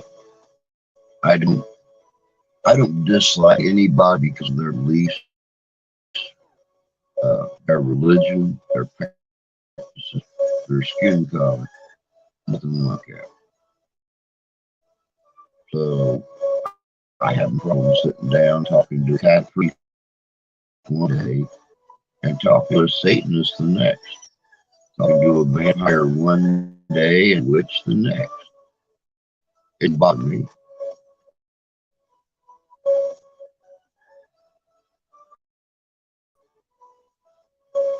Do I believe witchcraft? Oh yeah, I most definitely believe in witchcraft. Much like, and then this is far fetched, but much like um, Legend of Bigfoot, every culture on the planet has had some kind of myth or legend about a very tall, stocky, muscular, hairy creature in their religious beliefs or something.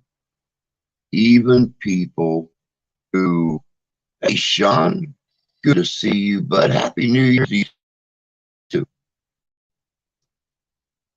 But even back before we had European colonization and stuff in this country, there were cultures all over this country, Canada, that, talked about a Bigfoot looking creature. And then you go to Europe.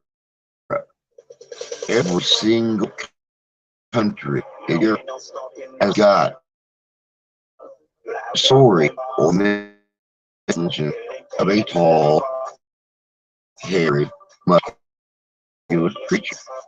Now, modern day, it's very, very easy to say, okay, so, this was communicated through stories, this was communicated through letters, this was communicated through whatever. But 5 or 6 years ago, these things were not communicated that way. So, how can every single on the planet have a similar description, a similar belief in something, without it really being out there? Same thing with witches. Every culture, whether you're Celtic, whether you are Christian, whether you are Catholic, whether you are Native American, whether you are Samoan, whether you're Egyptian, Aztec, Toltec, Mayan, they all had stories of witches. How could it be if something like this did not exist? Yeah, I said I tolerate it, but honestly, I'm just trying to understand it. It's encountering that I am having an experience, I became fascinated by it.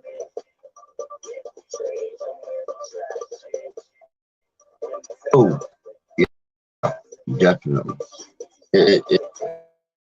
After experiencing it kind of starts to live in brain a little bit. What is this? What does it look like? What does it mean? It becomes a big part of you. After the Bigfoot thing, yes, every single Native American culture had a story about Bigfoot. Clear up into the Arctic with the Eskimos, the Siberians, clear down in South America. And that's one thing to take into consideration in Europe.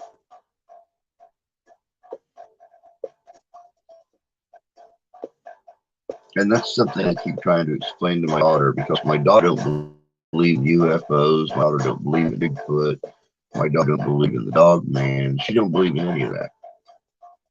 And I told her, well, the government released evidence on UFOs. They showed actual film footage taken from military planes, ships, land-based radar, the whole shebang. Right here at the Great Lakes, the SAT base, the Strategic Air Command base, right here at the Great Lakes. What was it, 20 years ago, 30 years ago, picked up an unidentified object over the lake that came right up within just a couple miles of the base and completely shut down the entire nuclear arsenal. I mean, completely shut down all the power to all the control panels for like 2 minutes, and then flipped it right back on again. That's not a higher level intelligence saying that's what we can do. I don't know what it is.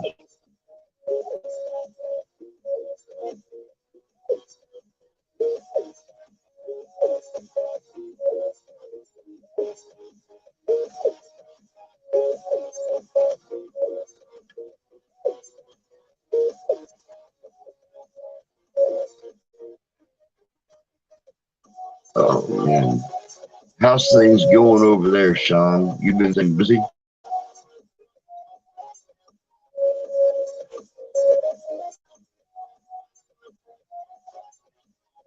And when you planning on coming back to Michigan?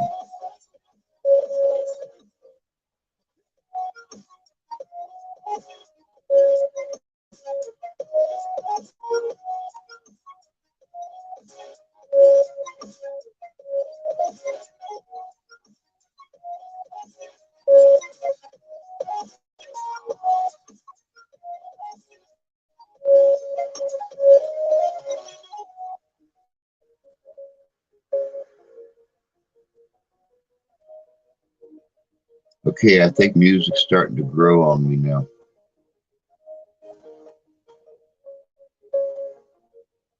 The Headless Rider.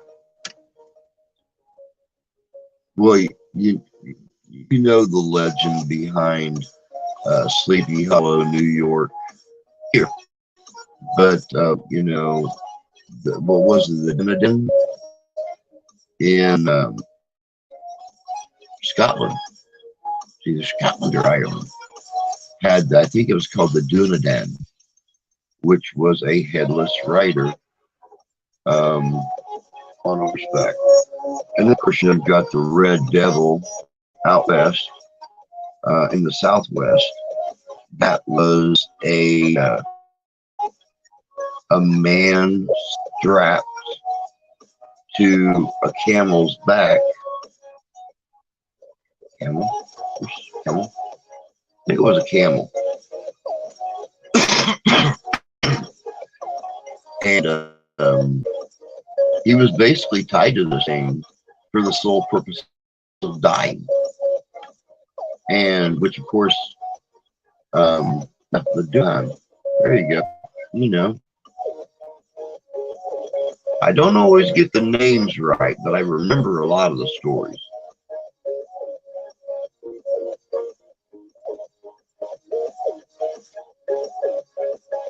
That's one thing that really interested me about the video coming out Tuesday on the Pictish people in northern Scotland.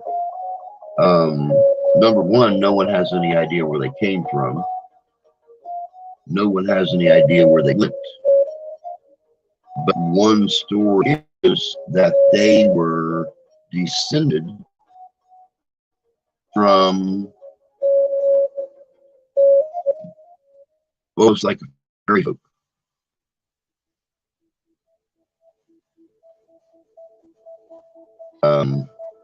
A patron saint of domesticated animals, blacksmithing.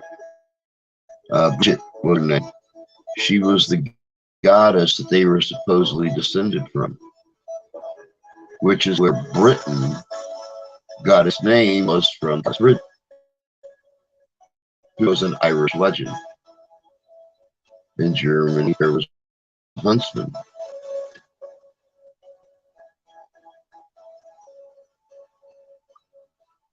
But see, a lot of people believe that when the legend of Sleepy Hollow was written, that they took the story of the Doom and brought it into the New World.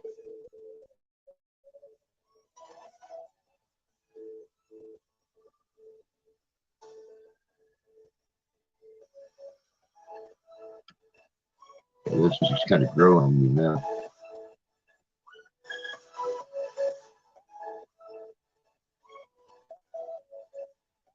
It's not.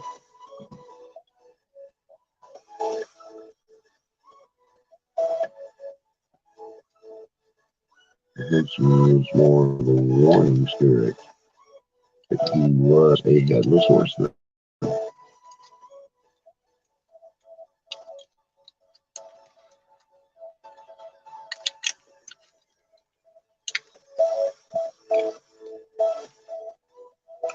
Yeah, the ironics behind the legend of the Headless Horseman. One of the things that fascinates me about it is the fact that, you know, when that story was written, they invented all the characters They invented Ichabod Crane. They invented his love interest, the family, all the townspeople, the the the way that they described the the Prussian officer that became the headless horseman, but they didn't invent the town. They used an actual town in New York for the setting of it, but invented everything else about the story right down to the covered bridge. Another story. Horseman was Hessian, not Prussian. Thank you, Hessian. Who got his head knocked off by a cannonball and rides to look for his head.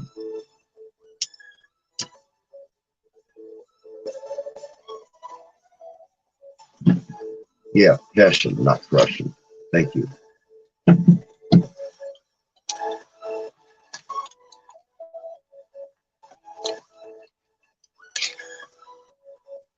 But yeah, that completely fascinated me when it come to that story, was they invented everything for that story except the town, and they actually used a Revolutionary War era town in New York as the basis for the Headless Horseman, the story of Ichabod Crane.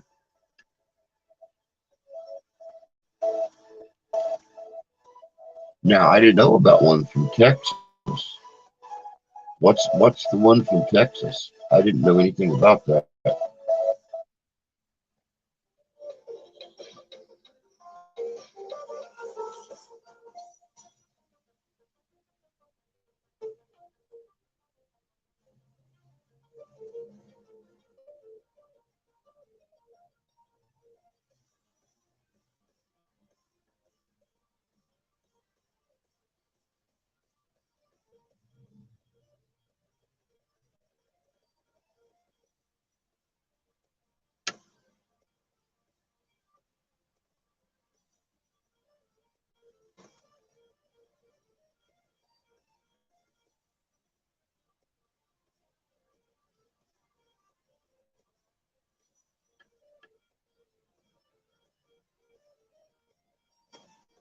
Mustang Wrangler and was beheaded out of jealousy. Wow, I've never heard that story before.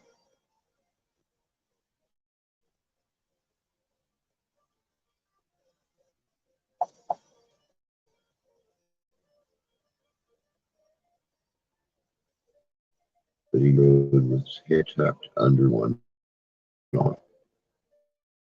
Wow, yeah, I've never heard that story before. Very interesting.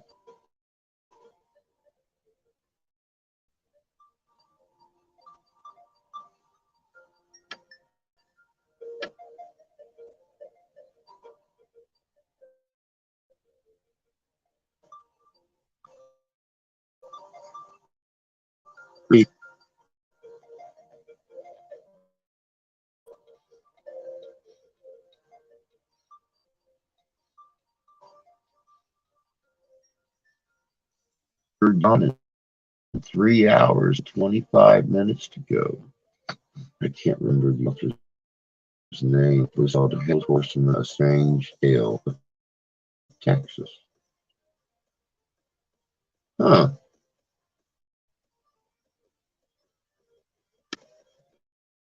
Look at that real quick.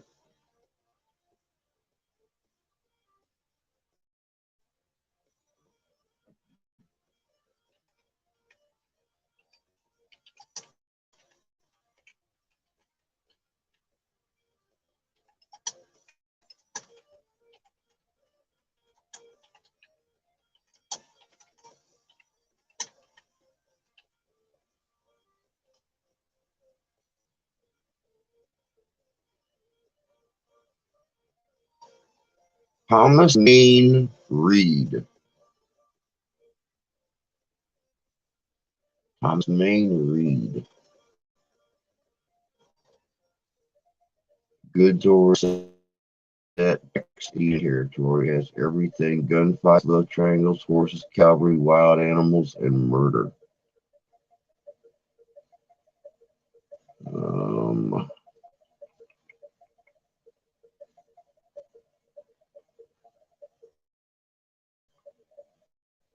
Published in 1865, 1866.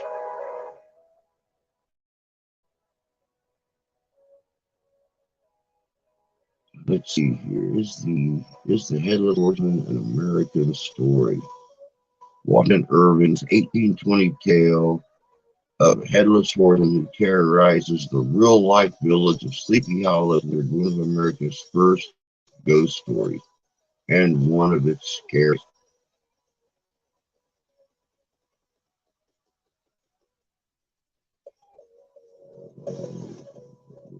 Um, but yes, author of The Headless Horseman, A Strange Tale of Texas was Thomas Maine Reed.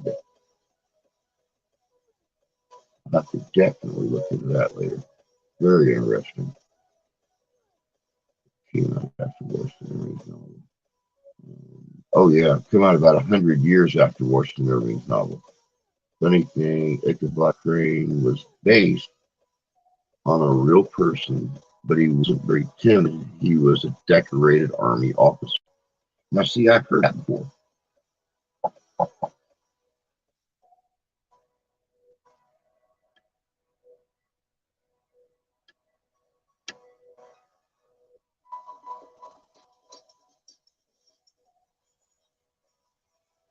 As a matter of fact, I'm trying to think who it was.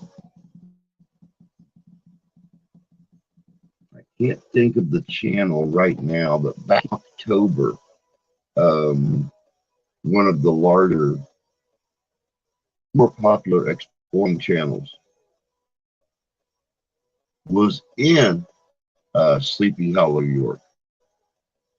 And they were there in the cemetery around the old church. And they went to some of the graves of the actual people that these churches based on. What was her name, Vanessa? Her grave is actually there. They showed the girl she was based on and stuff. Very, very interesting. I believe the video was called Visiting the Sleepy Hollow Cemetery or Visiting Sleepy Hollow or something like that. But they actually walked the cemetery and showed the graves and then explained who each of these actual people contributed to Washington Irving's novel. And then, of course, visited Washington's grave as well.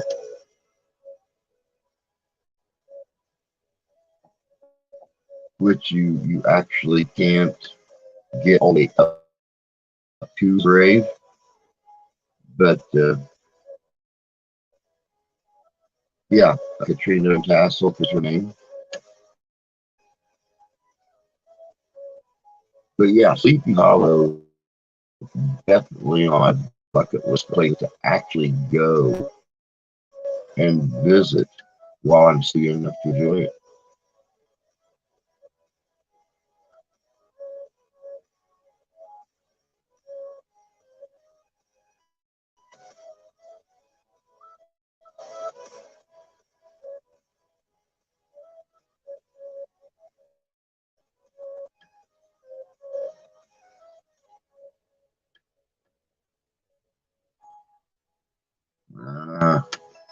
Where's my nose good?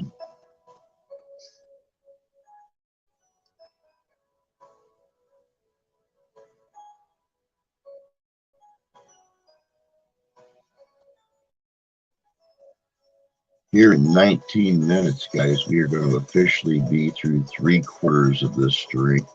We'll only have 3 hours left. Anybody want to place bets on whether or not Drew makes it? Because right now he's starting to wind down.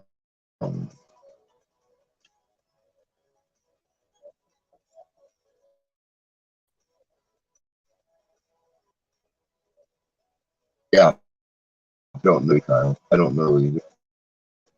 I've never heard of a sighting of a headless horseman, but at the same time, I am a very big believer in the fact that you can believe something into existence.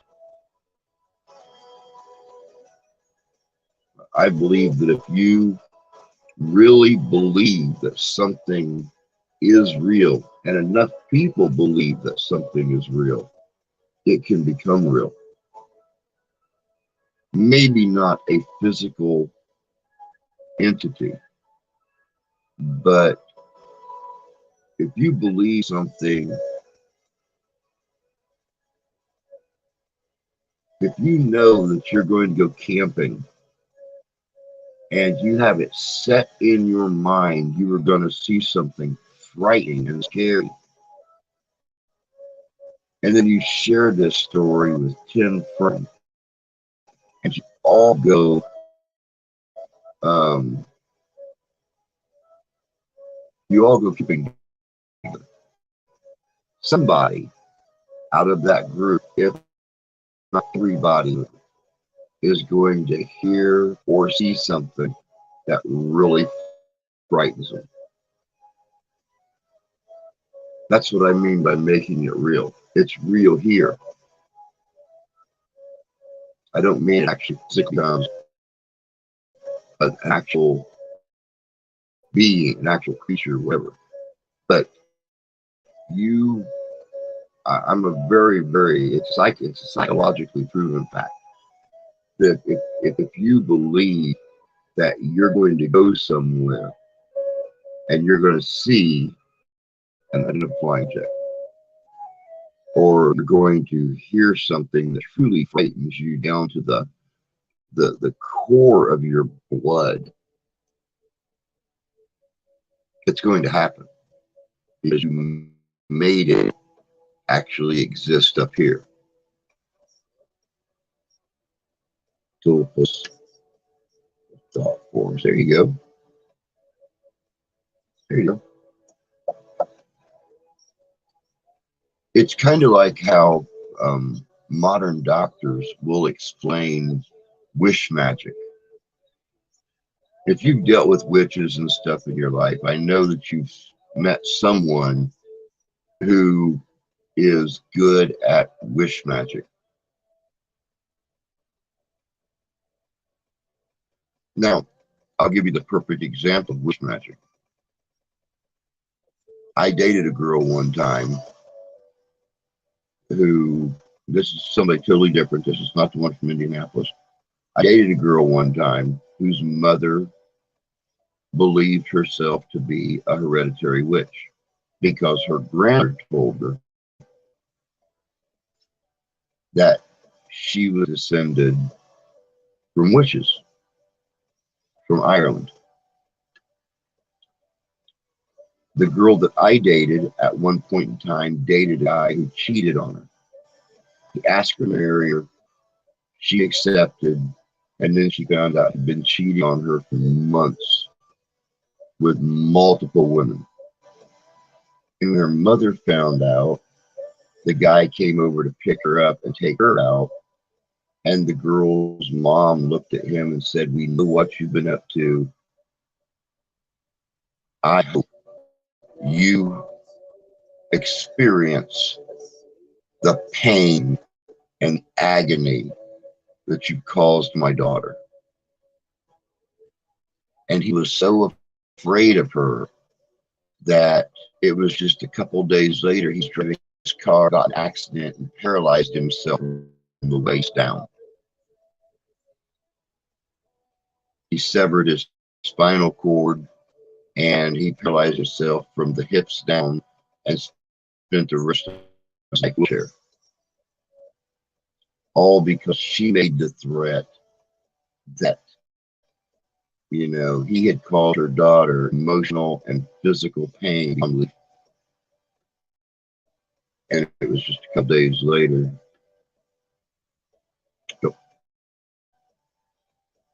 Oh, all right, well, coffee catching up with again. So it's time to make another run to the outhouse.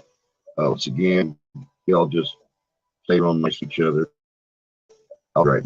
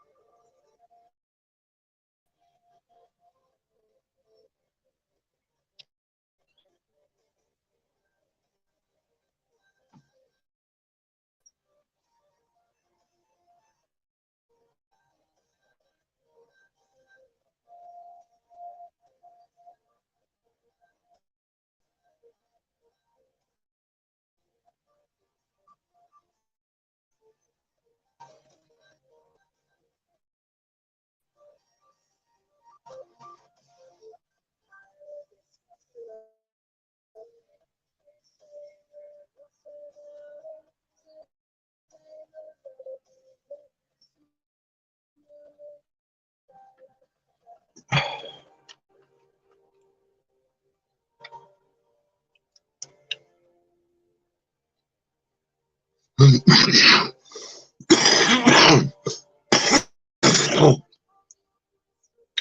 believe it's stuff like that.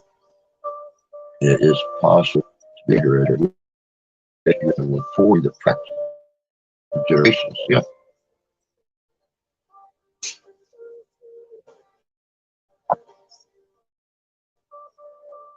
Oh, believe me, like I said, I've had a lot of experience with practitioners, some of which, though not documented, some of them, yes, were hereditary. Some of them, yeah, they feel like it's come to, or they taught themselves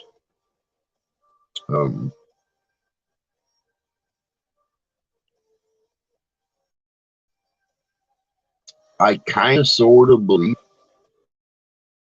that you can adopt lifestyle, you can adopt the practice, but it's not as easy as modern day Wiccans will make you believe it is.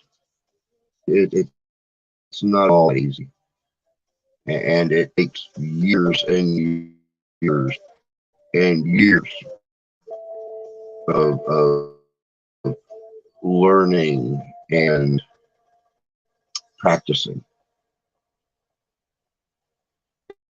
Yes, I've encountered many hereditary failures.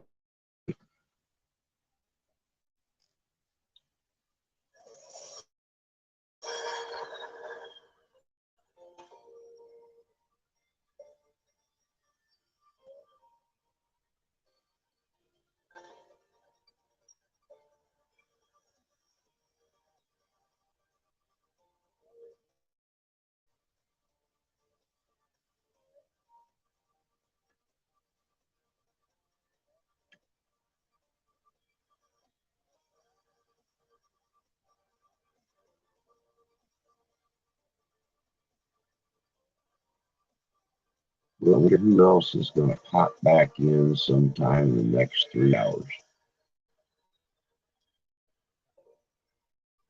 It says got 4 people in here right now. I know Fishing's back there, kind of listening and waiting for the time to come, because he's just good that way. Who else got hiding back here? There's a couple people back here lurking in the shadows. Back here. Who's hiding?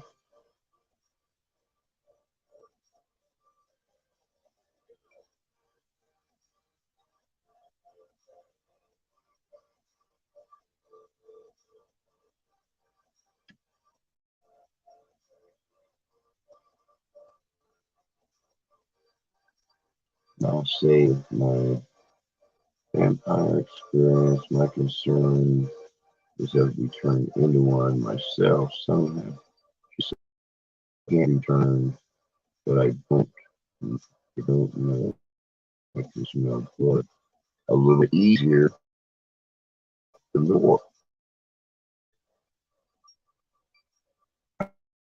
That's all you feel. All you be. It's an amazing thing about human life is you can dictate to yourself how you're going to practice, how you're going to feel, how you're going to believe, your sense, see, smell, taste, feel. It's all in your mind. You're the only one that can actually physically control you. So if you feel like you can sense the presence, then you can sense the presence. Yeah, kind of like a placebo effect. You know, that has been proven medically for years. They can tell you're giving you a pill that's going to help you to fight something in your body, and it'd be a sugar pill. But by God, that thing happening in your body starts to go away. Can you imagine if they did that with her? If they did that with other terrible diseases, they could actually hypnotize or convince someone that the medicine they're giving them is an experimental medicine that's going to cure whatever's wrong with them. Can you imagine what it would be like to have that power?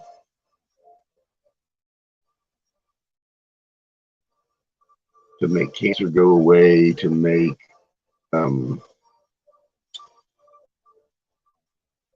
blood disease go away, to make a hemorrhage stop hemorrhaging.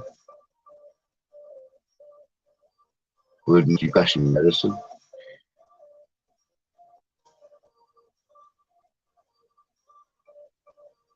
Well, and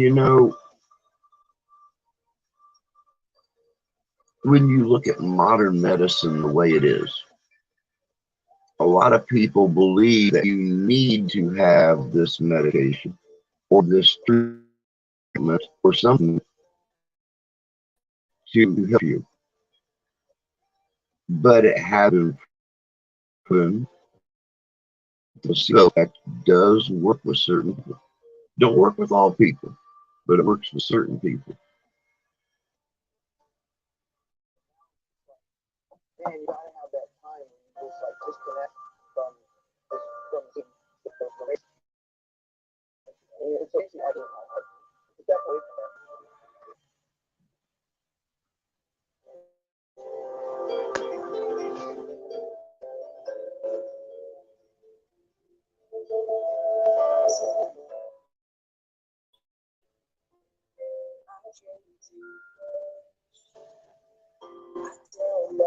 Two and a half minutes to go, guys, and we are down to the 3 hour mark.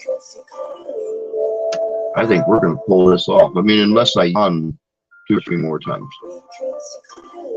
Then I'll probably just, slump over in the chair. But don't worry. I have arms here. There's one. There's one. So if I slump over, I'm just going to fall over on my arm. I won't hit the desk. I mean, unless I fall forward.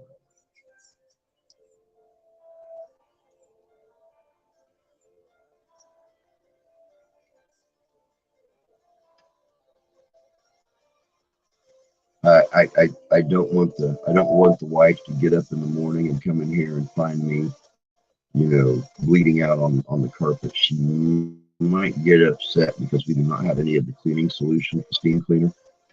So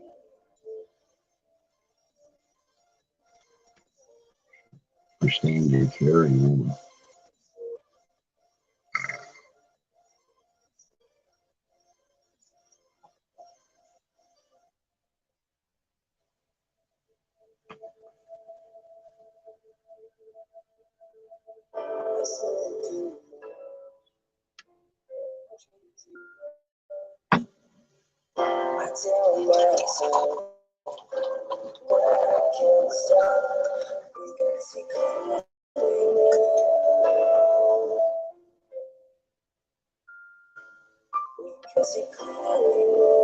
No, we can't have that with that. No, I absolutely positively agree.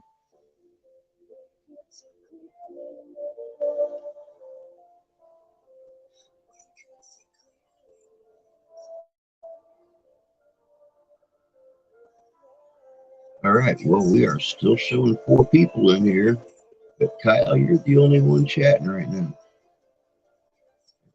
Fishing might have fallen asleep on us. It's been a while since he spoke up, said anything.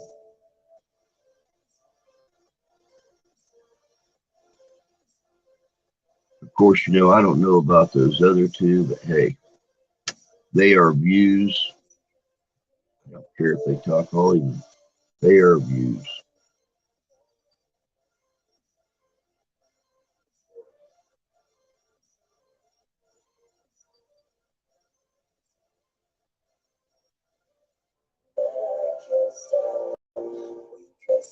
There we go.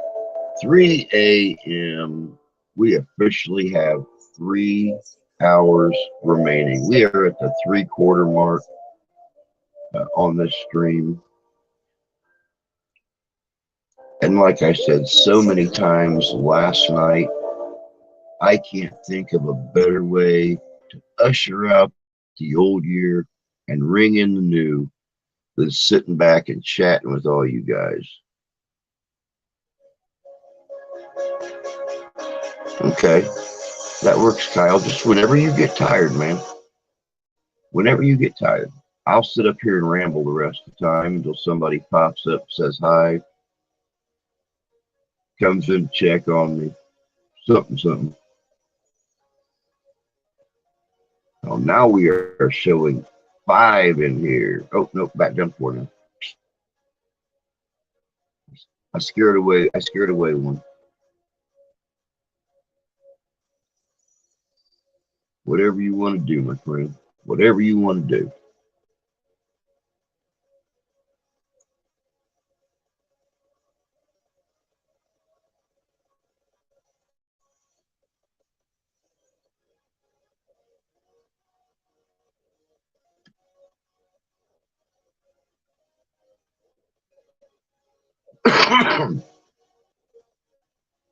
Oh, man.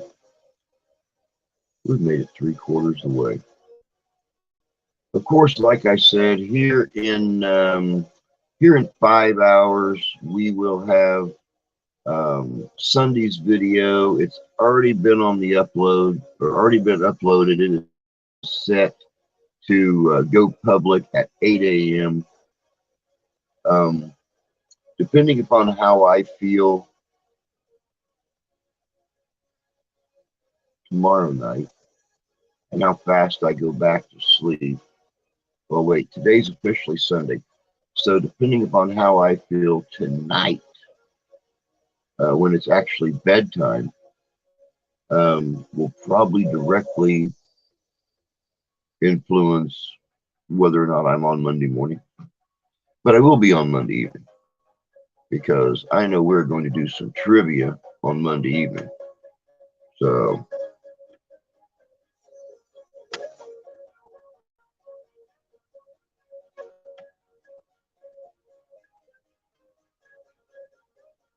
yeah, I'm starting to get tired. I'm not at that point yet where I'm just gonna, but I'm starting to wind down now. But of course, if I actually would have got some sleep during the day yesterday, I would probably be fine. But every little teeny tiny noise that Grandma would make or something, I would be up and out of the bed to make sure she was okay. So this would be more in the mystery category. But there was a legend in Eastern Europe called the Black Volga. Never heard of the Black Volga. Never heard of that one. Dozed off, huh, bud? I was starting to wonder. I hadn't heard from you in a while. You hadn't spoke up or made some kind of comment or anything. I was starting to wonder if you dozed off or not.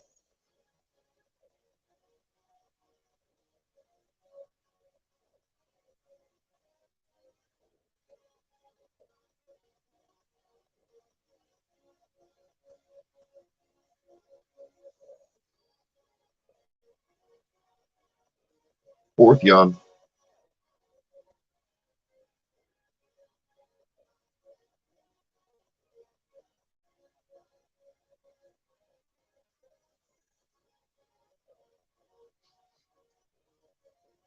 Yeah, and Kyle, it's strange, but I knew that if Fishing had dozed off, we would definitely see him again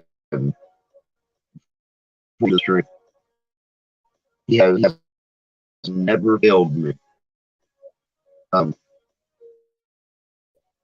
Being here for he had dozed off before, but he's always finished a stream with him. So glad it was black car made in the Soviet Union. Volga was a model of the car. The actual model number was GAZ24.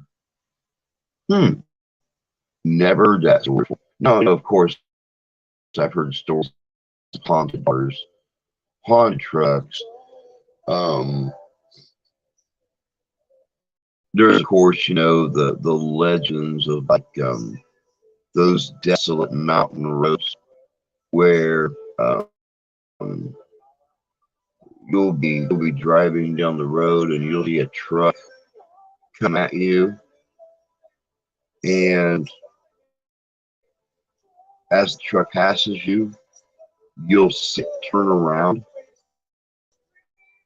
and start chasing you down the road. I mean, you're literally getting right up on your bumper, making you increase the speed supposedly to make you right. And then right before you turn off the road, your mirror just goes black. There's nothing back there anymore. There are a lot of those. Because there's one, I think it's here in Michigan. But if it's not on a mountain road somewhere, a very strong wood area, on twisting turn roads. So, yeah, there's several of those stores out there.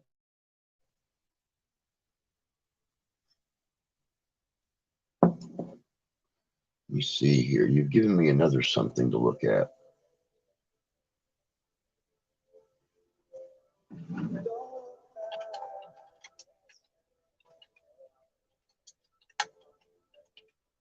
The Black Volga.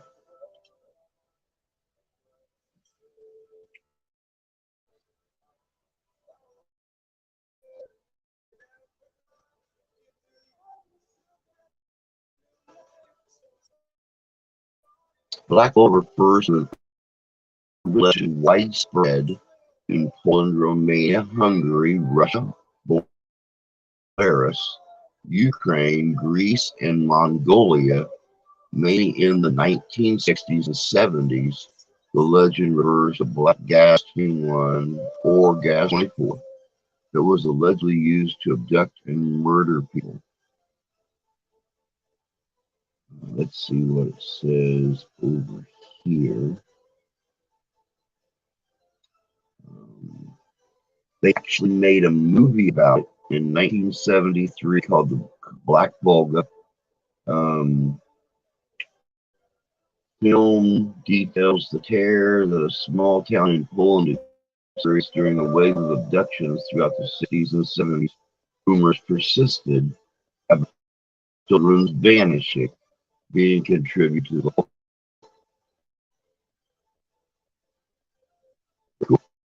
Never heard that story before. There's a legend like that on Clinton Road in New Jersey. Black Volga was like killer car racing. I guess we're over 70,000 hours away from this car. Wow, 70,000 years away from the nearest star.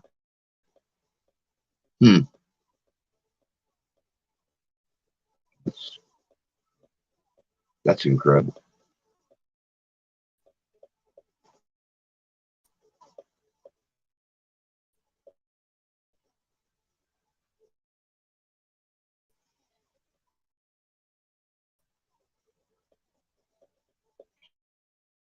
Those are the years. Star. Science look at the star systems trying to find planets like Earth.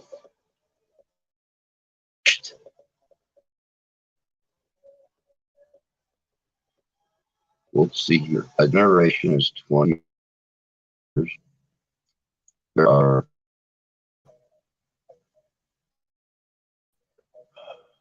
5 generations to every 100 years, a generation every 1,000 years, 50 times 70. It's 0, 0, 0, 0, 35. So 35,000 generations will pass if time it takes us to reach the nearest star.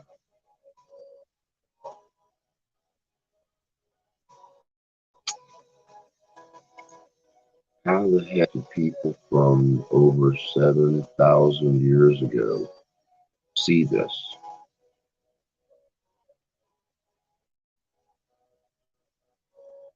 Good question.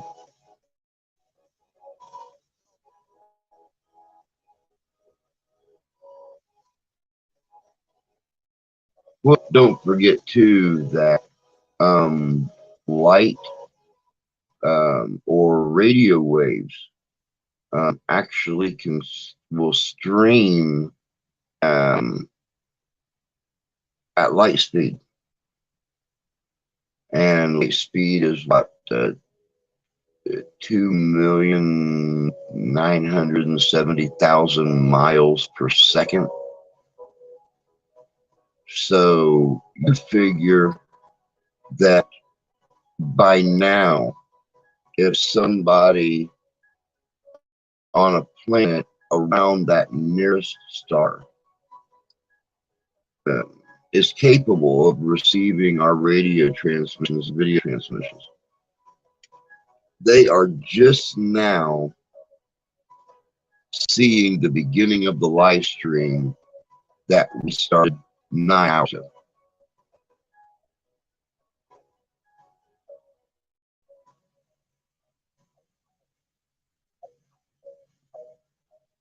Hey, Paul, good to see you, bud. Welcome back in.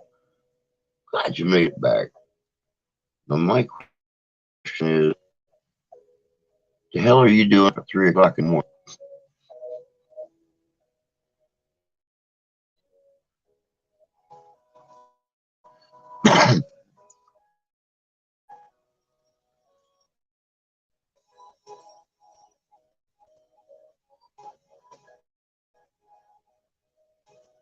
And then you ask the question because I'm sitting there right and wondering, what the hell am I doing at 3 o'clock in the morning?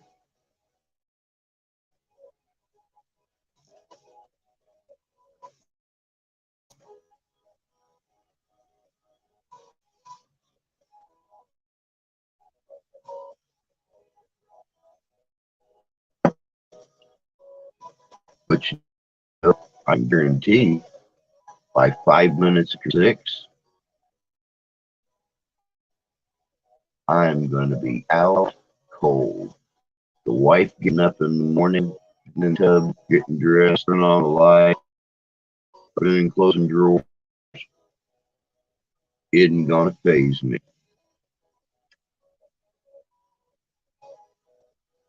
Well, yeah, Central Time. That's why we had to celebrate New Year's twice. It's not special time.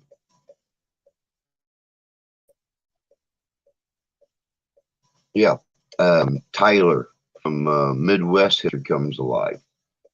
He's right up in the lower part of Iowa.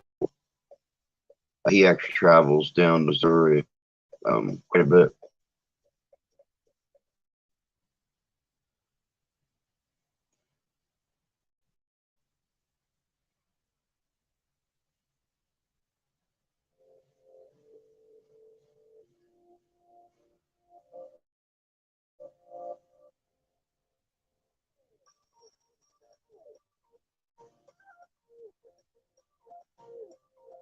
Speaking of which, he's probably going to get hold of me today to help him with his movie.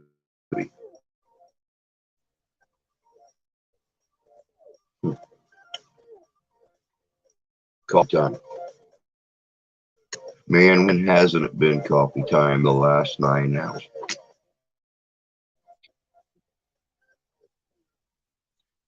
I came in here at 5:30 last night, made this brand new pot of Beyond Black coffee. Still sipping on it.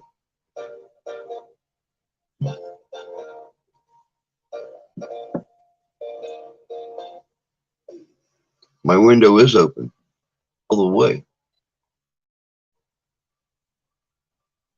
It is open.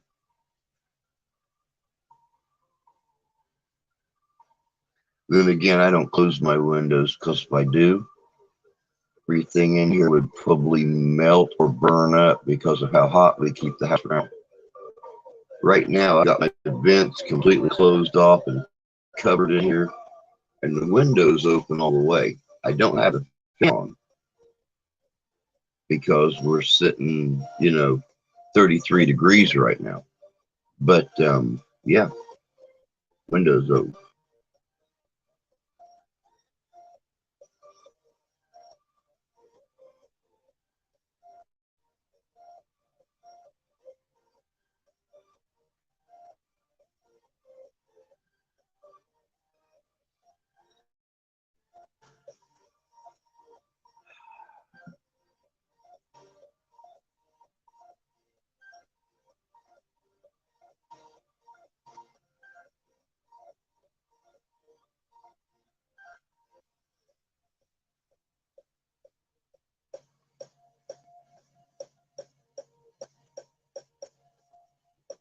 Yep, still not used to it.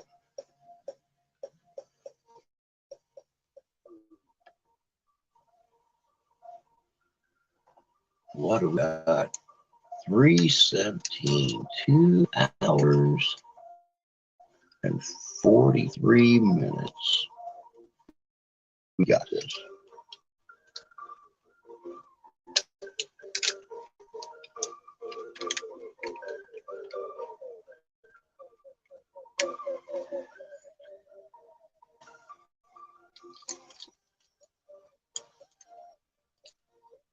No, I've actually I looked all over for a good New Year's playlist that would last the length of the live stream. The only one I found that even come close was copyright-free techno. That's the only 12-hour stream I could find that was copyright-free. So that's what we've been listening to this whole time.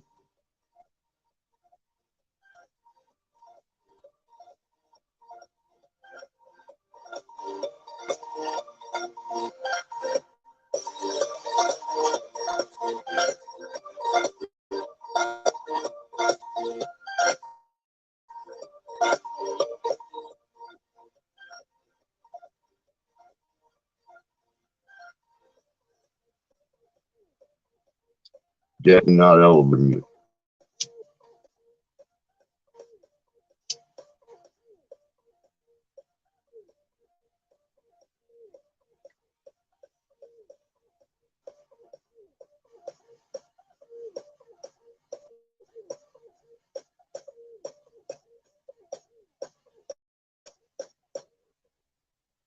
Oh, looks like we have some sleet coming in.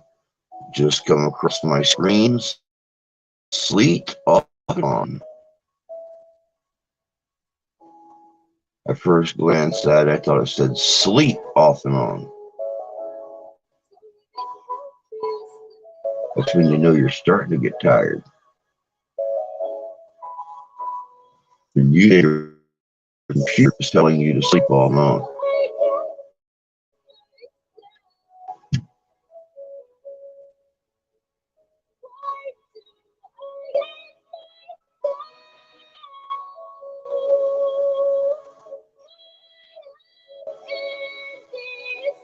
But hey, Beth, of course I am. Of course I am. I've had Vision and Kyle here keeping me company. You know, Paul just showed back up and did a little beer cheer. Oh, yeah, definitely still at it. 2 hours and 40 minutes to go.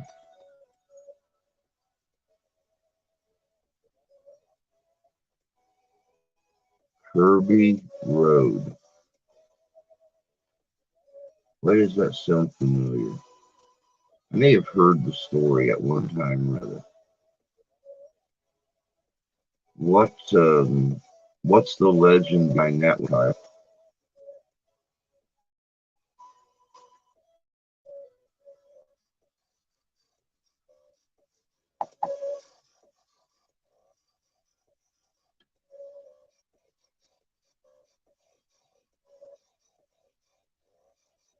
Blown out of proportion now.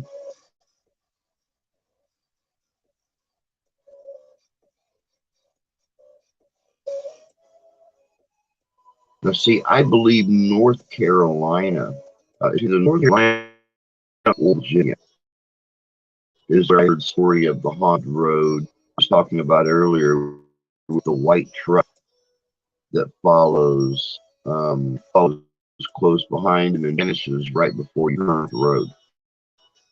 Hey, Chad, just see, bud, what are you doing up so early?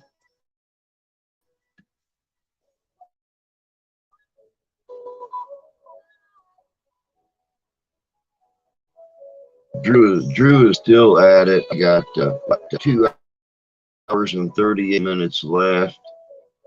I've already done 9 hours, 9 hours and 2 minutes. So I'm still going.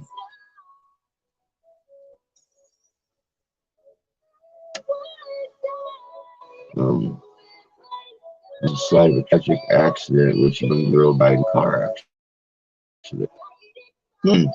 Interesting.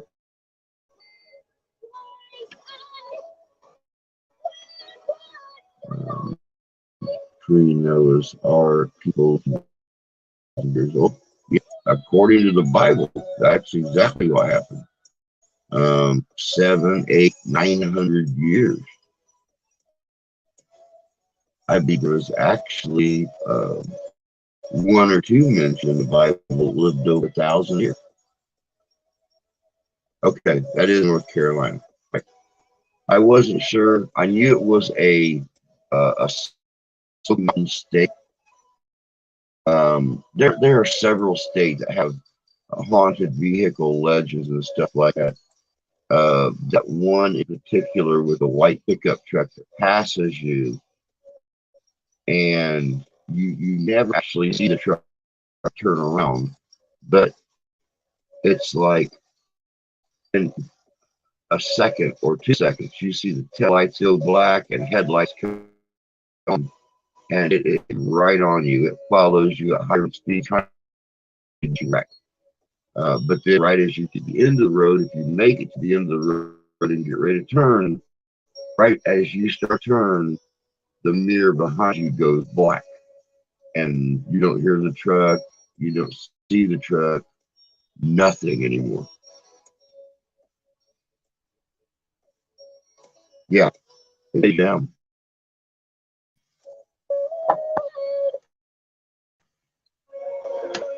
She had a memorial on the side of the road, but unfortunately it was removed due to vandalism. Wow. I have never heard that story before.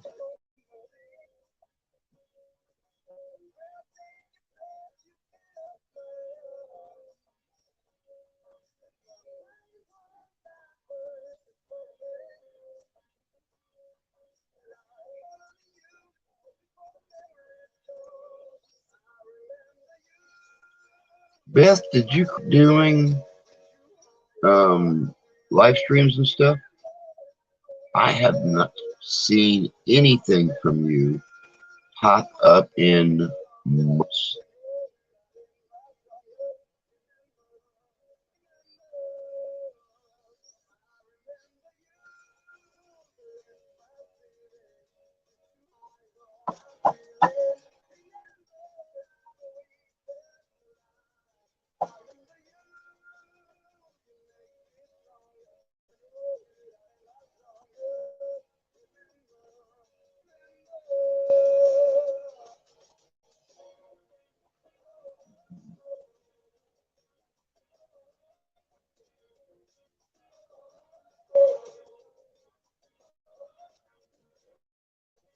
House on that road too called the Hell House, but it's not anything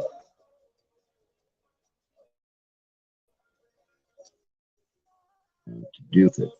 I haven't done any lives and just one video. This is on my original channel. That was hacked. Okay, well that explains why I've not seen anything crop up from you. But again, you guys know how that forum works. It's like I said here a couple hours ago. I get maybe 5 or 6 channels that I'm actually subscribed to that pop up in my suggested videos, and about 500 channels I've never even heard of that pop up. So yeah, that's my life. That's why I come in and visit more often. That's like with the Chad Smith podcast. I love Chad and Spooky Morales, Sunny, and everybody on the channel. I love their live streams. I don't get them till sometime 20 or 30 minutes after they've started. They will pop up somewhere on my suggested videos.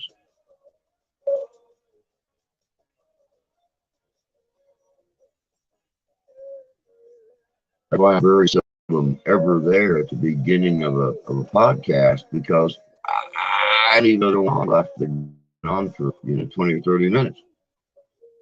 I didn't make a movie thing called House on Green Road or Haunted House on Green Road. It blew the whole thing out of proportion. Now, see, we have a road just northwest of South Indiana. And according to legend, there was a school up there during the latter part of the 19th century. And not very far from the school was the school marm's house. And apparently, she lost her keys one day, excused herself for class, walked outside, chained the door shut, and set the school on fire. When locals came and put the fire out, it was already too late, but she was just standing on her front porch, watching the place burn. And according to legend, depending upon what phase the moon's in, you can still see her house sitting way back in the field with one lantern glowing on the porch. But if you look away and look back, it's no longer there. Now, along with that legend, there's also stories of this little piece of road, only probably about 3 miles long, and there's other stories of people driving down this road because of a large lake on one side with woods around it, and then the other side of the road is just a very large thick woods. And supposedly there is incidents of people driving down that road at night and seeing children walking along the road. But they don't usually see them till the last minute, drive past and turn around and go back to find them, and no one's there. One person actually reported picking up a little girl walking down the road. When they asked her what was going on, she said her mommy and daddy were in the car that was on fire. And they were in the back seat, drove down the road, never ran across a burning car or anything. And they turned around to ask her where it was. She wasn't there. So all kinds of little stories go along with that road.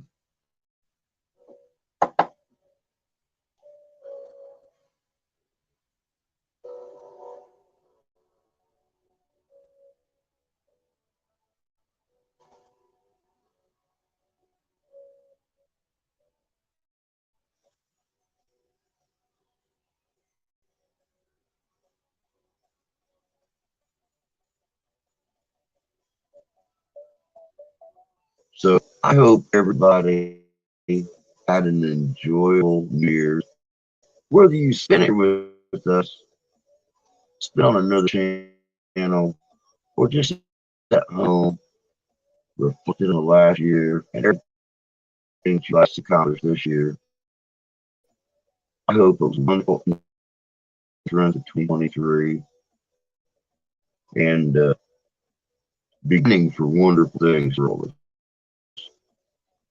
Especially everybody that has their own channels, that would like to see them grow, like to see their subscriptions grow, like to see themselves become monetized.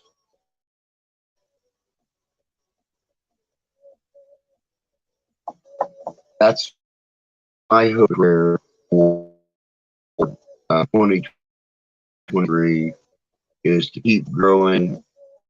I've bragged about it 3 or 4 times during the stream.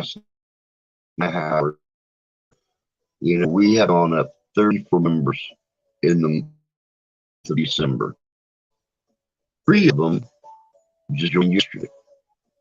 So, and I haven't checked to see where I am.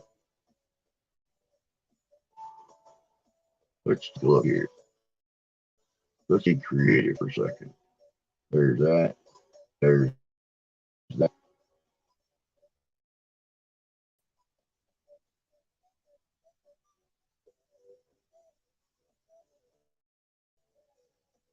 There's that.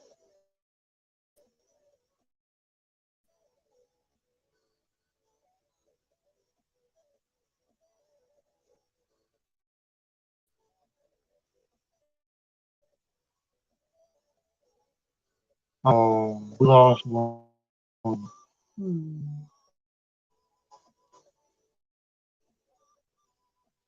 Y'all's lost. There are a lot of other history channels out there that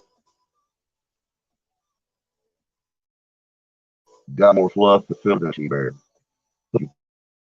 Find one position.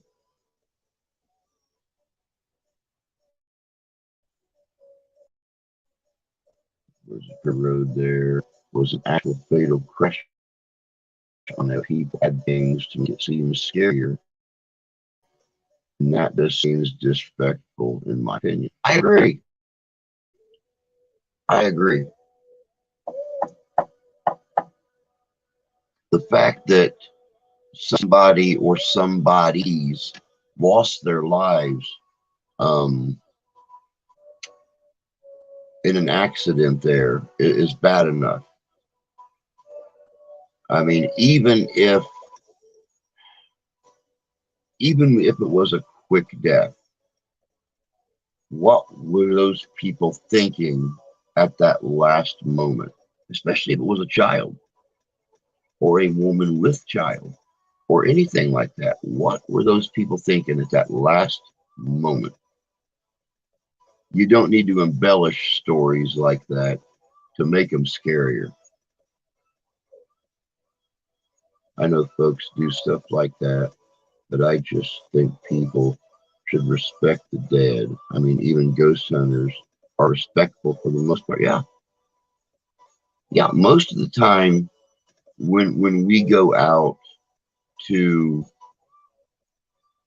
communicate, we try to make contact. We try to help if we can. And we help them, we try to ease them. Maybe if they're angry or they're confused or something about what happened to them, just being able to talk to them. I help them to understand this will happen. Are you here by choice? Are you here because you have some unfinished business here? Or did you just not know that you have the option to move on? We don't go out hunting boogie boogies and try to make a spectacle out of them.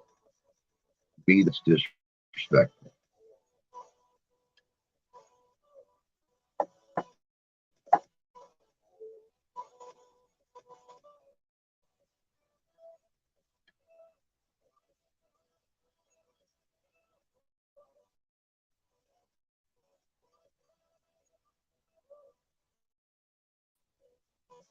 Now, I mean, don't get me wrong. In the same breath, I can honestly say that we have been on investigations where the entity or the apparitions at a certain location know good and well what happened to them and know good and well what they are now. It's much like Danny says. there are people out there that are good in life, and they are scared or shocked or confused about what happened to them. And they lash out angrily in the afterlife until someone comes along that can give them some relief, some closure. And you have people in life that were assholes and people who are assholes in death.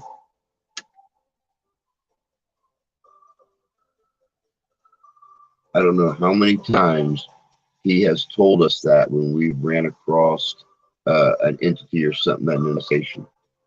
But more times than I can hold in the palm of my hand. And it's very, very true. It's very true.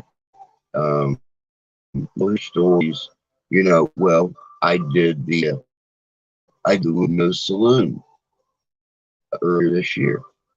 Me, Dave, Tommy, Randy, Heather, all went over there, and I was 2 videos for that investigation. The cook that people were seeing there that was frightening them, or the entity, we pretty much figured out who it was, and he wasn't meaning to do any harm, but he was home. He loved it there more than he did outside of work. So when he went home, and sometime in a 2-day period passed away in his home, the owner of the saloon was friends with him. He really liked him. He said this man was the best soup cook he had ever met in his entire life. And he's ran that saloon for, oh my God, 25 years. And as we figured out who it was via the EVPs and electronic devices, it really really helped us to understand what was going on with the poor guy, and the fact that he was at home in the saloon and that's where he stayed. Good morning, Squatch. Check this out. I get this really Hey, bud. Welcome to the show. Welcome to 2 hours, 20 minutes ago. I know, man. I got hammered early on and just decided, you know what, screw it. Life happens again later. It really does. That's a nice time vortex you got there. I just wanted everybody to know exactly how down the rabbit hole I'm willing to go. I don't know. It just looked cool. I thought it'd be neat for a background. I do it like this usually. I got it like set up so it's right over my shoulder.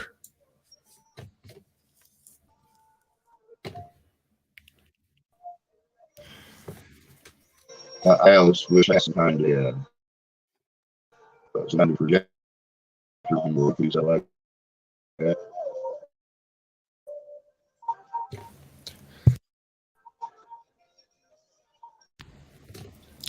How many hours you got left? That's just hours and minutes. That's rough. You the man. I'll tell you, well, that background turned into for hours. Hey, Kyle, can you tell me something?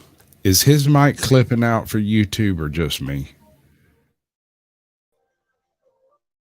Because, like, I catch the very beginning of what he's saying, and it's like it gets too loud for StreamYards and cuts down or something. Am I cutting out? Hold on, I'll check, see if I'm cutting out. Okay.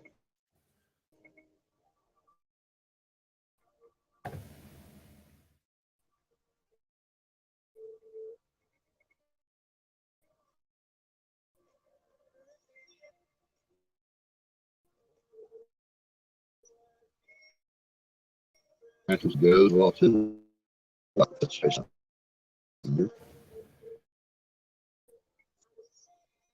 Is it perhaps an interaction between my mic and his? How does it sound now?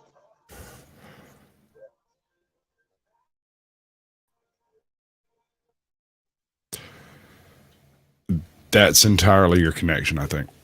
I don't know. But at least on this end of it, I sound like a freaking Greek god or something.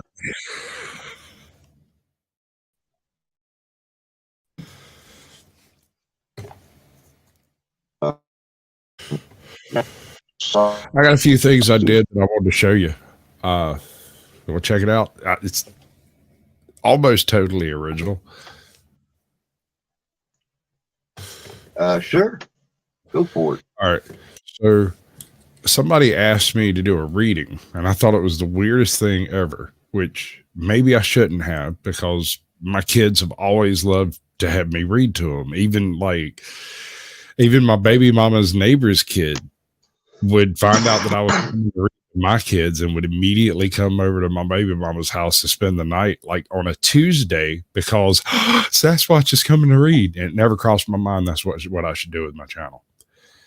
How about them apples? I think that's cool. Let's see. We're going to use the Bam. Very cool. The Squatch reading out. We're going to skip the Christmas theme. I think we're a bit past that. Yeah. Get the right hole. I'll find it in a minute. That's what she said. Was it? All right.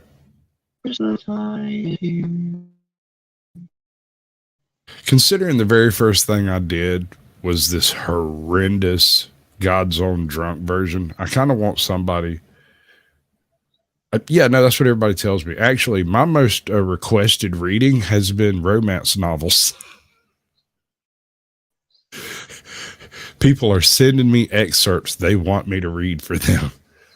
As he stepped through the dining room window, he let out his large and engorged shaft. No, I'm not doing it today.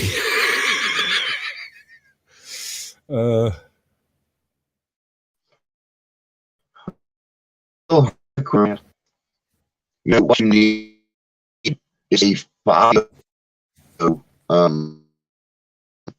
app that looks like it's up there reading the story. I look you and can help smile, but you are absolutely breathing.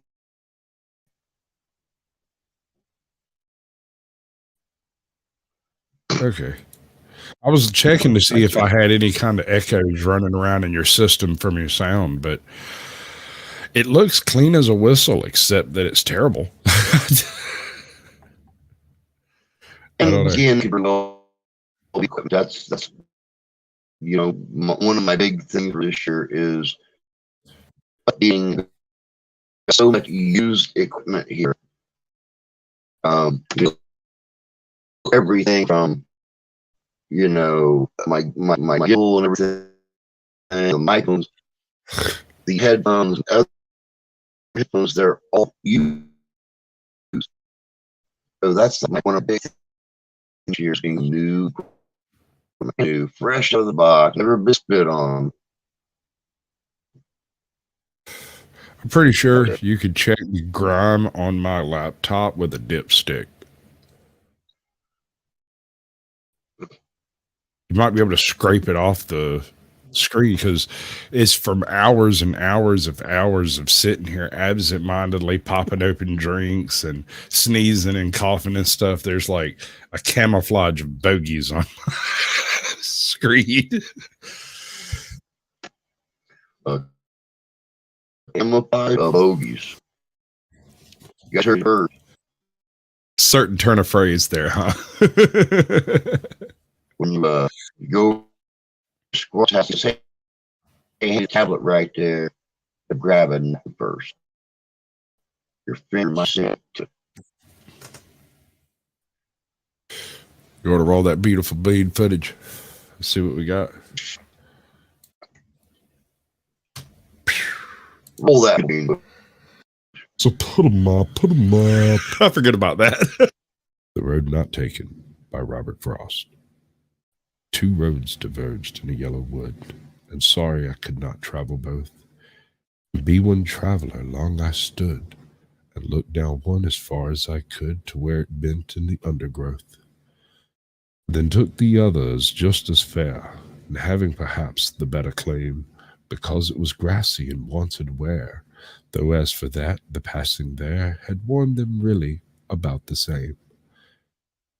And both that morning equally lay, in leaves no step had trodden black. Oh, I kept the first for another day, yet knowing how way leads on to way, I doubted if I should ever come back. I shall be telling this with a sigh, somewhere ages and ages hence, two roads diverged in a wood, and I took the one less traveled by. That has made all the difference. Yes, that's about all I got. Thank you for listening. Brother, I was so sick when I recorded that. What I was originally wanting to do was two roads diverge, but the Road Not Taken as done by Foghorn Leghorn.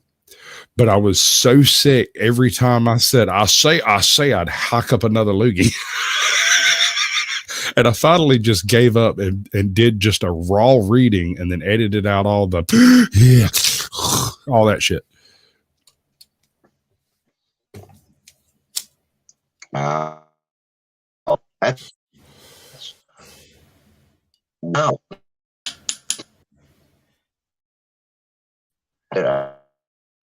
What's from you, boy? Pardon? So, is that you're doing mostly are doing those type readings now? Or is it's kind of a silent thing occasionally, or? I had a couple of requests to do some specific stuff, and then because I was doing those specific things, like Car Thief News requested the Desiderata. Are you familiar with that one? Oh, check this out. He asked me to do this, and I did it and sent it to him, and it kind of rolled on its own, and I don't really know why or why people cared.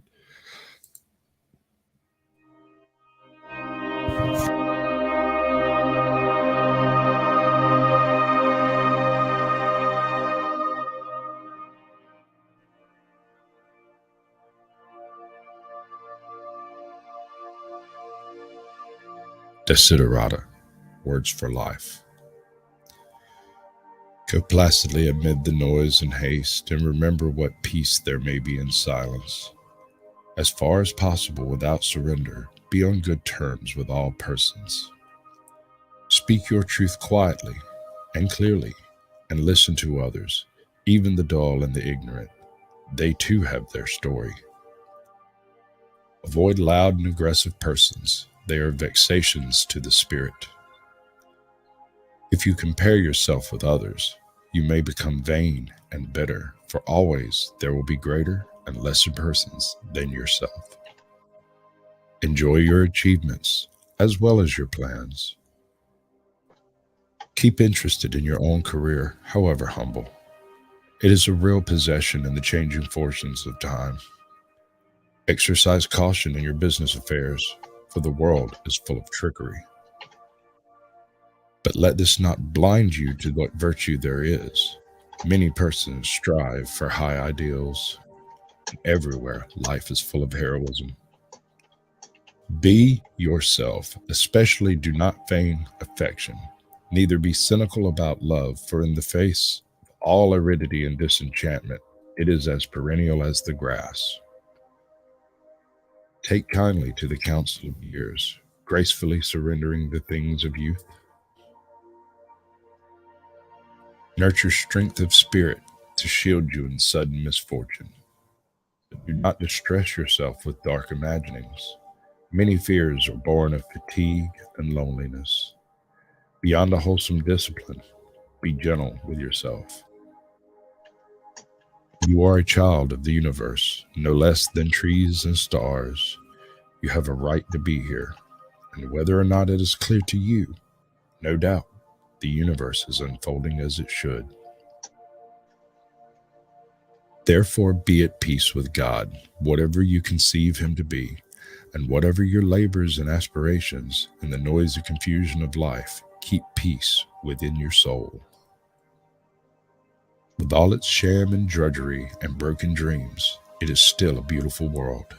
Be cheerful and strive to be happy.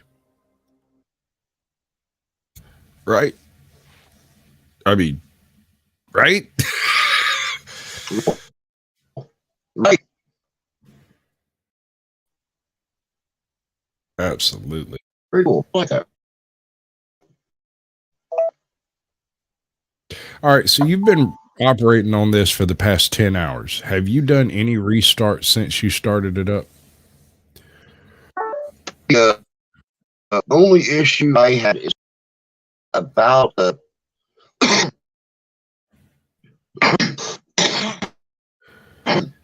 2 or 3 hours when you tried to come up and you have a signal. Right after that, the phone completely shut down. I mean, it completely turned itself off, turned it back on. Luckily, the stream kept me. So the camera shut off everything. It was black screen up there.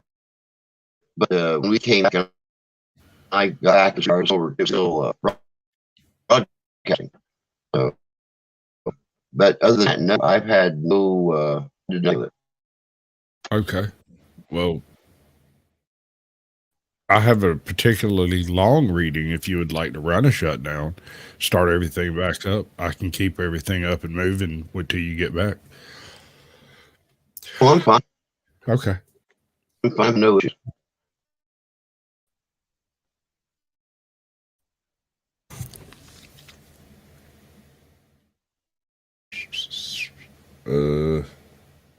Let's see.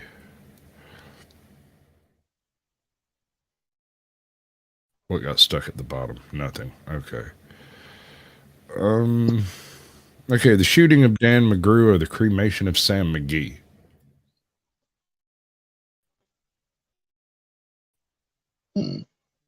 Which one? A or B?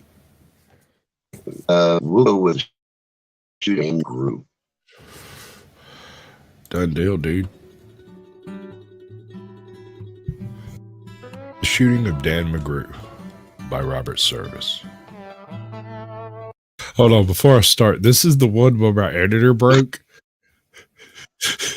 And so, like, there's this one bit in here where I couldn't put anything else into the editor, and so I kept using the same scene over and over again. A bunch of the boys were whooping it up in the Malamute saloon. The kid that handles the music box was hitting a jagtime tune. Back of the bar in a solo game sat dangerous Dan McGrew, and watching his back was his light of love, the lady known as Lou. When out of the night, which was 50 below, and into the din and glare, there stumbled a miner fresh from the creeks, dog dirty and loaded for bear. He looked like a man with a foot in the grave and scarcely the strength of a louse. Yet he tilted the poke of dust on the bar and called for drinks on the house.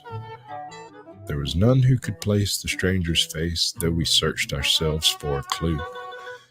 But we drank his health, and the last to drink was dangerous Dan McGrew. Those men that somehow just grip your eyes and hold them hard like a spell. Such was he. He looked to me like a man who'd... Can I point out that there is a man in this bar wearing an ascot, a bright yellow or white ascot, wearing pitch black with a felt hat in the desert. And you're going to come in and start trash with him? Oh, no, sir, not me. That man is named Sir. That is his name, and that is how I'll respond to him, because he will shoot me if I don't. Yeah. Lived in hell, with a face most hair and a dreary stare of a dog whose day is done. As he watered the green stuff in his glass, the drops fell one by one. Then I got to figuring who he was and wondering what he'd do. And I turned my head, and there watching him was the lady that's known as Lou. His eyes went rubbering round the room, and he seemed in a kind of daze, till at last that piano fell in the way of his wandering gaze. The ragtime kid was having a drink, and there was no one else on the stool. So the stranger stumbles across the room and flops down there like a fool. In a buckskin shirt that was glazed with dirt, he sat, and I saw him sway. Then he clutched the keys with his taloned hands, and my God, but that man could play. Were you ever out in the great alone when the moon was awful clear, and the icy mountains hemmed you in with silence you most could hear? With only a howl of a timber wolf, you camped there in the cold, a half-dead thing in stark dead world, clean mad for muck called gold. While high overhead, green, yellow, and red, the northern lights swept in bars, then you've a hunch what music meant, hunger and night and the stars.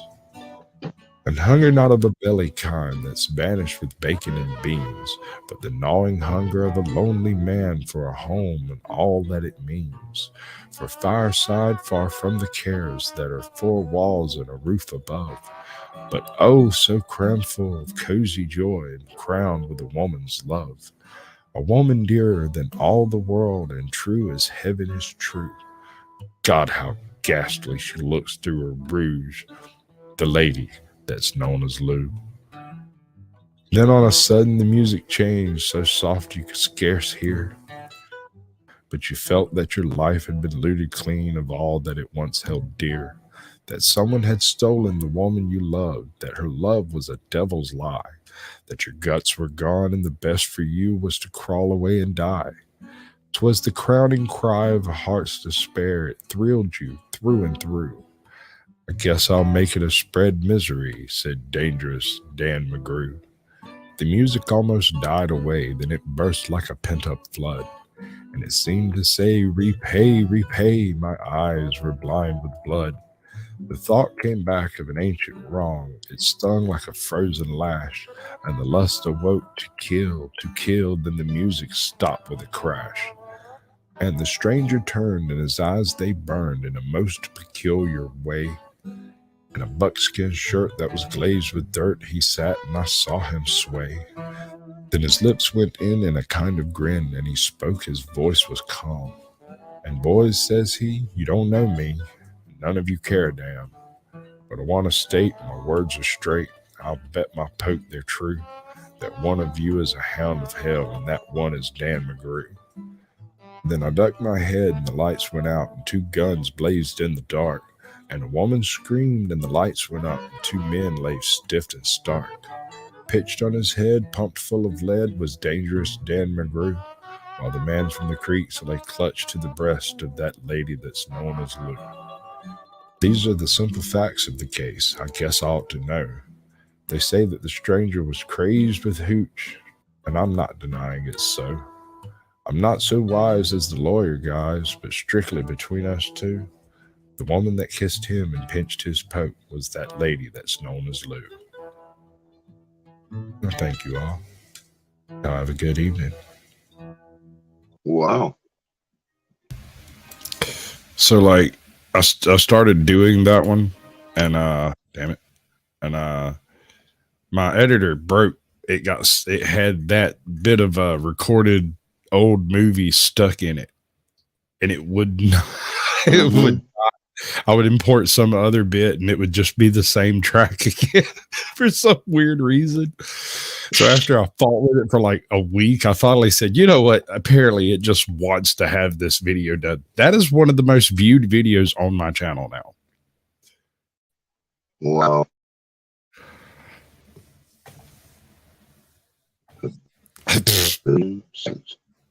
31 years.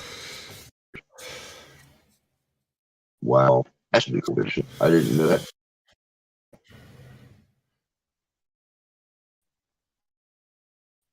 God, that means I've done most of it in my life. I also did If by Rudyard Kipling. Can't remember who requested. Yeah. It's pretty good one. Well, I mean, it's a good poem to start with, and it's a good one for reading. Some poems aren't really meant to be read. If by Rudyard Kipling is actually meant to be orated. It's not really meant to be wrote down. It's like God's Own Drunk like that. God's Own Drunk was never supposed to be written down. It was supposed to be learned from other people who performed it. Wow.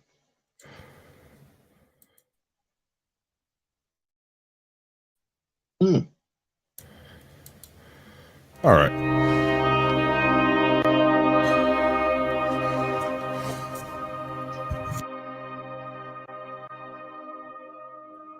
If by Rudyard Kipling. If you can keep your head when all about you are losing theirs and blaming it on you, if you can trust yourself when all men doubt you, but make allowance for the doubting too, if you can wait and not be tired by waiting, or being lied about, don't deal in lies, or being hated, don't give way to hating, and yet don't look too good nor talk too wise.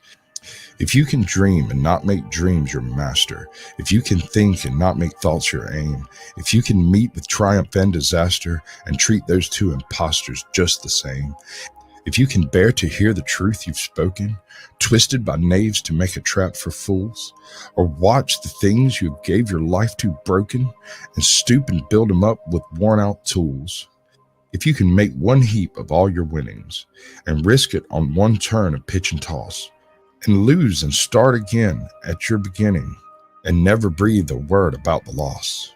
If you can force your heart and nerve and sinew to serve your turn long after they're gone, and so to hold on when there's nothing in you except the will which says to them, hold on. If you can talk with crowds and keep your virtue, or walk with kings nor lose the common touch, if neither foes nor loving friends can hurt you, if all men count with you, but none too much, if you can fill the unforgiving minute with 60 seconds worth of distance run, yours is the earth and everything that's in it, and which is more, you'll be a man, my son. Should I do another one? I don't know. I'll say it's If by Rudyard Kipling. Boy, are you familiar with the man? I'm familiar with Slipboard. Oh, that was another failed attempt to do a reading as Foghorn Leghorn, but in this case, it just didn't seem respectable. I'll say If, boy, it's If by Rudyard Kipling. Are you familiar with the man? I'm trying to learn you something here, boy. I'm too good at that. That and Alex Jones. I'm getting really good at my Alex Jones voice, and one day I'm going to start a news program just for the giggles out of it. Can you imagine Alex Jones just reading the headlines, nothing else? That was unexpected. That happens around me a bit. That would actually be very interesting to see. I wanted to put my dog in a suit and get him in the seat so I could get like 12 seconds of him like moving his mouth, and then use my dog for the news anchor and Alex Jones for the voice. Because you got to get in there and stop them before they turn all the frogs gay. If you turn around and turn Nancy Pelosi out of the house, we'll actually have a chance to get into this whole thing. We can get back into the game. All you need is a little bit of a health supplements. That may have had something to do with all the spit on my screen. That might, yeah, that's very possible. No, they actually make an app where, and yes, but I'm better at it. On the old chat. But you can picture of the animal. Boonhauer. You want to hear my Boonhauer? Boonhauer, yeah. Okay, so turns out Boonhauer is actually speaking. You just don't know what he's saying. You have to go in and listen to every individual sentence he says and listen for the one word that you can understand. And that one word will cover that whole sentence. And you can take the 5 words he says in a phrase and put together what he meant. Anyway, I'm over here. I got to whoop on a whooping green. You know, got to whop. You got a big old stick.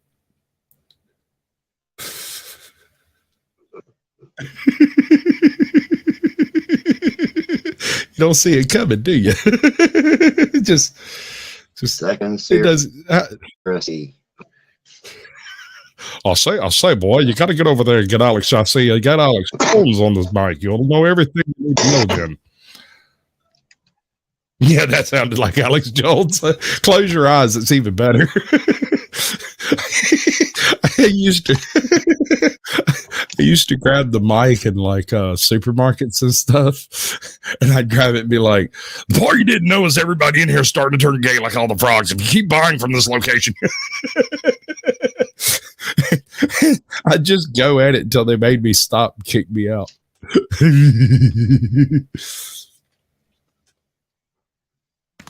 Right, yeah, no, Boonhauer in the mumble rap. He's not. That's right.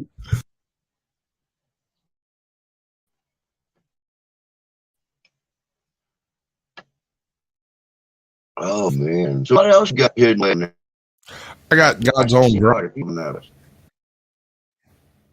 Got what? God's Own Drunk. All right, so I was recording a different reading. I think it was The Road Not Taken. I think this happened on my first attempt to read that. I could not get my mouth to make the words right. You know what I'm saying? I was just reading it out, you know, doing a dry reading, and it just literally just mumble mouthed. I just could not get it out. And so I stopped, turned off what I had up for the visuals, which uncovered everything I had put up beforehand, right? Everything else is muted, and I thought I was muted too. I reached over and muted my mic and then did this weirdness. Found it again later, having forgot that I had done it, and decided to upload it raw, just the way it came out, with a notable exception. I did go in and edit some of the dead spots where I just sat there and stared off into space, because I wasn't actually doing a reading. I was doing a performance, and it was just to unscrew my mouth from tripping over itself. But I went back and edited it together so that it kind of looked right, you know. But it's still nuts. It's absolutely nuts that it rolled out so well. Utterly baffled. God, that coffee. You're pouring coffee. I hear coffee. Oh, coffee. Oh, good God, you sexy bastard. How dare you? By the way, that is one nice ass suit you got on there, big dog. I really dig that thing. I did dress up and look pretty for everybody on New Year's, because, well, you know, I've usually gone a sweater, a hoodie, or something. But my wife actually bought this for my daughter for some boy band that she likes on password for her and going to that band, and the so wife out and hit good with all this tie. It's hanging in the back on the back of the car for months, and I'm in the house. I didn't have black coats. I could use that guy. I was trying to figure out what I was going to wear tonight, I thought, I'm going my checkerboard silver and black vest, my black shirt. I am going to go straight up mafioso. Yeah, And then, of course, if I throw on the paperboy hat, then I look like Irish mafia. yeah. But no, it's a damn fine suit. I like it. I think I could pimp a whole bunch of women out wearing it. Yes, sir. They'd volunteer. I'd come too if I talk to one. All right, you want to hear God's Own Drunk? Yeah. I'm looking for somebody to do some visuals after this. Okay. Let it roll.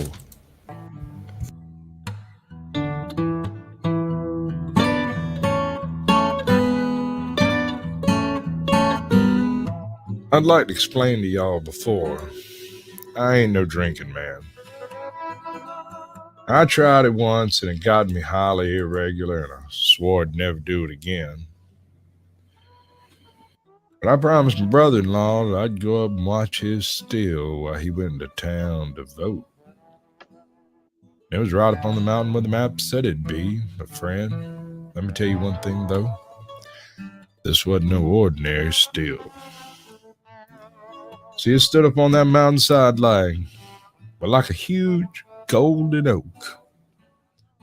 Oh, and there was God's yellow moon a-shining on a cool, clear evening. God's little lanterns was a-twinkling on and off in the heavens. And I explained to you once before, I ain't no drinking man. Temptation got the best of me. Whew. And I took a slash.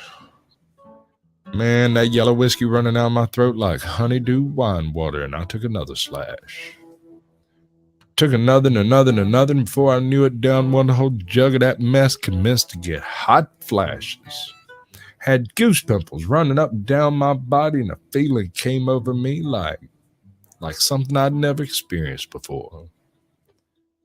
It was like I was in love. In love for the first time. With anything that moved. Animate or inanimate, it didn't matter. It was like there was a great neon sign flashing on and off in my brain saying, Sasquatch, there's a great day coming, 'cause I was drunk. Now, to be clear, now I wasn't no slip-sliding, Reggie Young and commode-hugging drunk. I was God's own drunk and a fearless man. Friends, that's when I first saw the bear. He was a Kodiak-looking fella about 19 feet tall, wandered up on the hill expecting me to do one of two things. Flip a fly, didn't do either one. It hung him up. He started sniffing around my body, trying to smell fear, but he ain't gonna smell no fear because I'm God's own drunk and a fearless man, and it hung him up. He looked me right in my eyes, and my eyes was a whole lot redder than his was, and it hung him up. So I approached him. I said, Mr. Bear, I love every hair on your 27-acre body. And I know you got a lot of friends over there on the other side of the hill. You got old Rare Bear, Tall Bear, Pretty Bear, Kelly, Jerry Bear, Smelly the Bear, Smokey the Bear, Pokey the Bear. I want you to go over tonight. You tell them I'm feeling right. You tell them I love each and every one of them like a brother and a sister. But if they give me any trouble tonight, I'll run every dad blame one of them off of here. Well, he took 2 steps backwards to hell. Didn't know what to think. Neither did I, but being charitable and cautious, I approached him again. I said, Mr. Bear, you know, in the eyes of the Lord, we're both beasts when it comes right down to it. So I'd like you to be my buddy, Buddy Bear. So I took old Buddy Bear by his island-sized paw and I led him over to the still. He's sniffing around that thing because he's smelling something good. I gave him one of them jugs of honeydew wine water. He downed it upright. Looked like a big damn bear in the circus sipping sarsaparilla in the moonlight. Gave him another and another and another. Directly, he commenced to doing the bear dance. As 2 sniffs, a snort, a fly turned into grunt. It was so simple, like the jitterbug, it plumb evaded me. And we worked ourselves into a tumultuous uproar, and I was off, tired, and I wandered over to the hillside and I laid down. I went to sleep. I slept for 10 hours and dreamt me some tremulous dreams. When I woke up, I found God's yellow moon a shining on a cool, clear evening. God's little lantern still twinkling on and off into heaven. But my buddy the bear, he was missing. Yeah. Wanna know something else, friend and his neighbors? So was that still.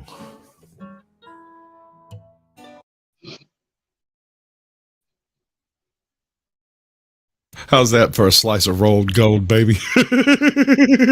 That's, oh my God. His 57-acre body.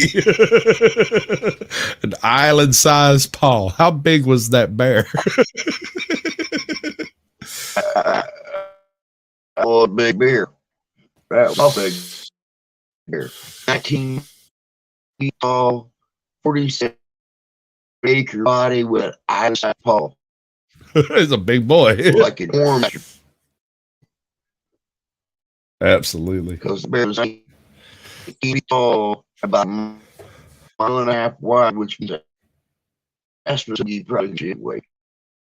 See that one giant polar that was good. You definitely have a voice. That thing. I carry the voice. That's a lot. On the other hand, this microphone changed my whole style. Really? Yes, sir. Before when I first started my channel, I had planned on reading Westerns. And I tried 1,000 times, but the microphone I had kept. Yeah, no, that bear is massive. It's true. He's huge. Ridiculously big, and this man is ridiculously drunk. Oh, rare bear, tall bear, pretty bear, Kelly J, Rally bear, smelling the bear, smoking the bear, poking the bear.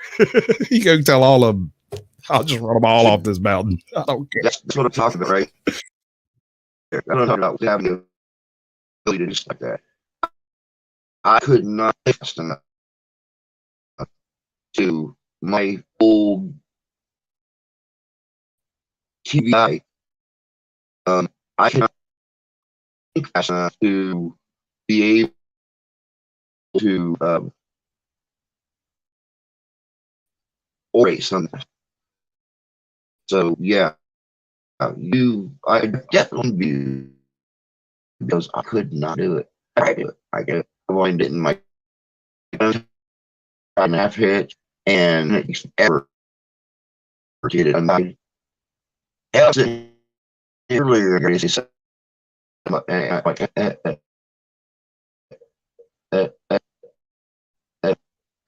was going to say, need to begin with 8. On the hell, I don't know. So there's no way I could do bear, poly bear,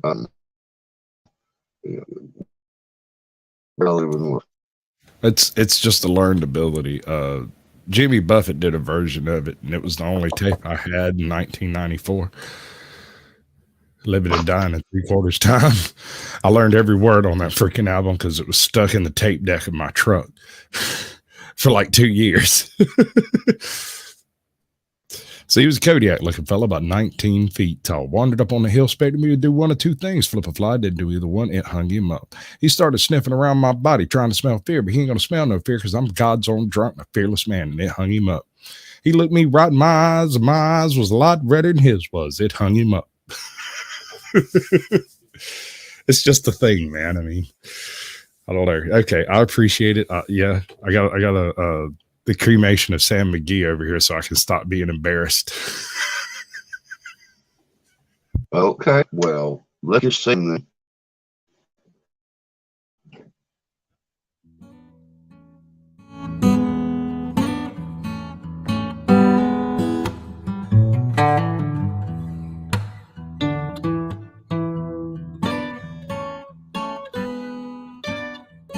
Cremation of Sam McGee by Robert Service. There are strange things done in the midnight sun by the men who moil for gold. The Arctic trails have their secret tales that would make your blood run cold. The Northern Lights have seen queer sights, but the queerest they ever did see was that night on the marge of Lake LaBarge I cremated Sam McGee. Now, Sam McGee was from Tennessee, where the cotton blooms and blows. Why he left his home in the South to roam round the pole, God only knows. He was always cold, but the land of gold seemed to hold him like a spell, though he'd often say in his homely way that he'd sooner live in hell. On a Christmas day, we were mushing our way over the Dawson Trail. Talk of your cold through the parka's fold, it stabbed like a driven nail. If our eyes we'd closed, then the lashes froze till sometimes we couldn't see. It wasn't much fun, but the only one to whimper was Sam McGee. And that very night, as we lay packed tight in our robes beneath the snow, and the dogs were fed and stars overhead were dancing heel and toe, he turned to me. Cap, he says, I'll cash in this trip, I guess. And if I do, I'm asking that you won't refuse my last request. Well, he seemed so low that I couldn't say no. Then he says with a sort of moan, it's the cursed cold. It's got right hold till I'm chilled clean through the bone.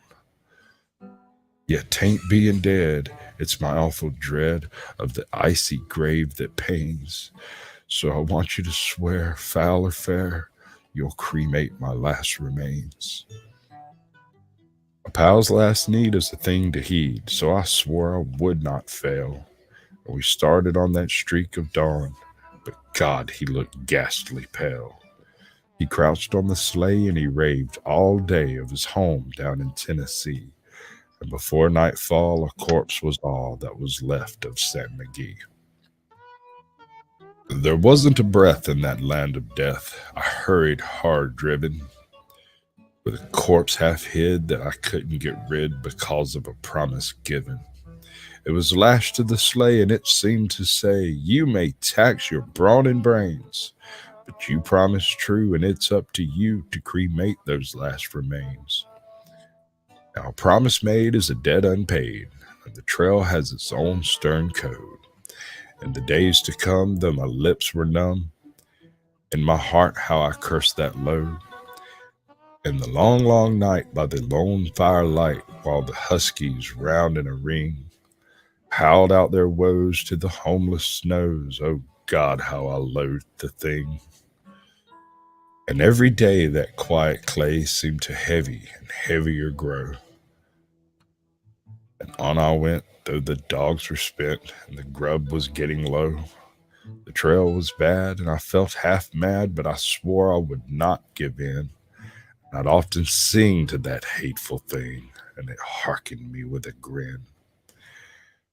Till I came to the marge of Lake LaBarge, and a derelict there lay. It was jammed in the ice, and I saw in a trice it was called the Alice May. And I looked at it and thought a bit, looked at my frozen chum. Then, here, said I, with a sudden cry, is my crematorium. Some planks I tore from the cabin floor, and I lit the boiler fire. Some coal I found that was laying around and heaped the fuel higher. The flames just soared and the furnace roared, such a blaze you seldom see. And I burrowed a hole in those glowing coals and stuffed in Sam McGee. Then I made a hike, for I didn't like to hear him sizzle so. And the heavens scowled and the huskies howled and the wind began to blow. It was icy cold and the hot sweat rolled down my cheeks, and I don't know why. And the greasy smoke in an inky cloak went streaking down the sky. I do not know how long in the snow I wrestled with grisly fear, but the stars came out and they danced about ere again I ventured near. I was sick with dread, but I bravely said, I'll just take a peep inside. I guess he's cooked, and it's time I looked. Then the door I opened wide. And there sat Sam, looking cool and calm in the heart of the furnace roar. He wore a smile you could see a mile. He said, "Please close that door. It's fine in here, but I greatly fear you'll let in the cold and storm. Since I left Plumtree down in Tennessee, it's the first time I've been warm. There's strange things done in the midnight sun by the men who moil for gold. The Arctic trails have their secret tales that would make your blood run cold. The Northern Lights have seen queer sights, but the queerest they ever did see was the night on the marge of Lake LaBarge when I cremated Sam McGee." Thank y'all very much. Have a lovely evening. Cremation of Sam. I don't know, dude. It's something to do. I love that poem. I love it. It's great. You can tell when I read it how much I love it.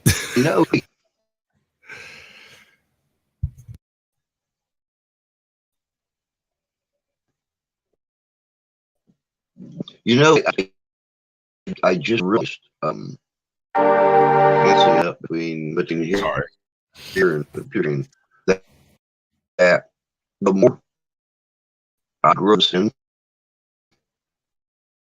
the more I look like your little down there in the corner of your screen.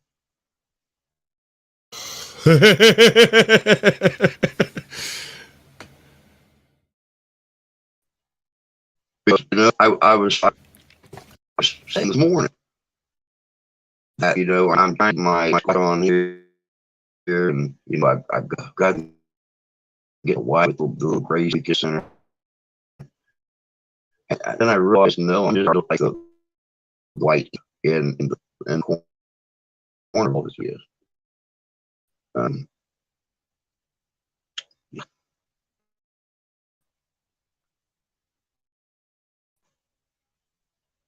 I do a very good treatment.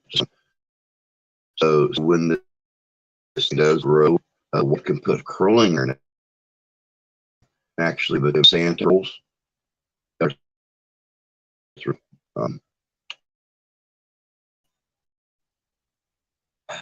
beer from sweet. Love him. Will make sense because beard club for women would scare them. So I think I got one more. Cool. This is Dylan Thomas. Join. Do not go gently into that good night. Do not go gentle.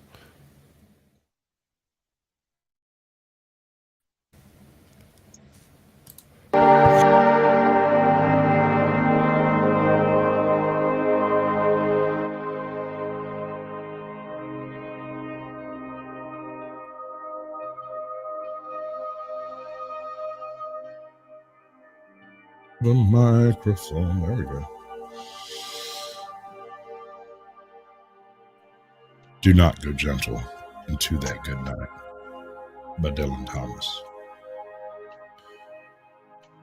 I beg you all, do not go gentle into that good night. Old age should burn and rave at close of day, but rage against the dying of the light. The wise men at their end know dark is right, because their words had forked no lightning, they do not go gentle into that good night.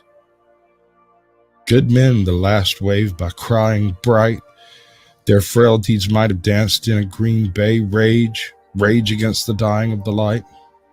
Wild men who caught and sang the sun in flight and learned too late they grieved it on its way, do not go gentle into that good night. Grave men near death who see the blinding sight, blind eyes could blaze like meteors and be gay, rage against the dying of the light. And you, my father there on the sad height, curse, bless me now with your fierce tears, I pray. Do not go gentle into that good night. Rage against the dying of the light.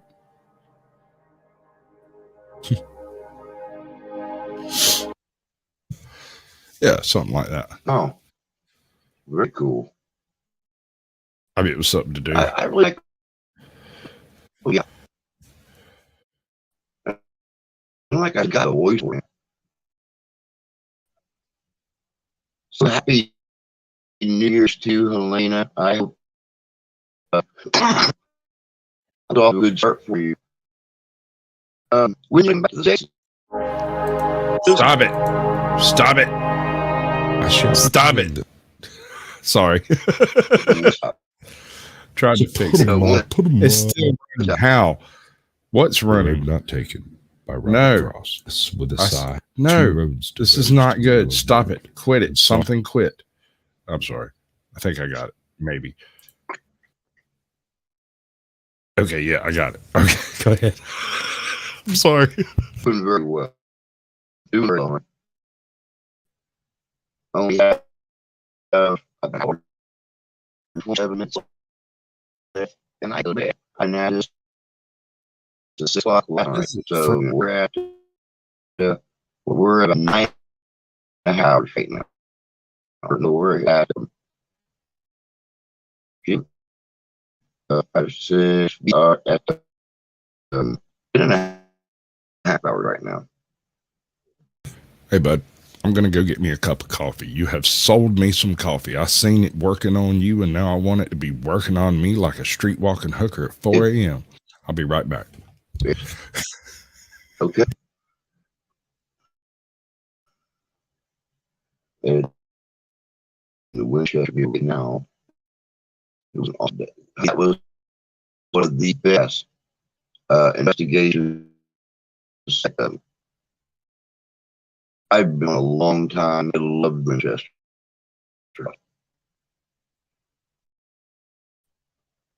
I can't wait until they get this completely done and ask them again. That's gonna be epic. Just to see how the spirits react to that old house being or not changed.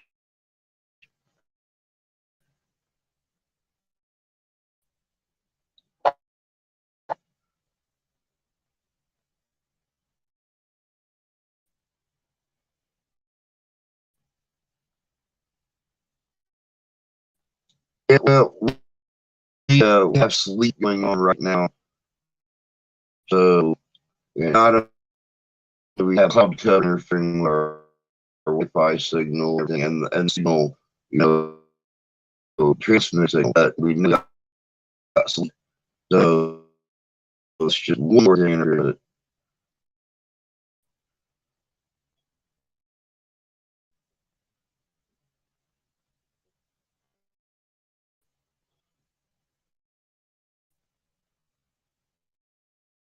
Yeah, I had refresh my head a couple of times. I noticed that the computer actually gets up to 3 or 4 minutes behind what I was refreshing, and I had to refresh it a couple times. Did it at a kick, but still about 30 seconds behind. Which one is me?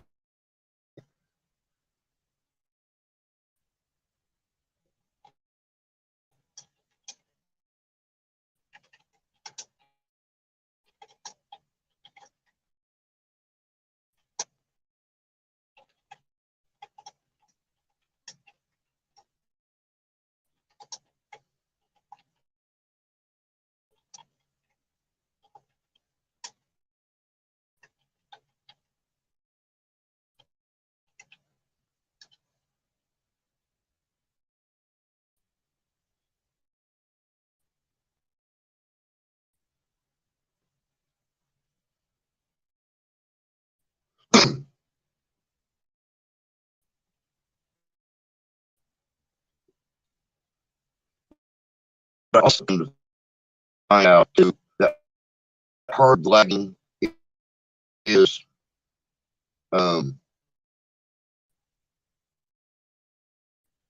definitely through the Wi-Fi, but on something on the screen It actually it's about 15 seconds to come on it. Maybe this ain't cool. Can you do that? Research here might help. Just guessing. See, that's very, very possible. But I'm not going to start less than an hour and a half to go. It's just 4 hours. Yeah, I never actually used it for an 8-hour period or an hour, 4 hours. Usually,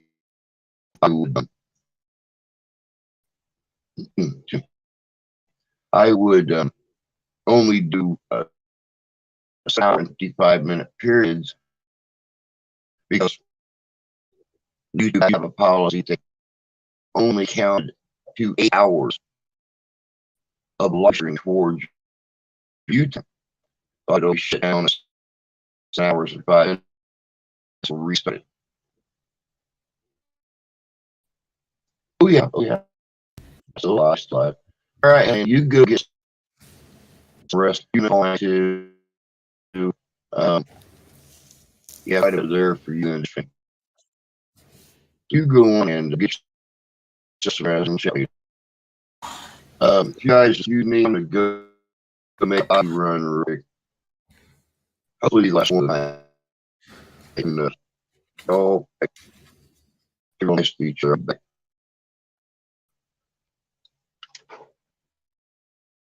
I got one last thing. I did it for Christmas.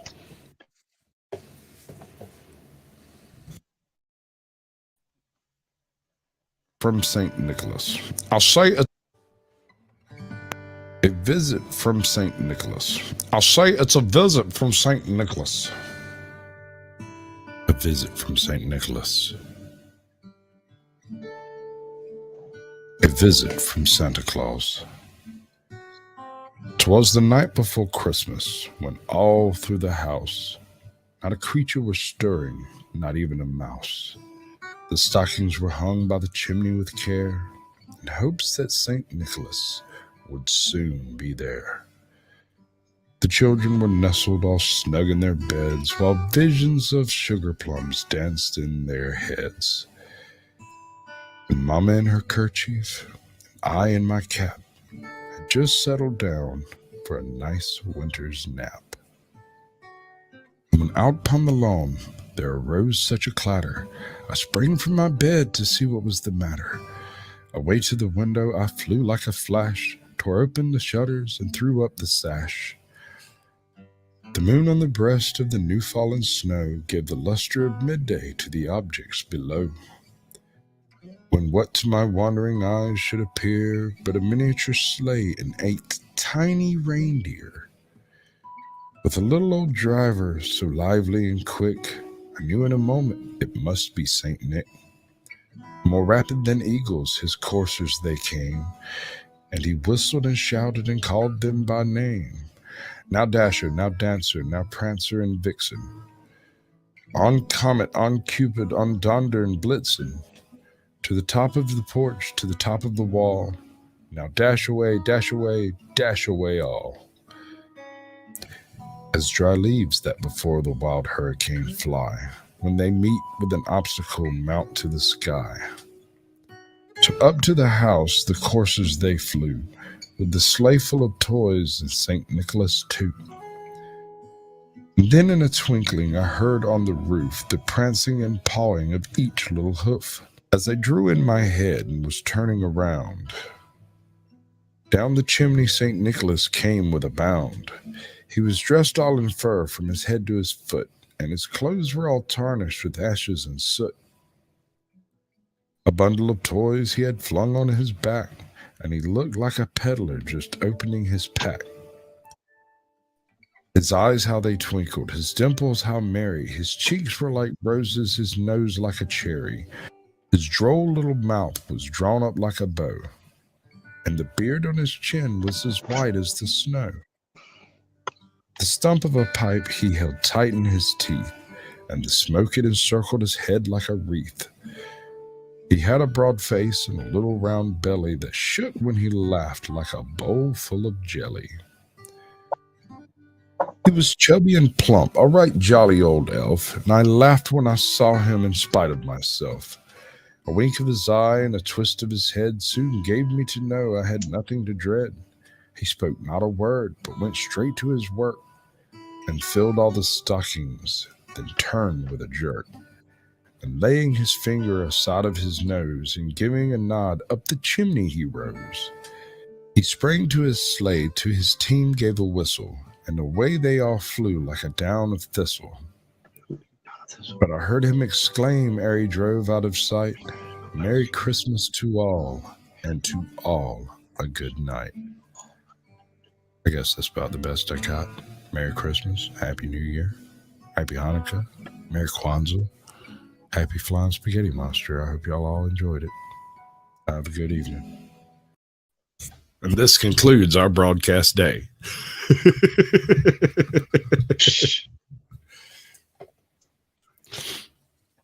I've got some other stuff I've done, but none of it's needed. It's not done, you know. I attempted to do a reading of the Ballad of Spider John. It's an old folk tune. It was written aeons ago by some blues dude, and then somebody come along and threw some bluegrass on it, and then later Jimmy Buffett did a version of it. And it's not intended to be spoken. It's intended to be sang. And it was a very difficult reading, and I'm very unhappy with it. There you go. A whole new genre of thing. Yeah. Bluegrass. I'm trying to work on a conversion of one of the Netflix tunes that I use for my intro into a bluegrass remix, because I'm that type of asshole that I'll take rap and make it bluegrass because I think it's humorous. No other reason. That makes sense. Thank you, Kyle. You know, if you like that kind of like weirdness, you should probably go check out the channel. It's just weird. And I have a superpower. I'm actually a superhero, and my superpower is confusion.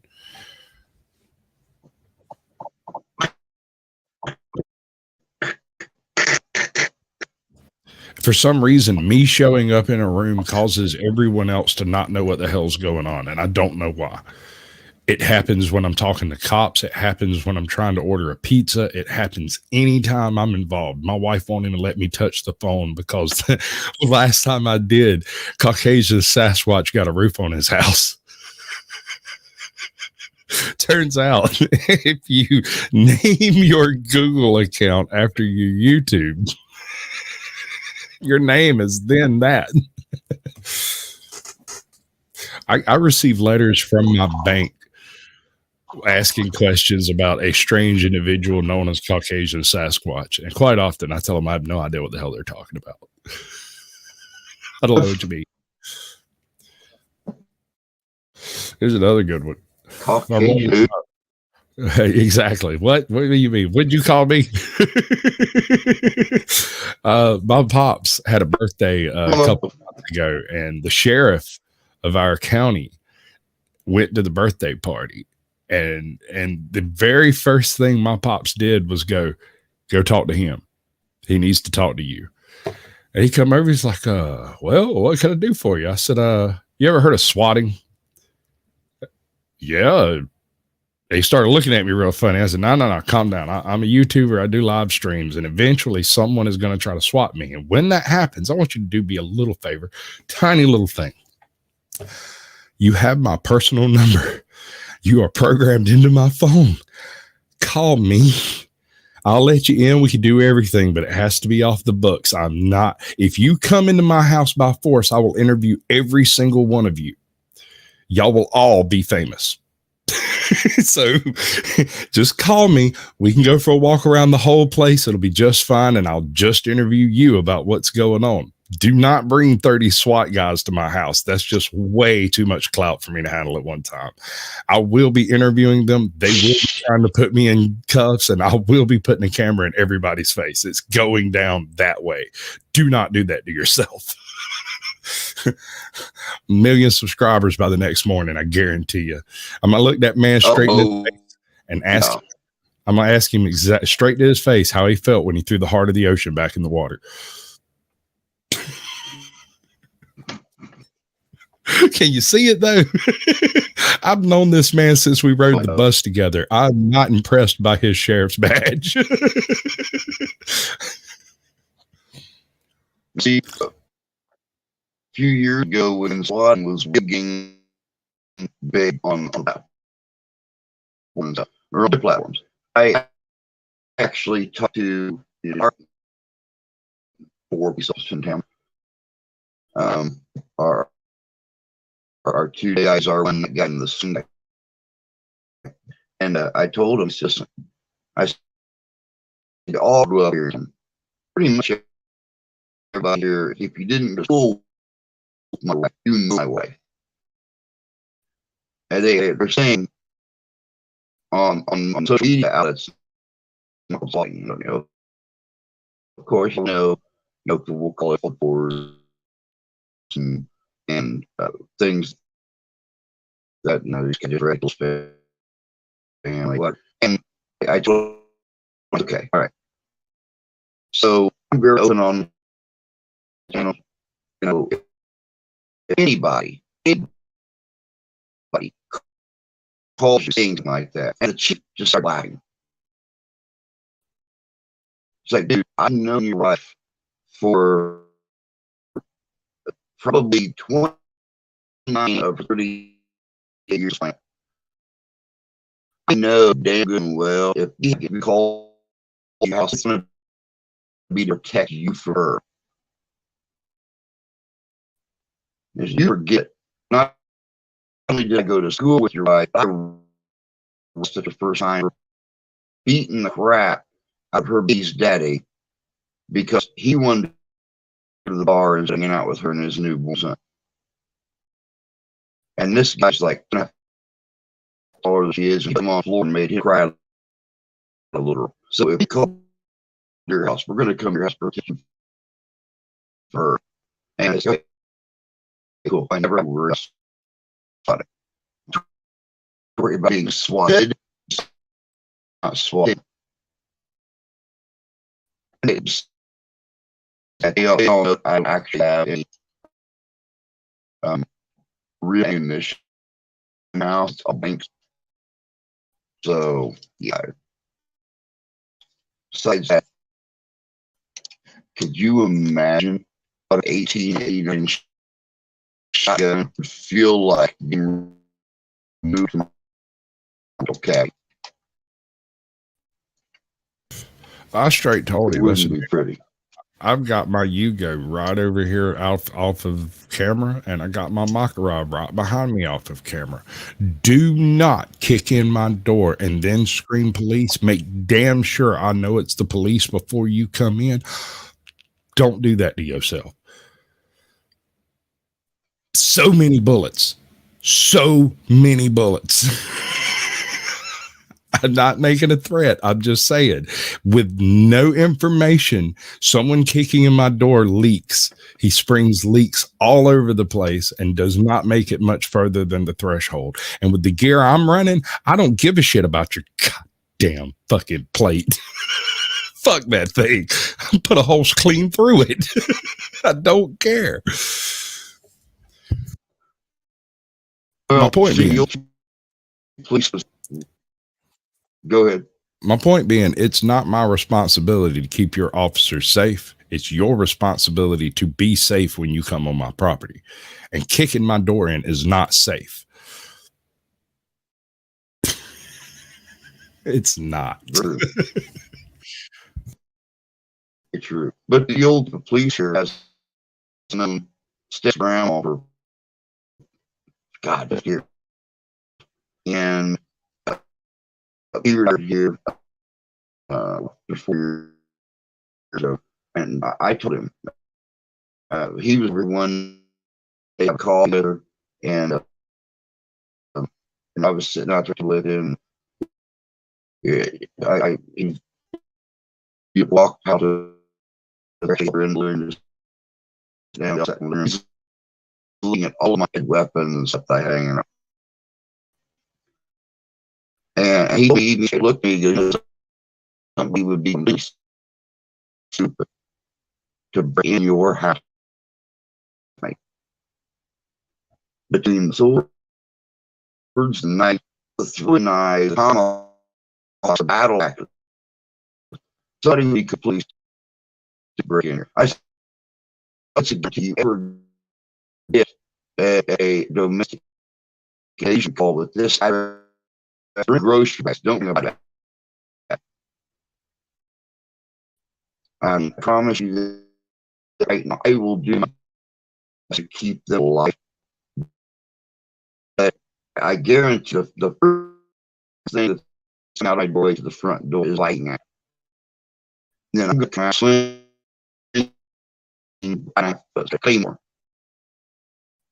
So yeah, and he agreed. Hey, that's cool. What are the humans doing? The only thing that would make that thing illegal is this little Doctor Who. He's like spying around once in a while. This invented.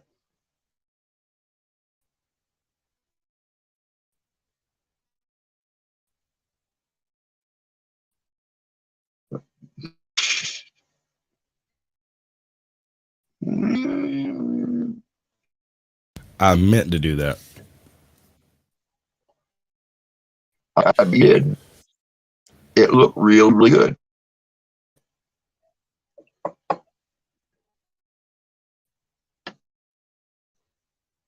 Oh my God, boys, girls. It is 6 minutes till 5. We've got 1 hour and 6 minutes left in this menagerie, whatever you want to call it. Yeah. I've got another thing that I've got permission to share. Sasquatch hour. We're doing a Sasquatch hour. The last hour or so of streaming is the Sasquatch hour. I got another buddy of mine who did a variation on the visit from St. Nicholas called the Visit from St. Fauci.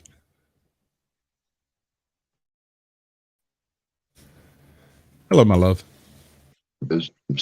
Yes, I know. I drank all afternoon and then was streaming all night. I'm aware. You didn't stream all night? Your ass went to bed. I did go to bed. Hold up, you're on mic. Yeah, Dr. Sickers is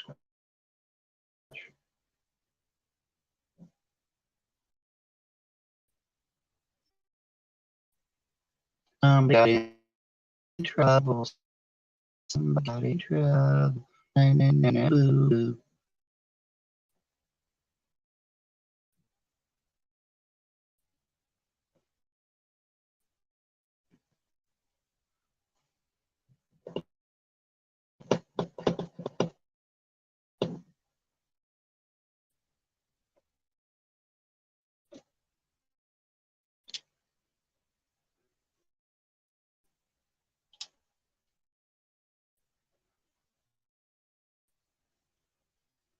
Sorry, wife Squatch woke up and wanted to know how the hell I was still functional.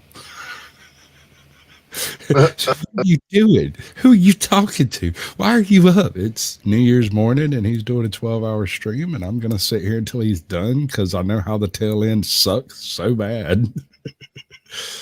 So bad. That's what I said. I said, you know, somebody got in trouble. Nah, we're good. We're good.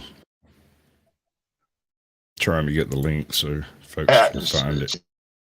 That's why I may not usually sleep time, but I told her I do well. I'm going to do 6 p.m., 6 a.m. So maybe when I come to bed, you may actually wake up here and I make no. It just depends on how or alarm goes off. All right, check out this absolute brilliance this man laid out for us. Okay. All right, so he did this 2 years ago, and it sat on YouTube for 2 years with 37 views, and that was it until I found it. And I've been showing everybody because it's glorious. It's the night before Christmas, and throughout the West Wing, not a staffer was stirring. One could not hear a thing. The stockings by the chimney had been unhung with haste, for they'd forgot stripper grandbaby, and they had to save face. The Bidens were nestled all snug in their bed, while visions of corn pop danced in Joe's head. And Dr. Jill in her jammies and Joe in Depends had just settled down to see how Matlock ends. When on the east lawn there arose such a ruckus, it must be the Russians. I just knew they'd fuck us. Joe sprang from his bed, but he sprang not so fast, for he's 900 years old. Not much longer he'll last. The moon, it shone brightly on the fresh fallen snow, but Joe was too blind to see objects below, when what to his failing old eyes did appear but Anthony Fauci on a sleigh with reindeer. And that little old driver, so old and so bony, Joe knew in a moment it must be St. Tony. Like a transgender swimmer, his coursers they came, and he harangued and shouted and called them by name. No Lemon, no Koopa, no Velshi and Todd, on Stelta and Maddow, obey me like God, to the top of the house, to the top of the residence, abide by the mandates, I don't need no evidence. And as the unvaxxed out of venues were thrown, they hit the ground hard with a sickening groan. To the top of the White House, the coursers they flew with a sleigh full of masks, and St. Anthony too. And then in a twinkling, up on top of the structure, Joe could hear all the whining of those silly race hucksters. As Joe drew his head in and turned to his right, down the chimney came Tony, and it gave him a fright. He was clad in a white coat and stethoscope too, and the masks on his face numbered not one but two. A bundle of vaccines was flung on his back, and he looked like a junkie who'd just run out of smack. His eyes, they were downcast, his cheeks were so sunken, he looked like a hobo, though slightly less drunken. His mean little mouth twisted into a frown, but Joe couldn't tell, for his mask wasn't down. A syringe was held tightly in St. Tony's fist, as, "Take your damn booster!" he screamed and he hissed. He had a gaunt face and a big pair of glasses, and he called the whole country a bunch of dumbasses. He was surly and vain, such a nasty old prick. He needed someone to tell him, "Eat a big bag of dicks!" But with a wink of his eye and a jab of his needle, his celebrity status, it surpassed the Beatles. He spoke not a word, but went straight to his task, and he jabbed all the Bidens in the arm or the ass. And when he had finished, he flew back to the roof, saying, "You guys are all good now. You won't get the coof." He sprung to his sleigh, and he said to his team, "Let's get going now. Let's pick up the steam. We've got more arms to jab in homes and in schools, so I'll see you next Christmas, you gullible fools." Tell me that's not a slice of rolled gold, baby. How did that sit on YouTube for 2 years and have 30 views?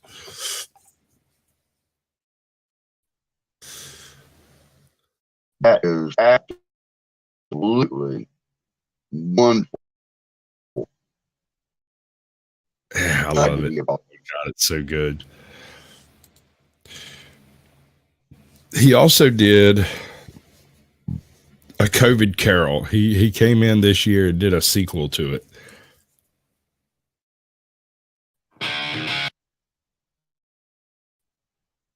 This one's quite a bit longer. It's a good 25 minutes long, but it's also almost as good. Not quite as hilarious, but it's pretty good.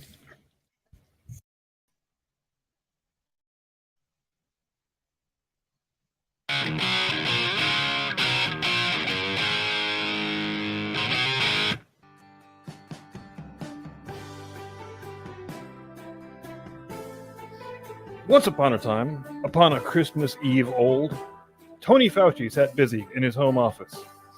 "A Merry Christmas, Uncle." It was the voice of Fauci's nephew. "Ah, put a mask on, you little shit." "Wear a mask at Christmas? Uncle, you don't mean that, I am sure." "Oh, but I do. While you are doing your Merry Christmas routine, you are spewing droplets all over me and potentially exposing me, an elderly man with multiple comorbidities, to acute respiratory disease. If I had my will, every idiot who goes around with Merry Christmas on his unmasked, disease-riddled lips should be boiled in his own pudding and thrown off the internet." "Uncle!" "Nephew, you keep Christmas in your way and let me keep it in mine." "Keep it? But you don't keep it." "Let me leave it alone then. Much good it may do you. Much good has it ever done you. Just wear a good-fitting N95 mask, make sure you're vaxxed and boosted, and we won't have a problem." I have always thought of Christmas time as a good time, a kind, forgiving, charitable, pleasant time, and therefore, Uncle, though it has never put a scrap of gold or silver in my pocket, I believe that it has done me good and will do me good, and I say, God bless it. Now, whatever you say, dickhead. I'll keep my Christmas humor to the last, so a Merry Christmas to you, Uncle. All right, you can fuck off now. How many different ways do you want me to say it? And a Happy New Year. Do I need to say it in sign language? What the hell is your malfunction? His nephew left the word without an angry word, but the butler, in letting Fauci's nephew out, had let 2 other people in. At this festive season of the year, Dr. Fauci, we should make some slight provision for people with acquired immunity, who suffer greatly at the present time since you threw thousands of them off their jobs because they wouldn't get your stupid vaccine. A few of us are endeavoring to raise a fund to buy these poor wretches some meat and drink and some means of warmth. What shall I put you down for? Nothing. Oh, you wish to be anonymous then? No, I wish to be left alone, assholes. Since you asked me what I wish, gentlemen, that is my answer. I don't make Merry Christmas at Christmas, and I can't afford to make people merry who don't believe in science. I support top-down, brute force, one-size-fits-all policy making, and people who don't listen to the warnings, they are not my problem. But many can't get the injection, and some would rather die. If they would rather die, they had better get the hell on with it. The hour of shutting up the home office soon arrived. Fauci took his melancholy dinner in his usual melancholy tavern and went home to bed. Now, it is a fact that there was nothing at all peculiar about the knocker on the door of this house, except that it was very large. And yet Fauci, having his key in the lock of the door, saw in the knocker not a knocker, but the face of Francis Collins. Collins is faced with a dismal light about it like a bad lobster in a dark cellar. As Fauci looked at this, it was a knocker again. And he said, "Pooh-pooh!" and closed the door with a bang. The sound resounded through the house like thunder. Every room above and every bin full of Tony Fauci prayer candles in the storage closet below appeared to have a separate peal of echoes of its own. Fauci was not a man to be frightened by echoes. He fastened the door and walked across the hall and up the stairs. Up Fauci went, not caring a button for its being very dark. Darkness is cheap, and Fauci liked it. Quite satisfied, he closed his door and locked himself in, double-locked himself in, which was not his normal custom. Thus secured against surprise, he put on his dressing gown and slippers and his nightcap and sat down before the television to eat a nice bowl of tapioca pudding. As he threw his head back in the chair, his glance happened upon a guitar, a disused guitar that hung in the room. It was with great astonishment and with a strange dread that, as he looked, he saw this guitar beginning to play. Soon it played loudly. Somewhere past the pandemic, when we're free. And so did every instrument in the house. There's a life I remember, full of activity. This was succeeded by a clanking noise deep down below, as if some person were dragging a heavy chain over the bins in the storage closet. Then he heard the noise much louder on the floors below, then coming up the stairs, then coming straight towards his door. It came on through the heavy door, and a specter passed into the room before his eyes, and upon its coming in, the dying flame leapt up as though it cried, "I know him! It's Francis Collins's ghost! What do you want with me?" "Much." "Who are you?" "Ask me who I was." "Well, who were you then?" "In life, I was your boss, Francis Collins, head of the NIH. The ghost sat down on the opposite side of the fireplace, as if he were quite used to it. You don't believe me." "I don't." "Why do you doubt your senses?" "Because I happen to know that Francis Collins is not dead. He sends me his dumb guitar videos every week, for Christ's sake. And here you are, whatever you are, claiming to be him. Humbug, I say." Then the spirit raised a frightful cry. Somewhere past the pandemic, no quarantine. "All right, fine. Just please, for the love of God, stop playing the fucking guitar. I will do anything you want. Just name it and then leave me the hell alone so I can eat my tapioca in peace." It's required of every man, Tony, that the spirit within him should walk among his fellow men and travel far and wide, and if that spirit goes not forth in life, it is condemned to do so after death. I cannot rest, I cannot stay, I cannot linger anywhere. My spirit never walked beyond our office building. In life, my spirit never roved beyond our bureaucratic echo chamber, and weary journeys thus lie before me. Fauci was very much dismayed to hear the specter going on at this rate, and he began to quake exceedingly. "I am here tonight to warn you that you will have a chance and hope of escaping my fate. You will be haunted by 3 spirits. Expect the first tomorrow night when the bell tolls 1. Expect the second on the next night at the same hour. The third upon the next night when the last stroke of 12 has ceased to vibrate. Then look to see me no more." Fauci tried to say humbug, but stopped at the first syllable, and being from the emotion he had undergone, or the fatigues of the day, or his glimpse of the invisible world, or the conversation of the ghost, or the lateness of the hour, he went straight to bed, without even cleaning his dentures, and fell asleep in an instant. Act 2, the first of the 3 spirits. When Fauci awoke, the church clock told a deep... Tell me this is not absolute gold, man. It's brilliant. This is amazing. Like that.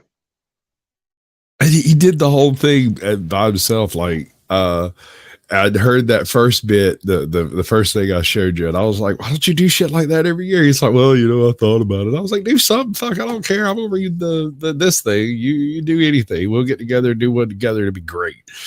He's like, "Oh, well, I might do something." 12 hours later, he put this out. Absolute machine, dude. He's a machine. I'm telling you. Just drop a coin in him, you get a video out. It's great.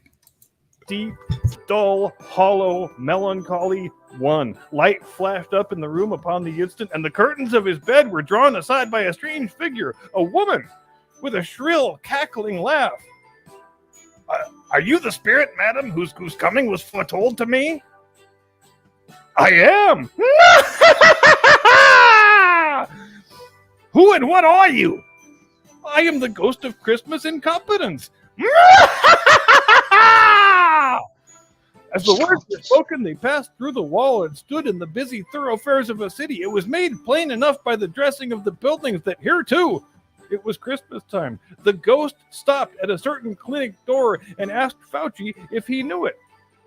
"Know it? Of course I know it. I apprenticed here." They went in. At sight of an old gentleman in a lab coat sitting behind such a high desk that if he had been 2 inches taller, he must have knocked his head against the ceiling, Fauci cried in great excitement, "Why, it's old Louis Del Vecchio! Bless his heart! It's my friend Louis Del Vecchio, alive again! Hey, yo, Tony, how you doing?" A living and moving picture of Fauci's former self, a young man, came briskly in, accompanied by his fellow apprentice. "Yo ho, my Boys, no more work tonight. It's Christmas Eve. Tony, let's have the shutters up. Before a man can say 15 days to slow the spread.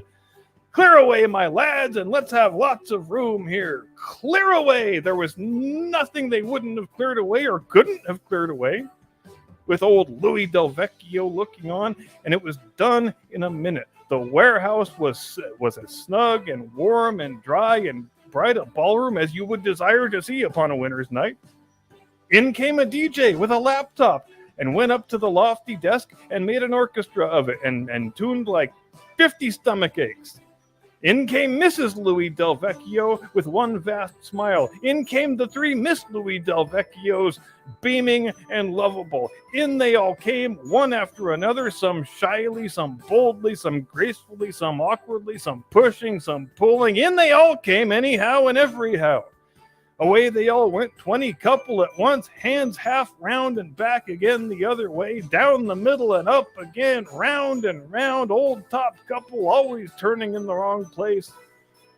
When the clock struck 11, this ball broke up. Mr. and Mrs. Louis Del Vecchio, shaking hands with every person as he or she went out, wished him or her a Merry Christmas. A small matter, said the ghost, to make these silly folks so full of gratitude. He has spent but a few $100 of your money, 3 or 4, perhaps. Is that so much that he deserves this praise? It isn't that, Spirit. He has the power to render us happy or unhappy, to make our service a pleasure or a toil. Say that his power lies in words and looks, in things impossible to add up and count them up. What then? The happiness he gives is quite as great as if it cost a fortune. Spirit, remove me from this place. Haunt me no longer. As he struggled with the spirit, he was conscious of being exhausted and overcome by an irresistible drowsiness, and further, of being in his own bedroom. He had barely time to reel to bed before he sank into a heavy sleep. Act 3, the second of the three spirits. Fauci awoke in his bedroom. The walls and ceiling were so hung with living green that it looked rather like the jungle room at Graceland, though leaves of holly, mistletoe, and ivy reflected back the light, and such a mighty blaze went roaring up the chimney. Heaped upon the floor, to form a kind of throne, were turkeys, chickens, big plates of ribs, great honkin' sausages, Big Macs, Slurpees, kegs of beer, hot tamales, cherry pies, buffalo wings, caramel popcorn, and big gigantic sacks of weed. Upon this couch, there sat a decrepit old man who bore a glowing torch. Come on, man! Come in and know me better, man. I am the ghost of Christmas corruption. Look upon me. Have you never before seen the like of me? Come sit on Grandpa's lap and I'll give you a nickel. Fauci did as he was told, but he felt afterward like he ought to have held out for more than a nickel. The room and its contents all vanished instantly, and they stood in the city streets upon a snowy Christmas morning. Fauci and the ghost passed on, invisible, straight to Fauci's clerks. And on the threshold of the door, the spirit smiled and stopped to bless the dwelling of Mr. Roberto Gonzalez with the sprinklings of his torch. Then up rose Mrs. Gonzalez. What has ever got your precious father then? And your brother, Tiny Tomas? No, there's father coming now, cried the two young Gonzaleses, who were everywhere at once. In came Roberto, the father, his threadbare clothes darned up and brushed to look seasonable, and Tiny Tomas upon his shoulder. Alas, for Tiny Tomas, he bore a little crutch, and had his limbs supported by an iron frame. And how did little Tomas behave? As good as gold, better, my dear. Somehow he gets thoughtful sitting by himself so much, and he thinks the strangest things you have ever heard. He told me coming home that he wants to be a little girl instead of a little boy. So I think we need to arrange a meeting with that purple-haired guidance counselor. The two young Gonzaleses, they went to fetch the tamales. Do you need a minute to catch a brown bud? Because it keeps going. He doesn't stop. It just keeps going, dude. It keeps going. Oh, we're going to go to hell for this. We're both going to hell. I'll save you a seat, but listen, we're going to giggle our way all the way there. That'd be great.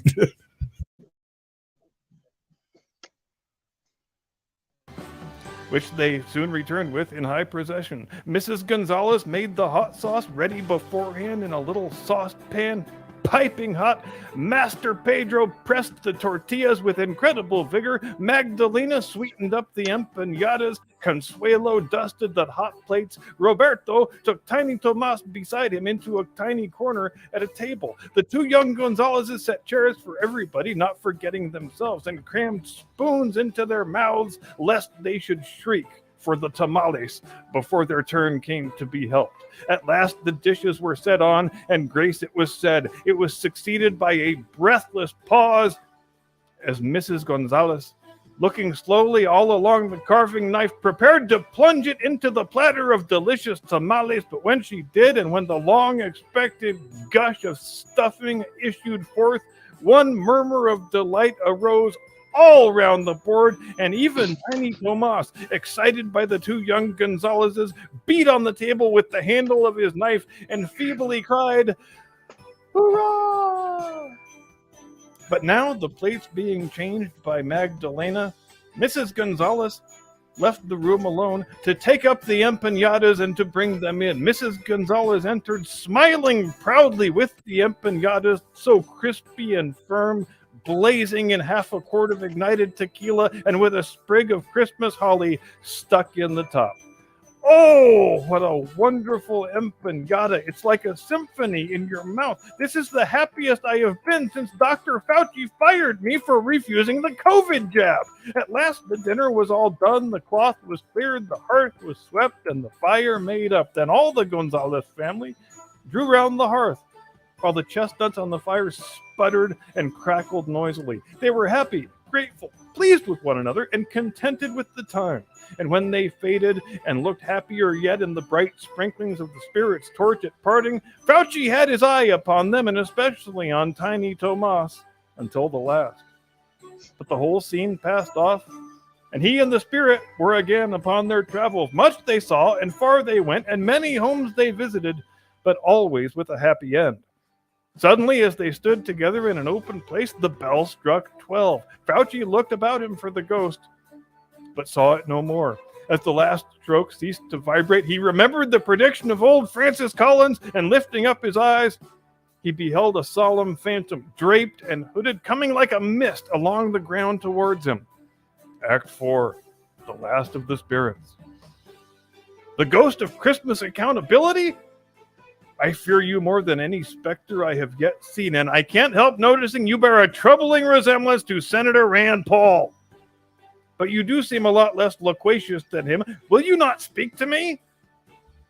Tell me that's not an absolute nightmare. A true revenant. Oh my God. If you're Fauci and Rand Paul rises up out of the freaking grate in your fireplace, what do you do now?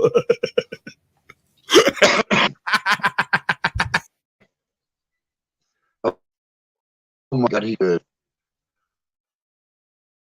You're about 3/4 of the way through. You want a breather, palate cleanser, or something like? No, I'm good. This up roll, I'm good. Okay, go for it then. The ghost gave him no reply. The hand was pointed straight before them.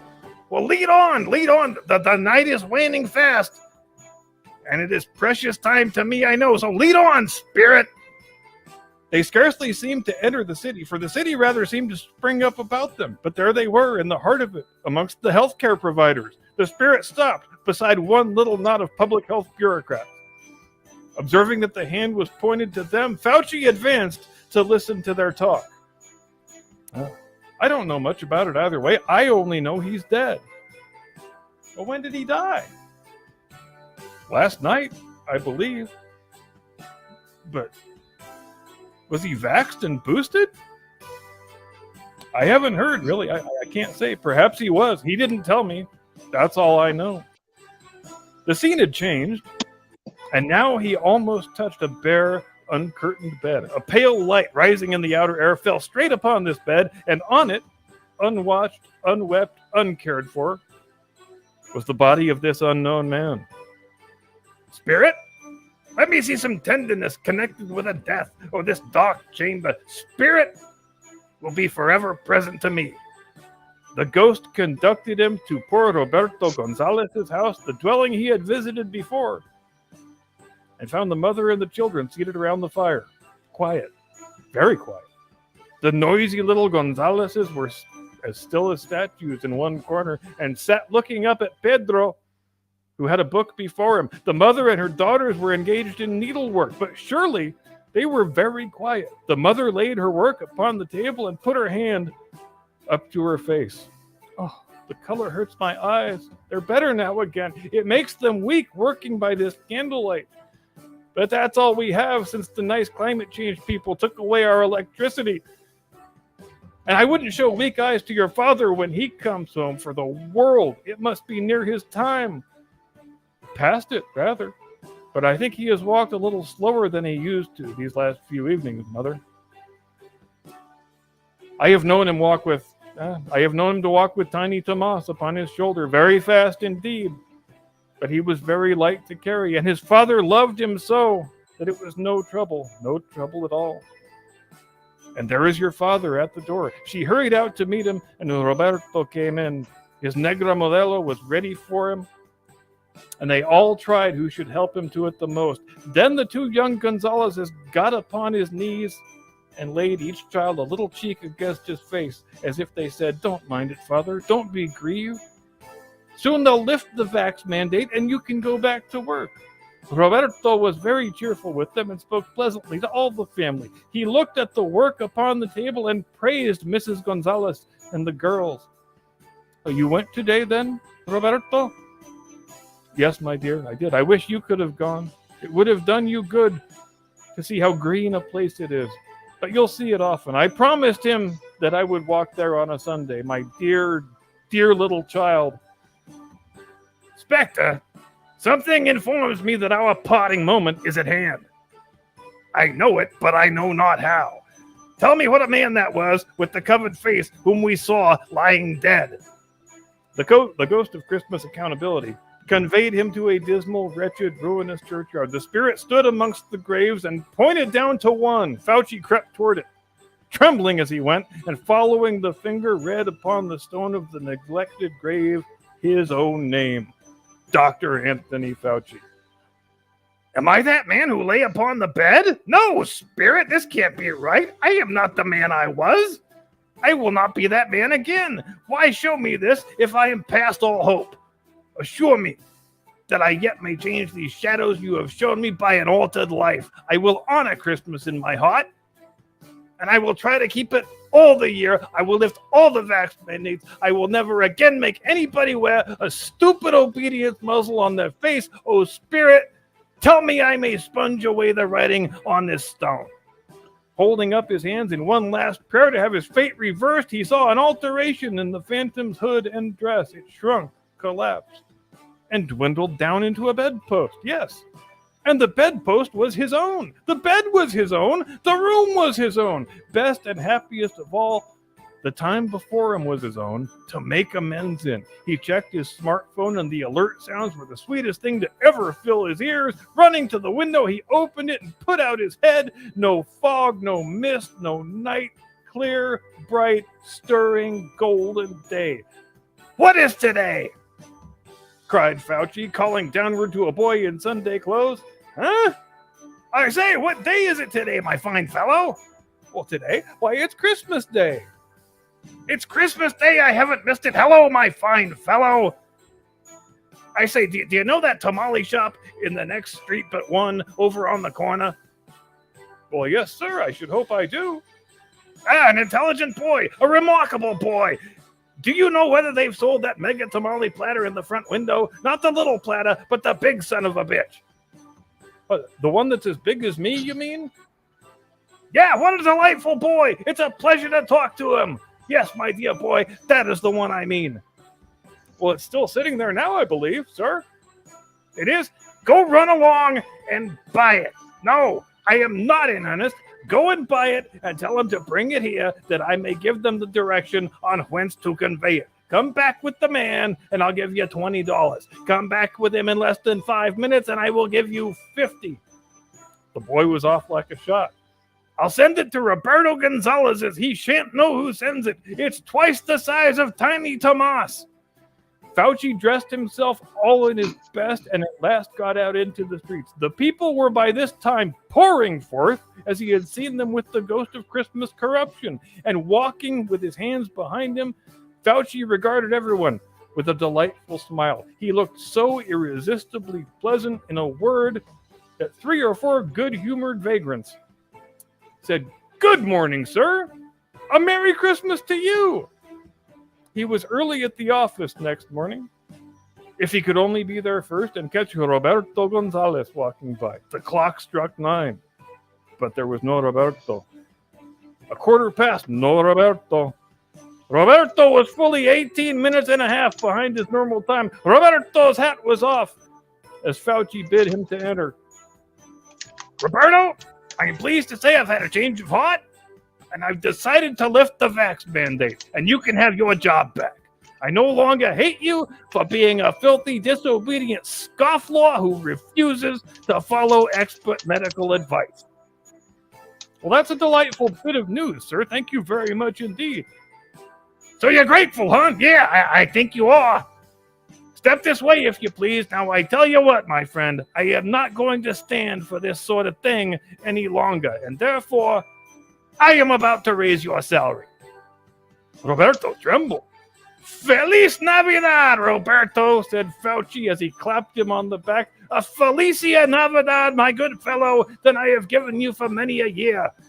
I shall give you your job back, I shall raise your salary, and I will endeavor to assist your struggling family."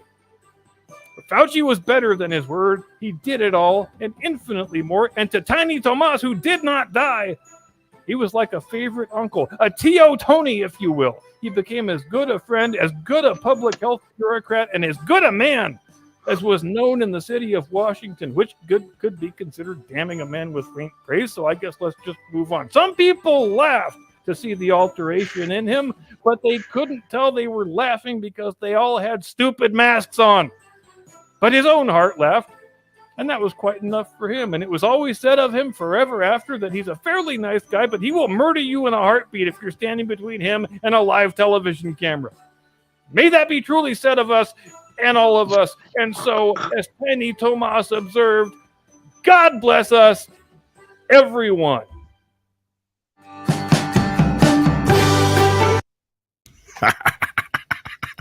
It just keeps going on, man. It never quits. He does just about as good a job live. Yeah.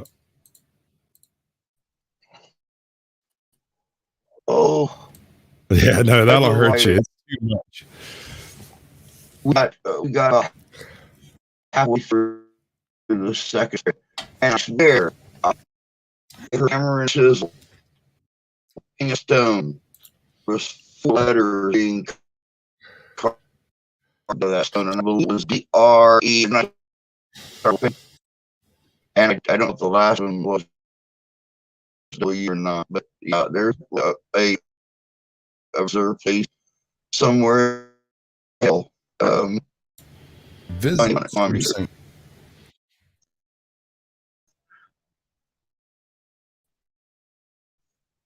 Tiny Tomas.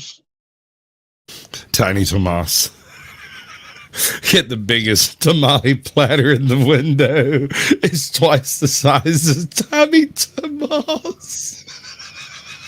There's so much racism. There's so much. But I mean, he does it. See, I'm wanting to take that bit and take all the script for it and get 5 or 6 people to come in and do the different things and get him to come back and re-record the Fauci parts. Oh my God! I gotta find some people. I like to wait. Oh, dude, he does an excellent Fauci. I have tried and I cannot do it. But let me tell you, we were supposed to do a live stream like the following day, and he hit me up, was like, "Hey man, can we move that back a couple of days? That Anthony Fauci voice has slaughtered my throat." I was like, "Yeah, okay." And when we get to hell, we're going to unionize. You realize that, right? We have to be. to it. United Bristol Doublers, whatever, local 6-6. Yeah, local 666. Yeah. Boy. Let me dig into the box over here and see what it is I have, because I do have a few unreleased bits that I haven't quite finished. Oh, I got a couple of things I don't know if I've showed you that is kind of finished, but it's on a totally different scene. I don't think I have anything set up on it, but my plan was to start a radio station, sort of. My idea was to have a period of time every night that I'm live when most of my auditors are out auditing, so that when they go live, they have at least 2 copies and 2 platforms on which they're streaming, right? Because they don't want to steal their content until the cops show up and start arresting folks. And then they want it on everything, right? I've got a little bit of a pass on all this stuff because almost without fail, they tell me, use anything you can find, make me famous. I don't care if you find me pooping, if it's on my channel, use it. Do what you got to do, but get me freaking subscribers, right? And I'm like, okay. So I do these weird little shorts usually, and it's usually involves them either being arrested or being roughed up or a really stupid cop or something, Anyway. So I set up this radio station concept to be able to be live whenever they go live for some problem, so that I would have a platform to post it up on. That was the idea. It turned out I have terrible timing, and I'm a bit of a lazy bastard. I tend to go to sleep about midnight. I turn into a pumpkin. I don't care what I do. So it just didn't work out that way. But I did put together a few things. Now, I'm going to mute up for a second so I can make sure none of this stuff triggers off automatically.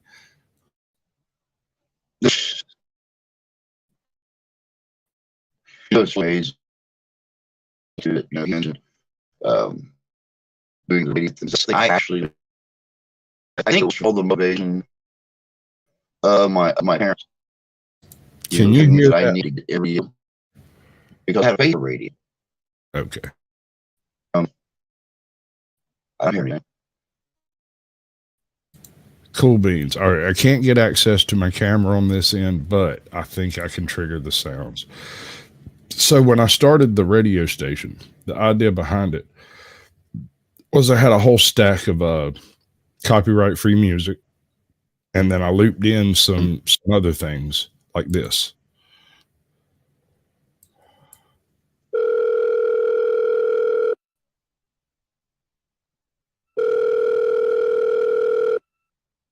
Hello? Hello? What? No, I know I don't have a gooseneck trailer. It is 4 a.m. Look. No, I don't have a camper. What? Well, how did you get the Airstream into the swimming pool? Oh, because you thought the tractor floated. No. Skunk Ape, go to bed. Go to bed immediately and stop doing what you... Are you in Florida? I don't know where these things came from. They're lightly derived from actual phone calls that I've received. Loosely based. I mean, kind of the same way a Lifetime movie might be based in reality.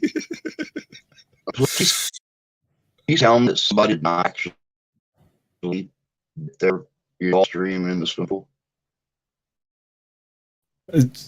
All right, so I call my brother Skunk Ape, and I have since he was 12 or 14, right?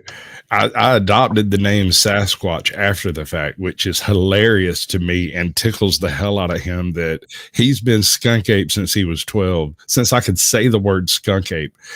And when I hit YouTube, I ended up being Sasquatch. That was not planned. It was just, I don't know, I wanted a unique name that no one else had used. And after looking around and all my other trolling names that I came up with, Caucasian Sasquatch was the only one that was completely free of mimicry. So I went with it. And it wasn't until later that he's like, "You're serious?" And I was like, "I'm absolutely serious." He's like, "People are watching you?" I said, "I don't know why. They must have like nothing better to do, but yeah, they're watching." And he's like, "Why?" I said, "I don't know. They're freaking little basement trolls or something. I don't know." He's like, "Well, why did you choose Sasquatch?" And I was like, "I don't know. It just seemed legit." He said, "You've been calling me Skunk Ape my whole life, but you're Sasquatch." He's like, "Screw you, dude. Why'd you get the cool one?" It's because I chose it, I guess. But I guess you got to go hard to be Sasquatch. You know what I mean? Like, there's a bunch of Sasquatch related channels on YouTube, but for you to show up in a chat with 25 people who have Sasquatch in their name, and there's Mid South, there's Show Me, there's this guy, that other Sasquatch, and then there's me, Sasquatch. It's the weirdest thing. It's strange because there's 25 Sasquatches here, but I'm Sasquatch and they've been on YouTube for 7 years. That doesn't make sense to me, but okay. Because they don't honestly Asian, maybe. I don't know. Mm-hmm.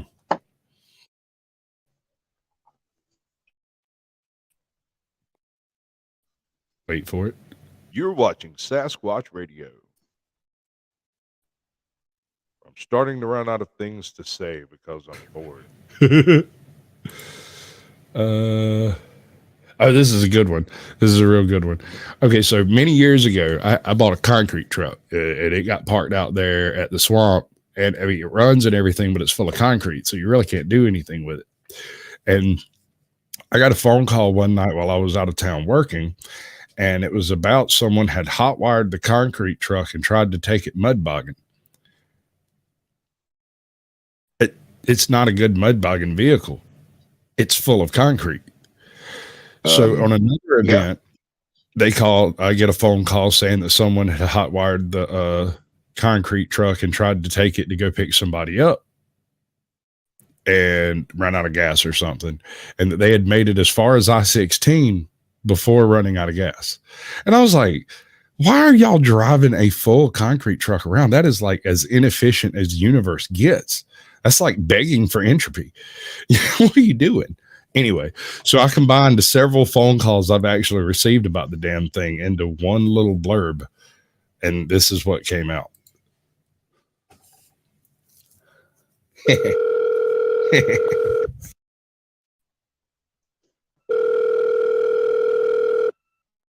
Hello? What? On I-16. Yeah, no, tell her to call AAA. I couldn't tell you. I couldn't tell you. I don't know. I'm not near I-16. No, it's like an hour and a half away. Oh, just swing by and go get her. Because, wait, was she driving the old concrete truck? What? Look, man, this is the last time I'm going to drag you out of the fire like this. Don't do it, and stop giving that girl the keys to my concrete truck. Why? Who? Oh, no keys anymore. Because you hot-wired. Well, of course it's not a good mud bogging truck. It's half full of solid concrete. Yeah, no, it's cheap. No, do not dynamite the back of that truck. I'll figure something out with it. I don't know. Look, give a fucking truck home and stop it. Just quit it. Put it back out there in the swamp. Let some hobo live in it, but don't drive it around. God, that thing is dangerous. Absolute madness. It's amazing what drug use will do to people. Yeah. Let's see.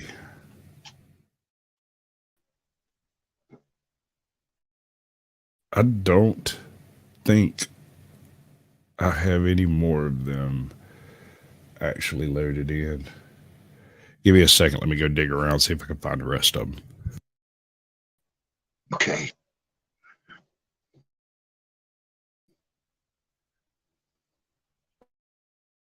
Oh, I don't know about you guys, I'm loving this. I am loving this.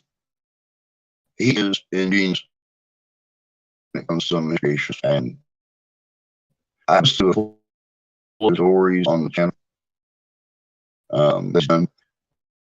But the end of these is absolutely hilarious. Oh man, yeah.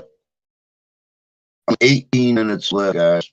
5 hour. No, I want to talk. You tell me to get 11 hours and Tell me if you can hear this. 4 minutes. Because I'm not going to try. Just tell me if you can hear it.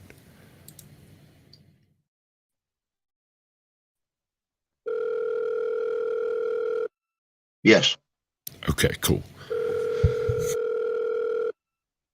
Good evening, caller. You're on the air on Sasquatch Radio. What do you have to say?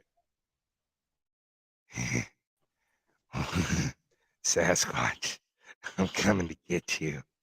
Well, that is just disturbing. Bye. I did a bunch of these. Let me double check, make sure I got nothing stuck in here in the wrong spot. I wouldn't want it to pop out like freaking Eagles Hotel California by accident and get you struck off the bed. Oh God.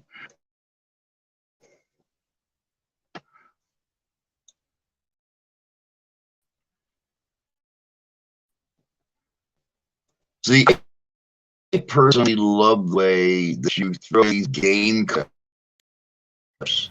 and stuff while you're doing a lot of this. This is some of the stuff I seen you do. When you had when you were telling a story, you had some blip gameplay in like it's like, oh my God, it has nothing to do with what he's talking about.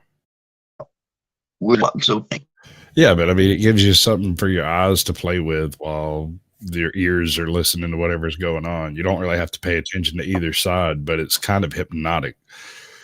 My favorite thing to do, and I haven't done it much because, by the way, there's a blue starfish over here to the right that kills me. It murders me. It straight murks me. It's beautiful. I'd never played the game before, and I saw the blue starfish and went, wow, that thing is cool. And then I died. And I went, yeah, that seems about right. You know what I mean? Like, oh, that's beautiful. Probably shouldn't touch it. Leave it alone immediately. All right, I got one for you. Or you could use the curtain thing. Hey, you know, news breaks are that's pretty good. Because sick.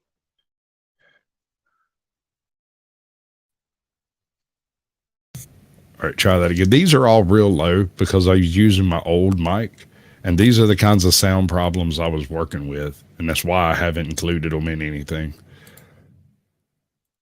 Okay. You are listening to Sasquatch Radio, where news breaks are completely fake because I think they're funny. You are listening to Sasquatch Radio, where the news breaks are completely fake because I think they're funny. Something wrong with me, man.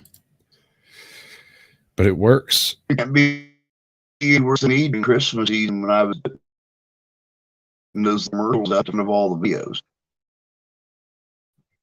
I was going out and just finding the weirdest little commercial video clips I find and just redoing the audio and stuff. Most of them, some of them have to do with it.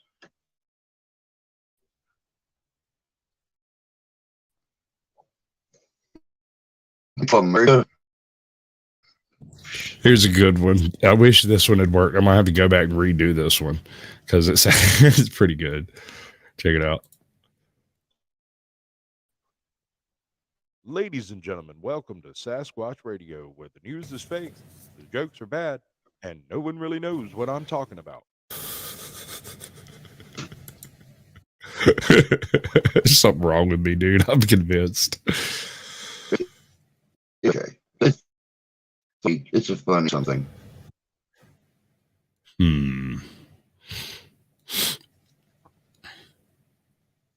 Um, Oh yeah, this one. This one's good. This one's hilarious. I'm not sure where this one came from. It just sprung fully formed from my forehead.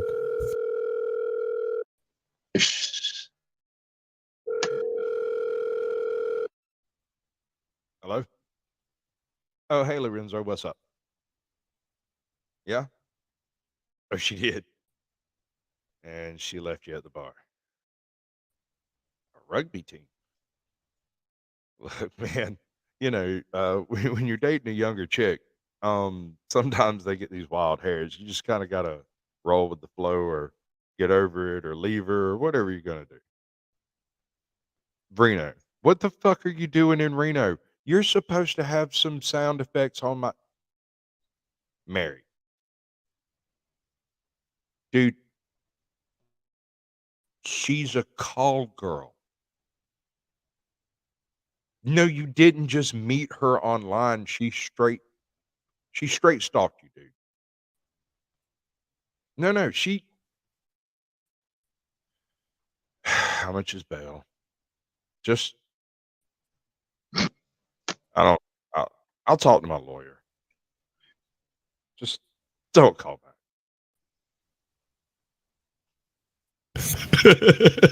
I'll talk to my lawyer. Don't call back. I'm not sure, dude. I did all of these in one afternoon. I threw like 20 or 30 of these things down out just off the top of my head. And then I was done. I just didn't have any more left in me. I was just, my wife was like, that's hilarious. That's real funny. I like what you're doing in here. And I was sitting here looking at her. And she's like, are you going to keep going? I was like, nah, I'm done. She's like, what do you mean? I said, I can't think of another one right now. She's like, you just lay down 30 tracks and suddenly you can't think of another one. I'm like, yeah, I don't know. It comes and goes, man. The muse comes when she wishes. Thank you for that. I appreciate that. It has been a long, drawn out hours and for 11 hours and 49 minutes. Man, I'll tell you what, thanks to fishing, thanks to Kyle, watch, we made it. Thank God I decided to do a stream because, like I said, when I used to do 4-hour streams, I was actually like up 36 hours. There's no way.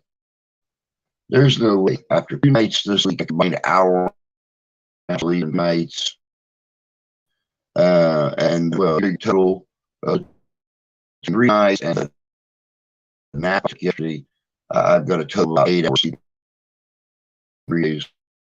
So number one, I'm ruined. Yeah, for you in the first place, but hey, this bit's completed. It's about 2 minutes and 25 seconds, and it's not great. It's a reading of what's supposed to be a song. It's a raw attempt at it, and it's kind of, I haven't really done it a whole bunch. It's just like I just go through it.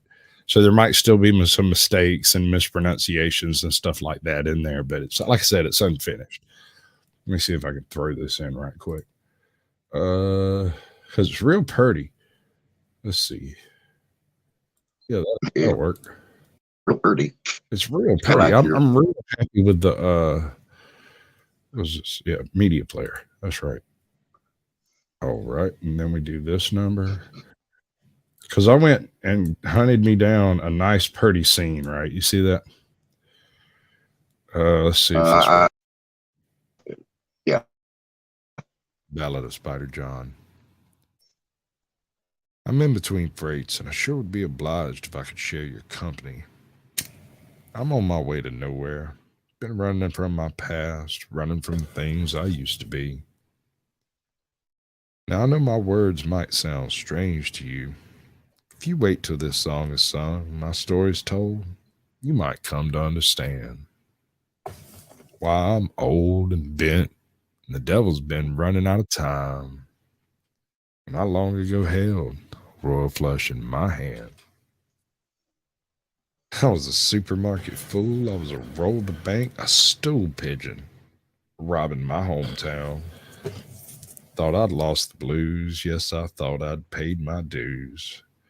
Thought I'd found a life that would suit my style. Here I sit, old Spider John, that robber man, long, tall, and handsome. Yeah, Spider John with that loaded hand, taking ransom. Because then one day I met Diamond Lily, and she was the sweetest thing, I do declare, that a summer breeze could ever blow my way. But Lily, she had no idea of my illustrious occupation. She thought I was a saint, not this sinner, gone astray. But, of course, word got around. Lily left town. Never saw her again. Oh, left me tossing and turning, just causing my heart to grieve. Well, that's all my story. It's been these 30 years since I took to the road to find my precious jewel one. And if you see my Lily, won't you give her my regards? You can tell her that spider got tangled in the black web that he spun. Yeah, you can tell the spider got tangled in the black web that he spun. Just a first run, dude. Like, I just sat down and read it and was like, okay, obviously this man's telling a story, and obviously he's got something to say about it, right? But the song is done the same way by every single performer ever.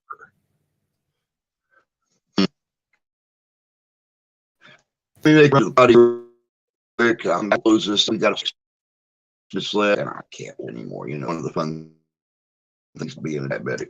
So I'll be right back off. All right, bud.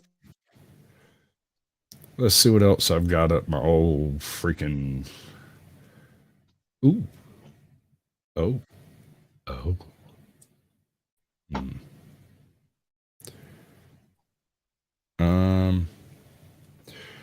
No, I've pretty well thinned all of that stuff out. What are the humans doing? That's not it. That's definitely not it. Let's see here. What else have I got hid out in the old toy basket over here? Nope, not that.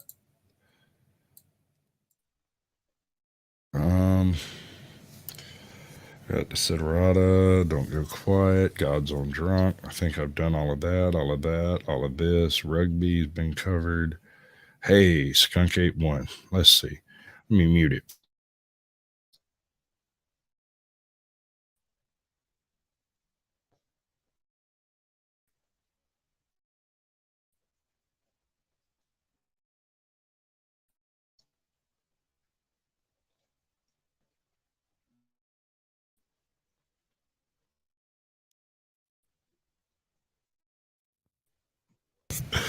I forgot about this one.